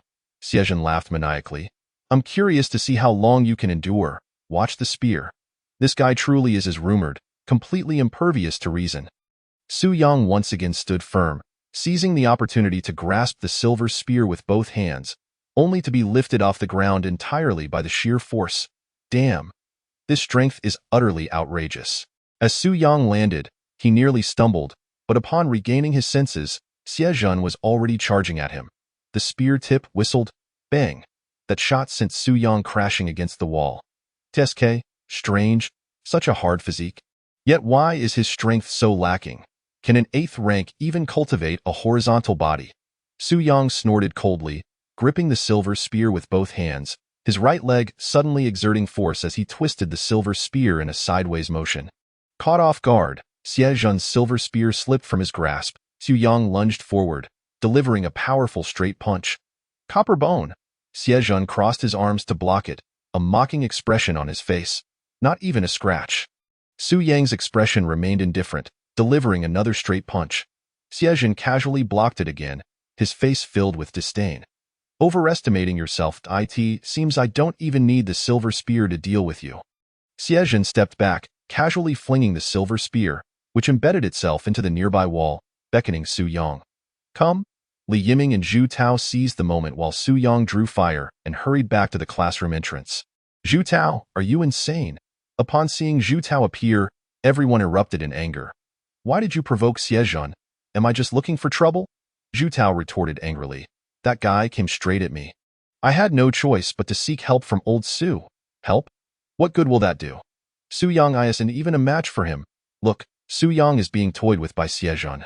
Su Yang has focused entirely on defense. Fighting back is utterly futile."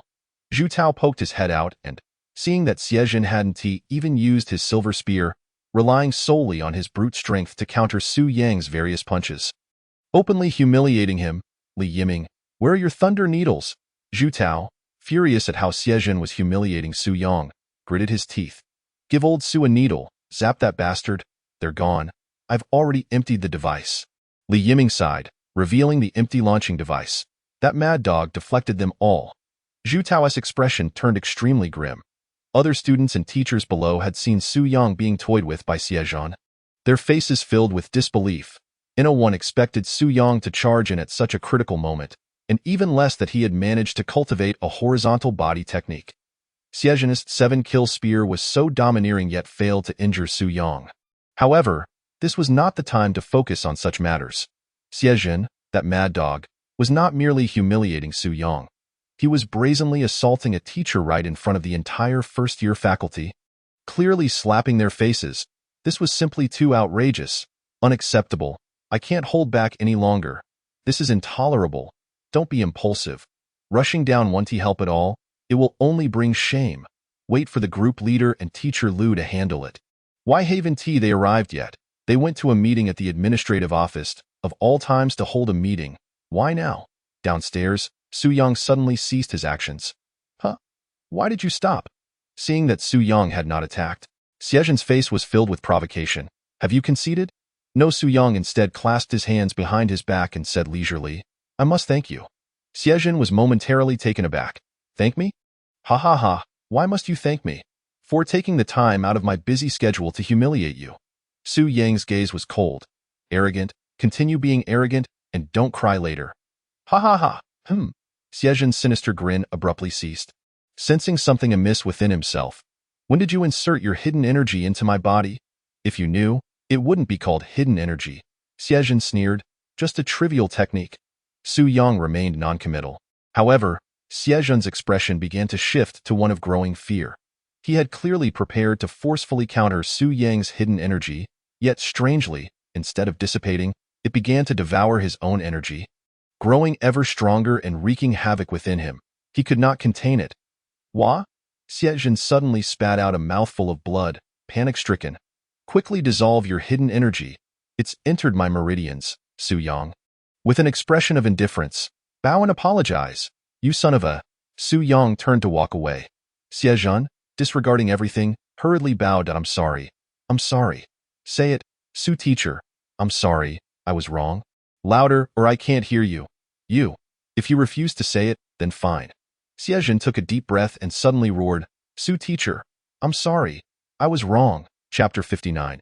Acknowledging defeat, this roar plunged the entire teaching building into silence. Everyone heard Xiezhen suddenly admit his mistake. Feeling their heads spin, he admitted defeat. The students of Class 5 were wide-eyed, nearly popping their eyes out. What on earth is happening? Seeing Xiezhen relent, Su Yang finally halted his steps, turning to say, sit down and adjust your breathing to in a flurry. Xiezhen quickly sat cross-legged, and Su Yang approached him, adding, do not resist, let my energy flow in. If you attempt to harm me, I will ruin your martial foundation. We'll perish together. Xiezhen gritted his teeth. No, it won't happen, hurry. He was now guiding his energy, constantly evading Su Yang's hidden energy, terrified that the energy he had nurtured for years would be devoured. Once he saw that Xiezhen had settled down, Su Yang stepped closer, placing his hand on Xiezhen's crown, guiding his energy to converge in his palm and extend into Xiezhen's body. He truly had to thank Xiezhen. Were it not for this little madman pushing him to the brink, he would never have dared to unleash his chaotic energy for an experiment. Unbeknownst to him, his mastery over the chaotic energy had reached an impressive level of proficiency. Each successive jab was imbued with a certain degree of chaotic dark force that permeated into Xiezhen's body. This young man was exceedingly arrogant, utterly oblivious to the abnormality surrounding him. Su Yang continuously adjusted the intensity of the dark force he emitted. The penetration of this dark force into an opponent's body required a specific duration. As a martial artist inherently possesses an unseen protective aura surrounding their body, commonly referred to as Gang Qi. As one's cultivation level rises, the strength of this Gang Qi also increases, greatly enhancing physical defenses. For the dark force to infiltrate, it must first breach the protective Gang Qi of the opponent, a process that is not without its challenges. If the force is too weak, it dissipates without penetrating the protective barrier. If too strong, it would alert Xiezhen, prompting him to unleash his full energy to expel it. Although chaotic dark force possesses the ability to devour, if the disparity in strength between the two parties is too vast, it can easily be repelled and dissipated. The complexity of reclaiming the dark force varies with the circumstances. For someone like Xiezhen, a 7th-tier martial spirit, it is relatively straightforward. In fact, for those below the 6th tier, it is considerably easier. Su Yang merely needed to extend his own aura within. The chaotic dark force flitting about in Xiezhen's body would be easily attracted to him. While opposing forces repel each other, the fundamental principle of energy, in a mere moment, the chaotic dark force that had been darting chaotically within Xiezhen was entirely reclaimed by Su Yang, with the absorbed energy even being transferred into his dantian for further storage. Theoretically, as long as one's cultivation level is sufficiently high, all others become mere fodder for one's ambitions. Once the reclamation was complete, Su Yang withdrew, casting a glance at Xiezhen as he remarked, I shall let you off this time. Should you seek trouble again, you shall bear the consequences. Xiezhen abruptly opened his eyes. A fierce glint shining within, glaring menacingly at Su Yang's retreating figure. Su Yang, having heard no response, suddenly turned around. Xie expression instantly cleared considerably. Did he not hear? No, he heard that indeed. Su Yang chose not to say more and left with his hands clasped behind his back. A headache. This scoundrel Xie had forced him to reveal all his cards. Yet, the events had already transpired, and pondering such matters now bore no significance. One step at a time. Su Yang ascended the stairs directly to his office. Upon reaching the entrance of Class 5, the students all stood up, their expressions becoming notably complex upon seeing Su Yang. Zhu Tao, come to my office. Hearing Su Yang's slightly displeased tone, Zhu Tao could only bitterly smile. Understood.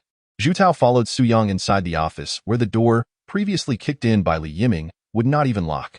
Before Su Yang could speak, Zhu Tao hastily explained, Old Su, I did not provoke Xie. I merely went to the martial arts arena for a test, and on my way, I encountered Xie, who, like a madman, insisted on pursuing me. Su Yang felt the situation was peculiar. After all, Zhu Tao was typically a cautious individual. Unlikely to seek trouble. Of course, this was also related to Zhu Yuan. Zhu Yuan? Yes, my cousin. He is not a good person. Zhu Tao quickly elaborated on the circumstances of the family competition. Upon understanding, Su Yang displayed a look of helplessness, as it perfectly aligned with the teacher's evaluations of Xie. The students from the third school were known to be quite reckless, and it was not just Xie alone.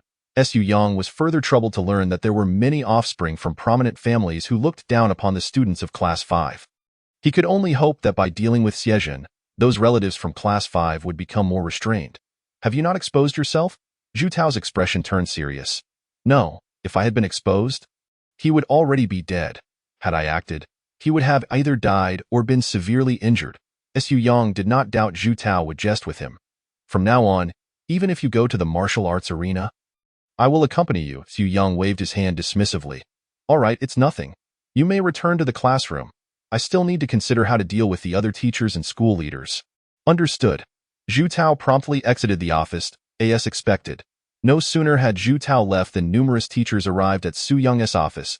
Ah, little Su. Incredible indeed. You are quite the secretive one. I had no idea you had already cultivated your body through rigorous training. No wonder your courage is so remarkable.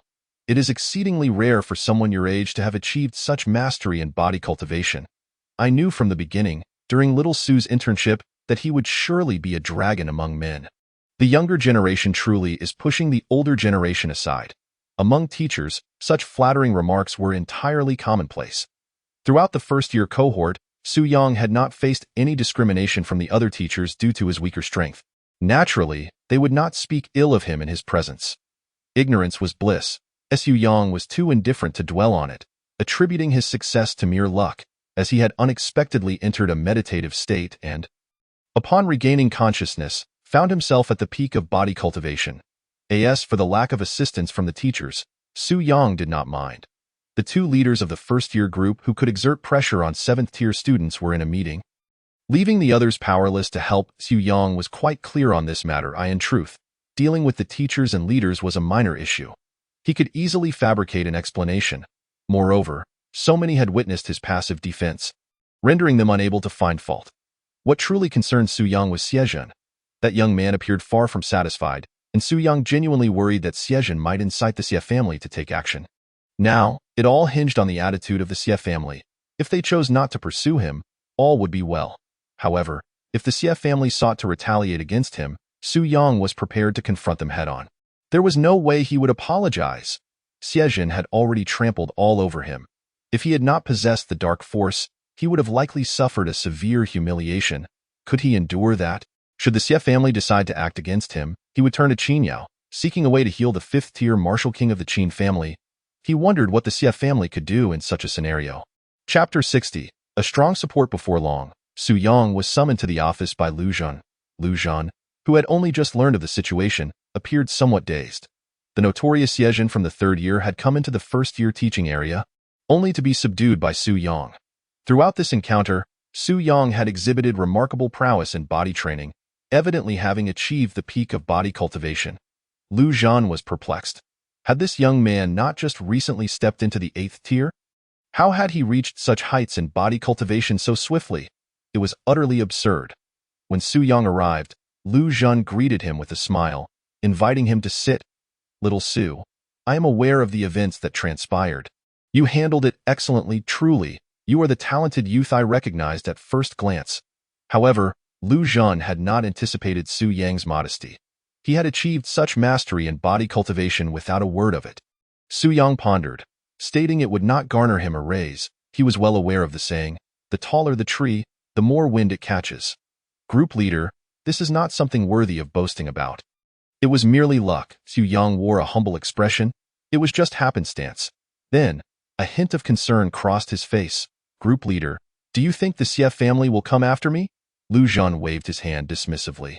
"You acted justly in this matter. Why would they seek trouble with you? Do they truly believe this school is their territory? Furthermore, if the teachers do not educate their students, why send them to school?" Su Yang muttered softly, "But I heard a teacher was injured by Xie." "Indeed, that is true." Lu Zhen quickly reassured Su Yang with a pat on the shoulder. "Do you think the Xie family coerced that teacher into silence?" Su Yang felt a twinge of anxiety. Is that so? Could it be that the compensation that teacher received was so substantial that he no longer wishes to be a teacher? Lu Zhen spoke quietly. "While I am unaware of the exact amount, he should be set for life.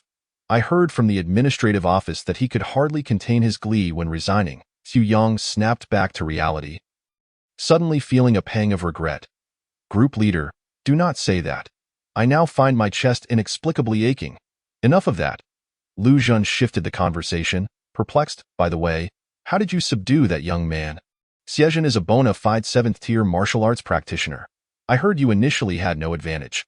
Lu Zhen's expression bore confusion. "What caused him to suddenly back down? Did you employ any tricks?" "Just a unique technique passed down from my university mentor." Su Yang raised an eyebrow, specifically designed to subdue students. "What technique?" Lu Zhen's eyes lit up. "I will ensure that every teacher across the grade learns it." Lu Zhen held no doubts, considering Su Yang had previously subdued Class 5. Just based on that, he believed in the existence of such a unique technique.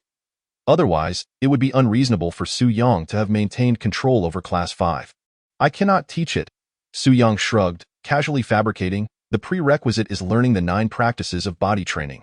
Upon hearing this, Lu Zhen's expression fell slightly. Seeing his reaction, Su Yang understood he had successfully evaded suspicion. After all, no one would genuinely approach Donghai Martial Arts Normal University to verify with his university mentor. Once he exited the group leader's office, Su Yang headed straight for the Class 5 classroom. In truth, he was most apprehensive about encountering the one-armed Chen Ming. After all, during their previous patrol, Chen Ming had touched Su Yang's right hand. Knowing he had just completed covering IT had been such a short time since achieving peak body cultivation. Chen Ming would undoubtedly sense something was amiss. However, Chen Ming was typically taciturn and not one to spread rumors, which should mitigate any significant issues. "I must devise an excuse to slip by." Before long, Su Yang returned to the Class 5 classroom. As he stepped inside, it was the first time he noticed all the students sitting obediently in their seats, appearing somewhat docile. Upon perceiving that the gazes of the rebellious students had grown considerably clearer than before, Su Yang blinked his eyes and felt a surge of joy within. It appeared that this time could truly be regarded as a genuine case of killing the chicken to warn the monkey. After dealing with the troublemaker Xie, the smaller troublemakers in Class 5 immediately behaved themselves. A fortunate turn of events. Su Yang approached the podium, cleared his throat, and said with a serious demeanor, "From now on, should you encounter someone like Xie, who seeks trouble for no reason, do not endure it in silence. Come to me at once. I am your most steadfast support." As he spoke these words, Su Yang straightened his back, exuding confidence. "If more individuals like Xie appear, I shall find a way to lie down and feign injury, demanding compensation. Whether I can achieve prosperity depends on how capable you rebellious students are." With his head held high and hands clasped behind his back, Su Yang left, declaring, for self-study, "Come to my office if you have matters to discuss." The crowd watched him depart, and only after he had moved far away did they exchange glances. Previously, the members of Class 5 had held little respect for Su Yang, but today's incident with Xie had indeed caused them to regard him with newfound admiration. This homeroom teacher was capable. He truly stepped up when it mattered. Even the mad dog Xie had been subdued by Su Yang, who had even received an apology in front of everyone. They were still somewhat incredulous. "Surname Su?" "No, from this day forth, I am willing to address him as Teacher Su. Fu Yunhai hastily changed his address, stating earnestly, sticking with him, at the very least, won't be suffocating. The others nodded in agreement, inexplicably feeling a sense of security in Su Yang for the first time. They had long endured bullying, and if given a choice, they certainly hoped never to be bullied again. Suddenly, without warning, Su Yang turned back. All eyes instinctively turned towards the doorway. Teacher Su, what is it? Su Yang smiled slightly. I almost forgot to mention, starting tomorrow, we will officially commence general studies lessons, and there will be assignments afterward. Anyone who fails to complete them should prepare to write a self-reflection. Anyone who neglects their homework will face the authority of a teacher. Su Yang paid no mind to the slightly resentful looks from the crowd and proceeded to his office. The general studies class had long been overdue. It had merely been postponed due to the lack of control over Class 5. The annual outstanding teacher selection was one matter, but it was indeed necessary for this group to have general studies lessons. They were woefully ignorant of fundamental martial arts knowledge, and if they were to embark on the path of cultivation, they must grasp a sufficient theoretical foundation of martial arts. Su Yang feared that these rebellious students might muddle through their dual cultivation practices due to a lack of martial arts theory. Upon returning to his office, Su Yang began to prepare his lessons. With the reassurance from group leader Lu Zhan, he temporarily set aside any worries about the Xie family causing trouble. Moreover, the greatest takeaway from this incident was the confirmation of the manipulability of chaotic energy. Previously hesitant to conduct experiments, Su Yang had harbored doubts about whether chaotic energy could indeed blend two distinct energies as he imagined. Now, he felt a 70% assurance. However, that was still insufficient. Su Yang felt that his control over chaotic energy was not yet precise enough, and thus significant risks remained. He needed to attain at least a 90% certainty. Chapter 61. General Studies class the next day. Following morning practice, Su Yang commenced the first official martial arts general studies class for Class 5. Today, the rebellious students appeared much more agreeable than before, all sitting obediently in their seats, attentively listening. No teacher could resist the sight of eager students thirsting for knowledge, except for one who was holding a textbook upside down. However, Su Yang chose not to dwell on it. The mere fact that they were sitting quietly and listening was already a considerable improvement for Class 5. Today, we shall discuss Qi. Su Yang wrote the character for Qi on the blackboard, followed by Qi in its more esoteric form. The Qi we speak of is indeed Qi. Since ancient times, humanity's exploration of Qi has never ceased. Most contemporary explanations of Qi are derived from the insights of our ancestors, which have been compiled and supplemented by modern scholars through research and archaeology, culminating in the systematic theories and interpretations we have today. This metaphysical and mysterious energy is the very root of martial arts. Furthermore, it is crucial to recognize that all living beings possess Qi, including ferocious beasts. Our ancestors recognized this long ago, hence the saying, "One Qi gives rise to all things." Su Yang spoke with fervor, elaborating on the origins, development, and application of Qi for Class 5. Most importantly, he emphasized how the ancients' obsession with Qi led them to pursue various extreme and scientifically unsound practices. Such methods are inadvisable, as extreme cultivation often results in self-inflicted harm, adversely affecting the circulation of Qi within oneself. Even if someone did gain immense power through such means, it is but a case of survivor bias. One must not overlook the thousands of failures behind that one success. Naturally, general studies classes are designed to disseminate common knowledge to students, so Su Yang did not prolong the lecture. After an hour, he returned to the podium, took a sip of water from his thermos, and stated, "All right, today's general studies class concludes here. After tomorrow's morning practice, each of you is required to submit a summary of what you've learned. The requirement is not high, just 500 words." A profound silence enveloped the classroom. Observing the wide-eyed expressions of disbelief on everyone's faces, Su Yang raised an eyebrow. "What? Is that too little? Normally, it's 1,000 words to start. And no, it's not too much. All right then, the remaining time is for self-study." Su Yang picked up his thermos, about to leave, when he suddenly turned around to emphasize, "Focus on your training and play less games." Once Su Yang left, Class 5 fell into silence once more. 500 words? I'd rather be killed. Is it possible to not write it? Suddenly, I find myself quite displeased with this surname Su. What did we discuss today? Something about Qi. Not only were others distressed, but Zhu Tao felt overwhelmed at the prospect of submitting a 500-word assignment. He instinctively glanced at his rather plump hands. Writing assignments, whether I can even hold a pen with these hands is another matter. Although the group expressed numerous grievances, they realized that failing to write would likely result in being called out by Su Yang for a scolding, which seemed rather unwise. What to do? Well, what else can we do? We have to write, but I don't know how. What do you need your phone for?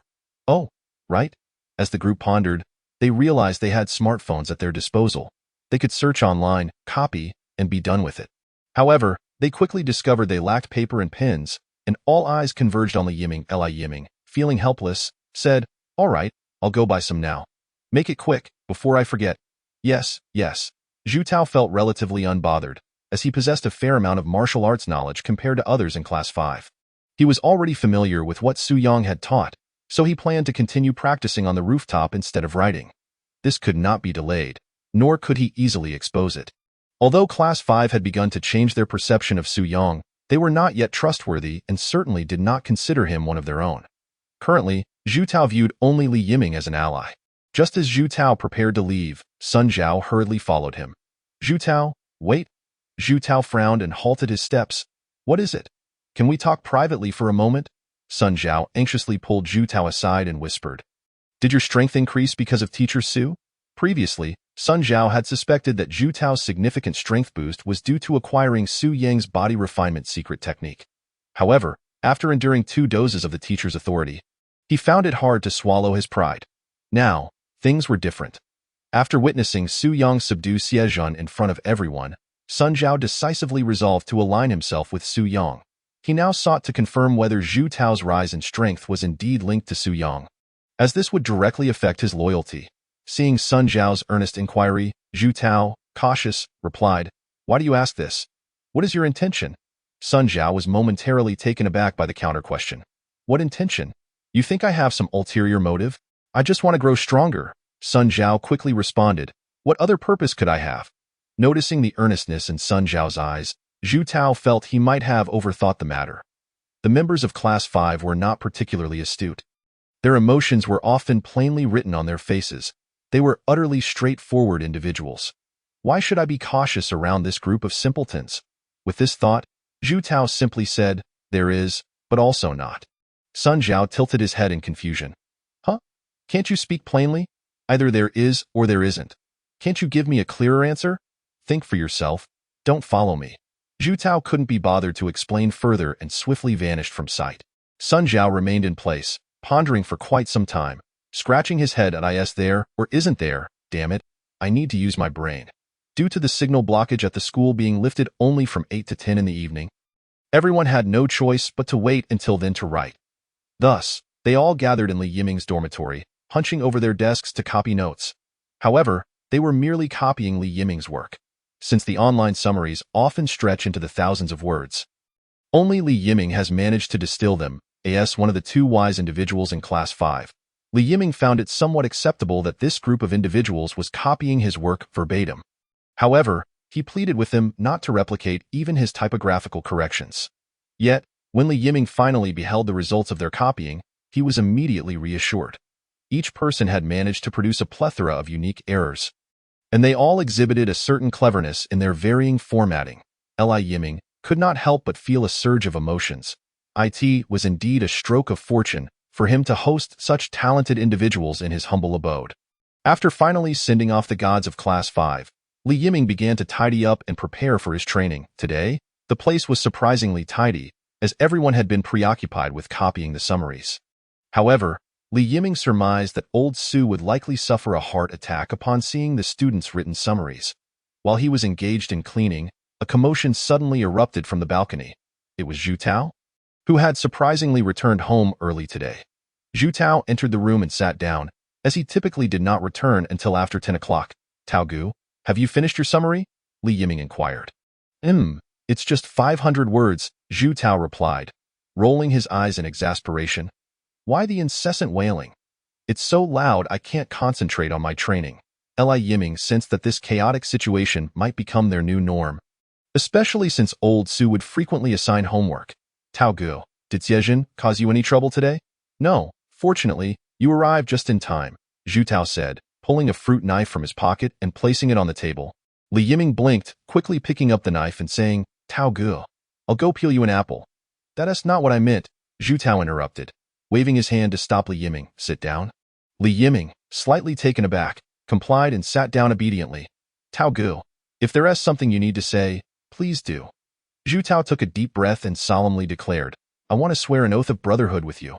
To become sworn brothers, to pursue this matter, Zhu Tao even requested leave from Su Yang, planning not to practice with him that evening. Previously, Zhu Tao had looked down upon Li Yiming, perceiving him as a sycophant. Especially given how Li Yiming was often at the beck and call of others in Class 5, Zhu Tao had held him in even lower regard. However, today, he was utterly astonished to witness Li Yiming stepping forward without regard for his own safety in a moment of crisis. Everyone in Class 5 was acutely aware of Xiezhen's true character. The others had been so frightened they resembled quails. Not only did they fail to assist Zhu Tao, but they even reproached him upon his return for provoking Xiezhen. In contrast, Zhu Tao truly understood that Li Yiming was someone worth befriending, true loyalty revealed in times of distress. However, upon hearing Zhu Tao's proposition of brotherhood, Li Yiming was momentarily stunned. Huh? Sworn brothers? Zhu Tao maintained a serious demeanor. Yes, sworn brothers. Let us put aside our previous grievances. From this day forth, we shall be good brothers. Isn't it just me who had grievances? Li Yiming retorted, don't focus on the details. Just say whether you agree to the brotherhood or not. Zhu Tao insisted that, of course, I agree, Li Yiming exclaimed, elated. This was an unparalleled opportunity for him. As a scion of a lesser family, he had never received acknowledgement from those of prominent families, always feeling inferior. Zhu Tao was the first to genuinely recognize him. Yet, Li Yiming felt a twinge of guilt. His willingness to help Zhu Tao during the incident with Xiezhen was not purely altruistic. He was merely concerned about the possibility of Zhu Tao seeking revenge later. After all, Li Yiming was well aware of Zhu Tao's character. They both had a mutual understanding, likely able to anticipate each other's thoughts. Nevertheless, such concerns were inconsequential now. What mattered was their bond, especially as they would spend the next 3 years together, relying on one another. This is too important a matter to be rushed, Li Yiming insisted. I'll prepare some fruit. Zhu Tao nodded eagerly. Yes, it should be something presentable. After all, it's my first time swearing brotherhood. Living in a clan, the sense of ritual was a natural part of their lives. Valuing such ceremonies was a way to express respect for one another. Li Yiming quickly arranged the fruit, but lacking any alcohol, they resorted to milk tea as a substitute. Once the table was set, it felt somewhat sparse. The two exchanged glances, frowning in unison. Doesn't it feel like something's missing? Indeed, it's lacking a plaque or a revered elder. After some contemplation, they retrieved their phones and placed a photo of Su Yang on the table. Yet, it still felt somewhat off. Should we switch it to black and white? That might not be appropriate. Old Su is very much alive, just for the sake of the ceremony. He won't mind. Fair enough. The photo of Su Yang was soon converted to black and white, and upon placing it on the table, both felt a sense of relief. With everything prepared, they each took a paper cup and swore their oath of brotherhood. They pricked their fingers, letting a drop of blood fall into the cups, and then knelt on one knee together.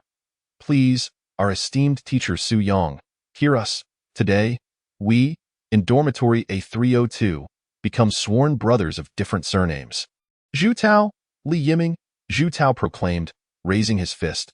May we never let our brothers suffer, Li Yiming echoed, and may we never allow our brothers to drive a Range Rover. Is something amiss? Times have changed. That's how they say it online now. Oh. They exchanged glances and together shouted, we seek only to advance and retreat together, to endure hardships and share life and death. Ceremony complete. They both stood and exchanged respectful salutes. Taoji.erd. Wait. Li Yiming pondered. I was born in January, which makes me technically the eldest in Class 5. Zhu Tao straightened his expression. The worthy come first. Very well. Li Yiming did not dwell on it. He was already accustomed to the title. The ritual concluded, and they hurried to finish the food it was and tea and offering. Old Su was still very much alive. As they ate, Li Yiming asked, Tao Gu? Now that we are sworn brothers, does that mean we are truly on the same side? Of course, we can be completely honest with each other. What cultivation technique do you practice for dual cultivation? Li Yiming inquired, immensely curious, since Zhu Tao always vanished when he trained, hiding away completely. Zhu Tao extended his hand, and in an instant, A steel needle connected by a black thread appeared in his grasp. Now do you understand? Whoa, where did that come from? Can I take a look? Zhu Tao pulled back his sleeve, revealing an arm guard with small holes for storing steel needles. ITS somewhat similar to my launching mechanism. About the same, purchased specifically online. Zhu Tao explained, practicing hidden weapons requires specialized equipment. Wait, you're practicing needle techniques? Li Yiming exclaimed, eyes wide. Didn't you see? I thought it was just a hidden weapon setup. Like my Thunderbolt needle. Zhu Tao himself was unsure why he was practicing needle techniques while Li Yiming practiced leg techniques, but he decided not to dwell on it. So, Tao Gu, how far along are you in your training? Zhu Tao casually flicked his wrist, and a needle shot forth, embedding itself in the wall, nearly causing Li Yiming's eyes to pop out. Why apologies? I didn't mean to demonstrate my perfected needle technique. Li Yiming stood there in shock. Wait, perfected needle technique? Zhu Tao nodded slightly, pulled the needle from the wall, and added, but the situation is rather unique. What's unique about it? Zhu Tao had initially wanted to explain that he could practice in dreams, inadvertently grasping the needle technique while dreaming. However, upon reflection, he felt it was a bit too far-fetched to share. Moreover, Su Yang had specifically advised against revealing the matter of dream cultivation to outsiders. He could share it with Li Yiming, but felt it unnecessary. Zhu Tao believed that dream cultivation was an experience unique to him. If Li Yiming knew, he might feel a sense of imbalance. After all, fairness is preferred over scarcity. With that thought, Zhu Tao shifted the conversation. I'll tell you later. It won't be of much significance to you anyway. Li Yiming considered this and agreed. Zhu Tao practiced needle techniques while he practiced leg techniques. Knowing the details would only lead to frustration, so he changed the subject. So, Tao Gu, what is your current level of strength, given the power of my steel needles? I must be at the 7th grade martial Xian realm, right? Not yet. I'm only at the high tier of the 8th grade martial spirit. Oh? Li Yiming's eyes widened. High tier? No need to be surprised. Zhu Tao slowly rose to his feet and gently patted Li Yiming on the shoulder, saying, You are progressing swiftly. Instantly, Li Yiming's face lit up with excitement. Indeed. After only a few days of practicing the heavenly Xian leg, he sensed that the long stagnant bottleneck had finally begun to loosen. The time of enrollment. He and Zhu Tao were both mid-level 8th grade martial spirits. At this rate, it wouldn't be long before he successfully broke through to a higher level. Just the thought of it made Li Yiming's heart race with anticipation. All right, I shall return to my training, Zhu Tao remarked, hastily adding, I won't hinder your practice. Good. Li Yiming did not attempt to detain him. Once Zhu Tao leaped back from the balcony, Li Yiming promptly locked the door behind him and continued his training. He maintained the golden rooster stands on one-leg posture until sleepiness overwhelmed him, compelling him to retire to bed. Unbeknownst to him, he soon drifted into a deep slumber. In his dream, he found himself at the family's martial arts training ground, practicing diligently in the golden rooster stance. Suddenly, numerous members of the family arrived at the training ground. Li Yiming abruptly opened his eyes to find older members of the Li family staring at him with mocking expressions. What a joke. With your abysmal talent, is there even a need for you to train? Get out of the Li family. You, a worthless being, are not worthy of being a Li. The unexpected barrage of insults made Li Yiming grit his teeth. But he dared not retaliate within the family grounds. Just then, an elder emerged from the crowd, the patriarch of the Li family, Li Yiming. How dare you practice dual cultivation techniques, disrespecting the ancestors of the Li family? I shall remove you from the family registry and cast you out henceforth. Wait, patriarch, let me explain. Humph. What is there to explain? In that instant, Li Yiming observed the younger members of the Li family laughing at him with malicious glee. Inexplicably, another figure emerged from the crowd, wielding a spear. Xiejun, you are courting death. Witness this with a clang. A figure suddenly surged forward, blocking the spear with his chest. The familiar silhouette filled Li Yiming with excitement. Old Su? Yet, in his dream, Su Yang turned around, appearing oddly monochromatic. Old Su, please let me explain. Explain what? Su Yang roared. Li Yiming, a true man born between heaven and earth cannot languish beneath others for long. Stand tall. Whoever mocks you, retaliate against them. In that moment, Li Yiming clenched his fists, watching the Li family members continue to ridicule him. As his fury surged, his blood boiled. In a flash, Li Yiming thrust his left foot down powerfully. Using the momentum to leap high into the air, channeling all his energy into a descent toward the ground. Heavenly Shin Leg. The next morning, Zhu Tao was awakened by the cacophony outside. Groggily opening his eyes, he heard a tumult of voices from outside the window. The sky was just beginning to brighten. Checking his phone, he saw it was only 5:30. Why is it so noisy? Can a person get some sleep? Zhu Tao had only fallen asleep after training until 2 in the morning. Feeling as though he had barely closed his eyes before being disturbed, he got up and went to the balcony to see what was happening. Upon reaching the balcony and looking out, he noticed many students from Class 3 gathered by the roadside, craning their necks and pointing. If a girl happened to pass by, her face would turn crimson as she hurriedly covered her eyes and fled. Zhu Tao felt his mind was still a bit hazy. After shaking his head slightly to clear it, he glanced at the crowd, who were all gazing up at a tree, but the dense foliage obscured his view. Nearby balconies also had curious onlookers, all wondering what was going on. What is happening? Zhu Tao mused, looking left and right but still unable to discern the cause of the commotion. His curiosity piqued. He hurriedly changed his clothes and, without hesitation, leaped from the 3rd floor into the adjacent greenery. The world is in decline, and morals are deteriorating. Has this fellow become so indifferent to propriety in his sleep? Zhu Tao thought to himself. One must say, that backside is exceptionally pale. A rogue. Another girl, covering her eyes, rushed past Zhu Tao, her cheeks flushed with embarrassment. Intrigued, Zhu Tao hastily joined the crowd to look up, only to be momentarily frozen in shock. There, at the intersection of the tree branches, lay a figure clad only in underwear, one leg propped against a high tree limb. Standing straight up from this angle, one could clearly see the pale backside and the relaxed face of Li Yiming, who appeared to be in a deep slumber. The crowd suddenly noticed Zhu Tao's presence and instinctively turned to look at him. Their expressions a mix of confusion and curiosity. Who is this guy? He looks unfamiliar. Not someone I recognize. Zhu Tao voiced his bewilderment, murmuring to himself while quietly retreating from the throng, then hurriedly ran back to the dormitory. This is madness. What on earth is wrong with Li Yiming? How could he possibly fall asleep naked in a tree? Chapter 64. Are you about to take flight? Zhu Tao was utterly flabbergasted. In an instant, he dashed back to the dormitory, grabbing a bedsheet and leaping from the 3rd floor once more. Stop looking. There's nothing to see. Everyone clear out.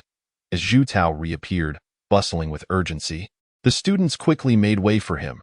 The elite scions of Class 5 were not to be trifled with. Once a path opened up, Zhu Tao aimed and leaped, grasping the 3-meter-high trunk, quickly reaching Li Yiming, who was still lost in slumber, and draped the sheet over him. Li Yiming, wake up, wake up! He was taken aback by how deeply Li Yiming was asleep. It wasn't until Zhu Tao slapped him several times that he finally groggily opened his eyes.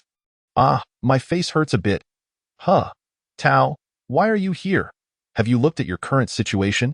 As Li Yiming gradually awakened, he surveyed his surroundings. Realization struck him as he noted his bare body perched in the tree. Rendering his mind momentarily blank, news of Li Yiming sleeping naked in a tree quickly spread. The group leader, Lu Zhan, upon hearing the commotion, immediately summoned Su Yang to the office. Xiao Su, you need to rein him in. What kind of peculiar habits does Class 5 have? While I don't mind sleeping in a tree, at the very least, wear some clothes. Even if you must sleep, find a more secluded spot where no one can see you. How can one sleep naked on a tree by the roadside? This is unacceptable. Su Yang was bewildered. He had no idea what had transpired and was called over the moment he stepped out of his dormitory. Group leader, are you telling me that our classmate Li Yiming is sleeping naked in a tree? Not exactly naked.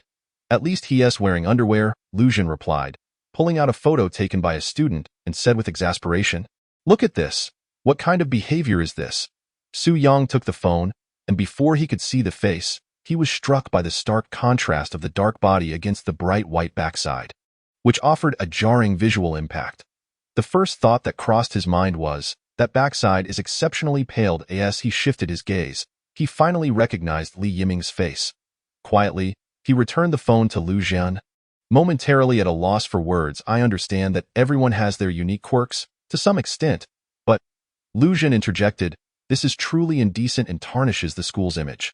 Xiao Su, go back and properly advise him. He mustn't behave this way in the future. If he wishes to sleep, he should at least wear clothes. In truth, compared to other situations in Class 5, Sleeping naked in a tree was a minor issue. After all, the embarrassment fell solely on Li Yiming. However, it would ultimately affect the school's reputation, thus necessitating intervention. Understood, group leader, I will talk to him, Su Yang affirmed as he left the office, his expression a mix of incredulity. Li Yiming's posture did not appear as though he had climbed up to sleep, but rather as if he had become lodged in the tree fork. One leg was propped high on another branch. The moment he saw the photo, he deduced that Li Yiming, like Zhu Tao, had likely been practicing in his dreams. However, Su Yang couldn't quite fathom how he managed to climb a tree while in a dream state. Upon reaching Class 5, he found the others engaged in their morning exercises, yet Li Yiming was conspicuously absent. Just as Zhu Tao, who was pretending to meditate, heard the commotion outside, he hurriedly opened his eyes and rushed over to Su Yang.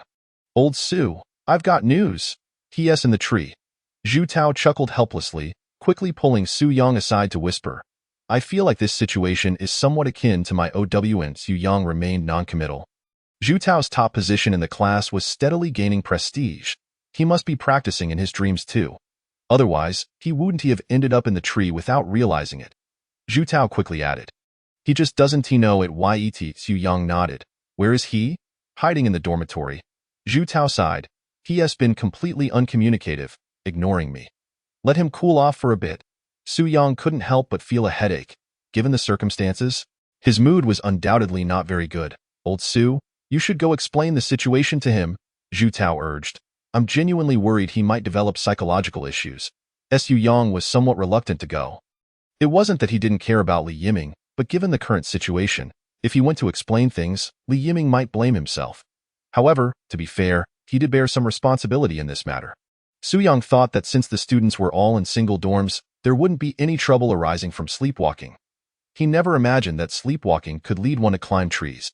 He should have reminded them beforehand. "All right, I'll make a trip to the dorm. After morning exercises, I'll just study Dado. And could you please collect the homework for me and leave it in my office?" "Sure." Before long, Su Yang arrived at Li Yiming's dormitory door. After a moment's hesitation, he knocked at Li Yiming, opened the door. After a while, there was no response. Su Yang forced a smile and continued to knock. "Please open the door. I have something extremely important to discuss with you. It's related to your cultivation." After a short while, the door finally opened. Li Yiming appeared dazed, expressionless, as if his soul had been drained. Su Yang hurried inside, closed the door, and said, "I already know what happened." Li Yiming sighed heavily and slumped into a chair. "Old Su, I need to take a leave." "All right, for how long?" "Maybe 8 or 10 years, Li Yiming sighed again. "I'll come back as your student once everyone has forgotten about this incident." "That seems unrealistic." "Your white backside is quite memorable. I'm here specifically to congratulate you." Li Yiming cast a resentful glance at Su Yang.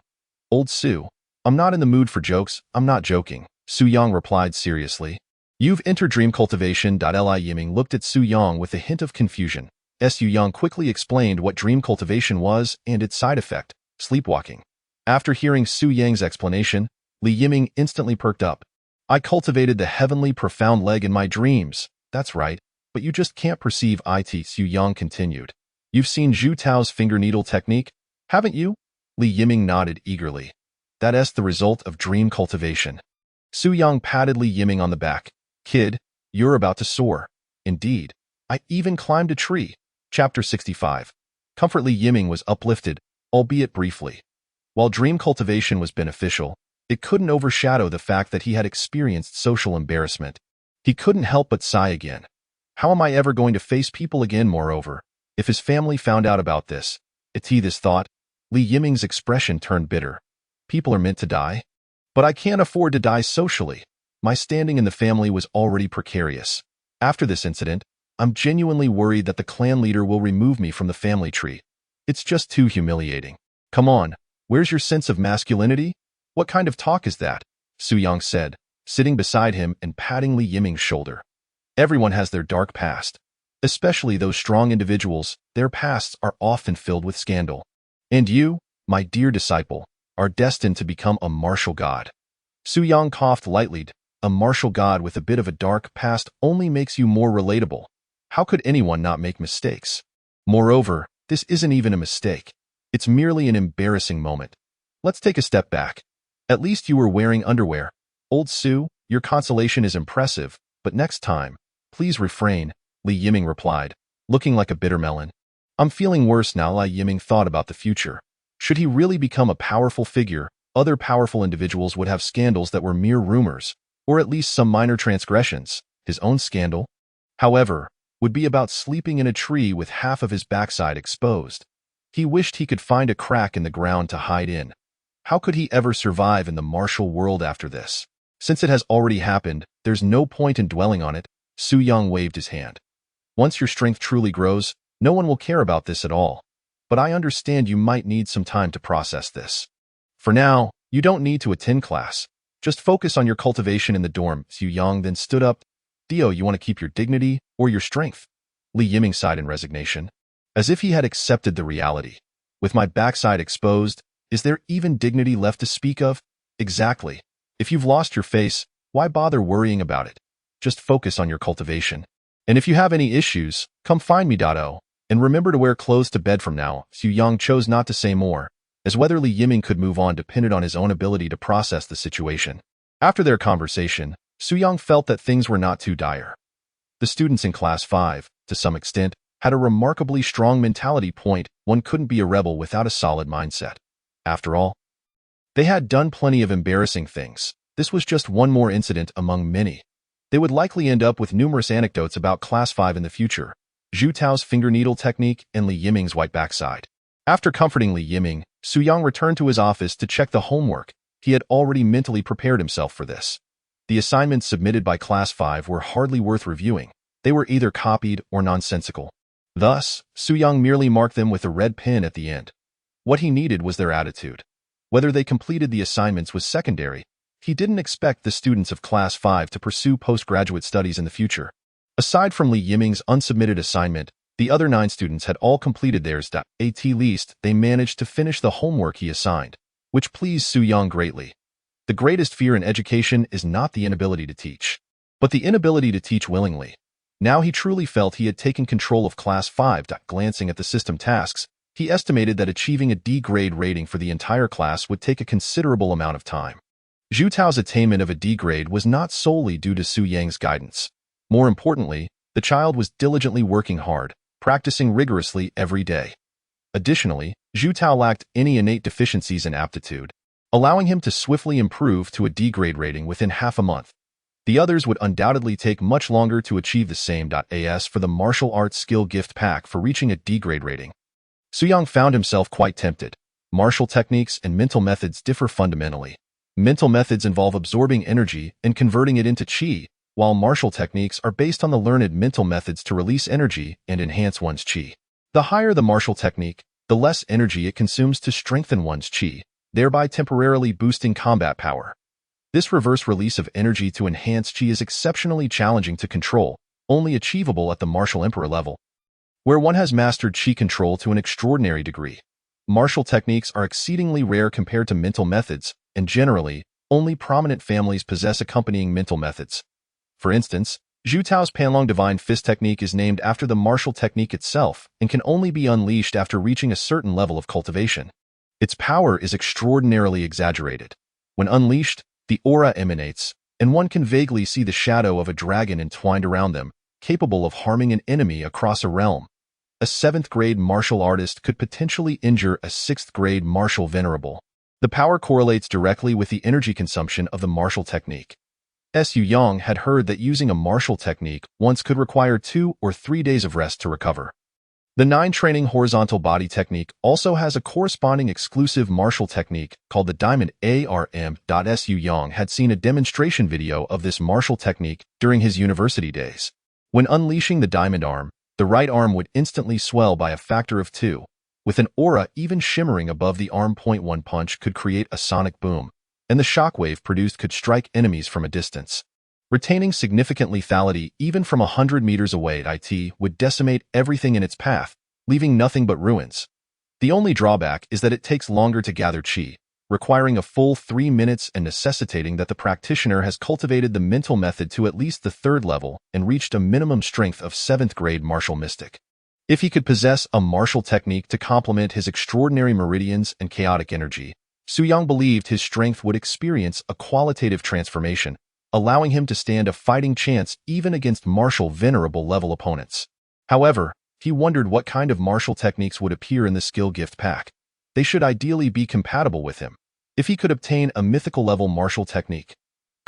Never mind, it's better not to dream. Tomorrow is Monday, and I need to prepare to sneak out for a buffet to stock up on energy. Su Yang did not intend to take Class 5 out, especially since the masked martial venerable had not made any moves. And the school would not allow students to leave.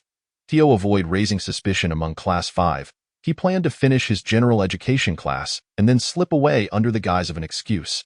There were plenty of teachers going out, and nothing had gone amiss. Su Yang reasoned that the martial venerable should have nothing to do with him.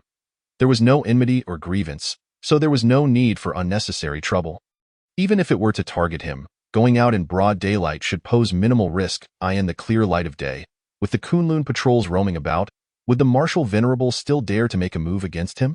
Chapter 66. Small Goals. The next morning, Su Yang sought out Lu Zhan to request a half-day leave. After finishing his general education class, he made his escape. Upon arriving at the north gate, he handed over his leave request to old Lu. Lu Lao cast a fleeting glance at the leave request, his demeanor notably less displeased than before. What is the urgent need to venture out at such a critical juncture? Su Yang promptly clasped his hands in a gesture of respect.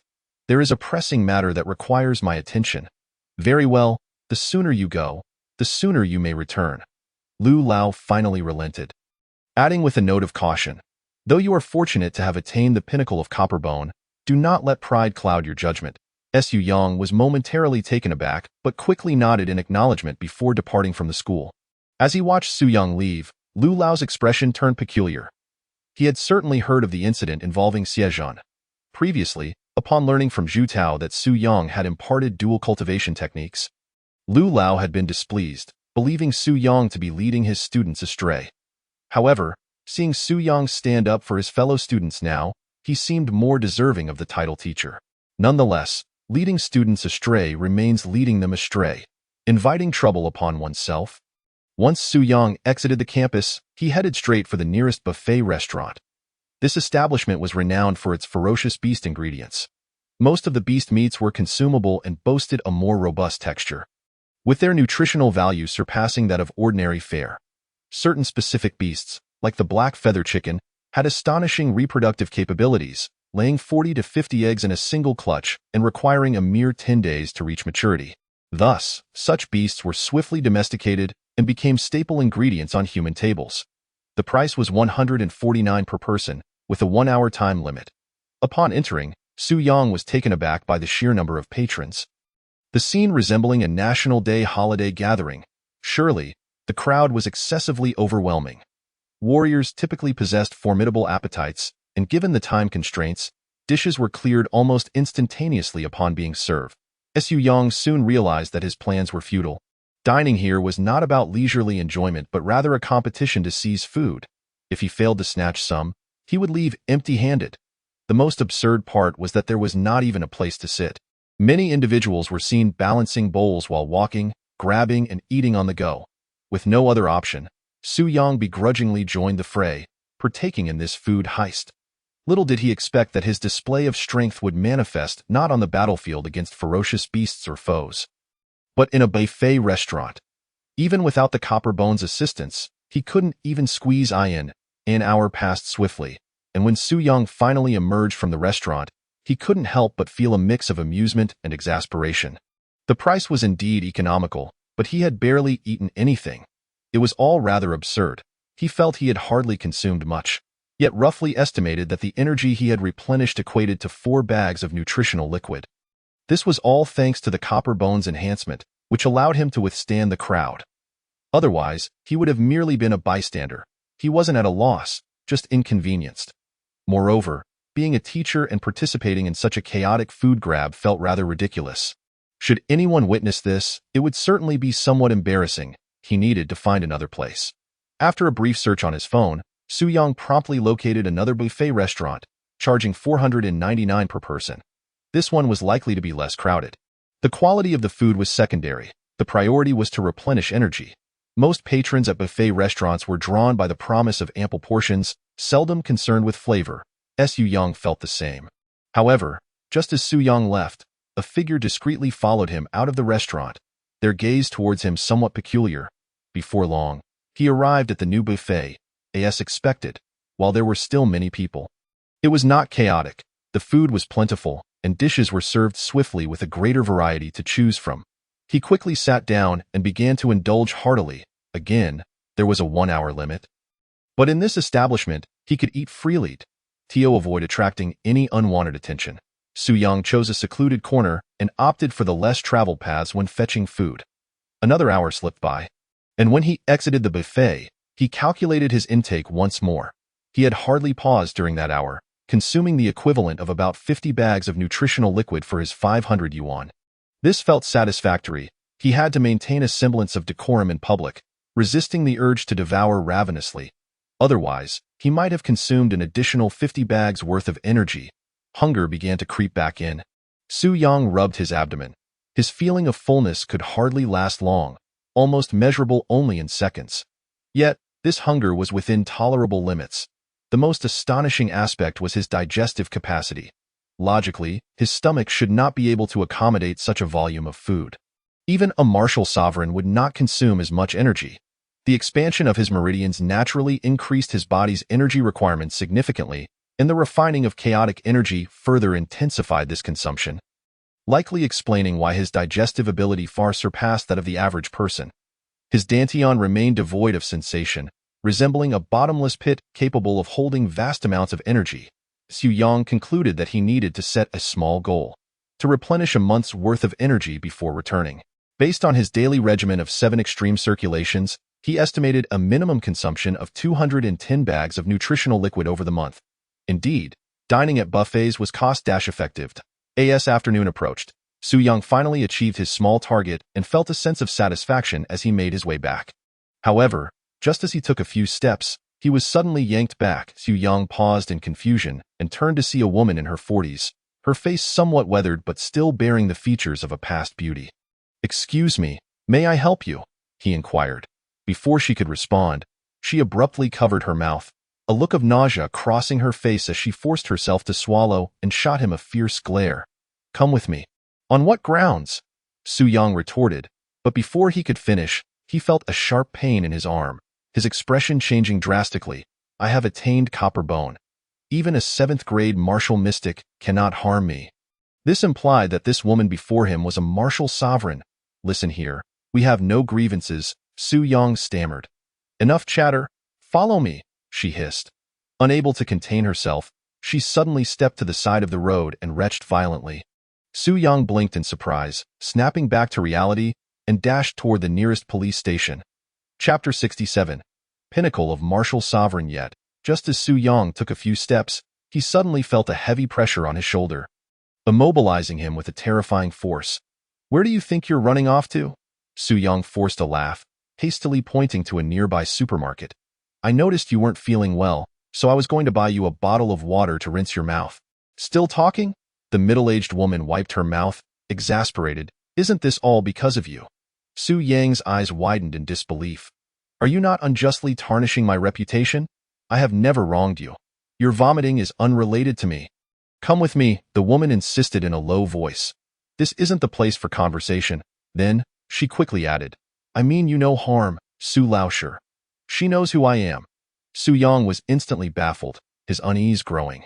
A martial sovereign seeking him out could hardly bode well. "Help. If a martial sovereign has problems they can't solve, how could I possibly assist you? You're anything but ordinary." The woman retorted irritably, "I've never seen anyone consume as much food in a day as you do, no? You can even out-eat ferocious beasts. Since you left the school, I've been following you, eating along the way." The woman felt utterly drained just speaking. "I've eaten until I'm about to vomit." "While you seem to be savoring the experience," Su Yang's scalp prickled. "You've been following me since I left the school.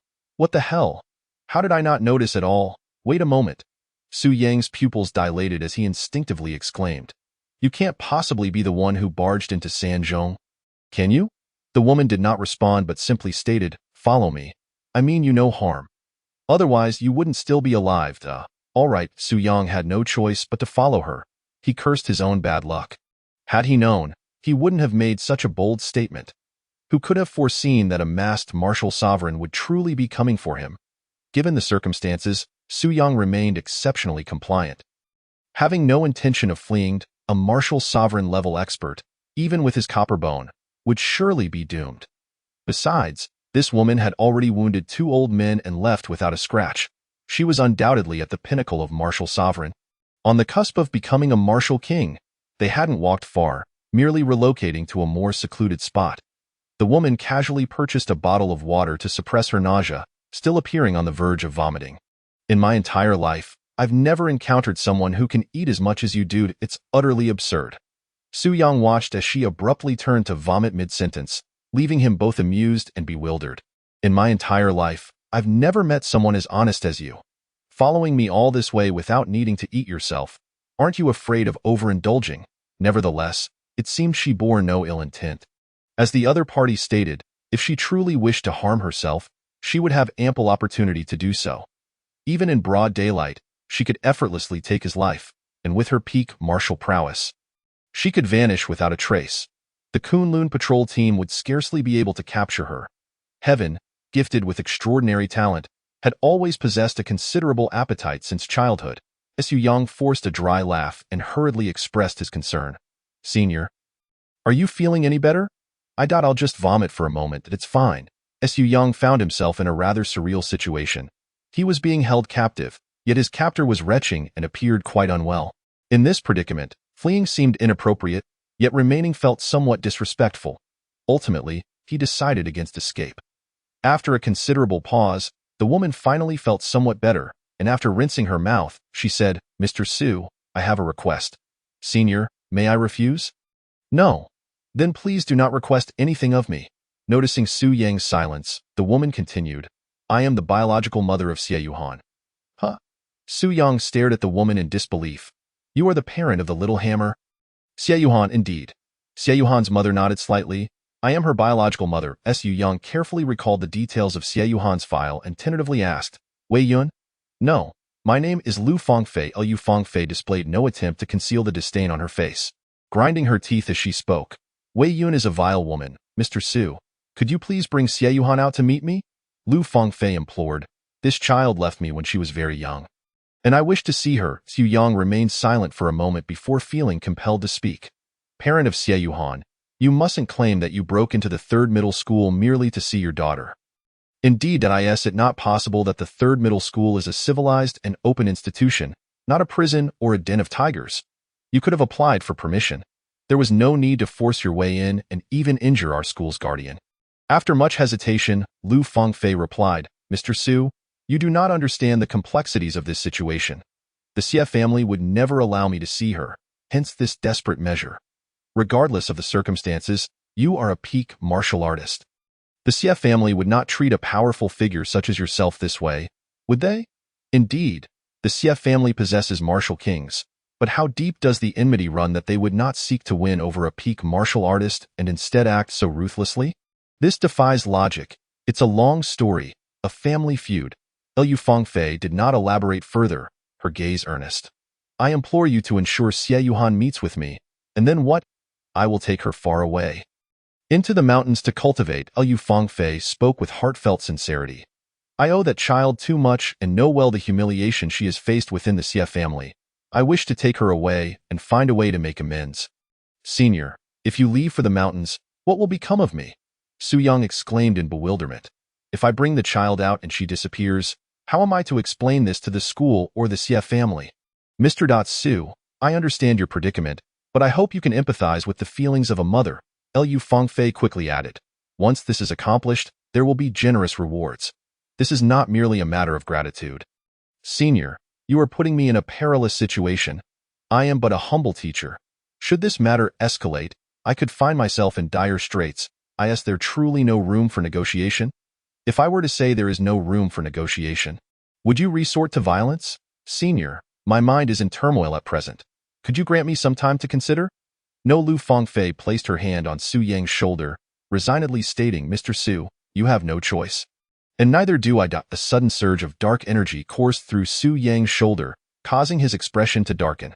Chapter 68. Are you not putting me in jeopardy? Su Yang's countenance was grim. struggling to contain his anger. Parent of Xie Yuhan, is this not excessive? Lu Fangfei silently withdrew her hand and merely stated, my unique dark energy will not manifest for 3 days. Mr. Su, you have only 3 days. Su Yang did not respond, his face betraying a sense of panic, though internally he felt composed. What I fear most is dark energy. Let the chaotic energy surge forth and consume it. At the moment Lu Fangfei's dark energy permeated him. Su Yang remained still, fearful of revealing any abnormality. One must not underestimate a peak martial artist's ability to manipulate and perceive energy. Thus, he offered no resistance, allowing the dark energy to flow through him. Only after Lu Fangfei released her hold did Su Yang immediately channel chaotic energy to pursue the dark force. However, the sheer terror of a peak martial artist's dark energy was undeniable. The friendliest of camels is larger than a horse. Although the dark energy Lu Fangfei infused into Su Yang was weak and non-lethal, it was still an immense force as soon as the chaotic energy made contact. It halted abruptly, causing Su Yang's blood to surge, and he couldn't help but emit a low groan. Hearing the sound, Lu Fangfei's expression shifted. Do not attempt to dispel my dark energy. What level of power do you possess? Just the 8th rank? Be careful not to damage your meridians. Su Yang remained silent. He had not anticipated the terrifying potency of a martial artist's energy. Even his superior meridians were significantly impacted by this counterforce. Attempting to swallow the dark energy from a peak martial artist was indeed an overestimation of his capabilities, so Su Yang quickly adjusted his strategy to gradually consume it. His proficiency in chaotic energy cultivation was now on full display. Within less than a minute, Su Yang expertly guided the chaotic energy to encapsulate and gradually consume the dark force. Estimating the time required, he realized he could dispel this dark energy within 3 hours. With minimal expenditure on his part, the energy absorbed from the dark force would sustain the expenditure needed to contain it. Once the situation was under control, Su Yang felt a sense of relief. Though his expression remained somber, his mood was understandably bleak. Being held captive was already frustrating enough, and now he was being coerced, which only heightened his irritation. I understand your feelings as a mother.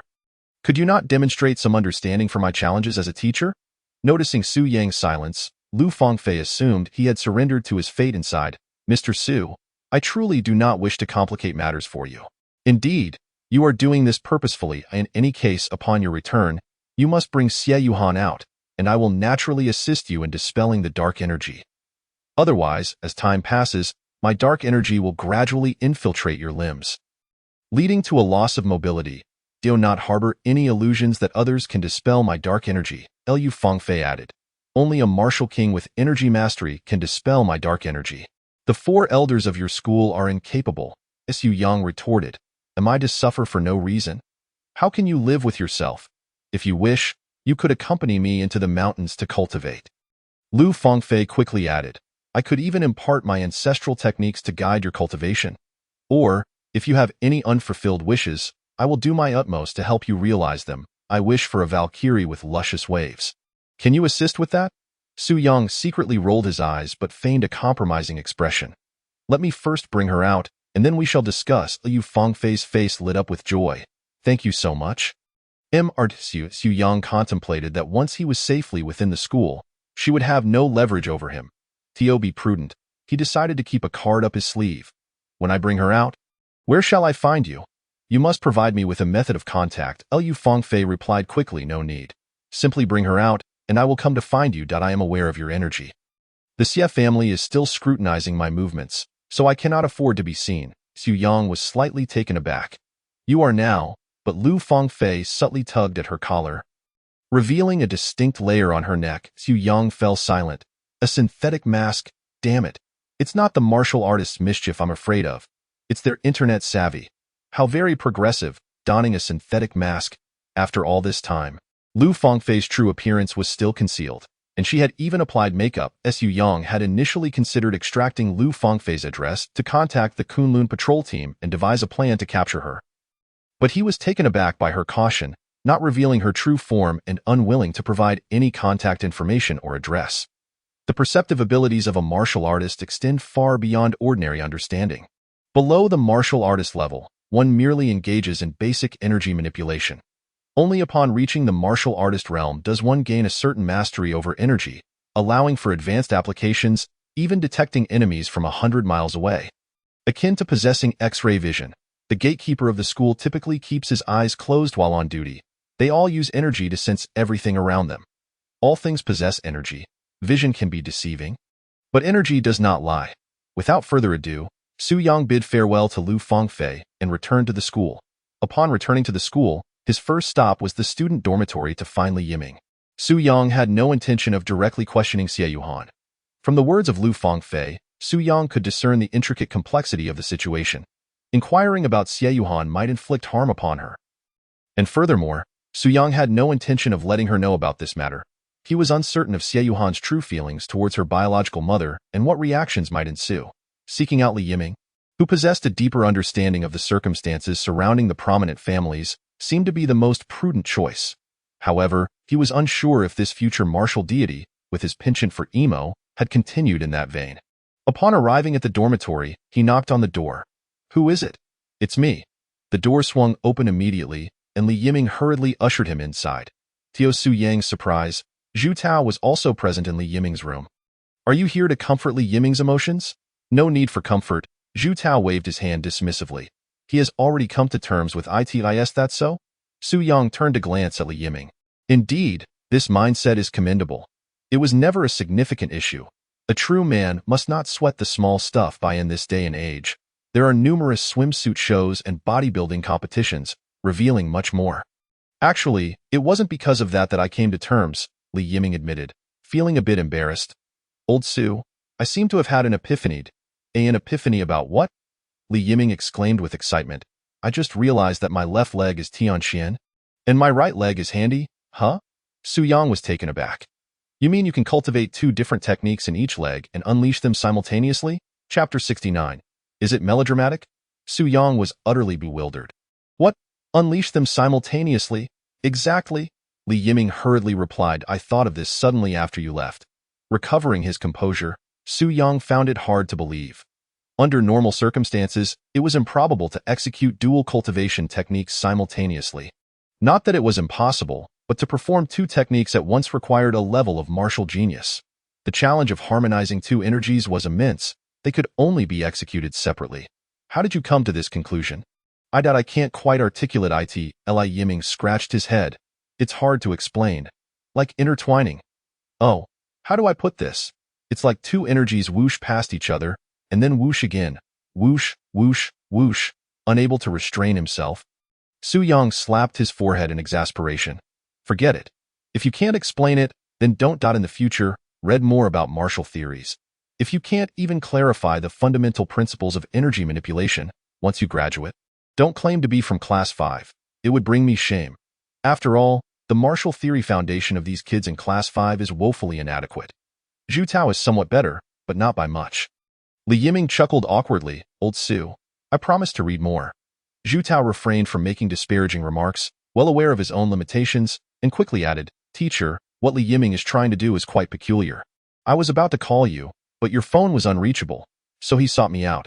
Su Yang cleared his throat, contemplating that sneaking out had likely made it impossible for them to contact him, as he had switched his phone to airplane mode. With a puzzled expression, he inquired, "What is peculiar about it?" "Old Su, let me demonstrate for you. Just step aside a bit so I don't kick you." "As if you could kick me," Su Yang retorted. "Just step aside and you'll find out." Su Yang stepped aside, and Li Yiming took a deep breath, beginning to channel his energy with all his might. As his left leg harnessed Tianxian and his right leg embodied Handy, he suddenly began to spin in place. "Old Su, it turns out like this." Li Yiming spun in place as if wheels were affixed to his feet, gaining speed until he had spun around 20 to 30 times before hastily stopping, clutching the wall as dizziness washed over him. Shaking his head slightly, he finally regained his composure. "When I unleash both techniques at the same time, I feel like a top, and I get so dizzy I can't even fight. I faint before the battle even begins." Su Yang could not help but roll his eyes. "If you're aware of the problem, why are you so insistent on unleashing them simultaneously? Why not just use 1 technique at a time? Since I can execute 2 techniques at once, wouldn't that make me even stronger if a fight broke out? Are you going to tell your opponent to wait while you spin like a top?" Li Yiming chuckled ruefully. "Old Su, What is the reason behind this? What else could it be? Your control over energy is lacking. Su Yang explained, if you can't even master one energy, how can you think of controlling two? It's clear you've lost control. When energy gathers in both legs to a certain extent, it creates a phenomenon known as external energy slip, allowing you to glide a few millimeters above the ground. That's why you can slide. Li Yiming suddenly enlightened. So that's what it is. I told you not to mess around. Practice diligently according to the differential cultivation method I taught you, Su Yang said, raising his hand in frustration. Aren't you afraid of ruining your legs? Startled, Li Yiming quickly dodged and exclaimed, Old Su, I want to do it again. I swear. Zhu Tao chuckled at the absurdity, having thought Li Yiming had genuinely discovered an incredible technique, only to find it was merely a case of losing control. Indeed, he needed to read more. It's not that I'm forbidding you from trying and innovating, Su Yang retorted, but the prerequisite for experimentation and innovation is a solid theoretical foundation. Otherwise, it's akin to courting death. After all, you lack a teacher's invincibility. You can't recklessly experiment like I do. This point went unspoken, and Su Yang added seriously, remember, whatever you intend to do, don't act impulsively. Consult me first. Understood. Finally, Su Yang settled down and said, All right, I have something to ask you both. What is it? I wish to understand the situation regarding Xie Yuhan. Su Yang frowned. While reviewing your files today, I noticed something amiss with Xie Yuhan's information. What's amiss? Xie Yuhan's mother is only 31. Is she a stepmother? Su Yang had meticulously examined the files of all students in Class 5 and remembered this detail vividly. Were it not for Lu Fengfei's appearance today, Su Yang wouldn't have paid attention to this matter. In prominent families, remarriages were quite common. Zhu Tao shook his head. I'm not sure. I haven't focused much on the Xie family. Su Yang turned to Li Yiming. You, the expert on prominent families, what do you know? Hee. I actually know quite a bit, Li Yiming replied eagerly. She is indeed a stepmother. Xie Yuhan's biological mother is Lu Fengfei. Su Yang was taken aback. Goodness, you even know her name. Have you been poring over their family tree? What family tree? Li Yiming chuckled. We, the vassal families, are often shifting allegiances, so we must have a grasp of all family situations. At least to know their taboos to avoid clashing with them. Moreover, Lu Fengfei cannot be listed on the Xie family tree. Li Yiming shrugged. Xie Yuhan isn't on the family tree either. Huh. What does it mean that she is not on the family tree? Old Su, do you know what the Xie family's unique technique is? The 7-kill spear. Huh. Wait, how does Xie Yuhan use a wolf-tooth club? That's the crux of the matter. The Xie family forbids her from using a gun, or rather, she isn't deemed worthy of it. Li Yiming sighed. Xie Yuhan has had it worse than us. At least we are recognized in the family tree, but she isn't. Growing up, she was often called a bastard in the Xie family. Su Yang pondered how they could treat the daughter of a peak martial artist. Lu Fengfei in such a manner. Yet he held back, waiting for Li Yiming to elaborate. The root of the issue lay with her mother. Li Yiming scratched his head. This gets quite complicated and melodramatic. How melodramatic? Xie Yuhan's father met her mother while on duty at the border, and they fell in love at first sight, each concealing their identities, leading to the birth of Xie Yuhan. Only when their identities were revealed did they discover their families were sworn enemies. Is that melodramatic? A bit. That's not even the most melodramatic part. Xie Yuhan's stepmother is technically her cousin, as the Wei family is a branch of the Lu family. However, they fell out later, and despite the Lu family, the Xie family arranged for Wei Yun to marry Xie Yuhan's father. Su Yang felt as though his CPU was about to explode. Chapter 70. You should ask about it. Su Yang was aware that the relationships among prominent families were complex, but he had not fathomed they could be so tangled. Then what about Xie Yuhan's mother? I'm not too sure. The Lu family isn't from Donghai, but from Sichuan. Li Yiming shrugged helplessly. The only thing I know is that Xie Yuhan's mother, Lu Fengfei, is formidable. She was already at the high-level martial artist stage when she gave birth to Xie Yuhan, and by her 20s, she was at that level, a prodigy. By now, she has likely reached the pinnacle of martial artist, or perhaps even attained the martial king realm, given how the Xie family treats Xie Yuhan. Aren't they afraid of provoking her mother's wrath? This is where old Su's understanding of the great clans falls short. Zhu Tao suddenly interjected. Great clans often comprise several thousand individuals. Within them, there are at least 20 martial sovereigns, not to mention the martial kings and allies who stand guard. This is the profound foundation of a great clan. It is folly for a mere pinnacle martial sovereign to seek revenge against such a formidable entity, Li Yiming added. I believe the most significant issue is that she may lose her way. If she desires vengeance, she must at least identify the right target. Indeed, he concurred that a region accommodating thousands or even tens of thousands of inhabitants would likely resemble a small town. Thus, great clans establish their estates in rural areas. As it is impossible to secure such expansive living spaces within a city, Li Yiming sighed helplessly. In truth, this predicament is not exclusive to the Xie family. Most clans face similar issues, all due to those obstinate old-timers. Su Yang was taken aback. Zhu Tao timely added, Teacher, the majority of clans are not monolithic. They are divided into factions, Li Yiming continued. One faction consists of the stubborn old-timers, while the other represents the new wave. You cannot fathom how absurd the notions of those old-timers are. They refuse to accept new ideas and impose strict adherence to clan rules on all members. Can you believe that in the year 2042? Many families still cling to feudal rules handed down from centuries ago. There is not an ounce of essence left. It is all mere dross. Those old-timers, having weathered the storms themselves, are unwilling to offer others an umbrella, instead wishing for them to endure the rain together. Zhu Tao nodded in agreement, astute observation. I share your sentiments. Su Yang sensed immense resentment from the two youths regarding the clan rules.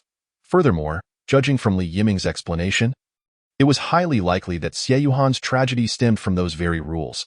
There was no need to perpetuate feuds from centuries past. We are now in a harmonious society, and clan rules must evolve with the times. Especially when even the freedom to marry is restricted.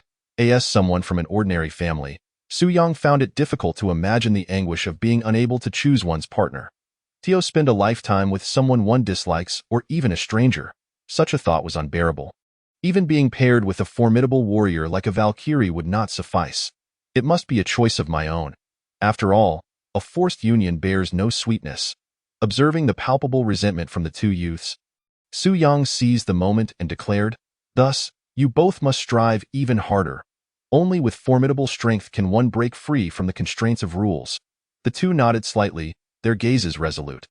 Having gained some understanding of Xie Yuhan's situation, Su Yang took his leave to devise a plan.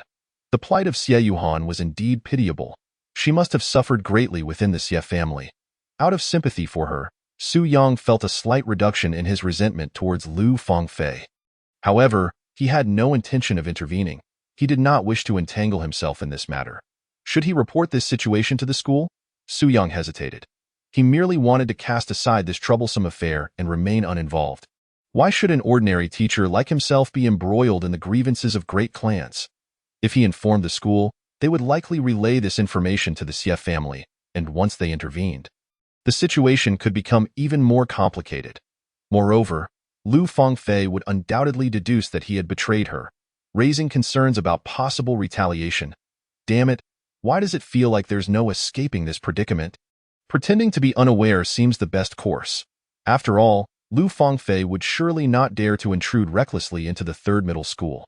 As long as he remained within the school, he would undoubtedly be safe. After much contemplation, Su Yang resolutely decided to keep this matter to himself. Shifting his focus, he turned his attention to the dark energy within him that had yet to be consumed. The dark energy released by a pinnacle martial sovereign was indeed extraordinary. Even when enveloped by chaotic energy, it remained vibrant, persistently attempting to break through the encirclement and infiltrate his meridians. However, Lu Fengfei would never conceive that she harbored chaotic energy within her, nor could she fully master her energy's aura. Thus, her dark energy posed no threat to him. Moreover, he could utilize this pinnacle martial sovereign's dark energy to further enhance his proficiency with chaotic energy. Yet, just as Su Yang stepped out of the student dormitory, he sensed the presence of someone following him. Upon hearing a noise, he immediately turned, but saw no one. This caused a sudden jolt of unease within him.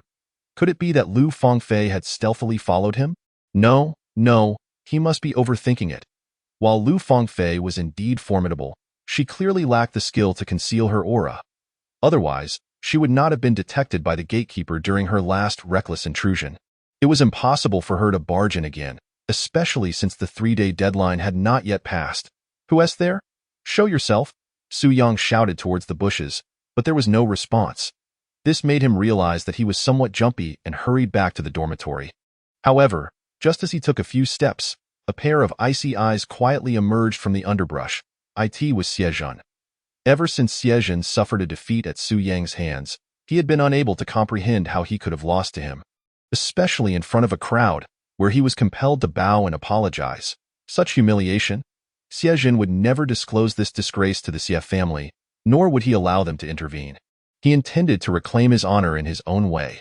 After experiencing defeat, Xiejun quickly realized that as long as he prevented Su Yang from getting close enough to unleash his dark energy, he could easily suppress him with his own strength. No matter how strong Su Yang's physical prowess was, it posed no lethal threat to him. However, Xiejun did not rush into action. Like a hunter observing its prey, he needed to wait for the right moment. Acting impulsively would only lead to failure, and now was not the time for a confrontation. Once Su Yang returned to his dormitory, he resumed his usual routine of circulating his energy, and when the time came, he went out to continue patrolling with Chen Ming. However, Su Yang felt a bit frustrated. He had already prepared an excuse to deflect Chen Ming's inquiries about his perfected copper bone technique. Yet after 2 days of patrolling, the one-armed brother had not broached the subject. This left Su Yang feeling quite unsettled. "Brother, I've crafted an excuse. Why not just ask?" Chapter 71. The battle-damaged dormitory since Chen Ming did not inquire. Su Yang certainly would not bring it up himself. It would be absurd to explain his behavior when he was not even prompted. Moreover, Su Yang was exceptionally intrigued by Chen Ming's martial techniques. Due to Chen Ming's unique profession, he practiced a high-level martial technique specifically provided for combat zones, the Zhongyan technique. This technique was unlike any more commonly encountered methods and belonged to the rarest category among advanced techniques, status techniques. As long as one practiced the Zhongyan technique, their overall strength would receive a comprehensive enhancement, significantly boosting speed, power, and defense, rendering it exceptionally versatile. The only downside was that mastering the Zhongyan technique was notoriously difficult. Only those with immense willpower could hope to succeed. It was said that it could take 1.5 years just to grasp the basics. Thus, those who could participate as frontline warriors must invariably be individuals of great resolve, capable of enduring hardships that ordinary people could not bear, with steadfast hearts that enabled them to defend their homeland. Su Yang, possessing chaotic energy, theoretically could practice any martial technique and could completely bypass the entry phase. If not for his low realm and limited comprehension, he could even master a technique in a single day, unhindered by constraints. If he sought to master multiple techniques, there would theoretically be no limit. Provided he had sufficient energy, he could practice hundreds. However, as the saying goes, one cannot chew more than they can swallow. Su Yang was neither greedy nor did he wish to be controlled by desire. He aimed to see if he could extract the Zhongyan technique from Chen Ming, even if it were just the first layer. He urgently needed to enhance his strength. Firstly, to guard against troublemakers like Xiejun who might seek to trouble Class 5. As the teacher, he must take action to suppress them. Secondly, he needed to contend with Lu Fengfei, the pinnacle martial sovereign, who might decide to barge in again at any moment. Thus, during their patrol, Su Yang unexpectedly asked, "Brother Chen, what layer of the Zhongyan technique are you currently at?" "The 3rd layer," Chen Ming replied. "Not yet perfected," Su Yang cautiously inquired. "I recall that the Zhongyan technique is transmissible, correct?" "Yes, but only for the 1st layer," Chen Ming stated seriously. "The remaining layers are confidential." Su Yang quickly nodded. "Brother Chen, I am currently researching martial techniques and require references." Before he could finish, Chen Ming replied, "Sure, I'll write down the 1st layer of the technique for you tomorrow. However, please do your best not to share it." Understood. That Su Yang had previously searched online and confirmed that the 1st layer of the Zhongyan technique could indeed be transmitted, although he found no relevant information. After all, this technique was a combat zone exclusive, and no one dared to share it casually. The consequences of doing so could lead to severe repercussions.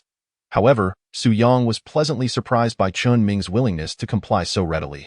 He suddenly felt that patrolling with Chen Ming was indeed a fortunate endeavor, as it revealed that this stern one-armed brother had a warm heart and was quite eager to lend a helping hand. After finishing their patrol, Su Yang returned to his dormitory, and shortly thereafter, Zhu Tao arrived to practice his needlework. Su Yang, as per usual, removed his upper garment and allowed Zhu Tao to demonstrate his techniques. With Zhu Tao's growing proficiency in acupoint targeting, He had transitioned from close-range practice to launching steel needles from a distance of 2 meters, directly striking Su Yang's acupoints. Due to the tremendous force of the needle-launching technique, Zhu Tao, still unfamiliar with the intricacies of the human body, confined his aim to the head and heart, which resulted in excessive lethality, raising the risk of fatality. It was only through relentless training that he could accurately direct the steel needles to non-lethal areas to incapacitate his opponent. A soft thud resonated as Su Yang felt a steel needle pierce his back, and he was slightly taken aback. The progress is quite rapid, and the force seems significantly stronger than before. Previously, he felt nothing at all. Now he could perceive the feedback, indicating Zhu Tao's technique was indeed becoming more potent.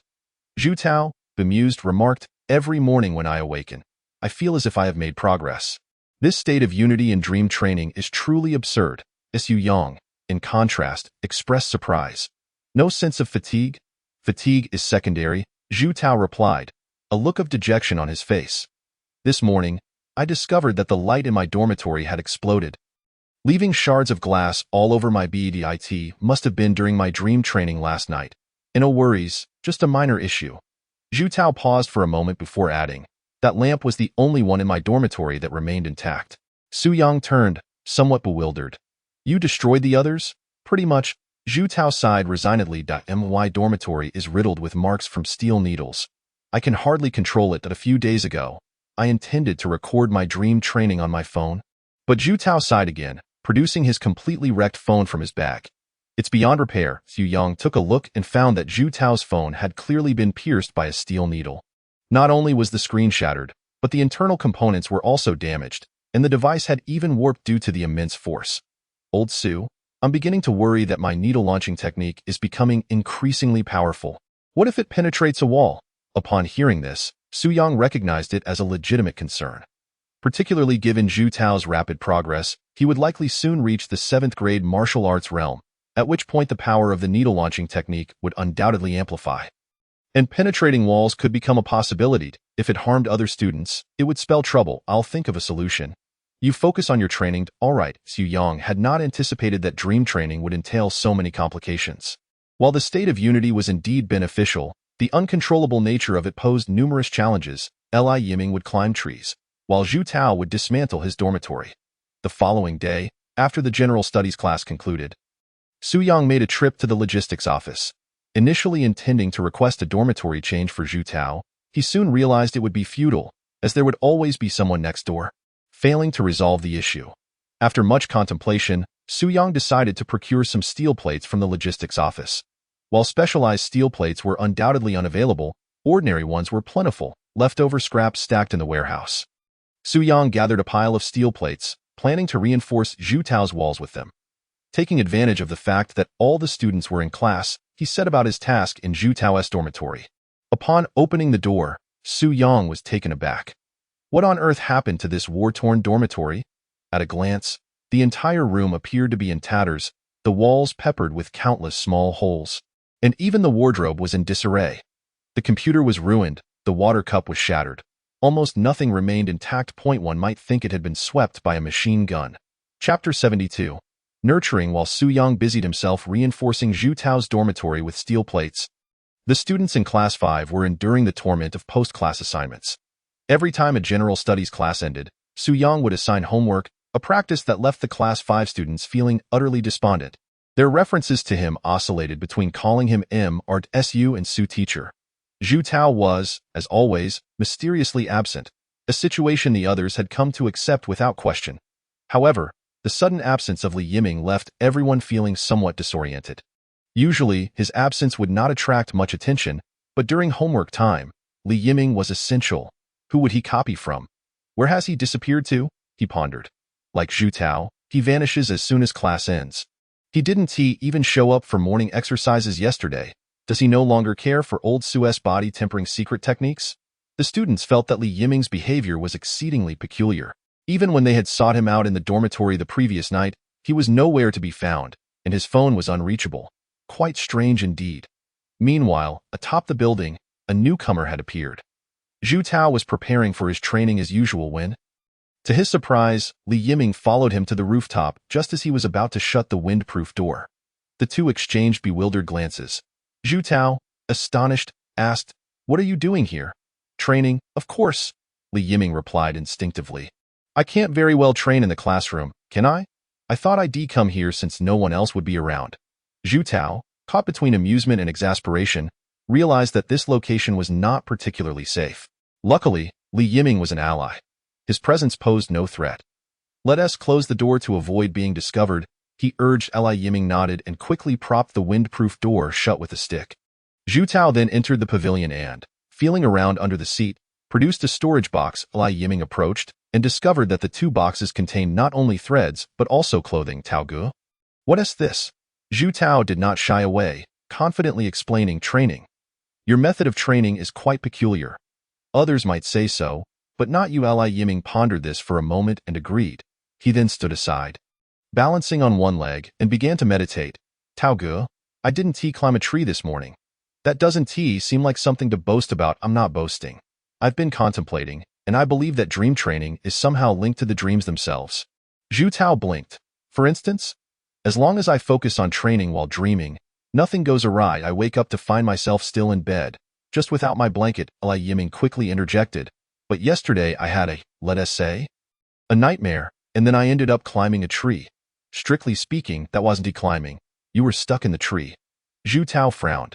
"By coming up here, won't those guys be looking for you everywhere?" Li Yiming was momentarily taken aback. "Huh? Why would they look for me? They don't care about me at all. They really don't. But without someone to command, they find it quite unsettling. The truth can often be rather painful. Forget it. They don't know I've climbed a tree yet. If they find out, they'll definitely mock me," Li Yiming said helplessly. "Old Su has managed to keep them in check for now. So I probably won't need to act as a spy anymore. I'd rather focus on my training. How about this? I'll teach you a method that will make them indifferent to your climbing a tree and exposing half your backside." Li Yiming's eyes widened in curiosity. "Tao Gu, what method?" "Just run around naked below. No one will care about you exposing half your backside." Zhu Tao chuckled. "All right, let us get back to serious training. We need to reach the 7th level as soon as possible, and Old Su will have a way to help us through the dual cultivation heart method." Li Yiming nodded slightly, centering himself to begin earnest training. As he engaged in practice, imaginative ideas began to flood his mind. The previous day, when he simultaneously executed the earth-shattering technique and the celestial Xian leg, his body had begun to spin uncontrollably. Although it was an uncontrolled state, he later researched the effects of astral sliding online and discovered that it could negatively impact a martial artist. This revelation left him momentarily stunned. "I thought my martial arts foundation was already ruined. What more could it affect? Once it's broken, it's broken. There's no saving it unless it's rebuilt." After some contemplation, Li Yiming decided that since his martial arts foundation was already compromised, he might as well explore this so-called astral sliding. He reasoned that the combined power of executing two techniques simultaneously was indeed formidable. If he could master the astral sliding to maintain a high-speed spin, wielding his body like a top against foes, wouldn't that enhance his power even further? In martial arts, speed is paramount. However, all of this hinged on overcoming the dizziness that accompanied high-speed spinning. Without conquering that, it would hold no significance. Li Yiming considered whether he should discuss this idea with Old Su. If Old Su supported it, that would be ideal. If not, he would have to abandon the notion. After all, in matters of training, he ought to heed Old Su's guidance rather than act recklessly. With this thought settled, Li Yiming focused his mind. The two remained in deep meditation for the entire afternoon, and upon awakening, they were both ravenous and made their way back to the dormitory. However, when Zhu Tao opened the door to the dormitory, he stood frozen in place. To my utter astonishment, the walls of the dormitory have been adorned with an array of irregularly sized steel plates, and even the ceiling has been affixed with them. Admittedly, the aesthetic appeal leaves much to be desired. However, their practicality cannot be overlooked. Faintly, I discerned a commotion emanating from the restroom, and indeed, I soon heard Su Yang's voice. "May I borrow the restroom?" At that moment, a wave of emotion washed over Zhu Tao. For the first time, apart from his parents, he felt the warmth of being cared for by another, if he were to become a formidable force in the future. He vowed not to disappoint the trust bestowed upon him by his mentor. Zhu Tao silently closed the door, only to discover that the room had been tidied up and the disassembled wardrobe had been reassembled. with even the wardrobe doors covered in steel plates. This level of fortification should suffice. Zhu Tao raised his hand and summoned a steel needle from his sleeve, which flew forth with scarcely a moment's pause. With a swift flick, he propelled the needle, which struck the steel plate with a resounding clang, embedding itself partially within. The results were satisfactory. However, when Zhu Tao attempted to retract the needle, he was taken aback as several adjacent steel plates suddenly detached and crashed to the ground. The loud thud startled Su Yang, who hurriedly emerged to witness the steel plates lying scattered about. Zhu Tao's lips twitched in disbelief. What manner of shoddy construction was this? Teacher, I merely punctured one plate. Why did all the others fall? Doesn't that make your technique appear impressive? Chapter 73. The Great Brawl. After securing the steel plates in Zhu Tao's dormitory, Su Yang wasted no time seeking out Chen Ming to request the first layer of the Tsangyan formula. He intended to begin practicing it after tonight's patrol. It wasn't long before he encountered Chen Ming, who provided him with the technique while adding, "If you have any questions, feel free to ask me." "Yes, thank you, Brother Chen, it's a minor matter." Chen Ming assumed Su Yang wouldn't engage in dual cultivation of the Tsangyan formula, as such practices are typically beyond the consideration of most individuals. Having acquired the first layer of the Tsangyan formula, Su Yang felt a surge of delight. With his copper physique fully developed and bolstered by the Tsangyan formula, his defensive capabilities would undoubtedly ascend to new heights. Furthermore, should he encounter a formidable opponent like Xie Zhen again, he would be far better equipped. As for the hidden energy left behind by Lu Fengfei within him, it had long been consumed, though he had not gained any pure energy. He had significantly increased his proficiency in chaotic energy. Once the patrol concluded, Su Yang headed straight back to the dormitory. Tonight, Zhu Tao would not practice with needles. He intended to dedicate himself entirely to the Tsangyan formula. The energy stored in his dantian was ample, and he anticipated no issues. Upon returning to the dormitory, Su Yang immediately began studying the first layer of the Tsangyan formula. As expected, the difficulty of cultivation was exceedingly high. The initial requirement was to disperse one's energy, followed by the daily consumption of beast blood for a duration of 6 months. After establishing a foundation through the beast blood, one would need to undergo rigorous training to activate the latent energy within the beast blood, allowing the body to absorb it fully and unleash its potential. Over the course of a year, one could not rely on luck. Only pure physical training could elicit the body's hidden capabilities. Even under such circumstances, the success rate for developing energy sensations through training was merely 10%. However, for Su Yang, this step could be entirely bypassed. He settled into a meditative position, directly channeling the Tsangyan formula's techniques. Each technique possesses its unique method of circulation, forming a distinct trajectory of energy flow to activate the formula. The Tsangyan formula's method was notably intricate, requiring the construction of a pentagram-like path that encompassed the head and limbs. Ultimately converging in the dantian, it was imperative that the technique's circulation did not intersect with any meridians. The more meridians traversed, the more complicated it became, and Su Yang needed to avoid the original energy path of the 9-training horizontal body technique. This demanded a high degree of control over energy, but for Su Yang, it posed no significant challenge. In less than half an hour, he successfully constructed the energy pathway for the Tsangyan formula. Taking a deep breath, Su Yang made his first attempt at operating the Tsangyan formula. The chaotic energy surged forth from his dantian, rapidly integrating into the energy pathway of the Tsangyan formula. Initiating self-propulsion in an instant, Su Yang felt a powerful force welling up within him, flowing ceaselessly. Excellent. However, the extent of improvement would need to be gauged through combat or instruments. He resolved to visit the martial arts arena to assess his current capabilities. Moreover, as Su Yang slowly rose, his gaze sharpened. Copper physique.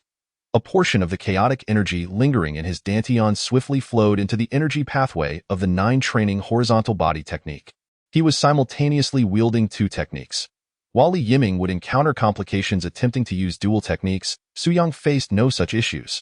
The chaotic energy within him was versatile enough to accommodate multiple techniques simultaneously. The only drawback was the necessity to partition the chaotic energy into several portions, resulting in significant energy expenditure. Confirming that he could operate both techniques concurrently, Su Yang quickly retracted the chaotic energy, settled into a meditative position, and began reflecting. It was currently impossible to evaluate the extent of enhancement the first layer of the Tsangyan formula could provide. However, with the support of chaotic energy and superior meridians. He should be capable of facing stronger opponents. At the very least, the next encounter with Xiejin would not be as overwhelming as the last. After this period of cultivation, Su Yang noticed that his bottleneck had entirely loosened, and he was on the cusp of advancing to the mid-tier of the 8th grade martial spirit. Should he ascend? Su Yang hesitated. Perhaps it was best to hold back, to continue refining his foundation. After all, advancing to the mid-tier held little significance for him at present. If he were to restrain himself, he would do so profoundly. At that moment, Li Yiming suddenly called. Su Yang paused briefly. Upon answering, he heard Li Yiming's anxious voice. "Old Su, hurry to the dormitory. The 5th class is fighting on the 6th floor. What, you need to hurry? It's getting out of hand." Without time to inquire further, Su Yang dashed towards the student dormitory. Approaching the 6th floor, he could already hear the sounds of fierce fighting and shouting. Upon reaching the 6th floor, he discovered that aside from Li Yiming and Zhu Tao, the other 8 members of the 5th class were embroiled in a chaotic brawl in the hallway. The spectacle terrified the other students, who crowded the stairwell, too afraid to return to their rooms. Upon seeing Su Yang, they collectively sighed in relief. "Teacher Su is here. Make way." Just as Su Yang squeezed through the crowd, he witnessed Sun Zhao soar past him, crashing directly into the hallway. Angrily, he scrambled to his feet, intent on rejoining the fray. Sun Zhao, stop. However, in his current rage, Sun Zhao paid no heed to Su Yang's admonition and charged back into the fray, clearly overwhelmed with anger. Su Yang's expression darkened as he swiftly approached the chaos. The 5th class was engaged in a fierce struggle, with Xie Yuhan particularly ferocious, brandishing a wolf-toothed club and striking with abandon. This group of unruly students could not be tamed.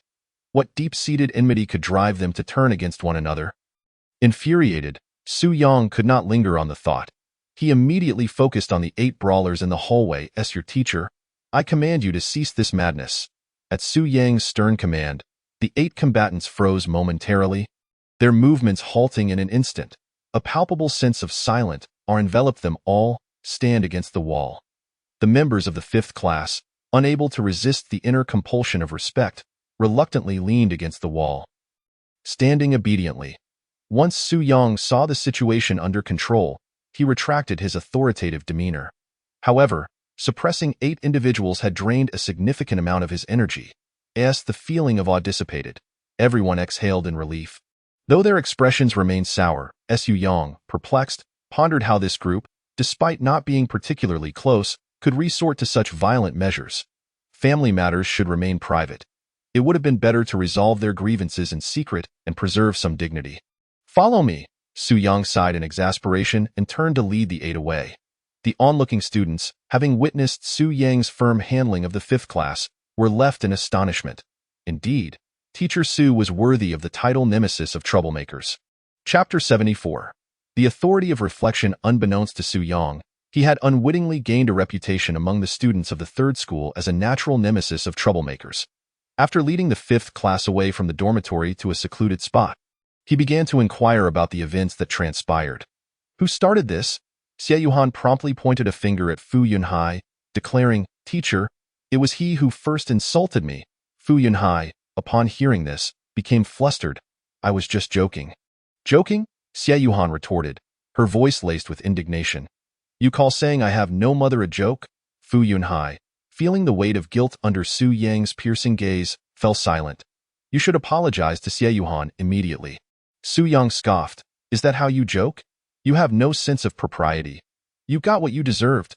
Realizing his culpability, Fu Yunhai hesitated, finding it difficult to save face. "I've already been beaten.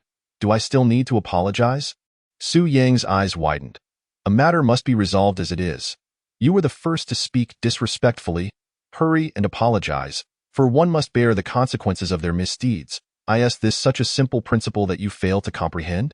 Fortunately, Xie Yuhan's skills are lacking, otherwise, you might not even be standing here to speak."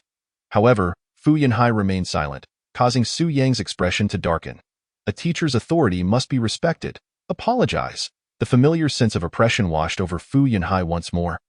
And realizing he could not resist, he turned to Xie Yuhan and said, "I'm sorry, it was my mistake." Xie Yuhan let out a huff and ceased her protests. Only then did Su Yang retract his authoritative demeanor and cast his gaze upon the others. This incident was, after all, a conflict between Xie Yuhan and Fu Yunhai. Xu Yang furrowed his brow. Why did you all join in the fray? He Weiwei, one of the two girls in the class, quickly responded. Fu Yunhai was bullying a girl. Of course, I had to help. Su Yang turned his attention to Sun Zhao. And what of you? Sun Zhao pointed at He Weiwei in a hurry. I was merely watching when she suddenly slapped me. He Weiwei hurriedly defended herself. Teacher, it was an accidental strike. Su Yang interrupted their bickering and turned to another individual. What about you? I was simply a bystander when He Weiwei slapped me. So was I. I dodged, but Sun Zhao took advantage of the chaos to sneak attack me. No, he is lying. I merely intended to block the attack and inadvertently struck him. Su Yang was taken aback and turned to He Weiwei, who let out a dry laugh. Teacher, my gossiping Xianyun palm isn't perfected. Once I strike, I cannot retract it. If blame is to be assigned, it should fall on Fu Yunhai. Fu Yunhai's eyes widened. How can you blame me? If you had not dodged, I wouldn't have inadvertently harmed others. Exactly, Xie Yuhan chimed in. Who told you to dodge? Teacher, Fu Yunhai is the real culprit. Fu Yunhai rolled his eyes in exasperation, casting a pitiful glance at Su Yang. Su Yang felt weary. Class 5 was indeed a source of constant concern. All right, enough with the explanations. He waved his hand. Is anyone injured? The group exchanged glances in silence. Now, two choices lie before you. The first, let this matter rest. And no one is permitted to hold a grudge. Su Yang looked at Fu Yunhai. Especially you. Refrain from making light of serious matters. We must maintain harmony to prevent similar incidents. The second, Fu Yunhai shall write a 10,000-word reflection, while everyone else will submit 5,000 words. In the future, if such incidents occur again, the instigator will start with 10,000 words, while those who cause trouble will begin with 5,000. And if the situation is severe, it will be doubled. 10,000 words of reflection? The crowd was instantly struck dumb, as if struck by lightning. Even a 500-word summary after class was torturous enough. Would a 5,000-word reflection leave them no respite? In a frenzy, they clamored, the first option. The first option, good. Then let us shake hands and make amends. The group, terrified, quickly shook hands with one another. Upon hearing the requirement of a 10,000-word reflection, Fu Yunhai hastily approached Xie Yuhan. Xie Yuhan, there's no need for us to hold grudges. It was all my fault, and I sincerely apologize. Humph. Xie Yuhan turned her head away, clearly still displeased. Fu Yunhai quickly grabbed the Wolf Fang Club in Xie Yuhan's hand and shook it. All right. Let this be a token of your forgiveness. Seeing this, Su Yang waved his hand. All right. If there are no further matters, everyone return to your dormitories to rest. The crowd dispersed like frightened birds. Their faces pale with fear of the reflections. Su Yang shrugged. For this group of simple-minded yet physically strong students, reflections held a more significant impact. Of course, it was crucial to have already established authority. Otherwise, it would have no effect. Just as the crowd began to scatter, Su Yang noticed Li Yiming sneaking out from the nearby greenery. Upon seeing Li Yiming, Su Yang couldn't help but smile wryly. When did you hide there? I saw you, old Su, and jumped down from the 3rd floor to hide. Li Yiming replied with a grin. Old Su, it's all thanks to you. Otherwise, no one else could control them. You didn't jump down just to flatter me. Did you? Of course not, Li Yiming hurriedly replied. I plan to research how to simultaneously employ 2 mental techniques. Old Su, I've already checked online. The external sliding phenomenon of the qi will affect martial arts foundations. Li Yiming said, spreading his hands. Do I even have room for that? Su Yang paused, realizing there was indeed no room left for him to maneuver. What are your thoughts? Li Yiming shared his idea of using the high-speed rotation from the external sliding qi to enhance his combat capabilities. Su Yang did not outright dismiss the notion.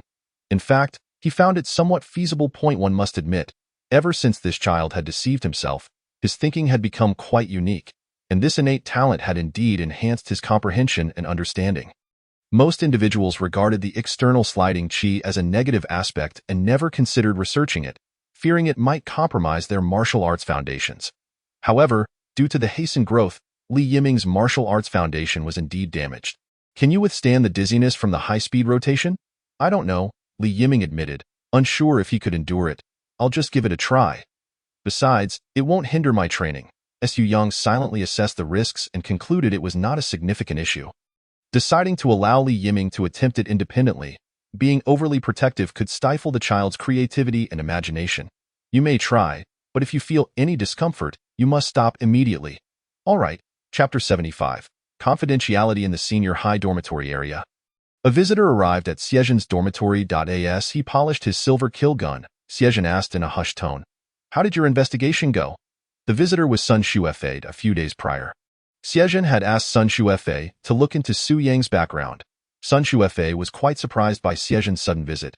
He was well aware of Xiezhen's recent misfortunes at Su Yang's hands. Had it been anyone else, he would have surely relished the opportunity to gloat.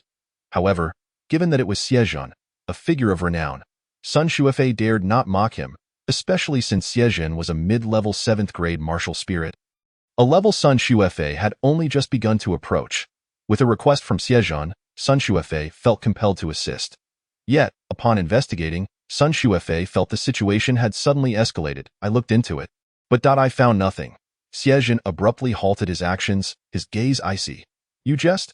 What need do I have to jest? You can't uncover the background of a mere teacher." Sun Shuefei's expression darkened. He is not an ordinary teacher.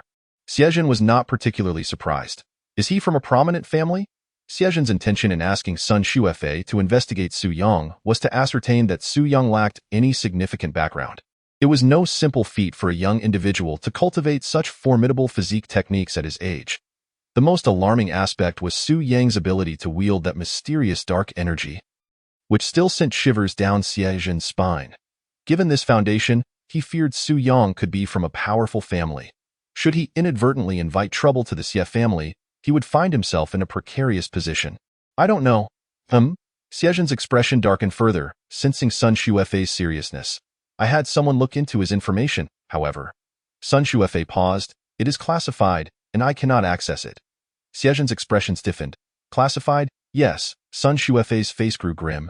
"I had a contact at the Donghai Kunlun branch assist with the inquiry, and the response was that it is classified and cannot be investigated." Xiezhen could scarcely believe it. "What kind of person is this?"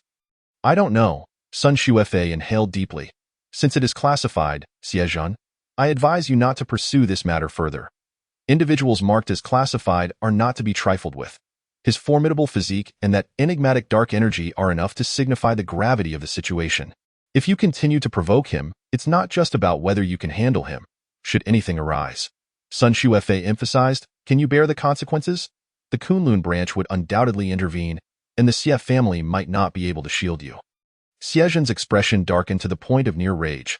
Meanwhile, Sun Shuefei's mood was no better. He could not fathom who Su Yang truly was. Being a classified individual meant he would not easily reveal his strength or identity. The public information from the school indicated that Su Yang was merely a peak 9th-grade martial artist when he began working, having only recently ascended to 8th-grade martial spirit half a month ago. This information suggested that Su Yang, as a classified individual, had been concealing his true strength for a full 2.5 years. Yet now, Su Yang had openly revealed his abilities to defend Class 5. Personally confronting Xiezhen, Sun Shuefei's initial reaction was that someone from Class 5 might be a target or a task for Su Yang, but this conclusion was quickly dismissed by him. The timeline did not align. If Su Yang had come for Class 5, he could not have predicted 2.5 years ago that someone from Class 5 would come to Sanzhou. Therefore, Sun Shuefei had more reason to believe that Su Yang's assistance to Class 5 was more of a whim. Su Yang was fiercely protective of his own. Setting aside other factors, this alone was enough to make Sun Shuefei uneasy. He had bullied Sun Zhao quite a bit. Who's to say that one day Sun Zhao wouldn't ask Su Yang to help him out, bringing trouble to his doorstep? At the very least, Sun Zhao didn't want anything to do with Su Yang, Xiezhen. I'll leave it at that. You can ponder it yourself with that. Sun Shuefei said no more and hastily left Xiezhen's dormitory. In dormitory A302, Li Yiming was contemplating that after Class 5 had a fight that evening, they surely wouldn't disturb him in his dorm, allowing him to focus on his studies in peace. However, to his surprise, upon returning to the entrance of his dorm, he found all the members of Class 5 waiting for him. "Li Yiming, where have you been? We didn't see you yesterday. You vanished after this morning's general studies class." Li Yiming promptly shifted the blame to Su Yang, saying, "I've been feeling unwell. I've been in the infirmary getting 4 drips these past couple of days. I already asked old Su for leave." "Didn't he mention it to you?" The group suddenly realized. "I see. How come you're so frail? It's been days, and you're still not better." Since you're back, hurry and open the door. We haven't finished our post-class summaries yet. Are you all addicted to copying now? Old Sue, you ought to manage this. Li Yiming, feeling helpless, had no choice but to open the door and let everyone in. Pulling out his own post-class summary, which meant he also had to prepare paper and pen. The others immediately began to copy. Throughout this, they never mentioned Li Yiming's incident of climbing a tree. Clearly unaware of it, Li Yiming wasn't surprised. After all, the social circle of Class 5 was so small that they had no interactions with students from other classes, so it would take time for them to find out. They could delay as long as possible. Just as Class 5 was engrossed in copying, a knock on the door suddenly rang out. The group paused, glancing at Li Yiming in unison. Li Yiming was puzzled. Who could be knocking at this hour? It certainly wasn't Brother Tao, who was next door sewing and would definitely come through the balcony instead of the front door. In his confusion, Li Yiming opened the door and was taken aback upon seeing the visitor. Fei, Brother Fei, what brings you here? Sun Xuefei rarely wore a smile as he asked, Is Sun Zhao here? I went to his dorm. But he wasn't there, The moment the others in the dorm saw Sun Xuefei, their hearts sank, sensing that something terrible was about to happen. Li Yiming even secretly pulled out his phone, ready to seek help from Su Yang. Although Sun Xuefei wasn't like Xiezhen, a mad dog biting anyone in sight, he certainly didn't shy away from picking fights. When it came to Sun Zhao, everyone usually ended up humiliated. Sun Zhao, upon seeing Sun Xuefei, felt an overwhelming displeasure but dared not show it, forcing a stiff smile. Brother Fei, what do you need? Look at how you're speaking. I am your cousin. Isn't it natural for me to come by and check on you? Sun Xuefei entered the room, carrying a full bag of goodies, and placed it on the table, saying with a smile, I brought you some snacks and drinks. It's quite hard working on assignments at this hour. Class 5 collectively thought, what's his game? Is he setting us up? They felt as if Sun Xuefei was like Shimanqing treating Wu Daolong to a meal. Clearly with ulterior motives, Sun Xuefei approached Sun Zhao, his expression bearing a hint of remorse. Sun Zhao, I was wrong in the past. I sincerely apologize to you. Sun Zhao was momentarily stunned, at a loss. He had prepared himself to endure a storm of humiliation from Sun Xuefei, but he never expected an apology instead. What in the world? The sun must be rising from the west. This old Inyang person is actually apologizing to me. Let bygones be bygones. Sun Xuefei's expression was quite sincere. Let us put aside the unpleasantness of the past and get along well from now on, shall we? Sun Zhao was left in a daze. Unable to respond, it was Li Yiming who, witnessing the situation, suddenly brightened up and hurriedly stepped forward, saying, Of course, that sounds wonderful, Brother Xuefei, we're family. We should get along well. Sun Zhao, since Brother Xuefei is apologizing to you so sincerely and even brought gifts, don't hold a grudge against him. Let us all make amends. Sun Xuefei promptly extended his hand, and Sun Zhao, hesitating, noticed Li Yiming signaling him insistently before finally reaching out to shake Sun Xuefei's hand. See? Isn't this a happy ending? Li Yiming chuckled and then added, Brother Xuefei, why not stay and share some food with us? No need. Sun Xuefei quickly waved his hand with a smile. It's getting late. I'll head back now. Sun Zhao, if you encounter any difficulties in the future, feel free to come to me. Sun Zhao thought to himself, aren't you my biggest difficulty at Sanzhou? He hadn't forgiven Sun Xuefei, but seeing Li Yiming's gestures, he merely responded with an O. Sun Xuefei then took his leave, but as soon as he stepped out the door, his expression instantly soured. If it weren't for precautionary reasons, he would never bow to such a bunch of worthless trash. However, as the saying goes, a great man can bend and stretch. Go avoid getting entangled with Su Yang. He had to swallow his pride. Once Sun Xuefei left, the dormitory was engulfed in a profound silence. The expressions of the group were exceedingly strange. What was Sun Xuefei plotting? Was he trying to trap us? I can't believe that guy genuinely wants to reconcile. His smile was too insincere. Sun Zhao, don't fall for it. I sense that guy has ulterior motives. Everyone's instincts clearly told them that Sun Xuefei's visit had some hidden agenda. What if the food has issues? Quick, take it away and throw it in the trash. Xie Yuhan grabbed a stick and was about to toss the goodies Sun Xuefei brought into the trash when Li Yiming hurriedly stopped her. Wait, don't throw it. The others looked at Li Yiming with suspicion. Could it be that this fence-sitter has been bought off by Sun Xuefei? Li Yiming, you traitor. Tell us, what benefits did Sun Xuefei offer you to speak in his favor? Li Yiming found it utterly ridiculous. Stop with the wild guesses. Sun Shuefei probably just came to apologize. Nonsense. That guy would willingly come to apologize. Whether he is willing or not, I don't know. Li Yiming chuckled. But he definitely came to apologize. Why, what else? Because of old Su, Li Yiming said earnestly. Old Su can handle even Xiejin. Dealing with a Sun Shuefei is a piece of cake. The group was momentarily stunned. Are you saying old Su privately want to talk to Sun Shuefei? Otherwise, do you think that guy would come to apologize? It's clear he is afraid of old Su causing him trouble. If he doesn't he apologize, old Su surely wouldn't he let him off the hook. He sees him every day and scolds him every time. Class 5 pondered this and concluded it was likely true. After all, they had all faced Su Yang's critiques.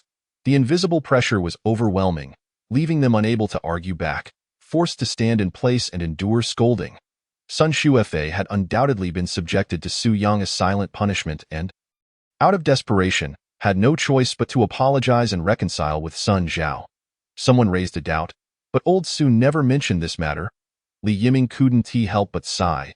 That's because old Su has been silently protecting us.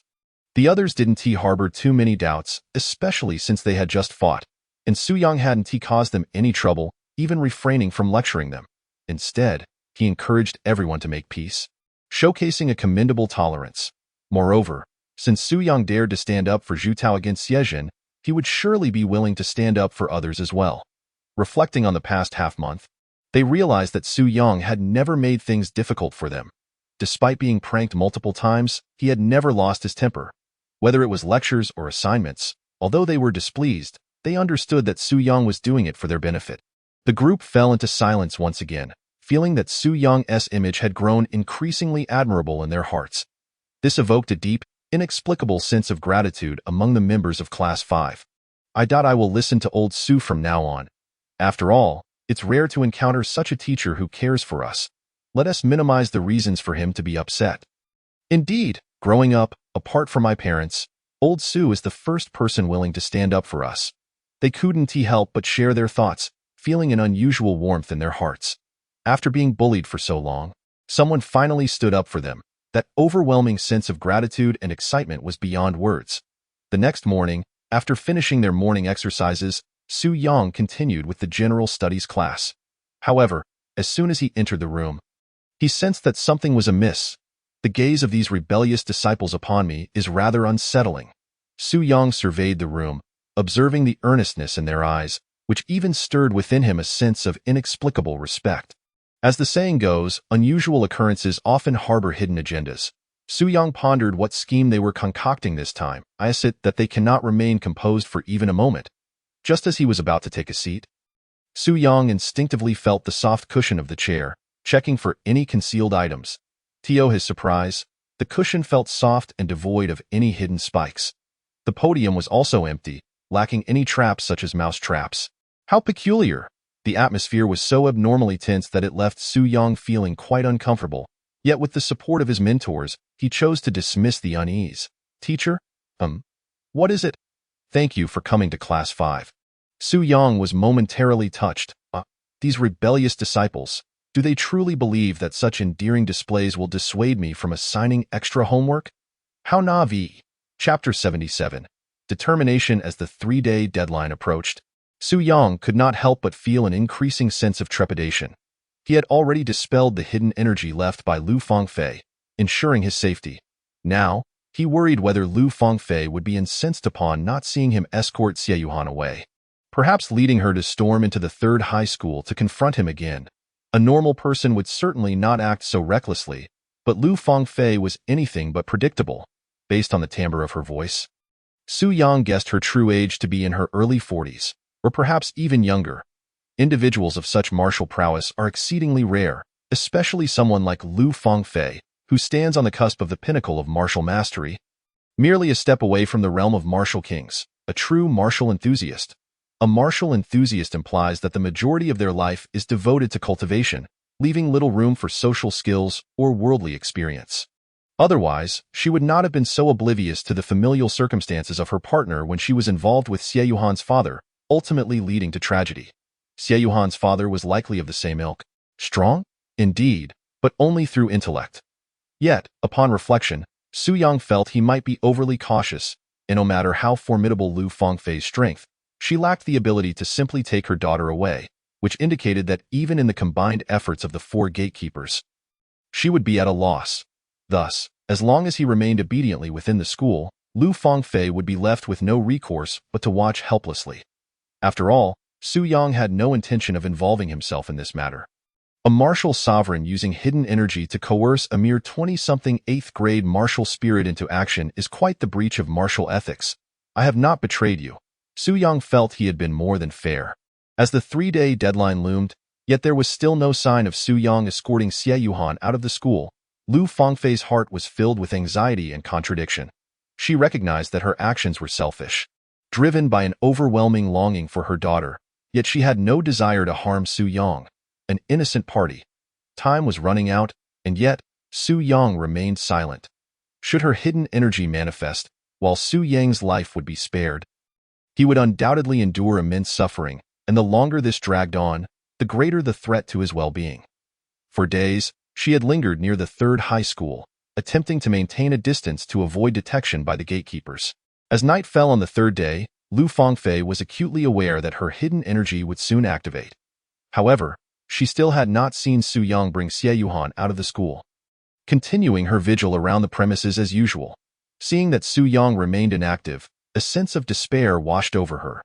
This clearly indicated that Su Yang had no intention of cooperating. Is this teacher truly so obstinate? Lu Fangfei furrowed her brow, initially believing that once she unleashed her hidden energy, Su Yang would comply, allowing her to retrieve Xie Yuhan from the third high. Yet, the current situation suggested that Su Yang seemed entirely oblivious to the circumstances. Lu Fangfei was puzzled but not overly anxious. Perhaps he was also seeking an opportunity, just a little longer. Another day passed, and still, Lu Fangfei had not witnessed Su Yang bringing her daughter out, leaving her in a state of confusion. This does not add up. Su Yang had clearly been affected by her hidden energy. By all accounts, he should be in unbearable agony, yet there was still no sign of movement. Lu Fangfei could not believe that Su Yang, with his 8th-grade martial spirit, could withstand her hidden energy. As night fell, Lu Fangfei extended her senses and found Su Yang's presence as unwavering as ever, patrolling near the school, leaving her utterly astonished. How can this be? He should be in excruciating pain from my hidden energy, yet he appears lively and unscathed. Furthermore, his aura showed no signs of weakness. What on earth is happening? After a moment of chaos in her mind, Lu Fangfei calmed herself and began to analyze the situation. It was certain that Su Yang could not withstand her hidden energy.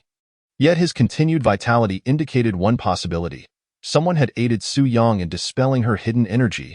The four gatekeepers of the third high would be incapable of counteracting her hidden energy. This realization caused Lu Fangfei's pupils to constrict sharply. Is there a martial king within the third high? Only a martial king could have relieved Su Yang of her hidden energy. However, throughout her entire time at the third high, Lu Fangfei had not sensed anyone stronger than the four gatekeepers. Moreover, if there truly were a martial king, why had they not intervened when she forcefully breached the third high? A cascade of questions nearly overwhelmed Lu Fangfei's mind.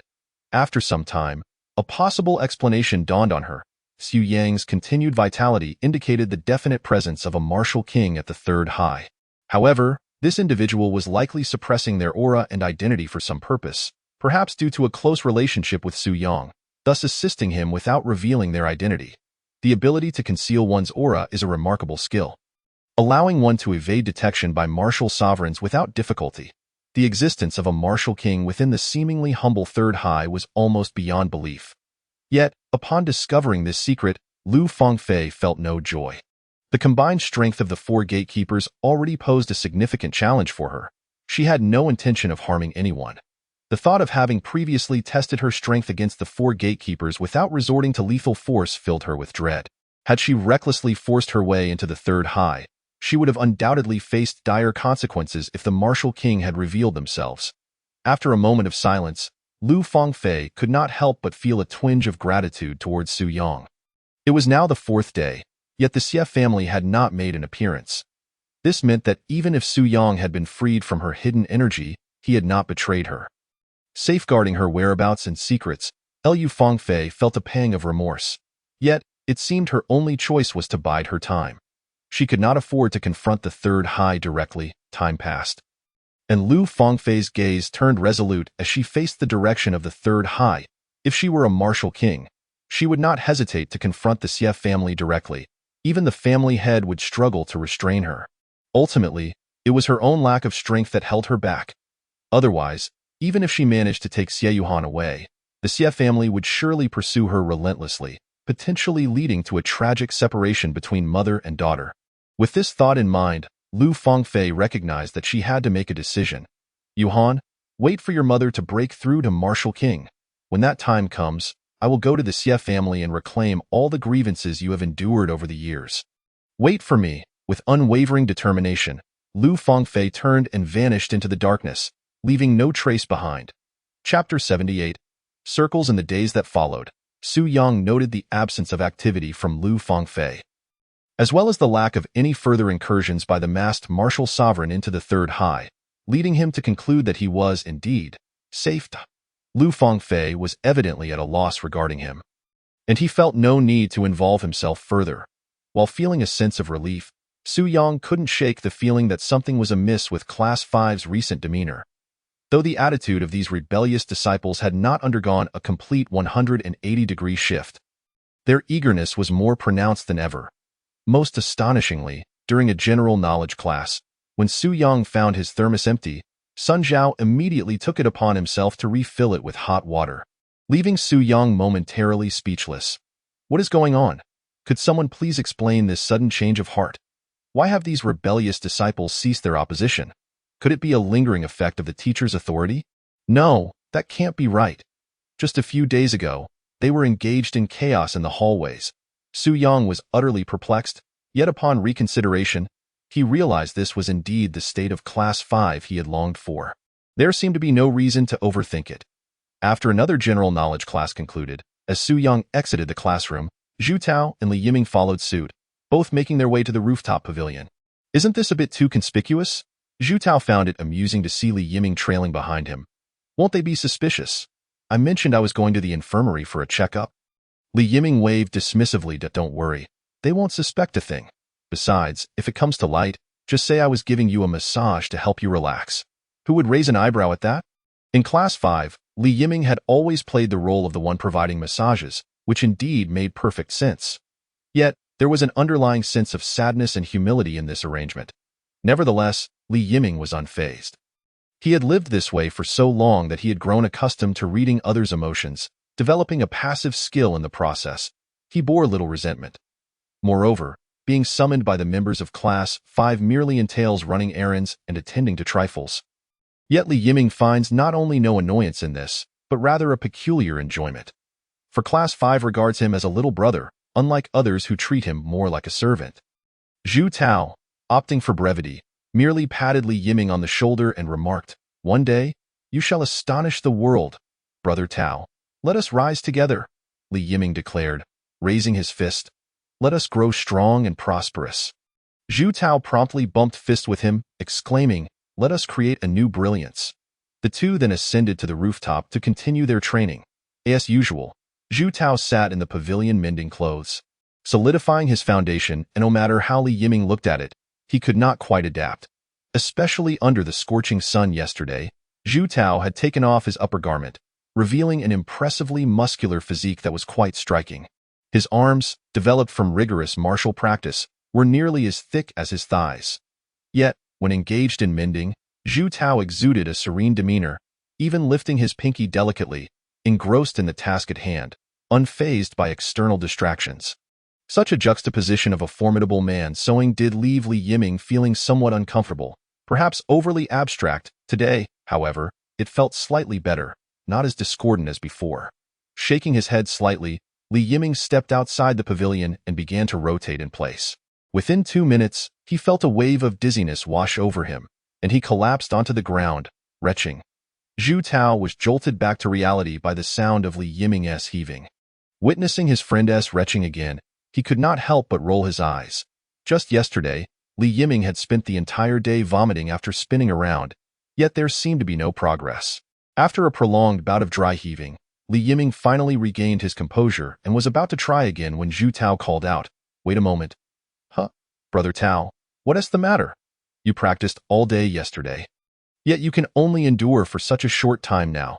You nearly made me dizzy just watching you, Zhu Tao replied with a hint of exasperation. Perhaps it's time to reconsider your stubbornness. Progress cannot be made overnight, Li Yiming insisted. I will persist gradually. I believe I can spin for a longer duration, he added. Moreover, Brother Tao, if I master this, it will be incredibly powerful. My left leg will be celestial. My right leg will shake the earth, and the momentum will be fierce. Zhu Tao could not refute this, for he had witnessed Li Yiming's astonishing speed while spinning. His legs became mere blurs. A kick from him would undoubtedly pack a punch. Furthermore, if he could sustain that for longer, his speed and power would only increase. However, there was a critical issue at hand. Once he began spinning, he lost all sense of his surroundings. Zhu Tao promptly pointed out, a blind attack, striking at teammates, is it? Li Yiming sheepishly scratched his head. Indeed, while spinning, the world around him became an indistinguishable whirl, making it impossible to discern friend from foe. Nevertheless, he felt it was only the beginning of his training. Encountering problems was normal. Let me practice for a few months and see the results. Once I adapt to this speed, I'll be fine. No, what I mean is, why not try other methods of spinning, such as… Zhu Tao pondered for a moment before suggesting, perhaps something like dance. Li Yiming blinked in surprise. Like ballet? Isn't that just spinning in circles? Zhu Tao continued, moreover, it aligns quite well with your training method. Isn't ballet often characterized by single-leg spins. Don't you practice your balance daily? Upon hearing this, Li Yiming felt as if a light bulb had gone off in his head. You know, Brother Tao, your suggestion is quite enlightening. I suddenly feel inclined to give it a try. I'm not sure if it will work, though. Zhu Tao urged, just give it a shot. If it doesn't feel right, you can always consider other alternatives, like figure skating. There are myriad ways to spin. You don't have to force it. All right, I'll give it a go.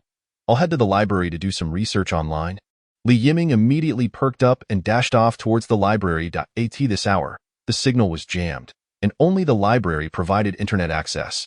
Before long, he returned with a plethora of ballet-related instructional videos, ready to learn on the spot. Following the video instructions, he spread his arms, initiated movement with his head, then his torso, and finally his legs. As he attempted to spin and land gracefully, he suddenly blinked in surprise. Brother Tao, how does it look? It's a bit ungraceful, but surprisingly smooth, Zhu Tao commented while continuing to mend his clothes. How does it feel to you? Not sure. Let me try spinning a few more times. Go ahead. Li Yiming executed several more spins, each time using his left leg as a pivot. Strangely enough, he found that he felt no dizziness. Let me test my luck. He began to spin again, synchronizing his head, body, and legs in rhythm. Hey, Brother Tao, look, I'm spinning, and I'm not dizzy. Zhu Tao observed as Li Yiming spun while still managing to converse, chuckling. That means you found the right method. Unbeknownst to them, 5 minutes had swiftly passed. As Li Yiming spun faster, creating a blur of motion, Zhu Tao suddenly sensed something was amiss. Li Yiming? Brother Tao, I doubt I can't seem to stop, Li Yiming exclaimed, panic creeping into his voice. My legs feel as if they have a mind of their own. What? You're not joking, are you? Absolutely not. I'm serious. My legs feel disconnected from me. They want to obey my commands. Zhu Tao's expression shifted to one of concern as he rushed to Li Yiming, who was spinning wildly. After all, Su Yang had previously mentioned that the phenomenon of qi slipping away was due to a lack of control over one's energy. So Zhu Tao feared that losing control might have caused this disobedience. Yet, he had never heard of legs refusing to respond in such a manner. Remaining calm, he kept his distance, wary of being kicked by the rapidly spinning Li Yiming, and shouted, "What should we do? I have no idea. Is there a way to make me stop?" Zhu Tao's expression darkened. Well, it seems you might have to endure some pain. Before Li Yiming could protest, Zhu Tao had already grasped a steel needle. Wait, Brother Tao. This seems excessive. Seeing Zhu Tao ready to unleash his needle technique terrified Li Yiming. He knew the power of the needle technique all too well. Being only an intermediate practitioner, he was no match for Zhu Tao. If you shoot that needle at me, I'll be done for. Go find old Su. Hold on, stay strong. I'll be right back. Okay. Zhu Tao wasted no time and hurried downstairs, making sure to close the windproof door behind him to prevent Li Yiming from spiraling out uncontrollably. Moments later, Zhu Tao arrived at the office and knocked on the door urgently.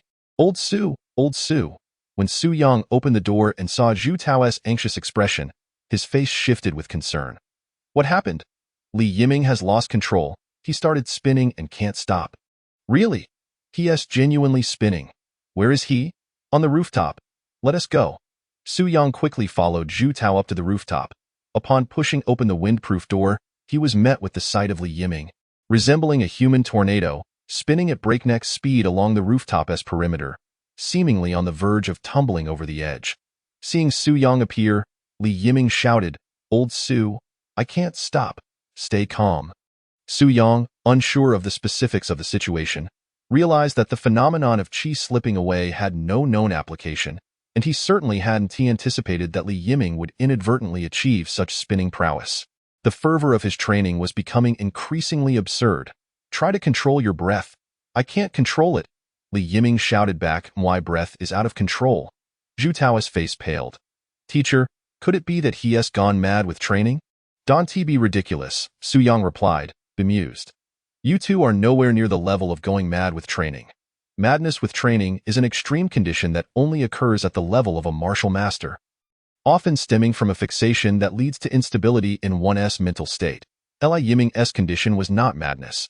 He could still engage in coherent conversation.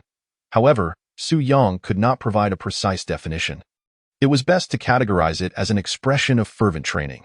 Since they could not actively stop him, Su Yang decided to take matters into his own hands. "Zhu Tao, be careful not to get hit." "Okay." Given Li Yiming's current tornado-like state, even Su Yang felt the potential danger. A kick from him would surely hurt Zhu Tao. Without further hesitation, Su Yang sprinted forward, relying on the invincibility of his teacher status, and boldly collided with Li Yiming. With a thud, Su Yang was unsure how many kicks he endured. While he suffered no injury, the backlash sent Li Yiming careening away, continuing his erratic spin. After several attempts to catch him, Su Yang found himself unable to grasp Li Yiming amidst the chaos. The rotational speed was exceedingly swift, leaving Su Yang utterly unable to seize Li Yiming's foot to halt his spinning. Instead, every time they collided, Li Yiming would rebound automatically. This left Li Yiming exhilarated. "Oh my, this move is simply too formidable. It's practically at the T0 level." Even Su Yang, who possesses the ability to transform his strength, cannot contain him. However, this was not the moment for celebration. If this continued unabated, it could lead to sheer exhaustion. "Old Su, what shall we do?" "I'll give it another T or Y." Su Yang had not anticipated that this spinning tornado kick would be so impressive. After a prolonged effort, he had failed to catch him. Ironically, Li Yiming himself could not rein in his own movements. Fortunately, after several attempts, Su Yang began to discern a pattern. While the spinning was rapid, his mobility was not excessively swift. If he could corner him, he would be able to exert control. With a surge of power emanating from within, Su Yang's gaze sharpened, and he suddenly channeled his energy into his legs, propelling himself forward like an arrow released from a bow. With a thundering impact, Li Yiming was once again propelled away. However, this time, due to the force of the rebound, he was sent farther than ever before.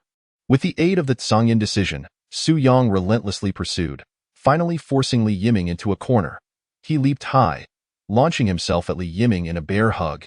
Yet, to Su Yang's astonishment, his speed proved insufficient. The moment he embraced him, Li Yiming rebounded against the wall, quickly accelerating and zipping past Su Yang with remarkable swiftness. "Hey, hey, hey, oh my!" Nearby, Zhu Tao, who was watching the spectacle, was startled to see Li Yiming spinning rapidly in his direction, prompting him to dodge hastily, narrowly avoiding a collision. "Whoosh, Tao Gu, I didn't do it on purpose." Su Yang hurried to Zhu Tao's side. "You weren't kicked, were you?" "No, I managed to dodge just in time." Zhu Tao, witnessing Li Yiming's erratic movements, chuckled helplessly. "Had I known, I wouldn't have mentioned ballet." "What ballet?" Su Yang inquired, puzzled. Zhu Tao briefly recounted a recent incident, leaving Su Yang slightly bewildered. After some time, it was Zhu Tao who inadvertently provided Li Yiming with a wake-up call, seemingly stumbling upon the right direction. "Teacher, what should we do now?" Su Yang, feeling a headache coming on, gazed at the erratically spinning Li Yiming and sighed. "If I can't catch him and my speed can't keep up, we'll have to wait until he exhausts himself." Li Yiming, who was spinning around, heard this clearly. "Huh? Old Su, How long do I have to keep spinning? By the way, can you even see us while spinning so fast? Everything must look like a blur to you. Your dynamic vision can't possibly keep up with such speed. I don't know what's happening, but I can see everything clearly in 360 degrees, and I don't feel dizzy at all. Zhu Tao looked at Su Yang in confusion. Su Yang also felt at a loss. The effects of the mind technique frenzy were beyond his comprehension. Well, just keep spinning slowly. You should stop when your stamina runs out. But what if I can't stop? Then just be cautious in your next life. Chapter 80. Cancer. Based on Li Yiming's current reactions, Su Yang felt he should not be in any life-threatening danger. Once his stamina was depleted, he should naturally cease.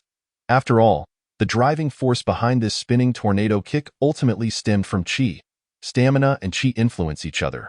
Once stamina dwindled, so would the qi. Moreover, the consumption of simultaneously employing two mind techniques was no trivial matter at most. He could sustain this for half an hour. What truly perplexed Su Yang was that, despite the high-speed spinning, Li Yiming was not dizzy and even possessed a full 360-degree field of vision. This contradicted logic. Upon reflection, if it aligned with logic, that would be the strange part, considering Zhu Tao beside him had even mastered the needle-launching technique. The mind technique frenzy was inherently an extraordinary phenomenon. Furthermore, it seemed to lack any conclusive significance, as the characteristics exhibited by each individual varied considerably. The only shared symptom thus far was the ability to enter a meditative state and dream while practicing. Though the specifics of the behavior differed in any case, Su Yang was at a loss. However, fearing that Li Yiming might spiral off the rooftop, he decided to remain on the rooftop for oversight. Zhu Tao watched Li Yiming darting about, unable to resist scratching his head. Teacher, I have a question that I've been meaning to ask you. What is it? Why does our cultivation style differ so much from others? Your cultivation style seems to be the same as everyone else's, doesn't it? Zhu Tao paused, realizing that was indeed true. Differences were perfectly normal. Su Yang shrugged. Each person's method of cultivation is inherently unique. Especially since you both practice dual mind techniques. Naturally, it will differ. Zhu Tao nodded in agreement and did not dwell too much on the matter. Strength was what mattered. Who cared about the legitimacy of the cultivation style? Will others cultivate like us? Zhu Tao quickly asked about the students from Class 5. That's hard to say, Su Yang replied. I selected you two because I saw potential in your characters. You possess great willpower and can endure hardships for the others. I need to observe them more closely. If they prove suitable, I will guide them. If not, then there's no need. In truth, it was mostly due to a lack of options. The efficiency of cultivation in Class 5 had nearly given him a heart attack. He had to admire the teacher's keen insight. As he spoke directly to the point, whoosh, Li Yiming zipped past them. Old Su, you have a keen eye. Li Yiming's endurance turned out to be quite close to Su Yang's expectations, even surpassing them slightly. Ultimately, he could only sustain it for 23 minutes before his stamina gave out. And he collapsed to the ground with a thud. Oh my! I'm utterly exhausted. My legs feel like they might snap. Old Su, I feel like I won't be able to stand for at least 3 days. I can't feel my legs at all. Li Yiming, realizing he could no longer sense the existence of his legs, was instantly filled with panic. Old Su, am I paralyzed? Simple. Zhu Tao, give him a quick jab. All right. Zhu Tao quickly produced a steel needle, preparing to execute the needle-launching technique, causing Li Yiming's face to turn pale. Tao Gu, if you jab me, I'm really going to be paralyzed. Su Yang couldn't help but chuckle. No need to be so serious. Just a light poke will do. Zhu Tao gently pricked him with the needle, prompting Li Yiming to yelp in pain. All right, looks like you're not paralyzed. Confirming that Li Yiming was merely suffering from exhaustion and sore legs, Su Yang finally breathed a sigh of relief. It was merely a consequence of overexertion. There should be no major issues. Su Yang patted Li Yiming's thigh and instructed, go home and rest well. Once you've recuperated, focus on your cultivation. Your inability to stop spinning was likely due to your poor control over your own qi, leading to a loss of control. As for how the two qi pathways from your simultaneous use of two mind techniques are functioning, I'm still uncertain and cannot draw any conclusions. Su Yang contemplated for a moment before stating, for now, focus on your cultivation. We'll discuss everything once you reach the 7th rank. He believed that with the passage of time, Zhu Tao would likely achieve the 7th rank as he mastered the chaotic QI. At that point, he could gain a more specific understanding of the situations within Zhu Tao and Li Yiming. thereby providing clearer guidance for their future cultivation. However, Li Yiming was indeed incapacitated at the moment. Although he could stand, his legs trembled uncontrollably, leaving him unsteady. Zhu Tao, focus on your cultivation, Su Yang observed and promptly lifted Li Yiming onto his back. I'll take him back to the dormitory to rest. All right, Li Yiming felt somewhat embarrassed. Old Su, try to avoid being seen. Su Yang was well aware of the prideful nature of these youthful middle schoolers. Don't worry. Most are in the classroom cultivating, so no one will be wandering about, Su Yang replied and said no more, carrying Li Yiming downstairs toward the dormitory. In a typical class, students would be diligently practicing in the classroom. But Class 5 had no such ambitions. Taking advantage of Su Yang's absence, they continued to sneakily play games. However, when someone went to the restroom, they inadvertently stumbled upon Su Yang carrying Li Yiming out of the teaching building. Hey, come quickly. The students of Class 5, filled with confusion, all rushed outside to see Su Yang carrying Li Yiming toward the dormitory. Instantly, they were struck by a wave of emotions. What kind of angel is old Su? He even went to the infirmary to carry Li Yiming back to the dormitory. What illness does Li Yiming have that is so severe? They exchanged glances, realizing that Li Yiming had been unwell for several days, each visit to the infirmary lasting an entire day before he could be seen at night. They had initially thought little of it, assuming Li Yiming was simply frail. However, now it appeared something was amiss. What illness could render him unable to walk? Even old Su had to run to the infirmary to carry him back. Just yesterday, he had been lively and energetic. How had he become like this today? A sense of foreboding washed over them. Could it be cancer? What nonsense are you spouting? Fu Yuhai hurriedly said. He started having stomach issues a few days ago, and that night there was no movement. When Zhu Tao went to check, he found that he was in a deep sleep. Now that I think about it, how could he be sleeping so heavily without taking sleeping pills? Could it be related to his illness? Upon hearing this, everyone immediately felt a surge of anxiety. Indeed, Li Yiming's recent behavior had been exceedingly unusual, and considering that he had been carried back by Su Yang today, the group couldn't help but let their imaginations spiral into the worst scenarios. Chapter 81. You must be strong. After Su Yang returned Li Yiming to the dormitory, he went back to the office. Just as he arrived, a knock was heard at the door. Upon opening it, he found the students from Class 5 gathered at the entrance, each wearing an expression of unease. Su Yang paused momentarily. What's wrong? The group cut straight to the chase. Teacher, what happened to Li Yiming? We just saw you carrying him back to the dormitory. Xie Yuhan quickly added. He can't walk at all. Su Yang hesitated to explain that Li Yiming was temporarily unable to move due to excessive exertion, and that it was best for fewer people to know about the dual cultivation technique. Even the students from Class 5 were not exempt from the risk of leaks. Thus, Su Yang and Li Yiming had already agreed on a cover story, saying he had merely sprained his ankle. You overthinking it. Su Yang waved his hand dismissively. Li Yiming just sprained his ankle. He was unable to walk, so I had no choice but to carry him back. Upon hearing this, the group did not press further and turned to leave. Su Yang scratched his head, feeling a sense of unease at their nonchalant reactions. Not long after they departed, someone remarked, I told you so. Old Su definitely revealed the truth. He.s. just trying to spare us the worry. The group shared a complex mix of emotions. A sprained ankle? Old Su's excuse felt rather flimsy. Li Yiming was, after all, an 8th-rank martial spirit, and given his training in the earth-shaking technique, which specialized in leg techniques. How could he sprain his ankle? This was a benevolent lie. Reflecting on how Li Yiming had been feeling unwell for days and now was unable to walk, a sense of heaviness settled in their hearts. Just as they were ready to set aside their grievances and unite as a collective, they were met with the unfortunate news of Li Yiming's deteriorating condition. Everyone exchanged glances, and it was evident that discomfort lingered in their eyes. Yesterday, he had been lively and full of energy, yet today he was in such a state that it's normal. I've read online that many terminal illnesses strike without warning. I wonder how severe Li Yiming's condition really is? We should go visit him tonight. Let us all try to act as if we don't know anything. He needed to maintain a positive mindset. Due to fatigue, Li Yiming fell asleep shortly after Su Yang returned him to the dormitory.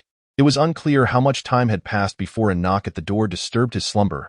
Groggily opening his eyes, he mumbled, Who is it?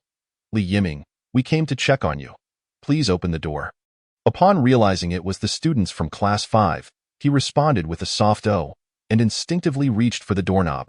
However, The soreness in his thighs was overwhelming, and before he knew it, he collapsed to the floor. The doors swung open, and the students rushed into the dimly lit room, finding Li Yiming sprawled on the ground, unable to move. Panic surged through them as they hurried inside. Li Yiming, are you okay? I am fine. I'm fine.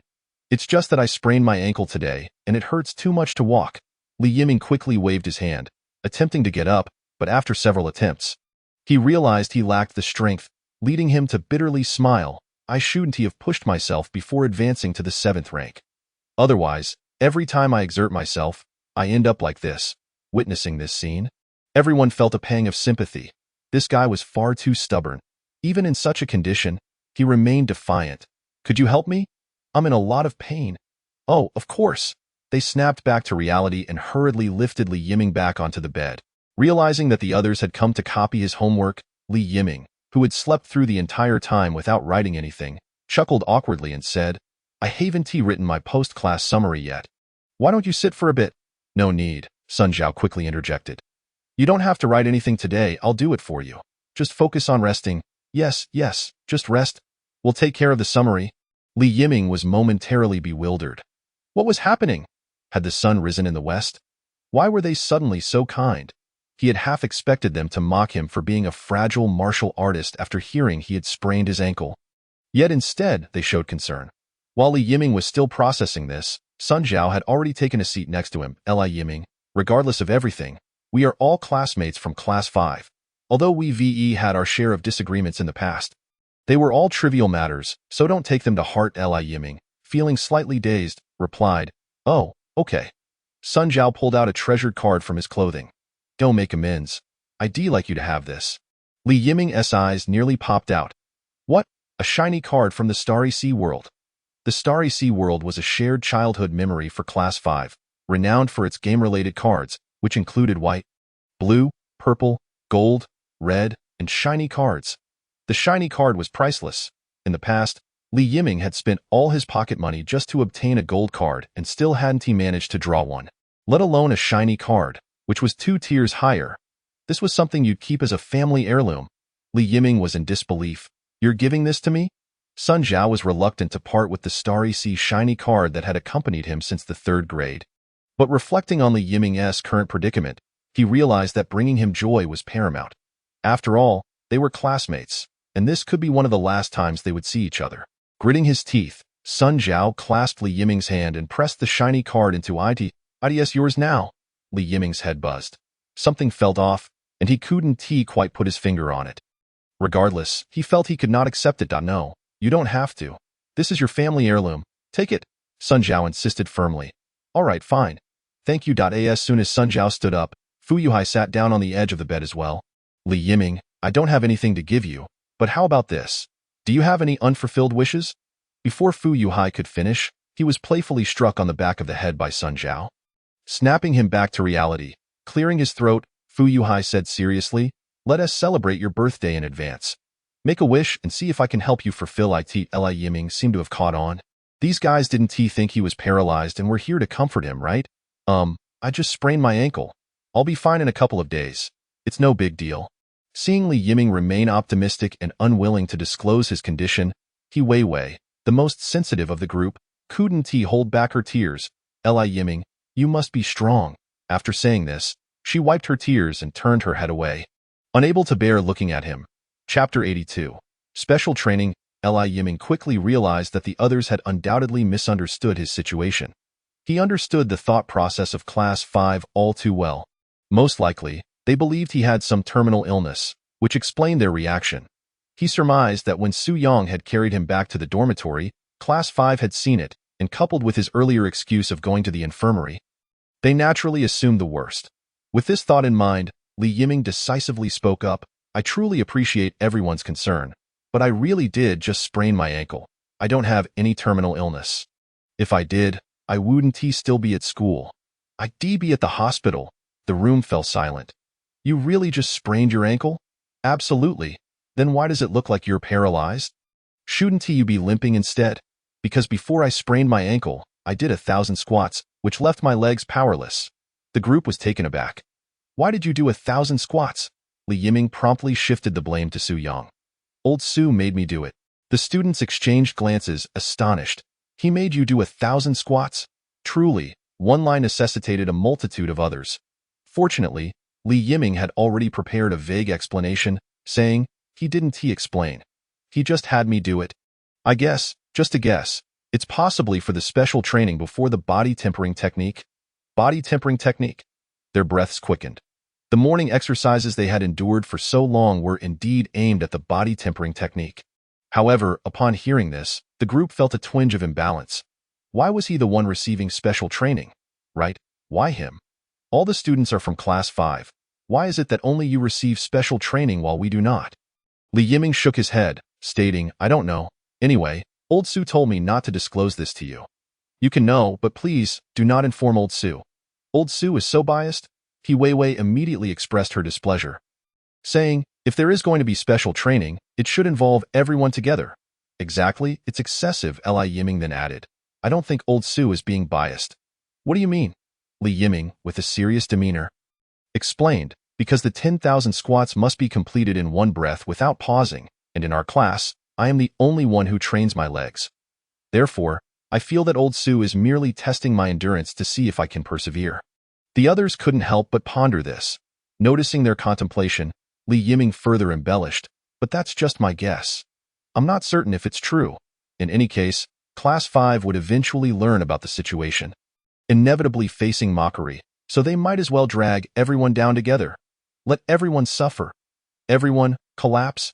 Moreover, Li Yiming had often endured grievances, and this was a perfect opportunity for retribution. Even if the truth came to light, Old Su would cover for him, affirming that there was indeed such an occurrence. After all, when the others saw that Li Yiming was unscathed and had taken everything sent to him, Sun Zhao swiftly snatched the flash card from Li Yiming's hand. Hey, aren't you giving this to me? When did I say I was giving it to you? Who heard that? Li Yiming instinctively looked towards the others. I didn't hear anything. Neither did I. The corners of Li Yiming's mouth twitched. He knew they weren't that kind-hearted. Once the group left his dormitory, they wore peculiar expressions. Do you think Li Yiming's claim of 10,000 squats is really special training? Doing 10,000 squats in one go would cost me my life. Though the group was somewhat tempted, they didn't have much desire to try. Just then, Sun Zhao suddenly proclaimed, it should be true. What makes you say that? Sun Zhao initially intended to assert that the special training was certainly genuine. Otherwise, Zhu Tao's strength couldn't have surged so dramatically. However, he refrained from revealing this information, fearing Zhu Tao might retaliate. After some thought, he simply said, it's a gut feeling. Li Yiming is likely the second subject of Old Su's special training. After saying this, Sun Zhao hurriedly departed, adding, in any case, I'm going back to do it now. Is that true? That's 10,000 squats. Even if it's 100,000, I'll complete them, even if it kills me. Sun Zhao declared with utmost seriousness, no one can stop me. His sudden fervor and determination left the others exchanging bewildered glances. What's his deal? Why is he so excited all of a sudden? I don't know. Are you planning to go back and do it? The corridor fell silent. Forget it. 10,000 is simply too torturous. Completing that will leave us unable to move the next day. The group nodded slightly. They hadn't trained seriously for a long time, and completing 10,000 squats in one go was indeed a tall order. Moreover, they were unsure if Li Yiming's claims were true. After all, he was merely speculating, and the consequences were evident, resembling paralysis. This alone was quite discouraging for the group. Not long after, they returned to the 6th floor, just as they were about to head to their respective dormitories when they faintly heard counting emanating from Sun Zhao's room. 37, 38, 39. The group fell silent, their hearts racing with anxiety. What if this was indeed the preparation for special training? If they couldn't complete 10,000 squats in one breath, would they be barred from the body tempering secret technique?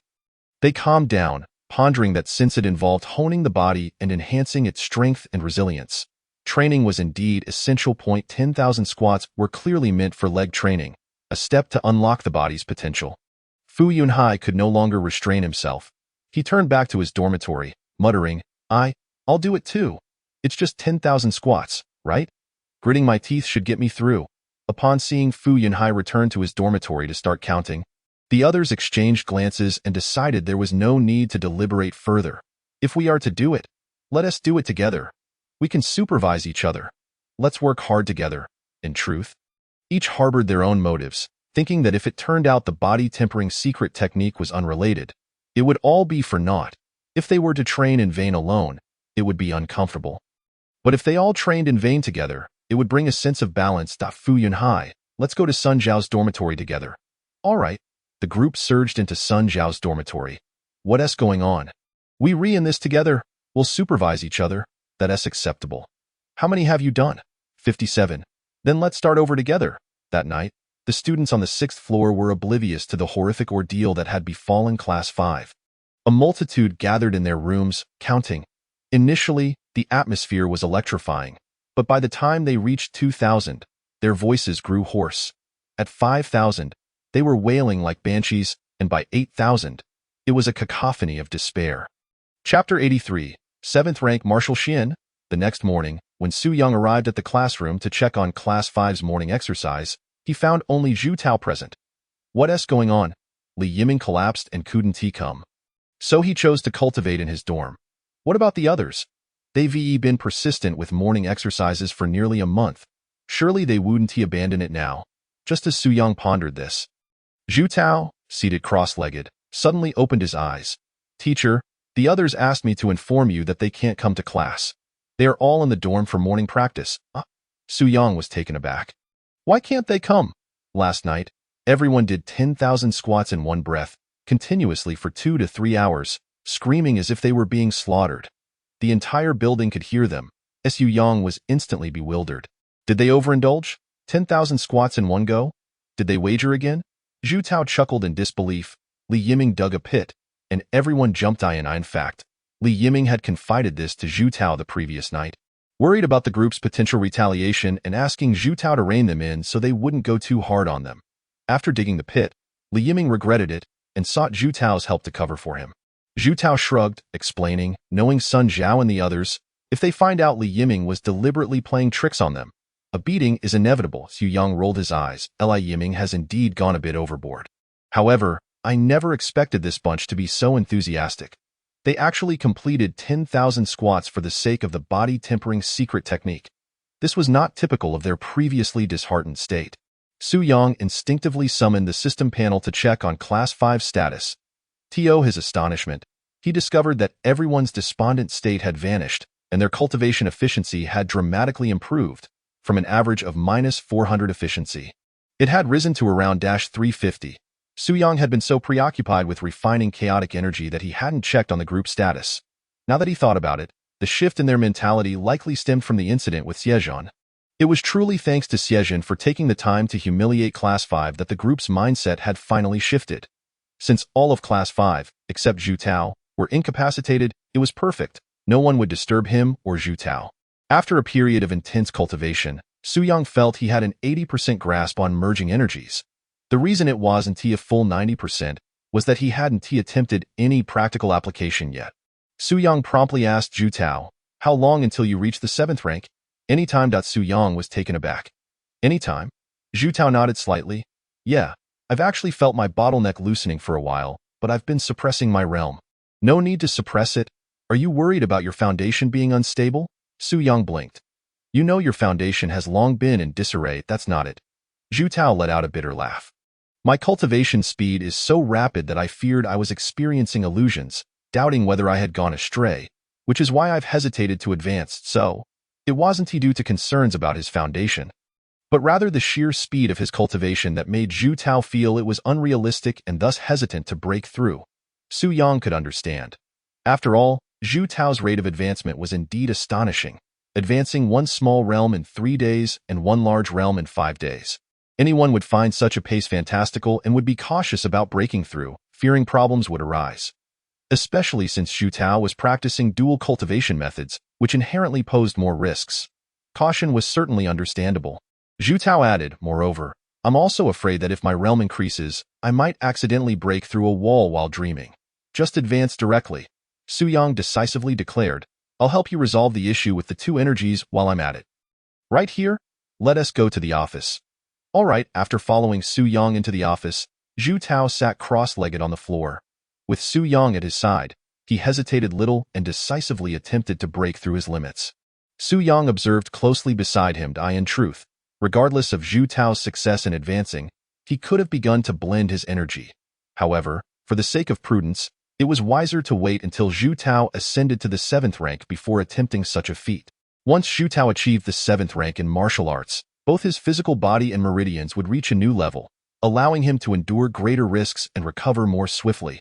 After all, Su Yang did not possess absolute confidence in the success of the fusion. If he were to fail, the chaotic energy would consume both of Zhu Tao's energies entirely. After ascending to the 7th rank, the time required for self-recovery could be significantly reduced, granting Su Yang a buffer period. As this thought crossed his mind, a surge of pure energy abruptly flooded into Su Yang's body, without revealing any signs. He guided this surge of pure energy into his Dantian. Zhu Tao's assertions were not unfounded. He had indeed been suppressing himself for a considerable time, which explained his rapid ascension to the peak of the 8th rank. Yet, Zhu Tao remained in a state of deep focus, seemingly intent on continuously breaking through to the 7th rank. Su Yang couldn't help but furrow his brow. Was it truly realistic to leap to the 7th rank without resting to replenish energy after breaking through a lower level? While not impossible, Zhu Tao's stamina might not hold out. However, Su Yang felt it inappropriate to voice any objections. After enduring such a long period of suppression, Zhu Tao might not even be able to halt his progress if he wished to. Before long, approximately 10 minutes had passed, and seeing Zhu Tao's pallor, Su Yang realized his energy was depleted. He hastily retrieved all the nutrient fluids stored in the refrigerator, preparing to pour them into Zhu Tao as soon as he awakened, lest he succumb to complete exhaustion. Yet, in the blink of an eye, another immense wave of pure energy surged into Su Yang's body. Wait! Su Yang's pupils constricted sharply. Zhu Tao suddenly erupted with the distinctive aura of the 7th rank in martial arts, causing Su Yang to momentarily freeze in disbelief. Had he truly broken through the boundary directly? Even more astonishing was the feedback of pure energy, which far exceeded the cumulative amount of all previous feedbacks. Multiplying by several times, Su Yang felt it was greater than the energy he had accumulated over a month of indulgence at a buffet. What on earth was happening? Why was the feedback of pure energy so exaggerated? After pondering for a moment, Su Yang began to formulate a hypothesis. Could it be that with the elevation of rank, the feedback ratio was also increasing? Previously it might have been 1. But now perhaps it was 1:10. If he could advance to the 6th rank in martial arts, would that not imply a ratio of 1:100? Just a slight enhancement could potentially equate to years of energy expenditure. Would this not directly grant him a promotion to the 6th rank? Chapter 84. Fusion. Before Zhu Tao could open his eyes, Su Yang hurriedly took out all the nutrient fluids from the refrigerator, twisting open the caps and pouring them into Zhu Tao's mouth. Having just broken through 2 ranks consecutively, Zhu Tao was undoubtedly in a state of extreme exhaustion and required immediate energy replenishment. Zhu Tao eagerly gulped down bag after bag, quickly depleting the stored nutrient fluids, and his spirit visibly improved. When Zhu Tao finally opened his eyes, uncontainable joy spread across his face. He had done it. In just about a month's time, he had managed to break free from his shackles and ascend to the 7th rank in martial arts. This felt almost surreal to Zhu Tao. He was now a martial artist of the 7th rank. Su Yang, smiling beside him, asked, "How does it feel to ascend?" "Wonderful," Zhu Tao exclaimed, rising as his body crackled with energy. The ascension to the 7th rank had brought him into an entirely new phase, akin to a butterfly emerging from its cocoon. However, the joy on Zhu Tao's face quickly morphed into a grimace as he clutched his abdomen and dropped to one knee, overcome by pain. To be safe, he had stored the energy of the Panlong Divine Fist technique in his Dantian prior to his ascension. Due to the advancement, the 2 energies within him had both undergone substantial growth, resulting in a more intense stinging sensation than before. In a short span, Zhu Tao was sweating profusely from the pain. Su Yang quickly assisted him to sit upright, stating, "Next, I will help resolve the issue of your 2 energies. But I must inform you that even I do not possess absolute certainty in this matter. Currently, my confidence stands at only 80%. Should we fail, both of your energies will dwindle for a time, and I cannot guarantee when they will recover. Teacher, there is no need for concern. Let us proceed." Zhu Tao gritted his teeth, his expression resolute. "I trust you. Even if we fail, we can always start over." Su Yang couldn't help but chuckle inwardly. He wished Zhu Tao wouldn't he place too much faith in him, as this 80% certainty was merely theoretical. Yet, at this point, he could only do his utmost. Do not resist, understood. Su Yang immediately focused his energy, guiding the chaotic energy swiftly toward his hands, deliberately penetrating through Zhu Tao's shoulder. Sensing Su Yang's hidden strength entering his body, Zhu Tao offered no resistance, allowing the chaotic energy to forcefully permeate through his protective aura. Now, use your own energy to guide mine. Lead my hidden force directly into your meridians. Rest assured, I will maintain control, with unwavering trust in Su Yang. Zhu Tao promptly directed the yin energy of the Butian Shuyan technique towards Su Yang's hidden force, while Su Yang expertly maneuvered the chaotic energy within a confined range, preventing it from spiraling out of control. Soon, Zhu Tao's energy made contact with the chaotic energy. At that moment, Zhu Tao's expression shifted. He realized that Su Yang's hidden force could actually devour his energy. What a terrifying prospect! Don't dawdle, keep going. Su Yang's timely command cleared Zhu Tao's mind of distractions. Move quickly. If you hesitate, your energy will be consumed entirely. Yes. At this moment, Su Yang understood the critical nature of the task at hand. He was laboriously maintaining his control over the chaotic energy, ensuring Zhu Tao's energy was not swallowed. The chaotic energy lunged forward, only to be forcefully pulled back by Su Yang. Despite this, a portion of Zhu Tao's energy was still consumed, while the remaining energy hurriedly led the way. This situation bore a resemblance to inviting danger into one's own home. While Su Yang exerted himself to control the chaotic energy, he felt his internal energy depleting. This precise maneuvering was an immense strain on both mind and body, especially with the looming pressure of potential failure. Within a short time, beads of sweat poured down Su Yang's brow. Thankfully, his relentless efforts had not been in vain. After extreme exertion, he finally succeeded in guiding the chaotic energy into Zhu Tao's meridians. Su Yang slowly exhaled, his expression turning grave. Next comes the most critical step. If successful, you will no longer be troubled by the two energies. And you may even benefit from this. If unsuccessful, prepare for exhaustion. Understood. Release both energies and operate them in opposition, colliding with my hidden force. Zhu Tao's face paled. What? Isn't that self-harm? With my hidden force as a buffer. It won't harm you. Su Yang's brow furrowed. Act quickly. The longer we take, the more variables we introduce. All right. Zhu Tao gritted his teeth, determined to take the plunge. He immediately directed the energy of the Panlong Divine Fist technique from his dantian into his meridians, operating it in reverse. Here it comes. Su Yang's heart raced, and he closed his eyes, fully immersing himself in the control of the chaotic energy. In a fleeting moment, he sensed the two energies rapidly approaching the chaotic energy. Su Yang pulled and tugged, striving to control the chaotic energy to consume them. As the two energies collided with the chaotic energy, Su Yang's heart surged with a fierce command. Turn. Su Yang directed the chaotic energy to spin rapidly. The chaotic energy's absorption effect naturally generated a gravitational pull. Under the high-speed rotation of the chaotic energy, the energies of the Butian Shuyan technique and the Panlong Divine Fist technique were instantaneously drawn in. This process inevitably resulted in a portion of the energies being consumed, but Su Yang forced a fragment of his mental focus out, murmuring, "Hold on." Zhu Tao clenched his teeth, his expression contorted in pain. All right. After all, this entire process unfolded within Zhu Tao's meridians, making it an arduous experience for him. The three energies swirled chaotically in a certain section of his meridians, causing Zhu Tao to feel not only an intense swelling pain but also discomfort in his internal organs. As if a storm raged within him, Zhu Tao struggled to endure, while Su Yang felt an overwhelming tension. The method of merging the two energies had always remained a conceptual notion. The principle was straightforward. By leveraging the absorption effect and chaotic attributes of the chaotic energy, the two energies could be forcibly merged through high-speed rotation. The merging was akin to entwining the two energies into one.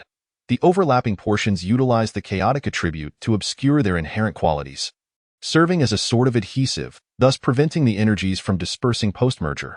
The resultant energy would simultaneously possess both attributes, allowing for dual utilization.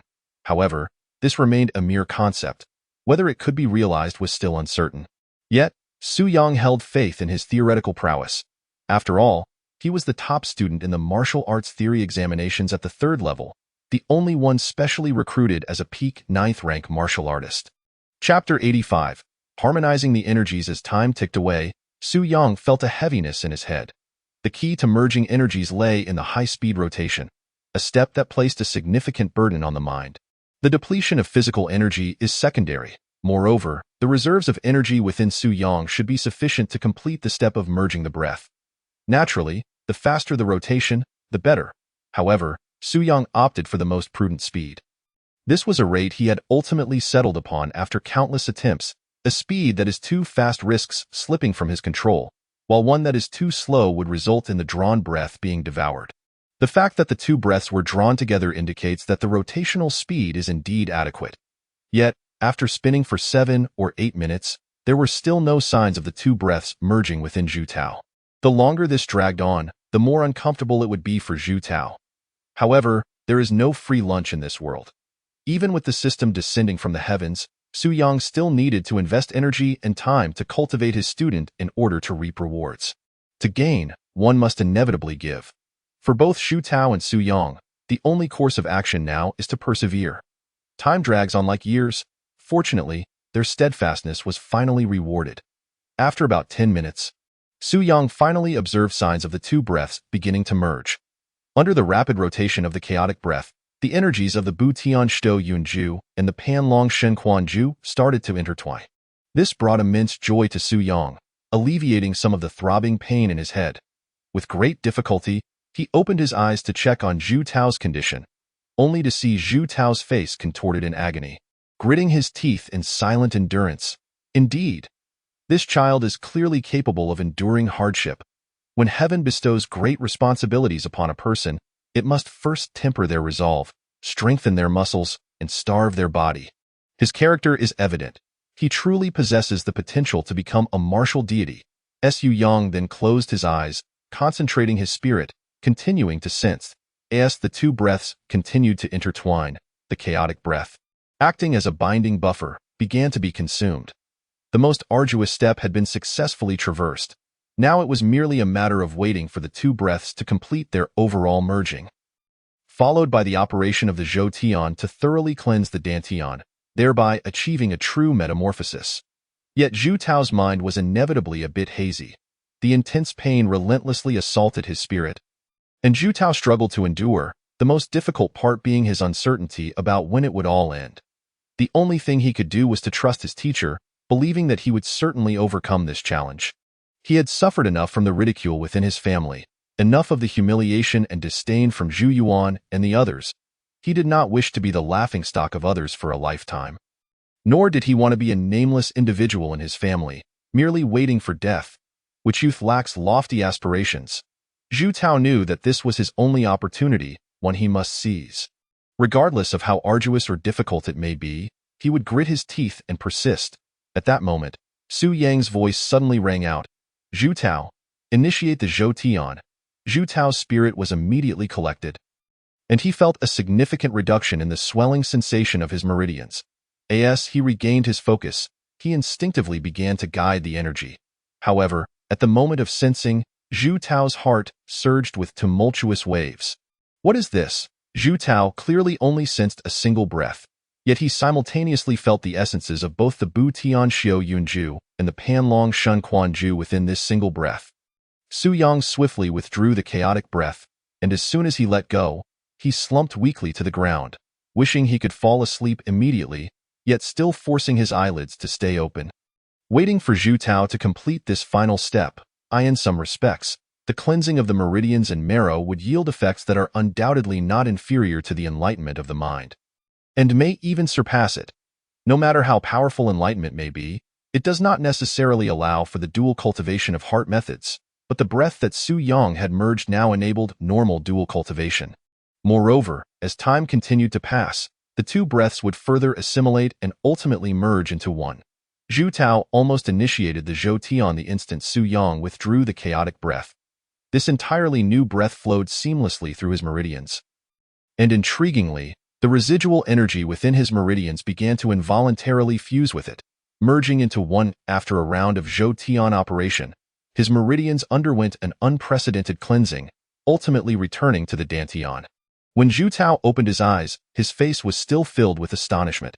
After just one round of Zhou Tian, he discovered the terrifying power of this breath. This breath could not only operate the Bu Tian Xiu Yun Ju, but also the Pan Long Shun Quan Ju. Both heart methods could be utilized. What was even more unbelievable to Zhu Tao was that although his Pan Long Shan Quan appeared to have ordinary power, when utilizing this breath, he distinctly felt that the Pan Long Shan Quan was several times more formidable than before. This meant that with either heart method, even if he only cultivated the Bu Tian Xiu Yun Ju, when the energy increased, it could also unleash tremendous lethality with the Pan Long Shun Quan. Unbelievable. Teacher, what is wrong with you? Zhu Tao was about to share this good news with Su Yang when he saw Su Yang slumped against the table, his entire spirit appearing extremely listless. Zhu Tao's heart trembled suddenly, and he hurried to Su Yang's side, grasping his hands and shaking them urgently. Teacher, you must not sleep. Oh, teacher. I can't hold on any longer. Su Yang's eyes had already closed. Just let me sleep for a bit. Zhu Tao shook him desperately, his eyes reddening with anxiety. Teacher, you can't sleep. Stop shaking. You almost shook my head off. Su Yang nearly had his brain scrambled by Zhu Tao's vigorous shaking. I don't plan to leave. I'm just extremely exhausted and need to rest for a while. Just sleep. What else? Su Yang replied weakly. Should I risk my life? You should have said so earlier. You scared me. I thought you were about to switch to black and white. Zhu Tao even contemplated hanging Su Yang's photo in the Zhu family's ancestral hall. No. I need to take NAP. Su Yang hastily waved his hand and lay down on the ground. Mumbling. This is called the mixed Yuan Qi. I have merged your two energies together. I'm not entirely sure what effects this will have, but at least you won't need to frequently use the differential method too. Before he could finish speaking, Su Yang had already drifted into a deep sleep. Mixed Yuan Qi. Zhu Tao's eyes sparkled with brilliance. From this moment on, his path of dual cultivation would surely be smooth sailing. Seeing Su Yang lying on the ground, Zhu Tao could hardly contain his excitement and gratitude, and without a second thought, he bowed down. Great teacher, I bow to you. Zhu Tao suddenly knelt, sincere and earnest. Great teacher, may your journey be smooth. Get lost. All right then. Chapter 86. Not worth mentioning. In order to prevent Su Yang from sleeping on the cold floor, Zhu Tao specifically returned to the classroom to fetch a white blanket to cover him. He suppressed the urge to simply drape it over his head. Indeed, one is influenced by their surroundings. I was never this mischievous before. It must be that Class 5 has led me astray. After ensuring Su Yang was comfortable, Zhu Tao returned to the classroom, eagerly wishing to experiment with the power of mixed Yuan Qi. Coincidentally, today Class 5 was incapacitated except for him, allowing him to practice alone in the classroom without worry. Pan Long Shun Quan. Zhu Tao shouted, fully activating the mixed Yuan Qi. In an instant, he felt a surge of power erupting from his hands, and astonishingly, he noticed that the energy surrounding his hands seemed to solidify, becoming vaguely visible. This phenomenon is known as the manifestation of condensed energy in the Pan Long Shen Quan Ju. Zhu Tao's eyes widened in disbelief. He could hardly believe it.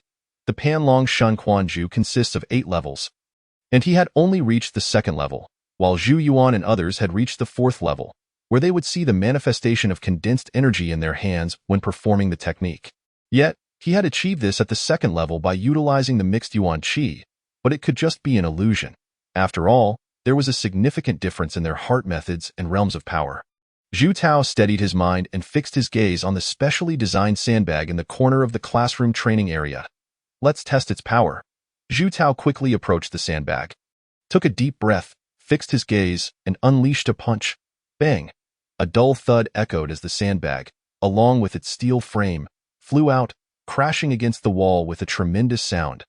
Zhu Tao's pupils constricted sharply, utterly shocked by the power of his own punch. Although he had just entered the 7th rank, his strength had increased significantly, but it should not have been this powerful. Mixed Yuan Qi is incredible. Old Su is incredible. Since Mixed Yuan Qi merges his two energies together, the principle is that it effectively doubles his power. No, the effect is even more complex than simply 1-1. Zhu Tao felt a vague swelling sensation in his meridians while operating the Mixed Yuan Qi. It seemed to have expanded his meridians. He was not entirely certain, but one thing was clear. With the enhancement of Mixed Yuan Qi, his strength had surged dramatically. However, Zhu Tao was uncertain to what extent he had grown. He lacked a clear understanding for now. Should I test it at the martial arts arena? Zhu Tao hesitated for a moment, then decided against it for the time being. Old Su was still in sleep mode, and it would be better to stay beside him until confirming that everything was fine. Su Yang slept until nightfall before finally waking up. However, upon waking, he still felt a bit of a headache.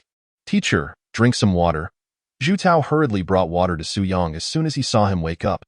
Thank you. Su Yang felt some relief in his throat after drinking water, glanced at the darkening sky, rubbed his head and said, "You've been here the whole time?" Zhu Tao nodded. "Yes, I told you it was just a nap." "There's no problem," Su Yang rubbed his temples and remarked. "This endeavor is truly taxing. I reckon I shall need 2 or 3 days of rest to recuperate. How about you? Have you tried it yourself?" Zhu Tao exclaimed excitedly. "It's astonishingly powerful. The might of my Panlong Divine Fist technique has surged dramatically, and I can even sense the gathering of energy, approaching the potency of the 4th level of mental cultivation.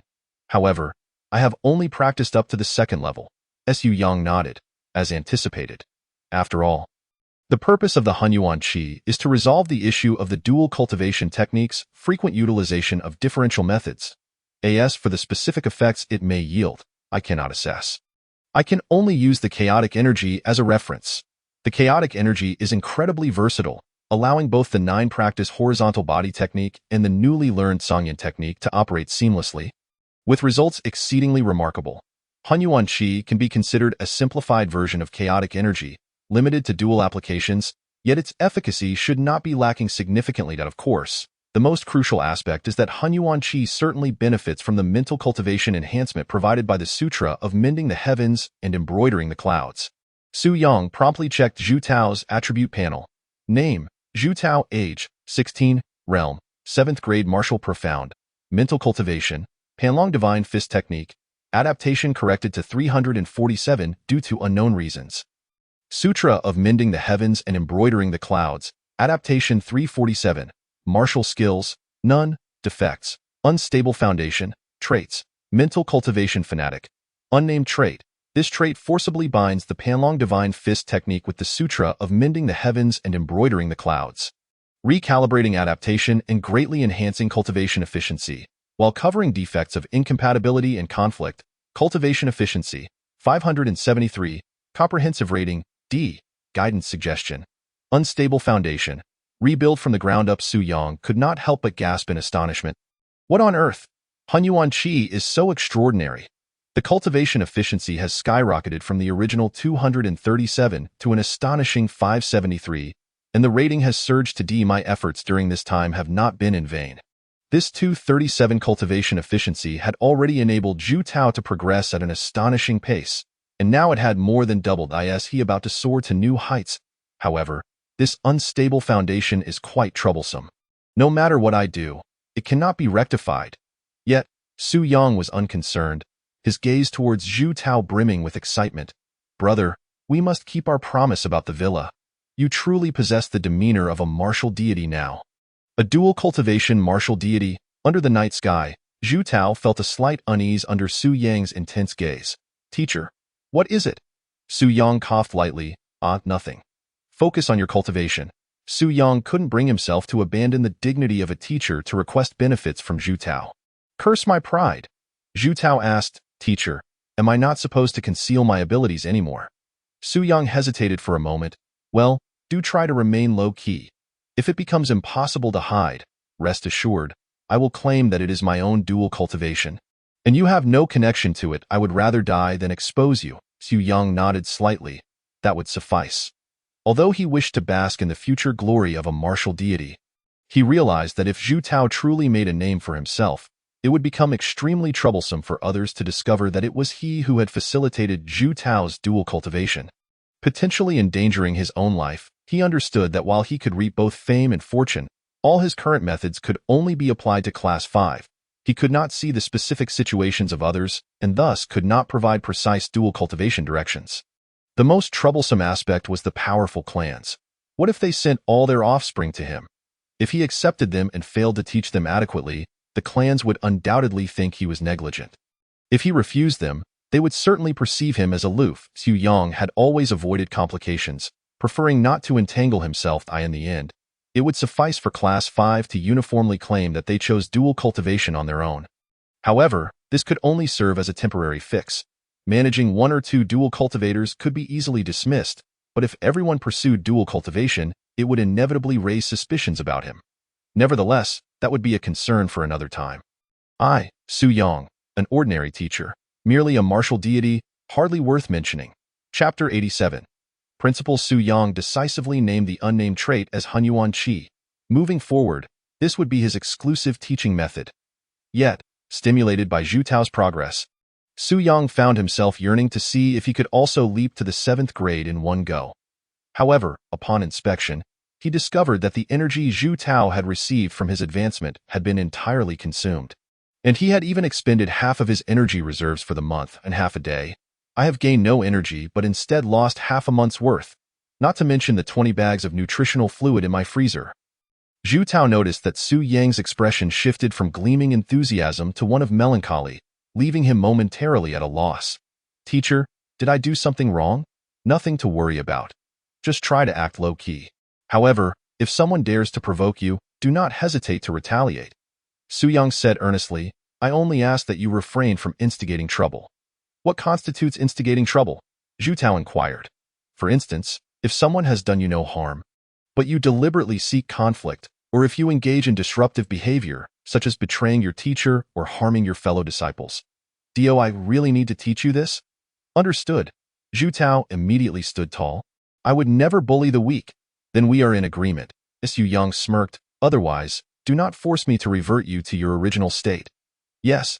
Zhu Tao's demeanor shifted to one of utmost respect. After all, he was well aware that Su Yang's hidden strength possessed the ability to devour.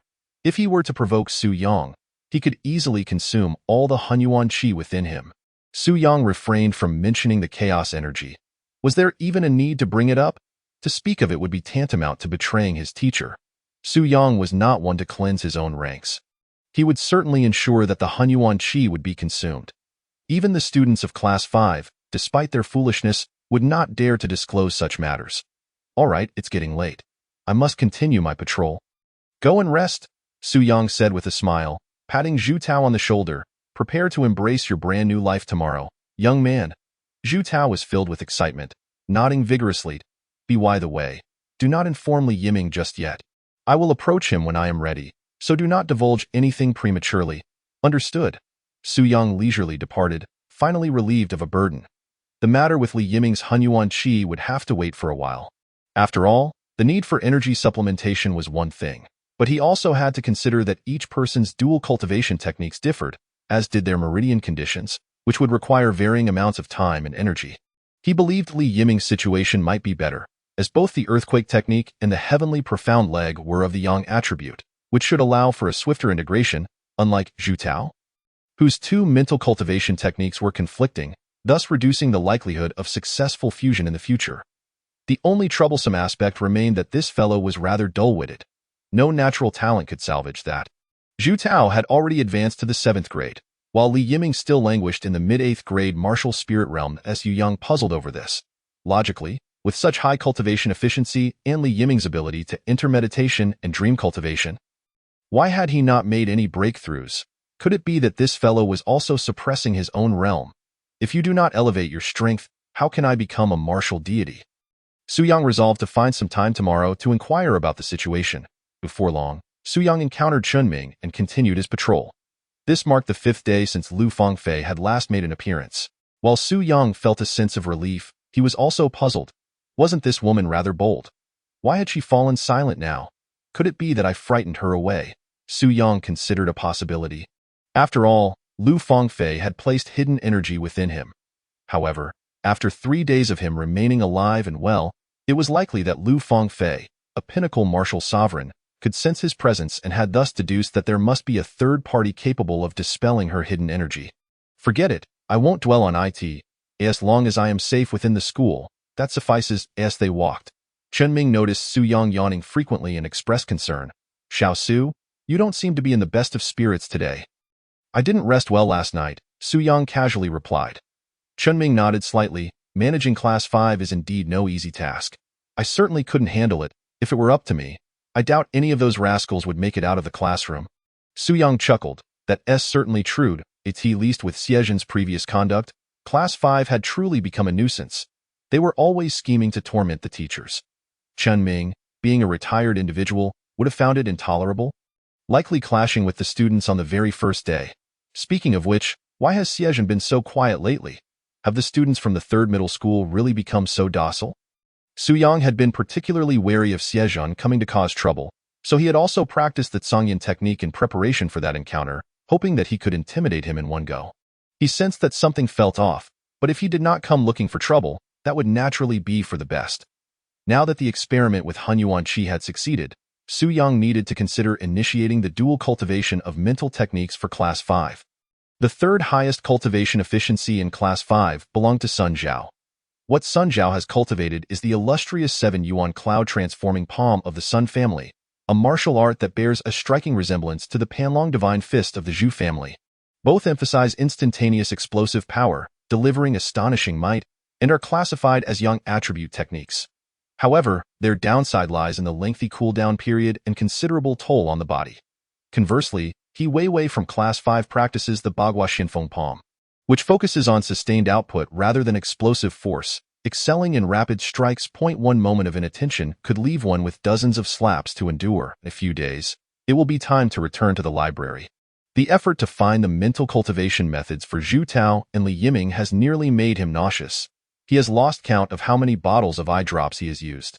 Considering that there are still 8 other people's mental methods to locate, Su Yang feels a wave of nausea wash over him. Shortly thereafter, Zhu Tao returned to the dormitory. Upon opening the door and seeing the steel plates plastered all over the room, he felt a warm sensation in his heart each time.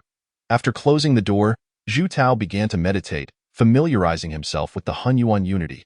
Even now, Zhu Tao still feels as though he is in a different world. Just a month and a half ago, he was struggling in the Zhu family, contemplating how to break through to the high tier of the 8th rank martial spirit, hoping to earn the respect of his kin. In merely a month and a half, he has ascended to the 7th rank martial profound realm, acquired Hun Yuan unity, and experienced a dramatic increase in strength, with limitless prospects ahead. This leads Zhu Tao to firmly believe that Old Su must be the celestial Wuxing sent down to save him. And even more so, doing it selflessly. Zhu Tao reflected on how he had consumed a full 20 bags of nutrient solution from his teacher today. For him, it was but a trifling matter. Yet for Old Su, it was no small sum given that a teacher's salary is hardly substantial. Zhu Tao retrieved his bank card, which contained his savings. There was approximately 300,000 inside. Perhaps he could find a way to present it to Old Su as a token of gratitude for being his student. On second thought, Old Su would undoubtedly refuse, and such an act would be a grave affront to his teacher's dignity and integrity. Su Yang, well, one must have their own principles. One cannot forsake dignity for money, can they? Chapter 88. Providing cover that evening, after the patrol concluded, Su Yang pondered the situation of the rebellious students in Class 5. He worried that something might go awry and deemed it prudent to check on them. Since he was going, he certainly could not go empty-handed. They were all on the verge of collapse. So he ought to bring something to express his concern. During the dormitory assignments, only Zhu Tao and Li Yiming were placed on the 3rd floor, while the remaining 8 were on the 6th. After a brief preparation, Su Yang made his way to the dormitory, heading straight for the 6th floor. He first arrived at Sun Zhao's room, knocked on the door, and soon heard Sun Zhao's weak voice from within. "Who is it?" "It is I, your beloved teacher Su." After a brief silence, Sun Zhao, leaning against the wall, shakily opened the door. Upon entering, Su Yang was both amused and exasperated by Sun Zhao's condition. "Your awareness of scams needs improvement. Please, take a seat." All right. Sun Zhao could not help but show a pained expression as he struggled to sit down. The moment he touched his legs, he involuntarily gasped. The soreness was truly unforgettable. Thankfully, as an 8th rank martial spirit, his physical resilience was considerable. Had he been a 9th rank martial artist, 1,000 deep squats would have left him incapacitated for at least 10 days to half a month. "I heard that all of you did 1,000 squats in one go?" Su Yang asked knowingly. Sun Zhao nodded. Yes. Very impressive indeed, Su Yang remarked with a smile. "This is what a martial artist should be doing. Allow me to share with you that this was part of the special training before the body tempering secret method. I initially intended for Li Yiming to try it, But who would have thought he would spill the beans to you all? Sun Zhao's heart soared with joy. He had known it must be related to the body-tempering secret method. However, Sun Zhao hesitated slightly. I merely increased the intensity for Li Yiming, as he specializes in leg techniques. He could manage 1,000. You all do not practice leg techniques, so I initially planned for you to do only 2 to 3,000.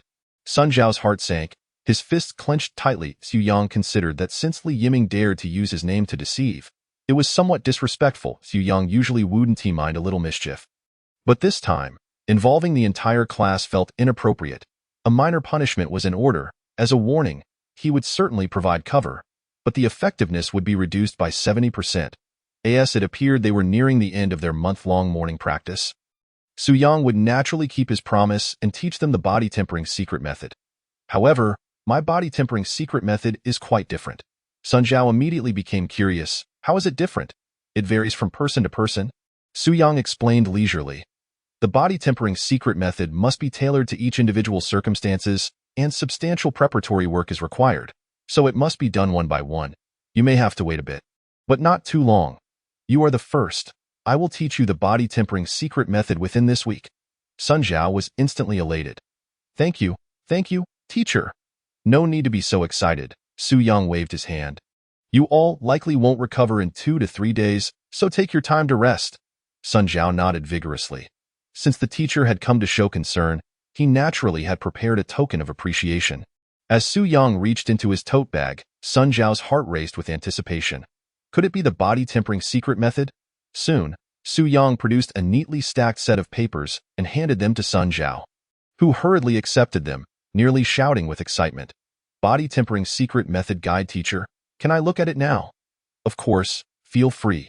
Sun Zhao quickly opened the first page, and his eyes brightened considerably. Teacher, why is it multiple choice? Why can't it be multiple choice? It doesn't seem like a guide.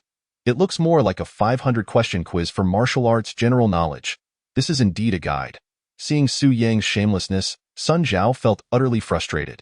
Su Yang thought that since they would be lying around for 2 to 3 days, it would be beneficial to engage in some martial arts general knowledge questions to stimulate their minds. Do you feel that this is not enough? Let me give you another. Rest assured, each set is different. As Su Yang reached into the bag again, Sun Zhao's expression changed, frantically waving his hands. No, that's not necessary. I'm already satisfied. Wow. Can you act like a person? Su Yang then pulled out a bag of juice and handed it to Sun Zhao, freshly squeezed for you. Take your time drinking. All right. Sun Zhao accepted the bag of juice. Still cold to the touch, yet it warmed his heart. Rest well. Once you recuperate, I will begin teaching you the body-tempering secret method. Oh, and make sure to complete the guide. All right, I'll move on to the next one. Su Yang then rose to leave, heading to see Fu Yunhai next. The same routine ensued, the same formula. Each student had brightened up, but after receiving the fresh juice, their expressions became considerably less gloomy. Su Yang certainly did not possess a juicer. Everything was hand-squeezed, with a few ice cubes thrown in for good measure. The fruits were leftovers gifted by Li Yiming, and the bags were from the nutrient solution, which had been thoroughly cleaned before being refilled. I truly am a frugal mastermind. All of this is a sincere token of my heart, aside from the dormitories of Xie Yuhan and He Weiwei, which Su Yang found inconvenient to enter. He had to enlist the help of the dormitory supervisor to deliver items there. After finishing his rounds, Su Yang descended to the 3rd floor and knocked on Li Yiming's door. Upon hearing it was Su Yang, Li Yiming struggled to rise and hurriedly opened the door. After nearly a day of rest, he could finally get up. Old Su. Lie down quickly. Su Yang gestured for Li Yiming to lie down, then took a chair and sat beside the bed. You look like you can walk now. Your recovery seems quite good. If I rest for another day or 2, I should be fine, Li Yiming quickly asked in a hushed voice. Old Su, did you provide cover for me? I did. Su Yang patted his chest. I know you had no choice. Rest assured, how could I not help you with cover? Hearing Su Yang's resolute assurance, Li Yiming felt a wave of relief wash over him. With old Su providing cover, he was confident no one would trouble him. After all, Su Yang had acted without guilt. He indeed had provided cover. Although the 1,000 squats were downplayed to 2 to 3,000.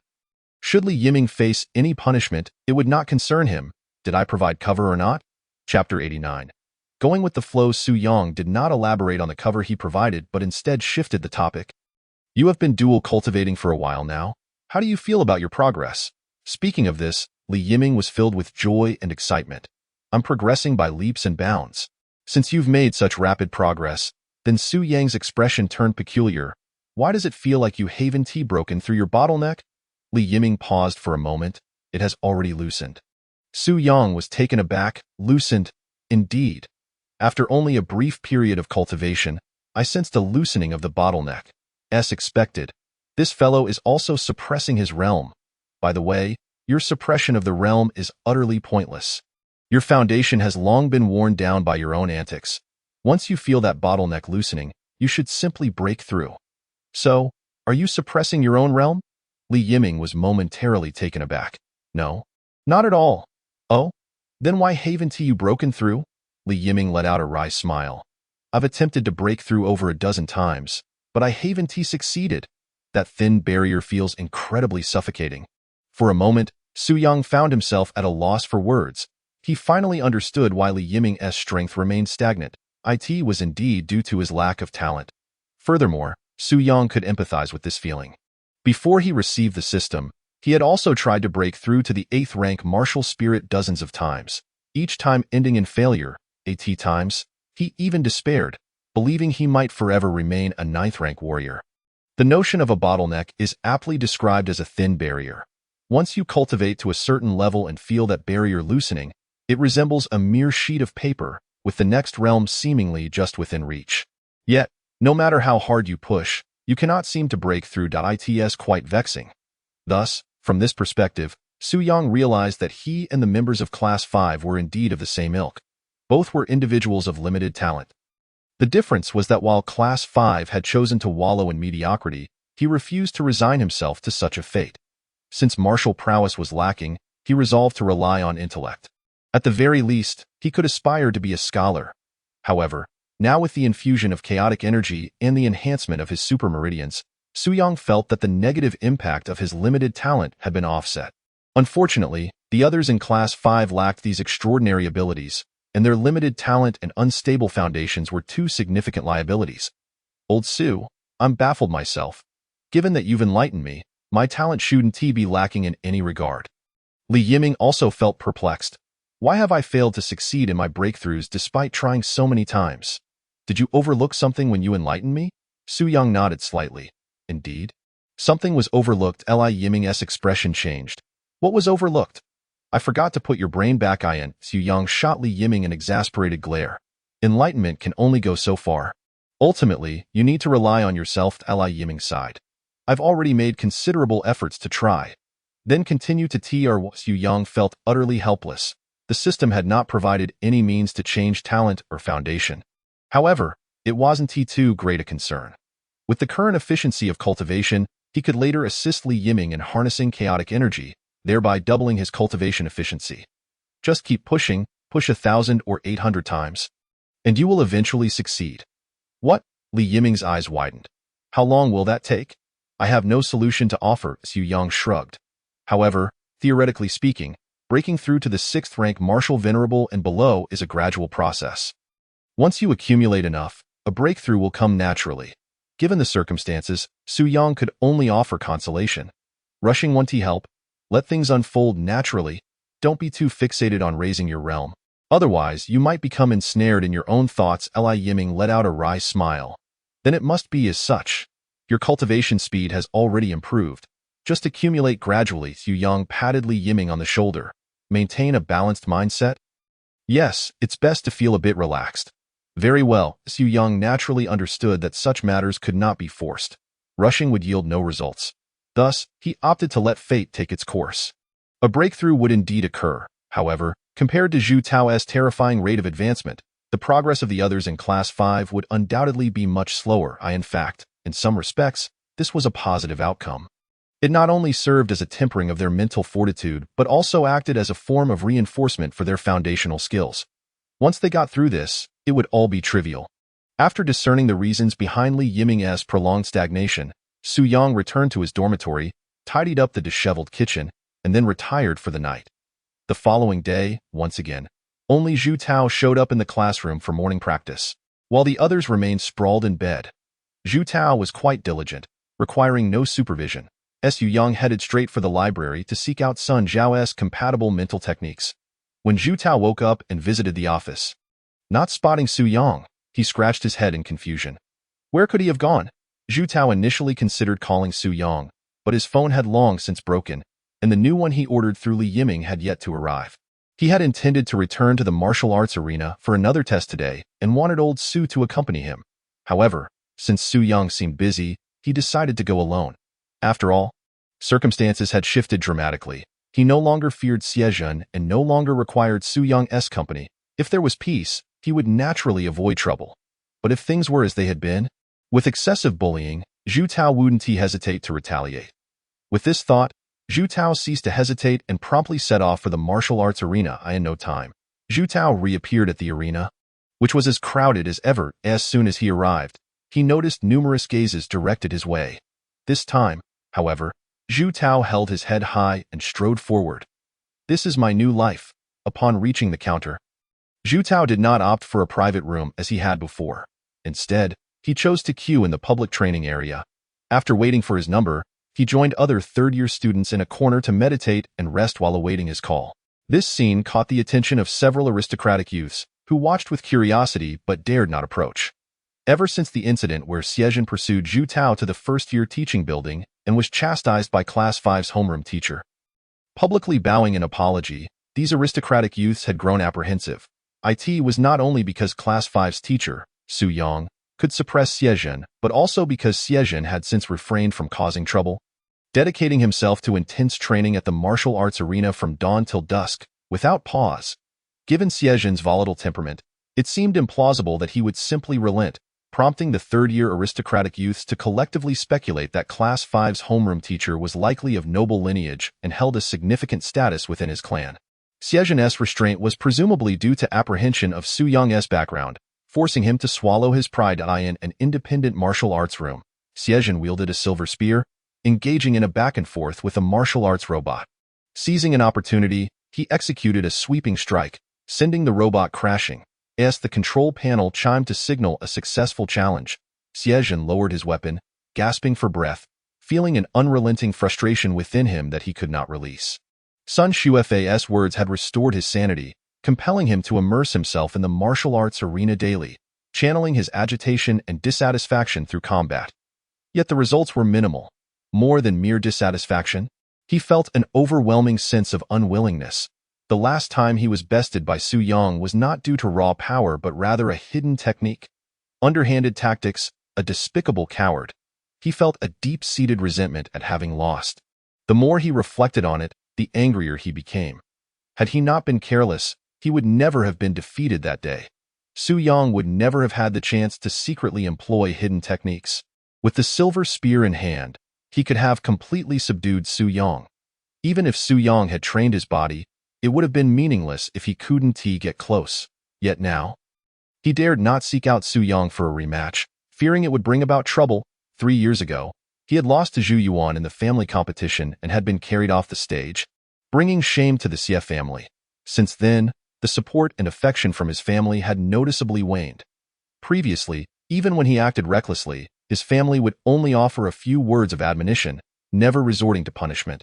But now, Xiezhen felt his standing within the family diminishing, and any misstep would incur rebuke from the elders. If he were to attract trouble because of Su Yang, he knew his standing in the family would plummet. He could not afford to lose the family's support. Otherwise, he would be cutting off his path to becoming a powerful figure. Nonetheless, despite his circumstances, Xiezhen remained unwilling to yield, and as time passed, this unwillingness grew ever heavier. At this moment, Xiezhen had trained for a full 2 hours, his stamina nearly depleted. He planned to step outside to replenish his energy and catch some fresh air before returning to continue training.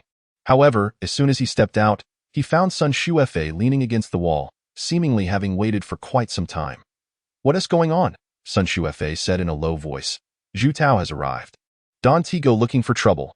Upon hearing Zhu Tao's return, Xiezhen's gaze turned icy. "I don't need you to remind me. I know what I'm doing. You don't have a clue. Once you get riled up, you act recklessly. Suit yourself." Sun Shuefei replied tersely. "If something happens, don't blame me for not warning you." With that, Sun Shuefei turned and walked away.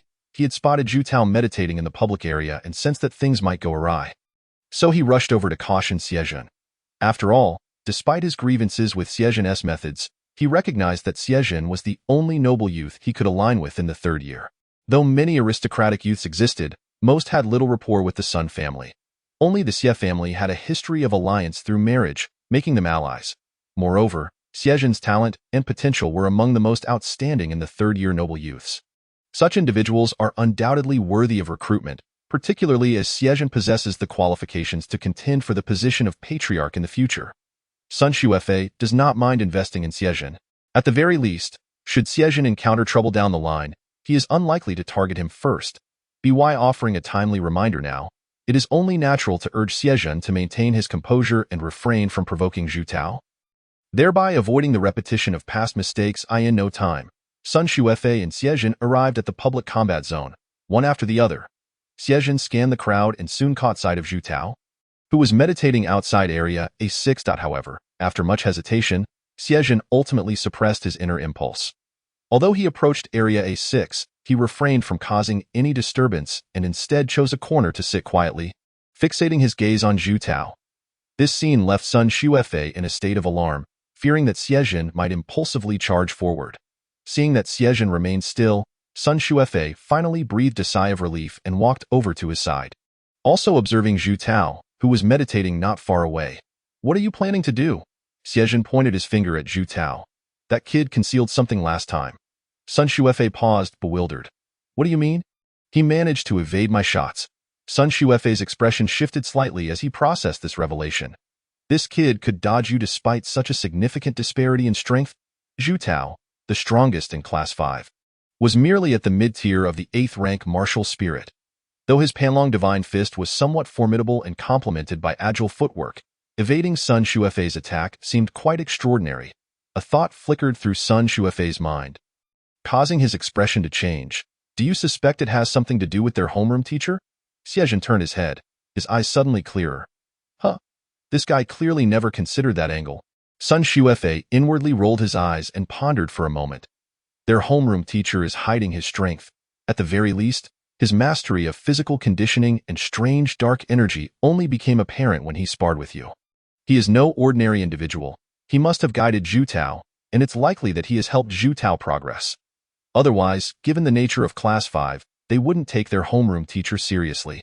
Xie nodded, not dwelling on it further. Considering Zhu Tao's current strength, he was indeed lacking, but conversely, this suggested immense potential for growth. Xie merely wished to witness the Panlong Divine Fist in action, though he held little hope for its effectiveness. Zhu Tao's low power level likely meant that his execution of the Panlong Divine Fist would not yield significant impact. The intelligence gained from it might prove negligible. Nonetheless, Xie refused to miss this opportunity. He was determined to defeat Zhu Yuan and reclaim everything he had lost in the arena. A6-73. Just then, the announcement for Area A6 echoed through the air. Zhu Tao finally opened his eyes and promptly made his way to the control platform. As he glanced around, he noticed Xie and Sun Xuefei intently observing him from the crowd. But Zhu Tao paid them no mind and continued to the control platform. The student on duty confirmed Zhu Tao's number plate, and after verifying its accuracy, inquired, "What parameters?" "Maxed out."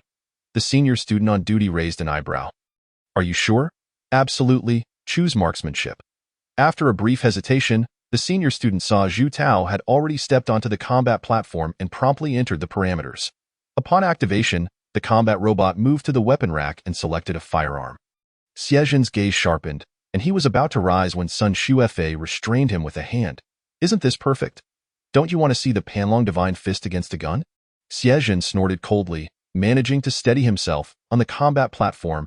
After exchanging formalities, the robot positioned itself in a horse stance, its gun barrel aimed directly at Zhu Tao. 3, 2, 1. In an instant, the combat robot launched forward, its gun tip poised to strike Zhu Tao's chest. In a split second, Zhu Tao executed a high kick and stomped down forcefully. A resounding thud reverberated as he firmly planted the gun tip beneath his foot. The robot momentarily froze, yet Zhu Tao swiftly closed the distance, his right elbow bending, power coalescing. "This punch will eradicate 16 years of humiliation and resentment." A furious roar echoed throughout the combat hall. Panlong Divine Fist. Accompanied by Zhu Tao's roar, the manifestation of the Panlong Divine Fist surged forth with tremendous vigor, sending a wave of force radiating outward, causing everyone beneath the combat platform to shudder involuntarily. Boom! A thunderous sound erupted as the combat robot was blasted away like a cannonball. The spectators stared in disbelief at the robot, classified as a pinnacle of the 7th rank martial mystic, that had been forcefully ejected from the stage. Zhu Tao exhaled heavily, gradually retracting his fist, feeling an unprecedented sense of refreshment wash over him. All right, I'm done. Next, approaching the control platform, Zhu Tao addressed the student on duty before departing with his hands behind his back. Numerous senior students who had come to observe quickly parted ways, their expressions tinged with incredulity. Though the second-generation combat robot with 7th rank martial mystic parameters was somewhat clumsy, it was not easily dispatched. To have been sent flying off the stage by Zhu Tao's punch was an overwhelmingly intense spectacle.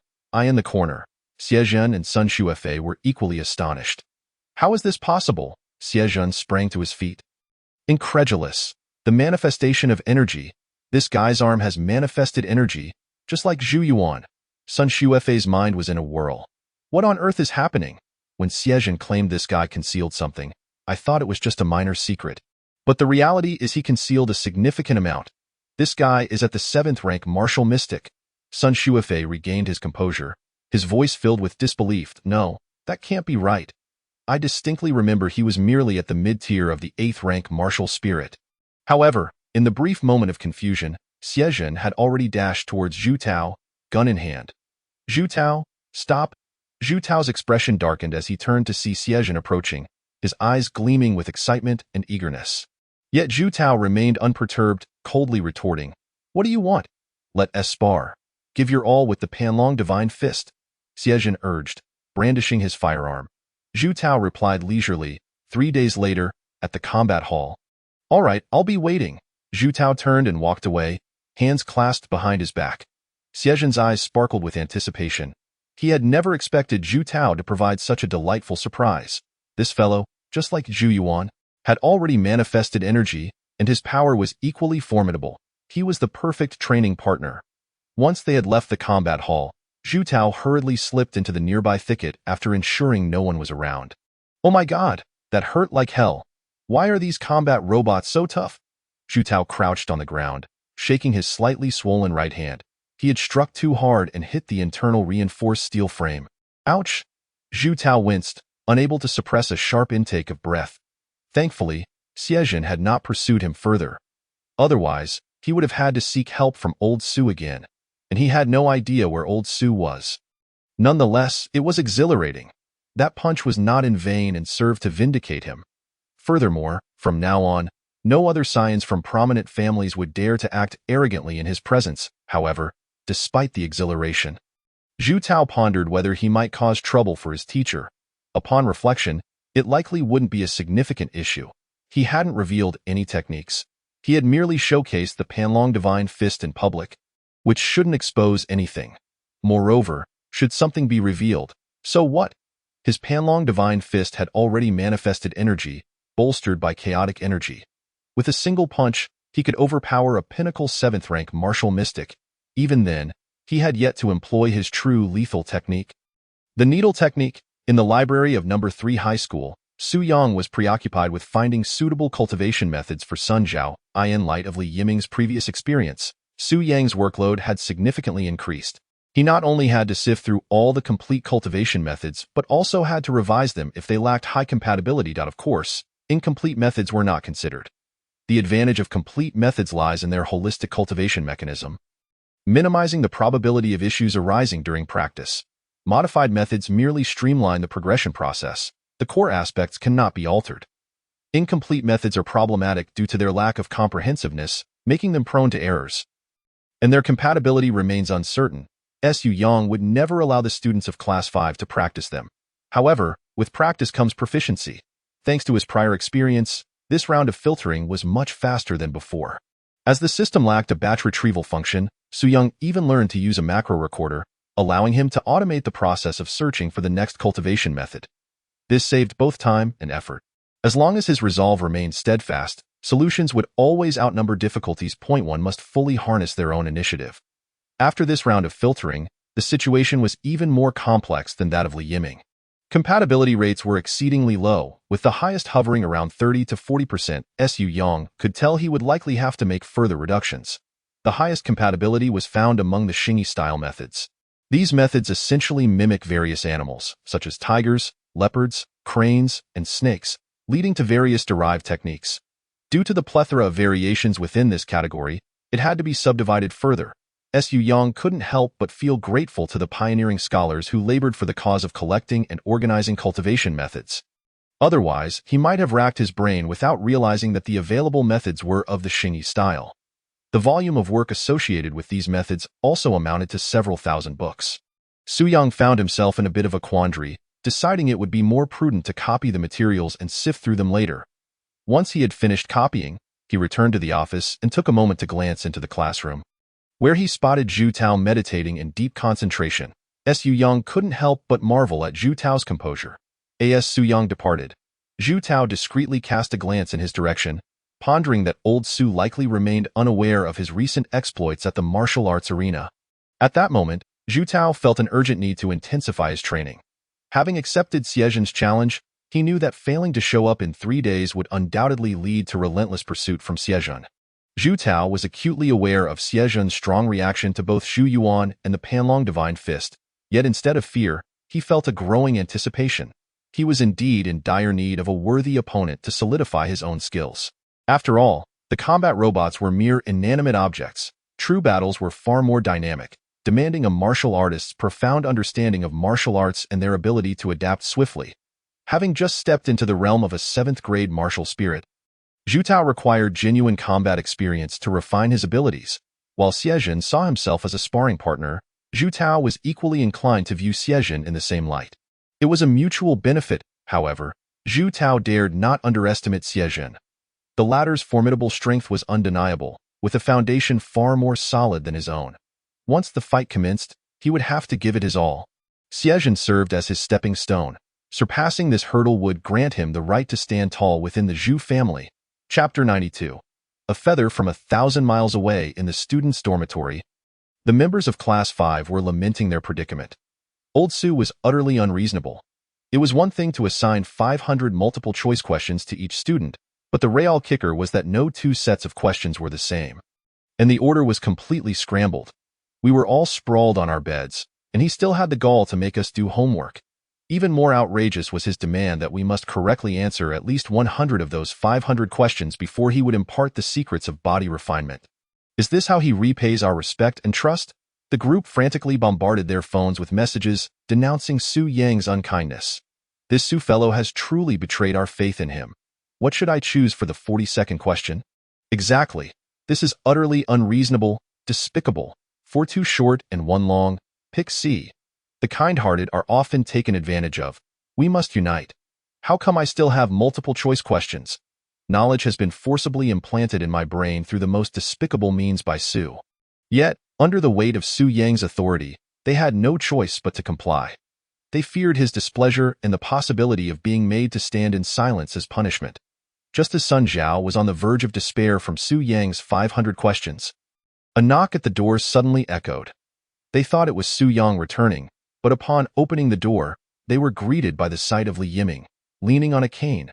Upon seeing Li Yiming, Sun Zhao's temper flared, and he seized Li Yiming by the collar, brandishing the multiple-choice questions from his bed before him, glaring fiercely. What is this? Li Yiming was momentarily taken aback, hastily taking a look. The cover read Body Refinement Secret Techniques Guide, but it was, in fact, the Martial Arts General Knowledge Course's 500 multiple-choice questions. Such a cruel task could only have been devised by old Su. That has nothing to do with me. How can it not be your concern? Sun Zhao's eyes widened in anger. Old Su said we were only to do 2 or 3,000. If it weren't for your misguided influence, we wouldn't be in this predicament. How many? 2 or 3,000. That's right. Old Su told me himself. No way, old Su. How can you do this, even when providing cover? You have to take a cut. Luckily, I had a backup planned. Don't be so agitated. Li Yiming, still leaning on his cane, tried to soothe him. I previously mentioned that I was merely speculating, and while I guessed the outcome, I didn't foresee the process. Moreover, I came specifically to apologize to you. As he spoke, Li Yiming limped outside, carrying a bag full of fruits and snacks. Upon seeing only these items, Sun Zhao's frustration skyrocketed. You bring me fruits and snacks as an apology. Do you think this is a test for the cadre? What cadre can withstand such a trial, however? Li Yiming deftly shifted the conversation, earnestly stating, "This isn't from me." Sun Zhao paused, instinctively asking, "Old Su?" Li Yiming quickly nodded. "Old Su specifically asked me what you all like to eat and went to the supermarket to buy these." Sun Zhao was immediately puzzled. Then why didn't he deliver it himself? Why send you, the limping one? This is Old Su's punishment for me. Li Yiming chuckled ruefully. If I hadn't spoken out of turn, we wouldn't have ended up like this. Trouble arises from careless words. And thankfully, it hasn't turned into a disaster. So he sent me to make amends by bringing you some food, hoping you wouldn't hold a grudge. When Old Su mentioned you might bear a grudge, I immediately countered. I said that was absolutely impossible. While others might hold grudges against me, Sun Zhao definitely would not. He has always been magnanimous, broad-minded enough not to harbor resentment. Old Su, you simply do not understand Sun Zhao. Sun Zhao coughed, straightening his expression. Yes, you do know me well. I am not someone who holds grudges, nor would I be petty over such trivial matters. I always knew you were like this. Zhaoji Li Yiming hurriedly added. All of this is Old Su's heartfelt gesture. You know Old Su doesn't earn much, and what little he has barely suffices for his own expenses, yet he still scrimps and saves to buy us fruits and snacks. A feather from 1,000 miles away, the gift may be light, but the sentiment is profound. Sun Zhao felt a warmth in his heart, nodding slightly. Zhao Gu, then I shall go find the next person to apologize to. Li Yiming replied, let us not mention these matters to Old Su.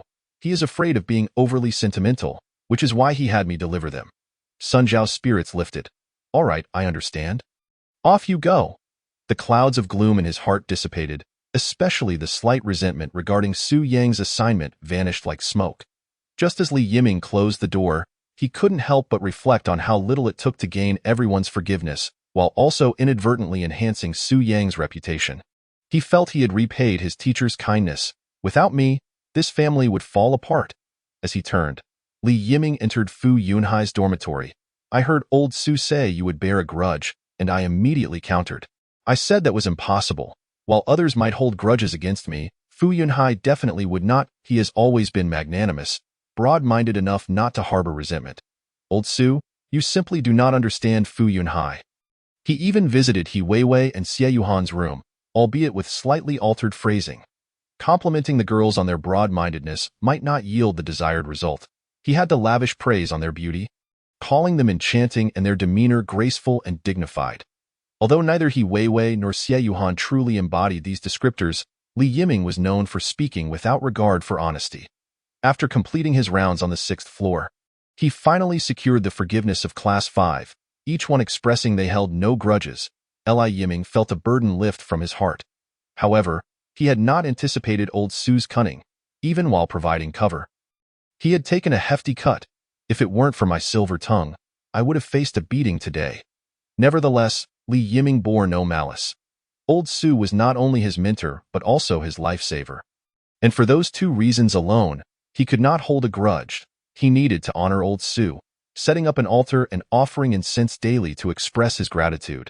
As Li Yiming, limping on his cane, returned to the 3rd floor, he was suddenly met by the impatient figure of an unexpected visitor knocking at his door, leaving him feeling quite anxious, prompting him to turn and head upstairs. Stop, where are you running off to? Li Yiming forced a smile. 13th brother. What brings you here? The visitor was Li Yuandong, one of Li Yiming's many cousins, also studying at the martial arts 3rd middle school and currently in his 2nd year of high school. What is going on with you? I accidentally twisted my ankle. You truly are fragile. Li Yuandong waved his hand dismissively. I urgently need some money. Lend me yours. Li Yiming forced a laugh. 13th brother. Shouldn't you be repaying the money you owe me first? Li Yuandong glared, indignantly retorting. I borrowed it fairly. Why should I return it? Chapter 93. Version update. Li Yuandong's impatience was palpable as he exclaimed. It's just a small amount of money. We are family. Must you be so calculating? Upon hearing this, Li Yiming felt his teeth grind in frustration. You've been stealing from me since childhood. I've long been displeased with you.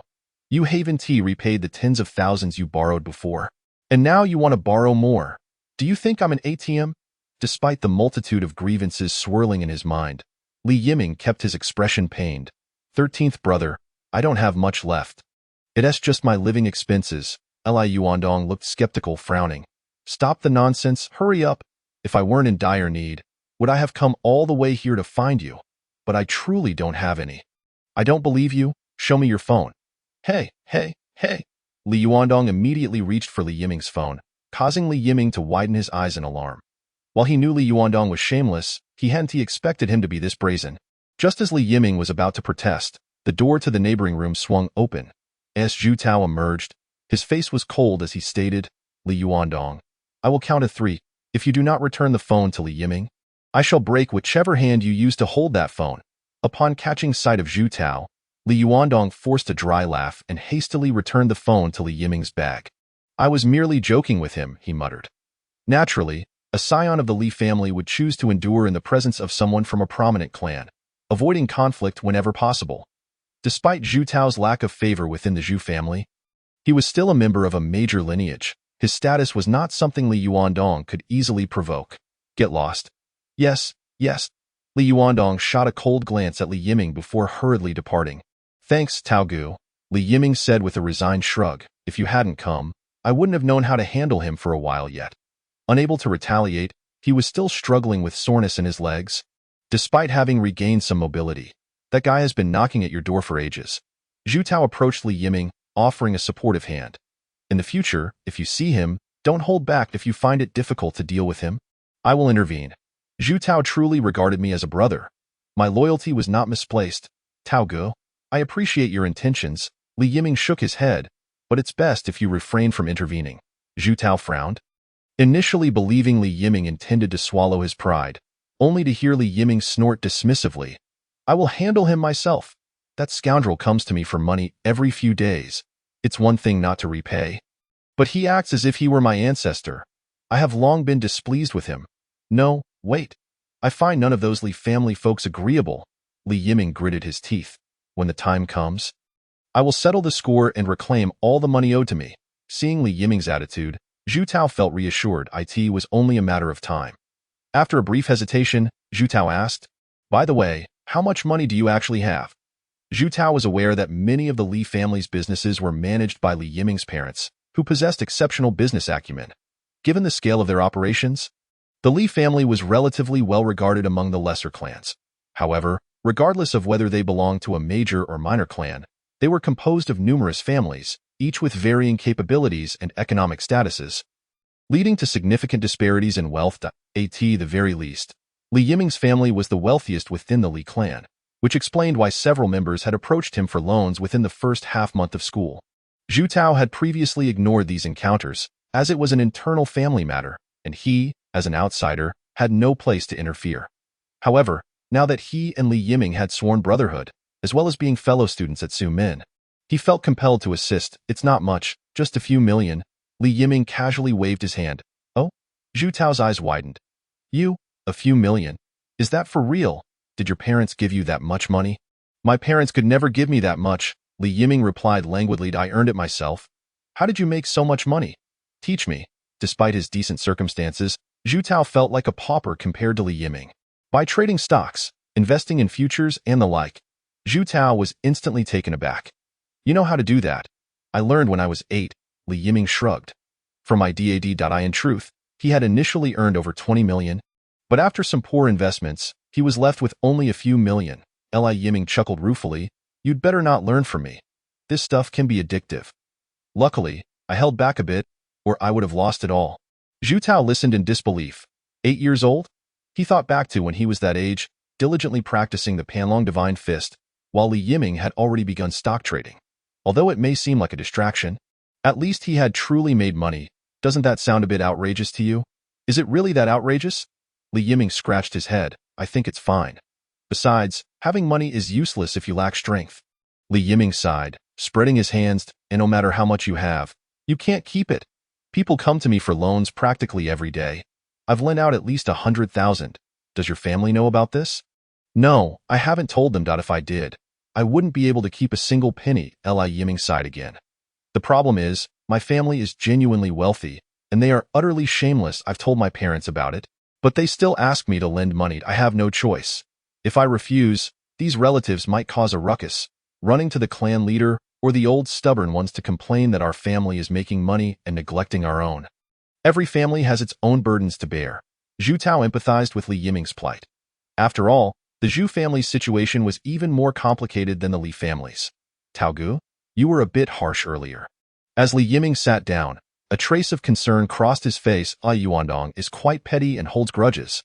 The most troublesome part is that he associates with He Kuan, who is a vile cousin of He Weiwei. The mention of cousin immediately conjured a host of detestable faces in Zhu Tao's mind, and he coldly remarked, not one of them is decent. They are all scoundrels, and yes, the cousins as well.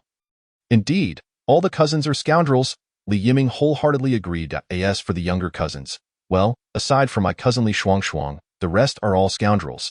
Zhu Tao was somewhat surprised. I didn't expect your cousin to be so kind-hearted. No, she's simply 2.5 years old and doesn't know any better, Li Yiming replied. Regardless, I'm a bit worried that He Kuan might come looking for trouble with us. Zhu Tao snorted dismissively. Let him come. I've been itching for a fight. Tao Gu, you must remain calm. You can't reveal your strength. Zhu Tao fell silent for a moment before patting Li Yiming's shoulder. Y version has been updated. Chapter 94. Need me to step in? After Su Yang had copied the cultivation method from the library, he intended to join Chan Ming on patrol. However, to his surprise, a notice soon appeared in the work group chat. Patrol cancelled. Return to regular teaching duties. Upon seeing this message, Su Yang was left bewildered. What is happening? Has Lu Fengfei been apprehended by the patrol team? That shouldn't be the case. After all, she is at the peak of martial sovereign and has never revealed her identity. The patrol team had no reason to capture Lu Fengfei. Surrendering was even less likely. Naturally, the teachers in the group were equally perplexed and began to inquire about the situation from Lu Zhan. Soon, Lu Zhan's message arrived. The identity of the individual is temporarily unconfirmed. They likely wore a bionic mask, but after analysis by the Kunlun patrol team, it was determined that they are the same masked martial sovereign involved in the recent incident with the Xie family. The whereabouts of the masked martial sovereign had already been identified by the Kunlun Heavenly Eye. They had left Donghai City and entered the Sichuan region. The immediate danger had passed, leaving the matter in the hands of the Kunlun patrol teams from Donghai and Sichuan. Su Yang glanced at the message from Lu Zhan, feeling even more confused, and quickly asked, Team leader, what exactly happened with the Xie family incident? Other teachers who were aware of the situation replied. About half a month ago, a masked martial sovereign suddenly appeared at the Xie family estate, severely injuring hundreds of people from the Xie family while their clan leader was away visiting friends. The Kunlun patrol team intended to launch an investigation, but the Xie family refused, deploying a large number of personnel to search for the assailant. Su Yang's eyes widened. I knew Lu Fengfei was formidable, but I didn't expect her to be this formidable. Did she really go straight to the Xie family? Wait a minute. Su Yang suddenly came to his senses. How did Lu Fengfei leave Donghai? Weren't you supposed to take your daughter, Xie Yuhan, far away? Su Yang was puzzled but didn't dwell on it too much. At the very least, he was safe for now. Since the patrol had been cancelled, Su Yang had more time to focus on Class 5. Upon returning to the dormitory, he continued his work on filtering through Sun Zhao's cultivation methods. After producing the clicker, his efficiency improved significantly. What originally took 3 to 4 days could now be compressed to 2 days. Once Sun Zhao entered the dual cultivation stage, Su Yang planned to take a leave of absence to go out for a buffet to replenish his energy in preparation for Li Yiming's mixed yuan cultivation. Referring to Zhu Tao's energy consumption for mixed yuan cultivation, Su Yang estimated that he would need to accumulate energy for at least half a year to successfully complete the fusion. It was quite an enormous expenditure.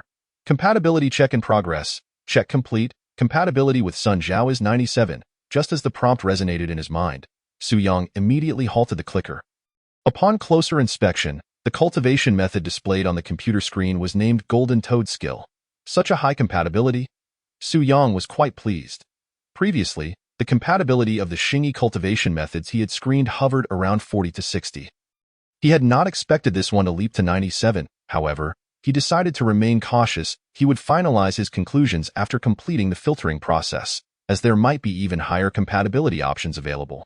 In the student dormitory, Li Yiming lay on his bed, a hint of worry etched on his face. After Zhu Tao had driven Li Yuandong away today, Li Yiming was quite concerned that Li Yuandong might bring He Kuan to them. However, what troubled Li Yiming wasn't whether Zhu Tao could defeat Li Yuandong, but rather whether Zhu Tao might inadvertently cause harm to him. Zhu Tao remarked that his version had been updated. While Lao Su claimed that he would no longer need to conceal himself, Li Yiming felt a sense of bewilderment, wondering why he had not been included in the version update. Upon reflection, he realized it was likely due to his continuous failures in breaking through, leaving him behind in the progression. He couldn't fault Lao Su for not providing him with a patched AT this moment. Li Yiming's greatest concern was Zhu Tao becoming agitated during a confrontation, inadvertently unleashing the explosive needle technique. The sheer power of that technique was something Li Yiming had witnessed firsthand. In fact, to prevent steel needles from piercing through walls, Lao Su had even installed steel plates throughout Zhu Tao's room. Should one of those needles strike, it could result in death or severe disability. Surely, Tao Gu would exercise restraint, right? Li Yiming felt uncertain but resolved to be prepared. Given Zhu Tao's unwavering loyalty to him, he could not bring harm upon him. After inspecting the Thunder Needle, he concluded that if the situation seemed dangerous, he would have to empty the cartridge, at the very least. This device was not lethal. Just then, a knock echoed through the room. Who could it be? Yiming? It's me. A gentle voice from outside belonged to Li Yuandong. I have come to offer my apologies. Li Yiming thought, I don't believe you. You're definitely planning to ambush me as soon as I open the door. Nevertheless, he rose to his feet and peered through the peephole. Only to be taken aback, there stood Li Yuandong, bruised and battered, clutching a pile of items, nervously glancing at the neighbors. The knocking grew more urgent. Yiming, open the door. I truly am here to apologize. With a strange expression, Li Yiming opened the door to let Li Yuandong in, who promptly placed the items on the table and produced a bank card, hastily handing it to Li Yiming. Yiming? Here is the money I borrowed from you. The password is 6 zeros. Li Yiming accepted the card, his mind reeling. What is going on? Did Tao Gu really go and beat him up? But that doesn't make sense.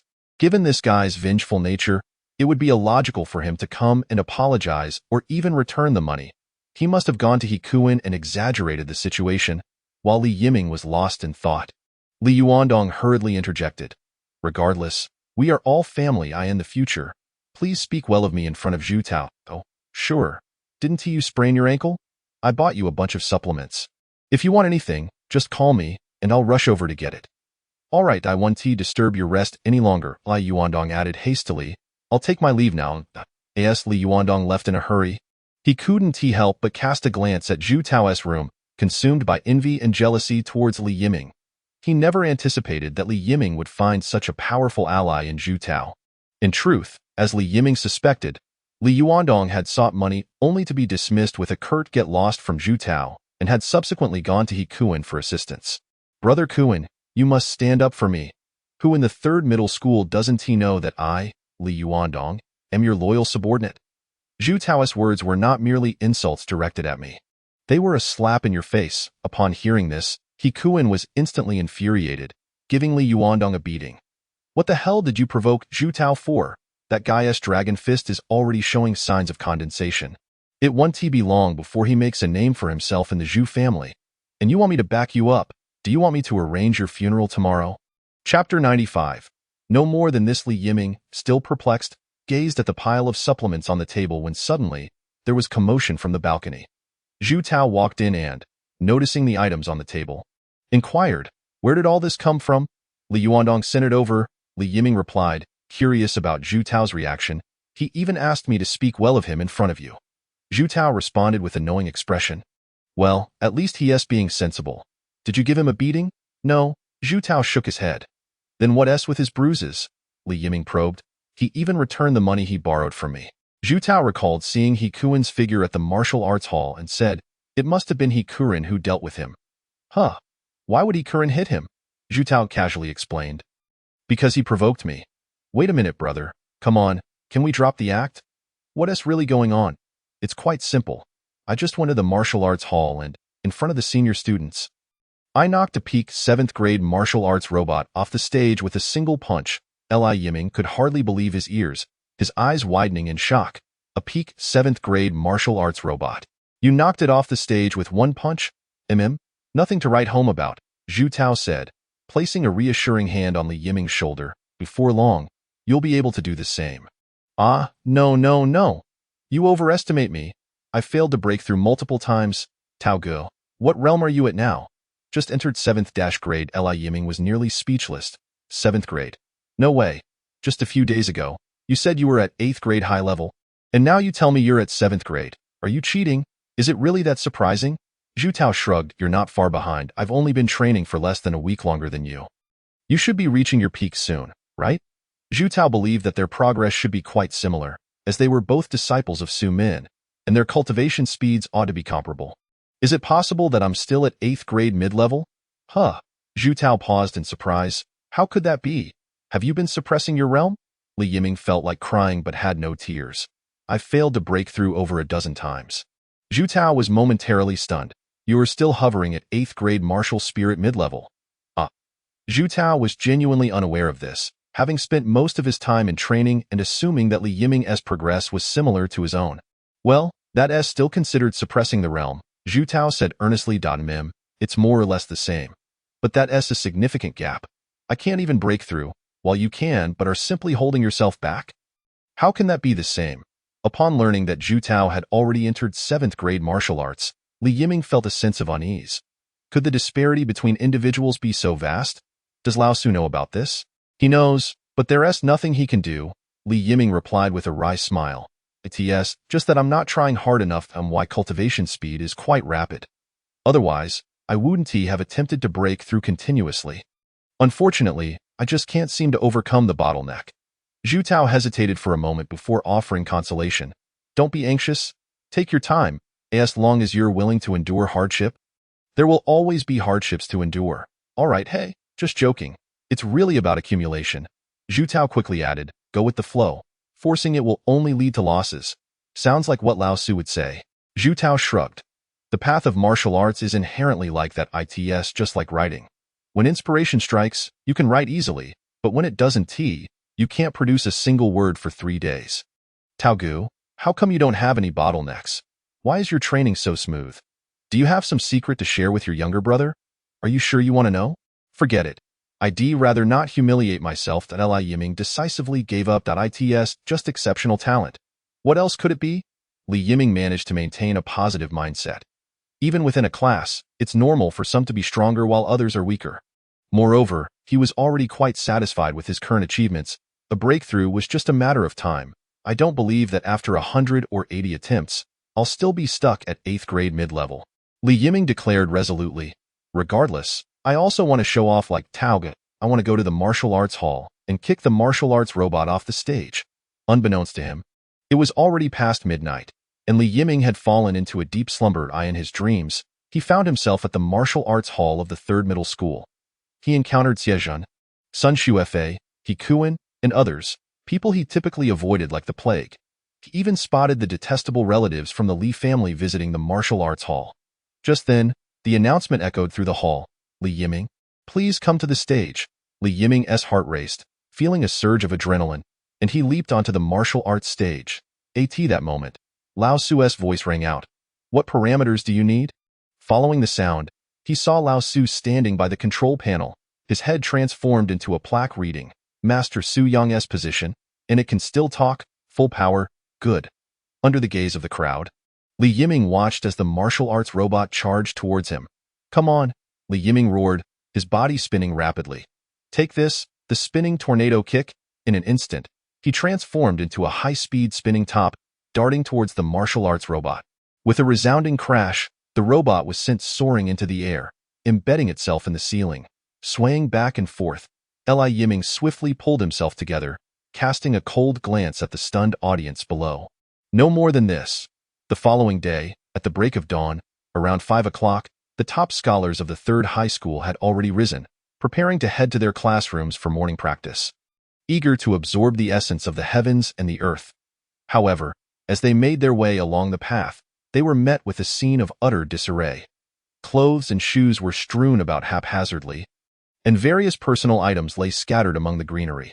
Along the way, they also encountered a plethora of overripe fruits. A large pile of loose packages caught their attention. Upon closer inspection, they revealed themselves to be QNGLing bone-strengthening granules. evidently a type of supplement. What on earth was happening here? No one could tell. Curiosity piqued. The group noticed a dark figure dangling from a nearby tree and moved closer for a better look. To their astonishment, they discovered a figure suspended from the branches, entangled in a jumble of various items, the most conspicuous being a bedsheet that had twisted into a tight noose, one end wrapped around the figure while the other hung from the tree. The person's face was obscured by a drooping nightgown. I would hazard a guess that this is Li Yiming. One inquisitive individual lifted the nightgown, revealing Li Yiming's slumbering visage, albeit with a face flushed due to blood pooling. Incredible, how could he possibly be sleeping in such a state? Chapter 96. Golden Toad Technique. Su Yang was deep in slumber when the shrill ring of his phone jolted him awake. Upon glancing at the screen, he saw it was a call from the dormitory manager, Sister Wu. Instantly, he became more alert. Wu Jia. What is the matter? Xiao Su, your classmate Li Yiming has fallen asleep in a tree again. You need to come and handle this. All right, I understand. This was hardly the news one wished to receive so early in the morning. There was no time to waste. He quickly washed his face and hurried towards the dormitory building.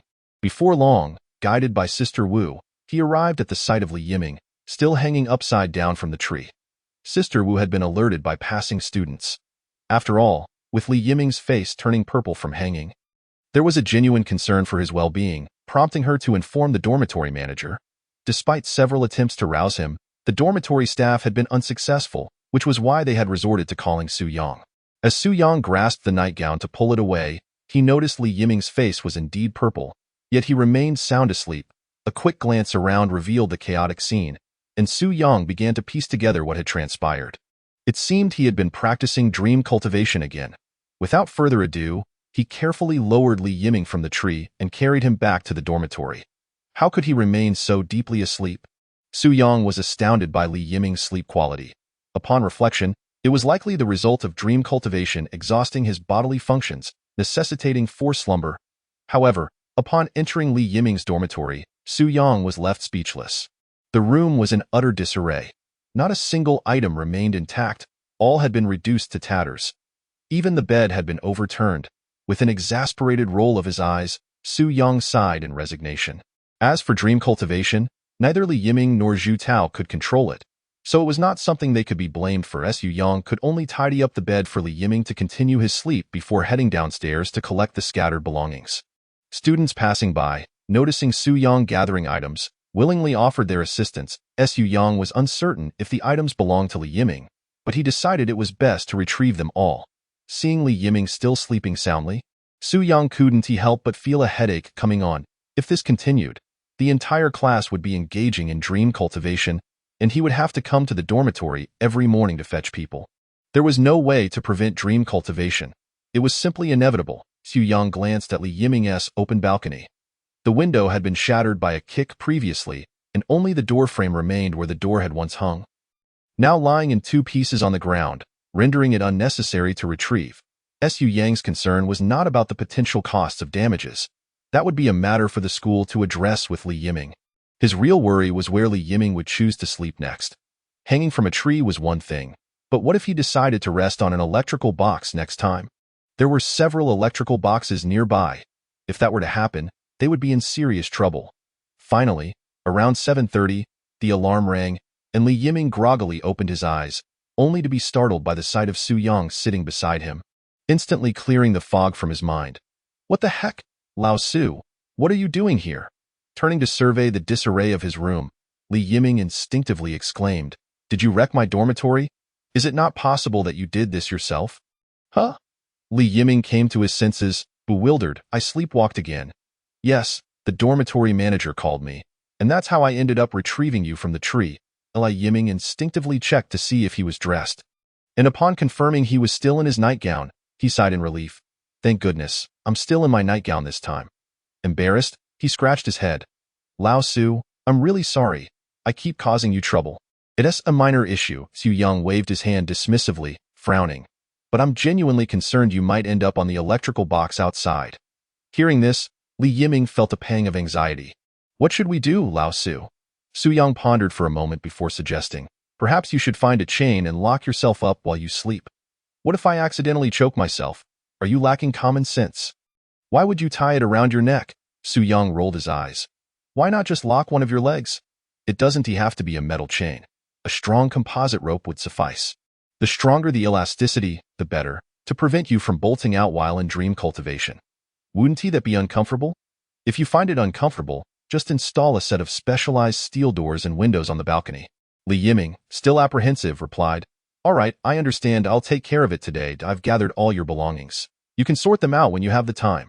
Once Su Yang departed, Li Yiming promptly contacted a manufacturer to customize specialized steel windows and doors for himself. His family had ample connections in the business world. While dream cultivation was beneficial, the risk of ending up on an electrical box was real. Li Yiming resolved to implement double safety measures. Not only replacing his balcony with specialized steel windows and doors, but also purchasing a specialized safety rope. As for the procedures, that was hardly a concern for Li Yiming. Students paying out of pocket for specialized steel windows and doors was something the administrative office could not refuse. Moreover, being a scion of a prominent family, as long as the funds were sufficient, efficiency would be guaranteed.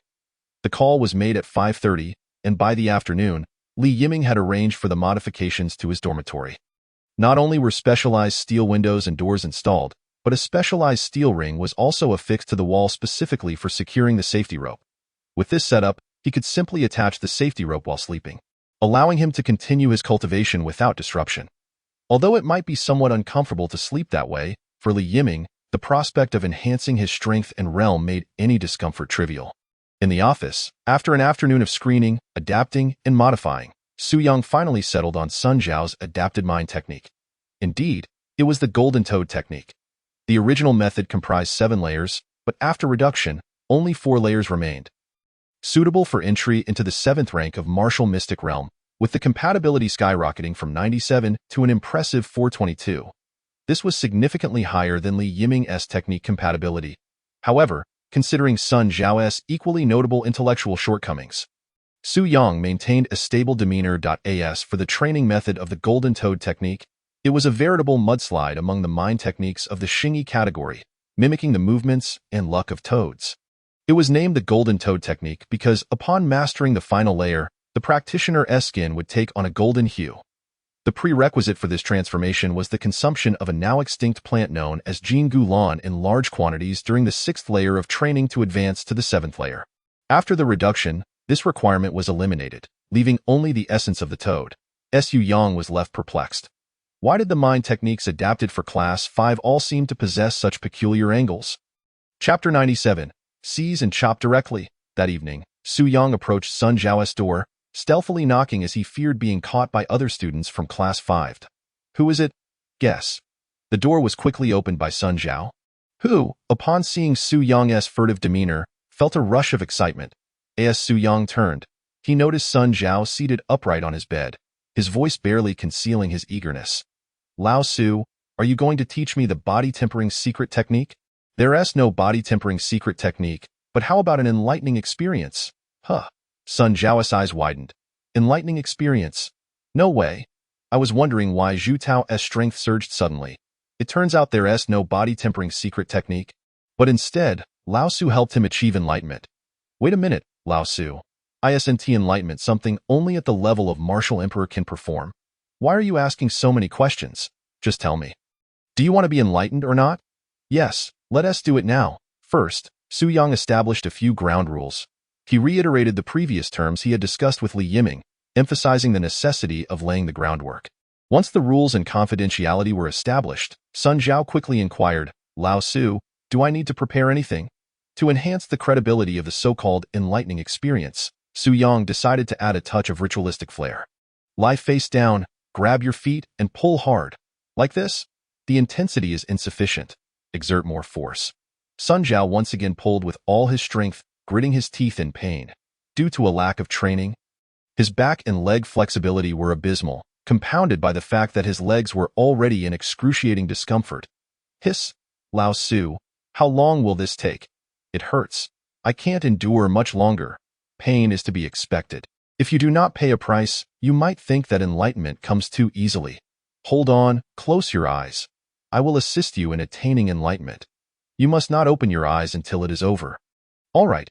Sun Zhao gritted his teeth against the stretching pain and shut his eyes, at which point Su Yang placed his hand upon Sun Zhao's head. He reached into his bag, retrieved a prepared small water pouch, and upon breaking it, drenched Sun Zhao before stuffing the pouch back into the bag. It wasn't until Sun Zhao's body began to tremble, clearly on the verge of collapse, that Su Yang withdrew his hand. Done. Sun Zhao immediately relaxed his grip, collapsing onto the bed, gasping for breath. Huff, huff, Lao Su. Did I achieve enlightenment? Aside from the pain, Sun Zhao felt nothing else, internally doubting whether Su Yang had been deceiving him. However, when he turned his head, he discovered Su Yang slumped on the ground, drenched in sweat, leaving the floor a damp mess. What an alarming amount of perspiration! Sun Zhao's eyes widened as he struggled to rise. Lao Su, what happened to you? It's merely the considerable toll of attaining enlightenment, a trivial matter. Su Yang feigned difficulty in his speech. Just rest for a bit, and I will be fine. Seeing Su Yang in such a state of exhaustion filled Sun Zhao with guilt. Lao Su must have expended tremendous energy to help him achieve enlightenment, perhaps even sacrificing his own vitality, and here he was doubting Su Yang's sincerity. Truly, he felt lower than a beast. The effects of enlightenment vary from person to person. Su Yang spoke slowly, and one must cultivate specific mental techniques for them to manifest. As he spoke, Su Yang retrieved a mobile disc from another bag and handed it over. Take this. Sun Zhao hurriedly accepted the mobile disc, his heart brimming with gratitude, but just as he was coming to his senses, he realized, Lao Su, is this a new mental technique? Do I have to practice dual cultivation? Since you have already attained enlightenment, the dual cultivation technique should pose no problem for you. Su Yang took a moment to rest before slowly rising. I have written everything that needs to be explained. Now it depends on your own fortune. I must rest now. The toll on me has been great. Lao Su, I will not disappoint your expectations. Su Yang merely acknowledged with a grunt before staggering away. Once Su Yang departed, Sun Zhao gritted his teeth against the soreness in his legs. Leaning against the wall as he made his way to the table, after inserting the mobile disc, he began to peruse its contents. Golden Toad technique? Or is it an abridged version? Sun Zhao paused in confusion. Why does this seem different from Zhu Tao's version? Did I not suffer for nothing? However, he did not dwell on it and immediately began to examine the abridged Golden Toad technique and the differential cultivation method. Zhu Tao's staggering rise in strength spoke volumes. He had awaited this day for a long time. After Sun Zhao finished reviewing the cultivation method of the Golden Toad technique, he promptly prepared to practice. He first called the owner of the school supermarket to inquire about inflatable swimming pools. The owner, momentarily taken aback, responded, "What kind of place sells such things in a school? We don't have any." "Then send me the largest basin you have. I will pay double the price." "All right." The school supermarket owner, eager to conduct business with affluent families, though initially brusque, was quick to comply when money was involved. Soon, a large basin with a diameter of 1.5 meters was delivered. Sun Zhao inspected the quality and, after paying, immediately began to fill it with cold water. Changing into shorts, he then lay flat in the basin, imitating the posture of amphibians. Unbeknownst to him, night had already fallen. Meanwhile, the students of Class 5 on the 6th floor were still enduring the torment of 500 multiple-choice questions in martial arts general studies. Their mood was already sour from doing homework, and it was exacerbated by the incessant croaking of frogs, making it impossible for them to concentrate. Where on earth are these frogs coming from? It's not even the season. The croaking was audible not only to Class 5, but throughout the entire 6th floor. The sound was incredibly eerie, fluctuating in distance, making it impossible to pinpoint its source. As time passed, the croaking grew louder, spreading further. Many students were unable to focus on their cultivation, and they flocked to the balcony in search of the source of the noise. Upon stepping out onto the balcony, the sound became even clearer. Croak, croak, croak. The sound was deep and muffled, with a penetrating quality that seemed to pierce the soul. It felt as though it was coming from both the left and right, as if in a 3D surround sound experience.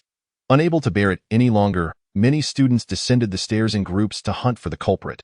Some even began to suspect that a frog-like beast was lurking in the 3rd high school. Upon reaching the balcony, Class 5 found a throng of people frantically searching with their phones, flashlight mode, exasperatedly seeking the source of the croaking. "If we catch it, we'll chop it up with chili,"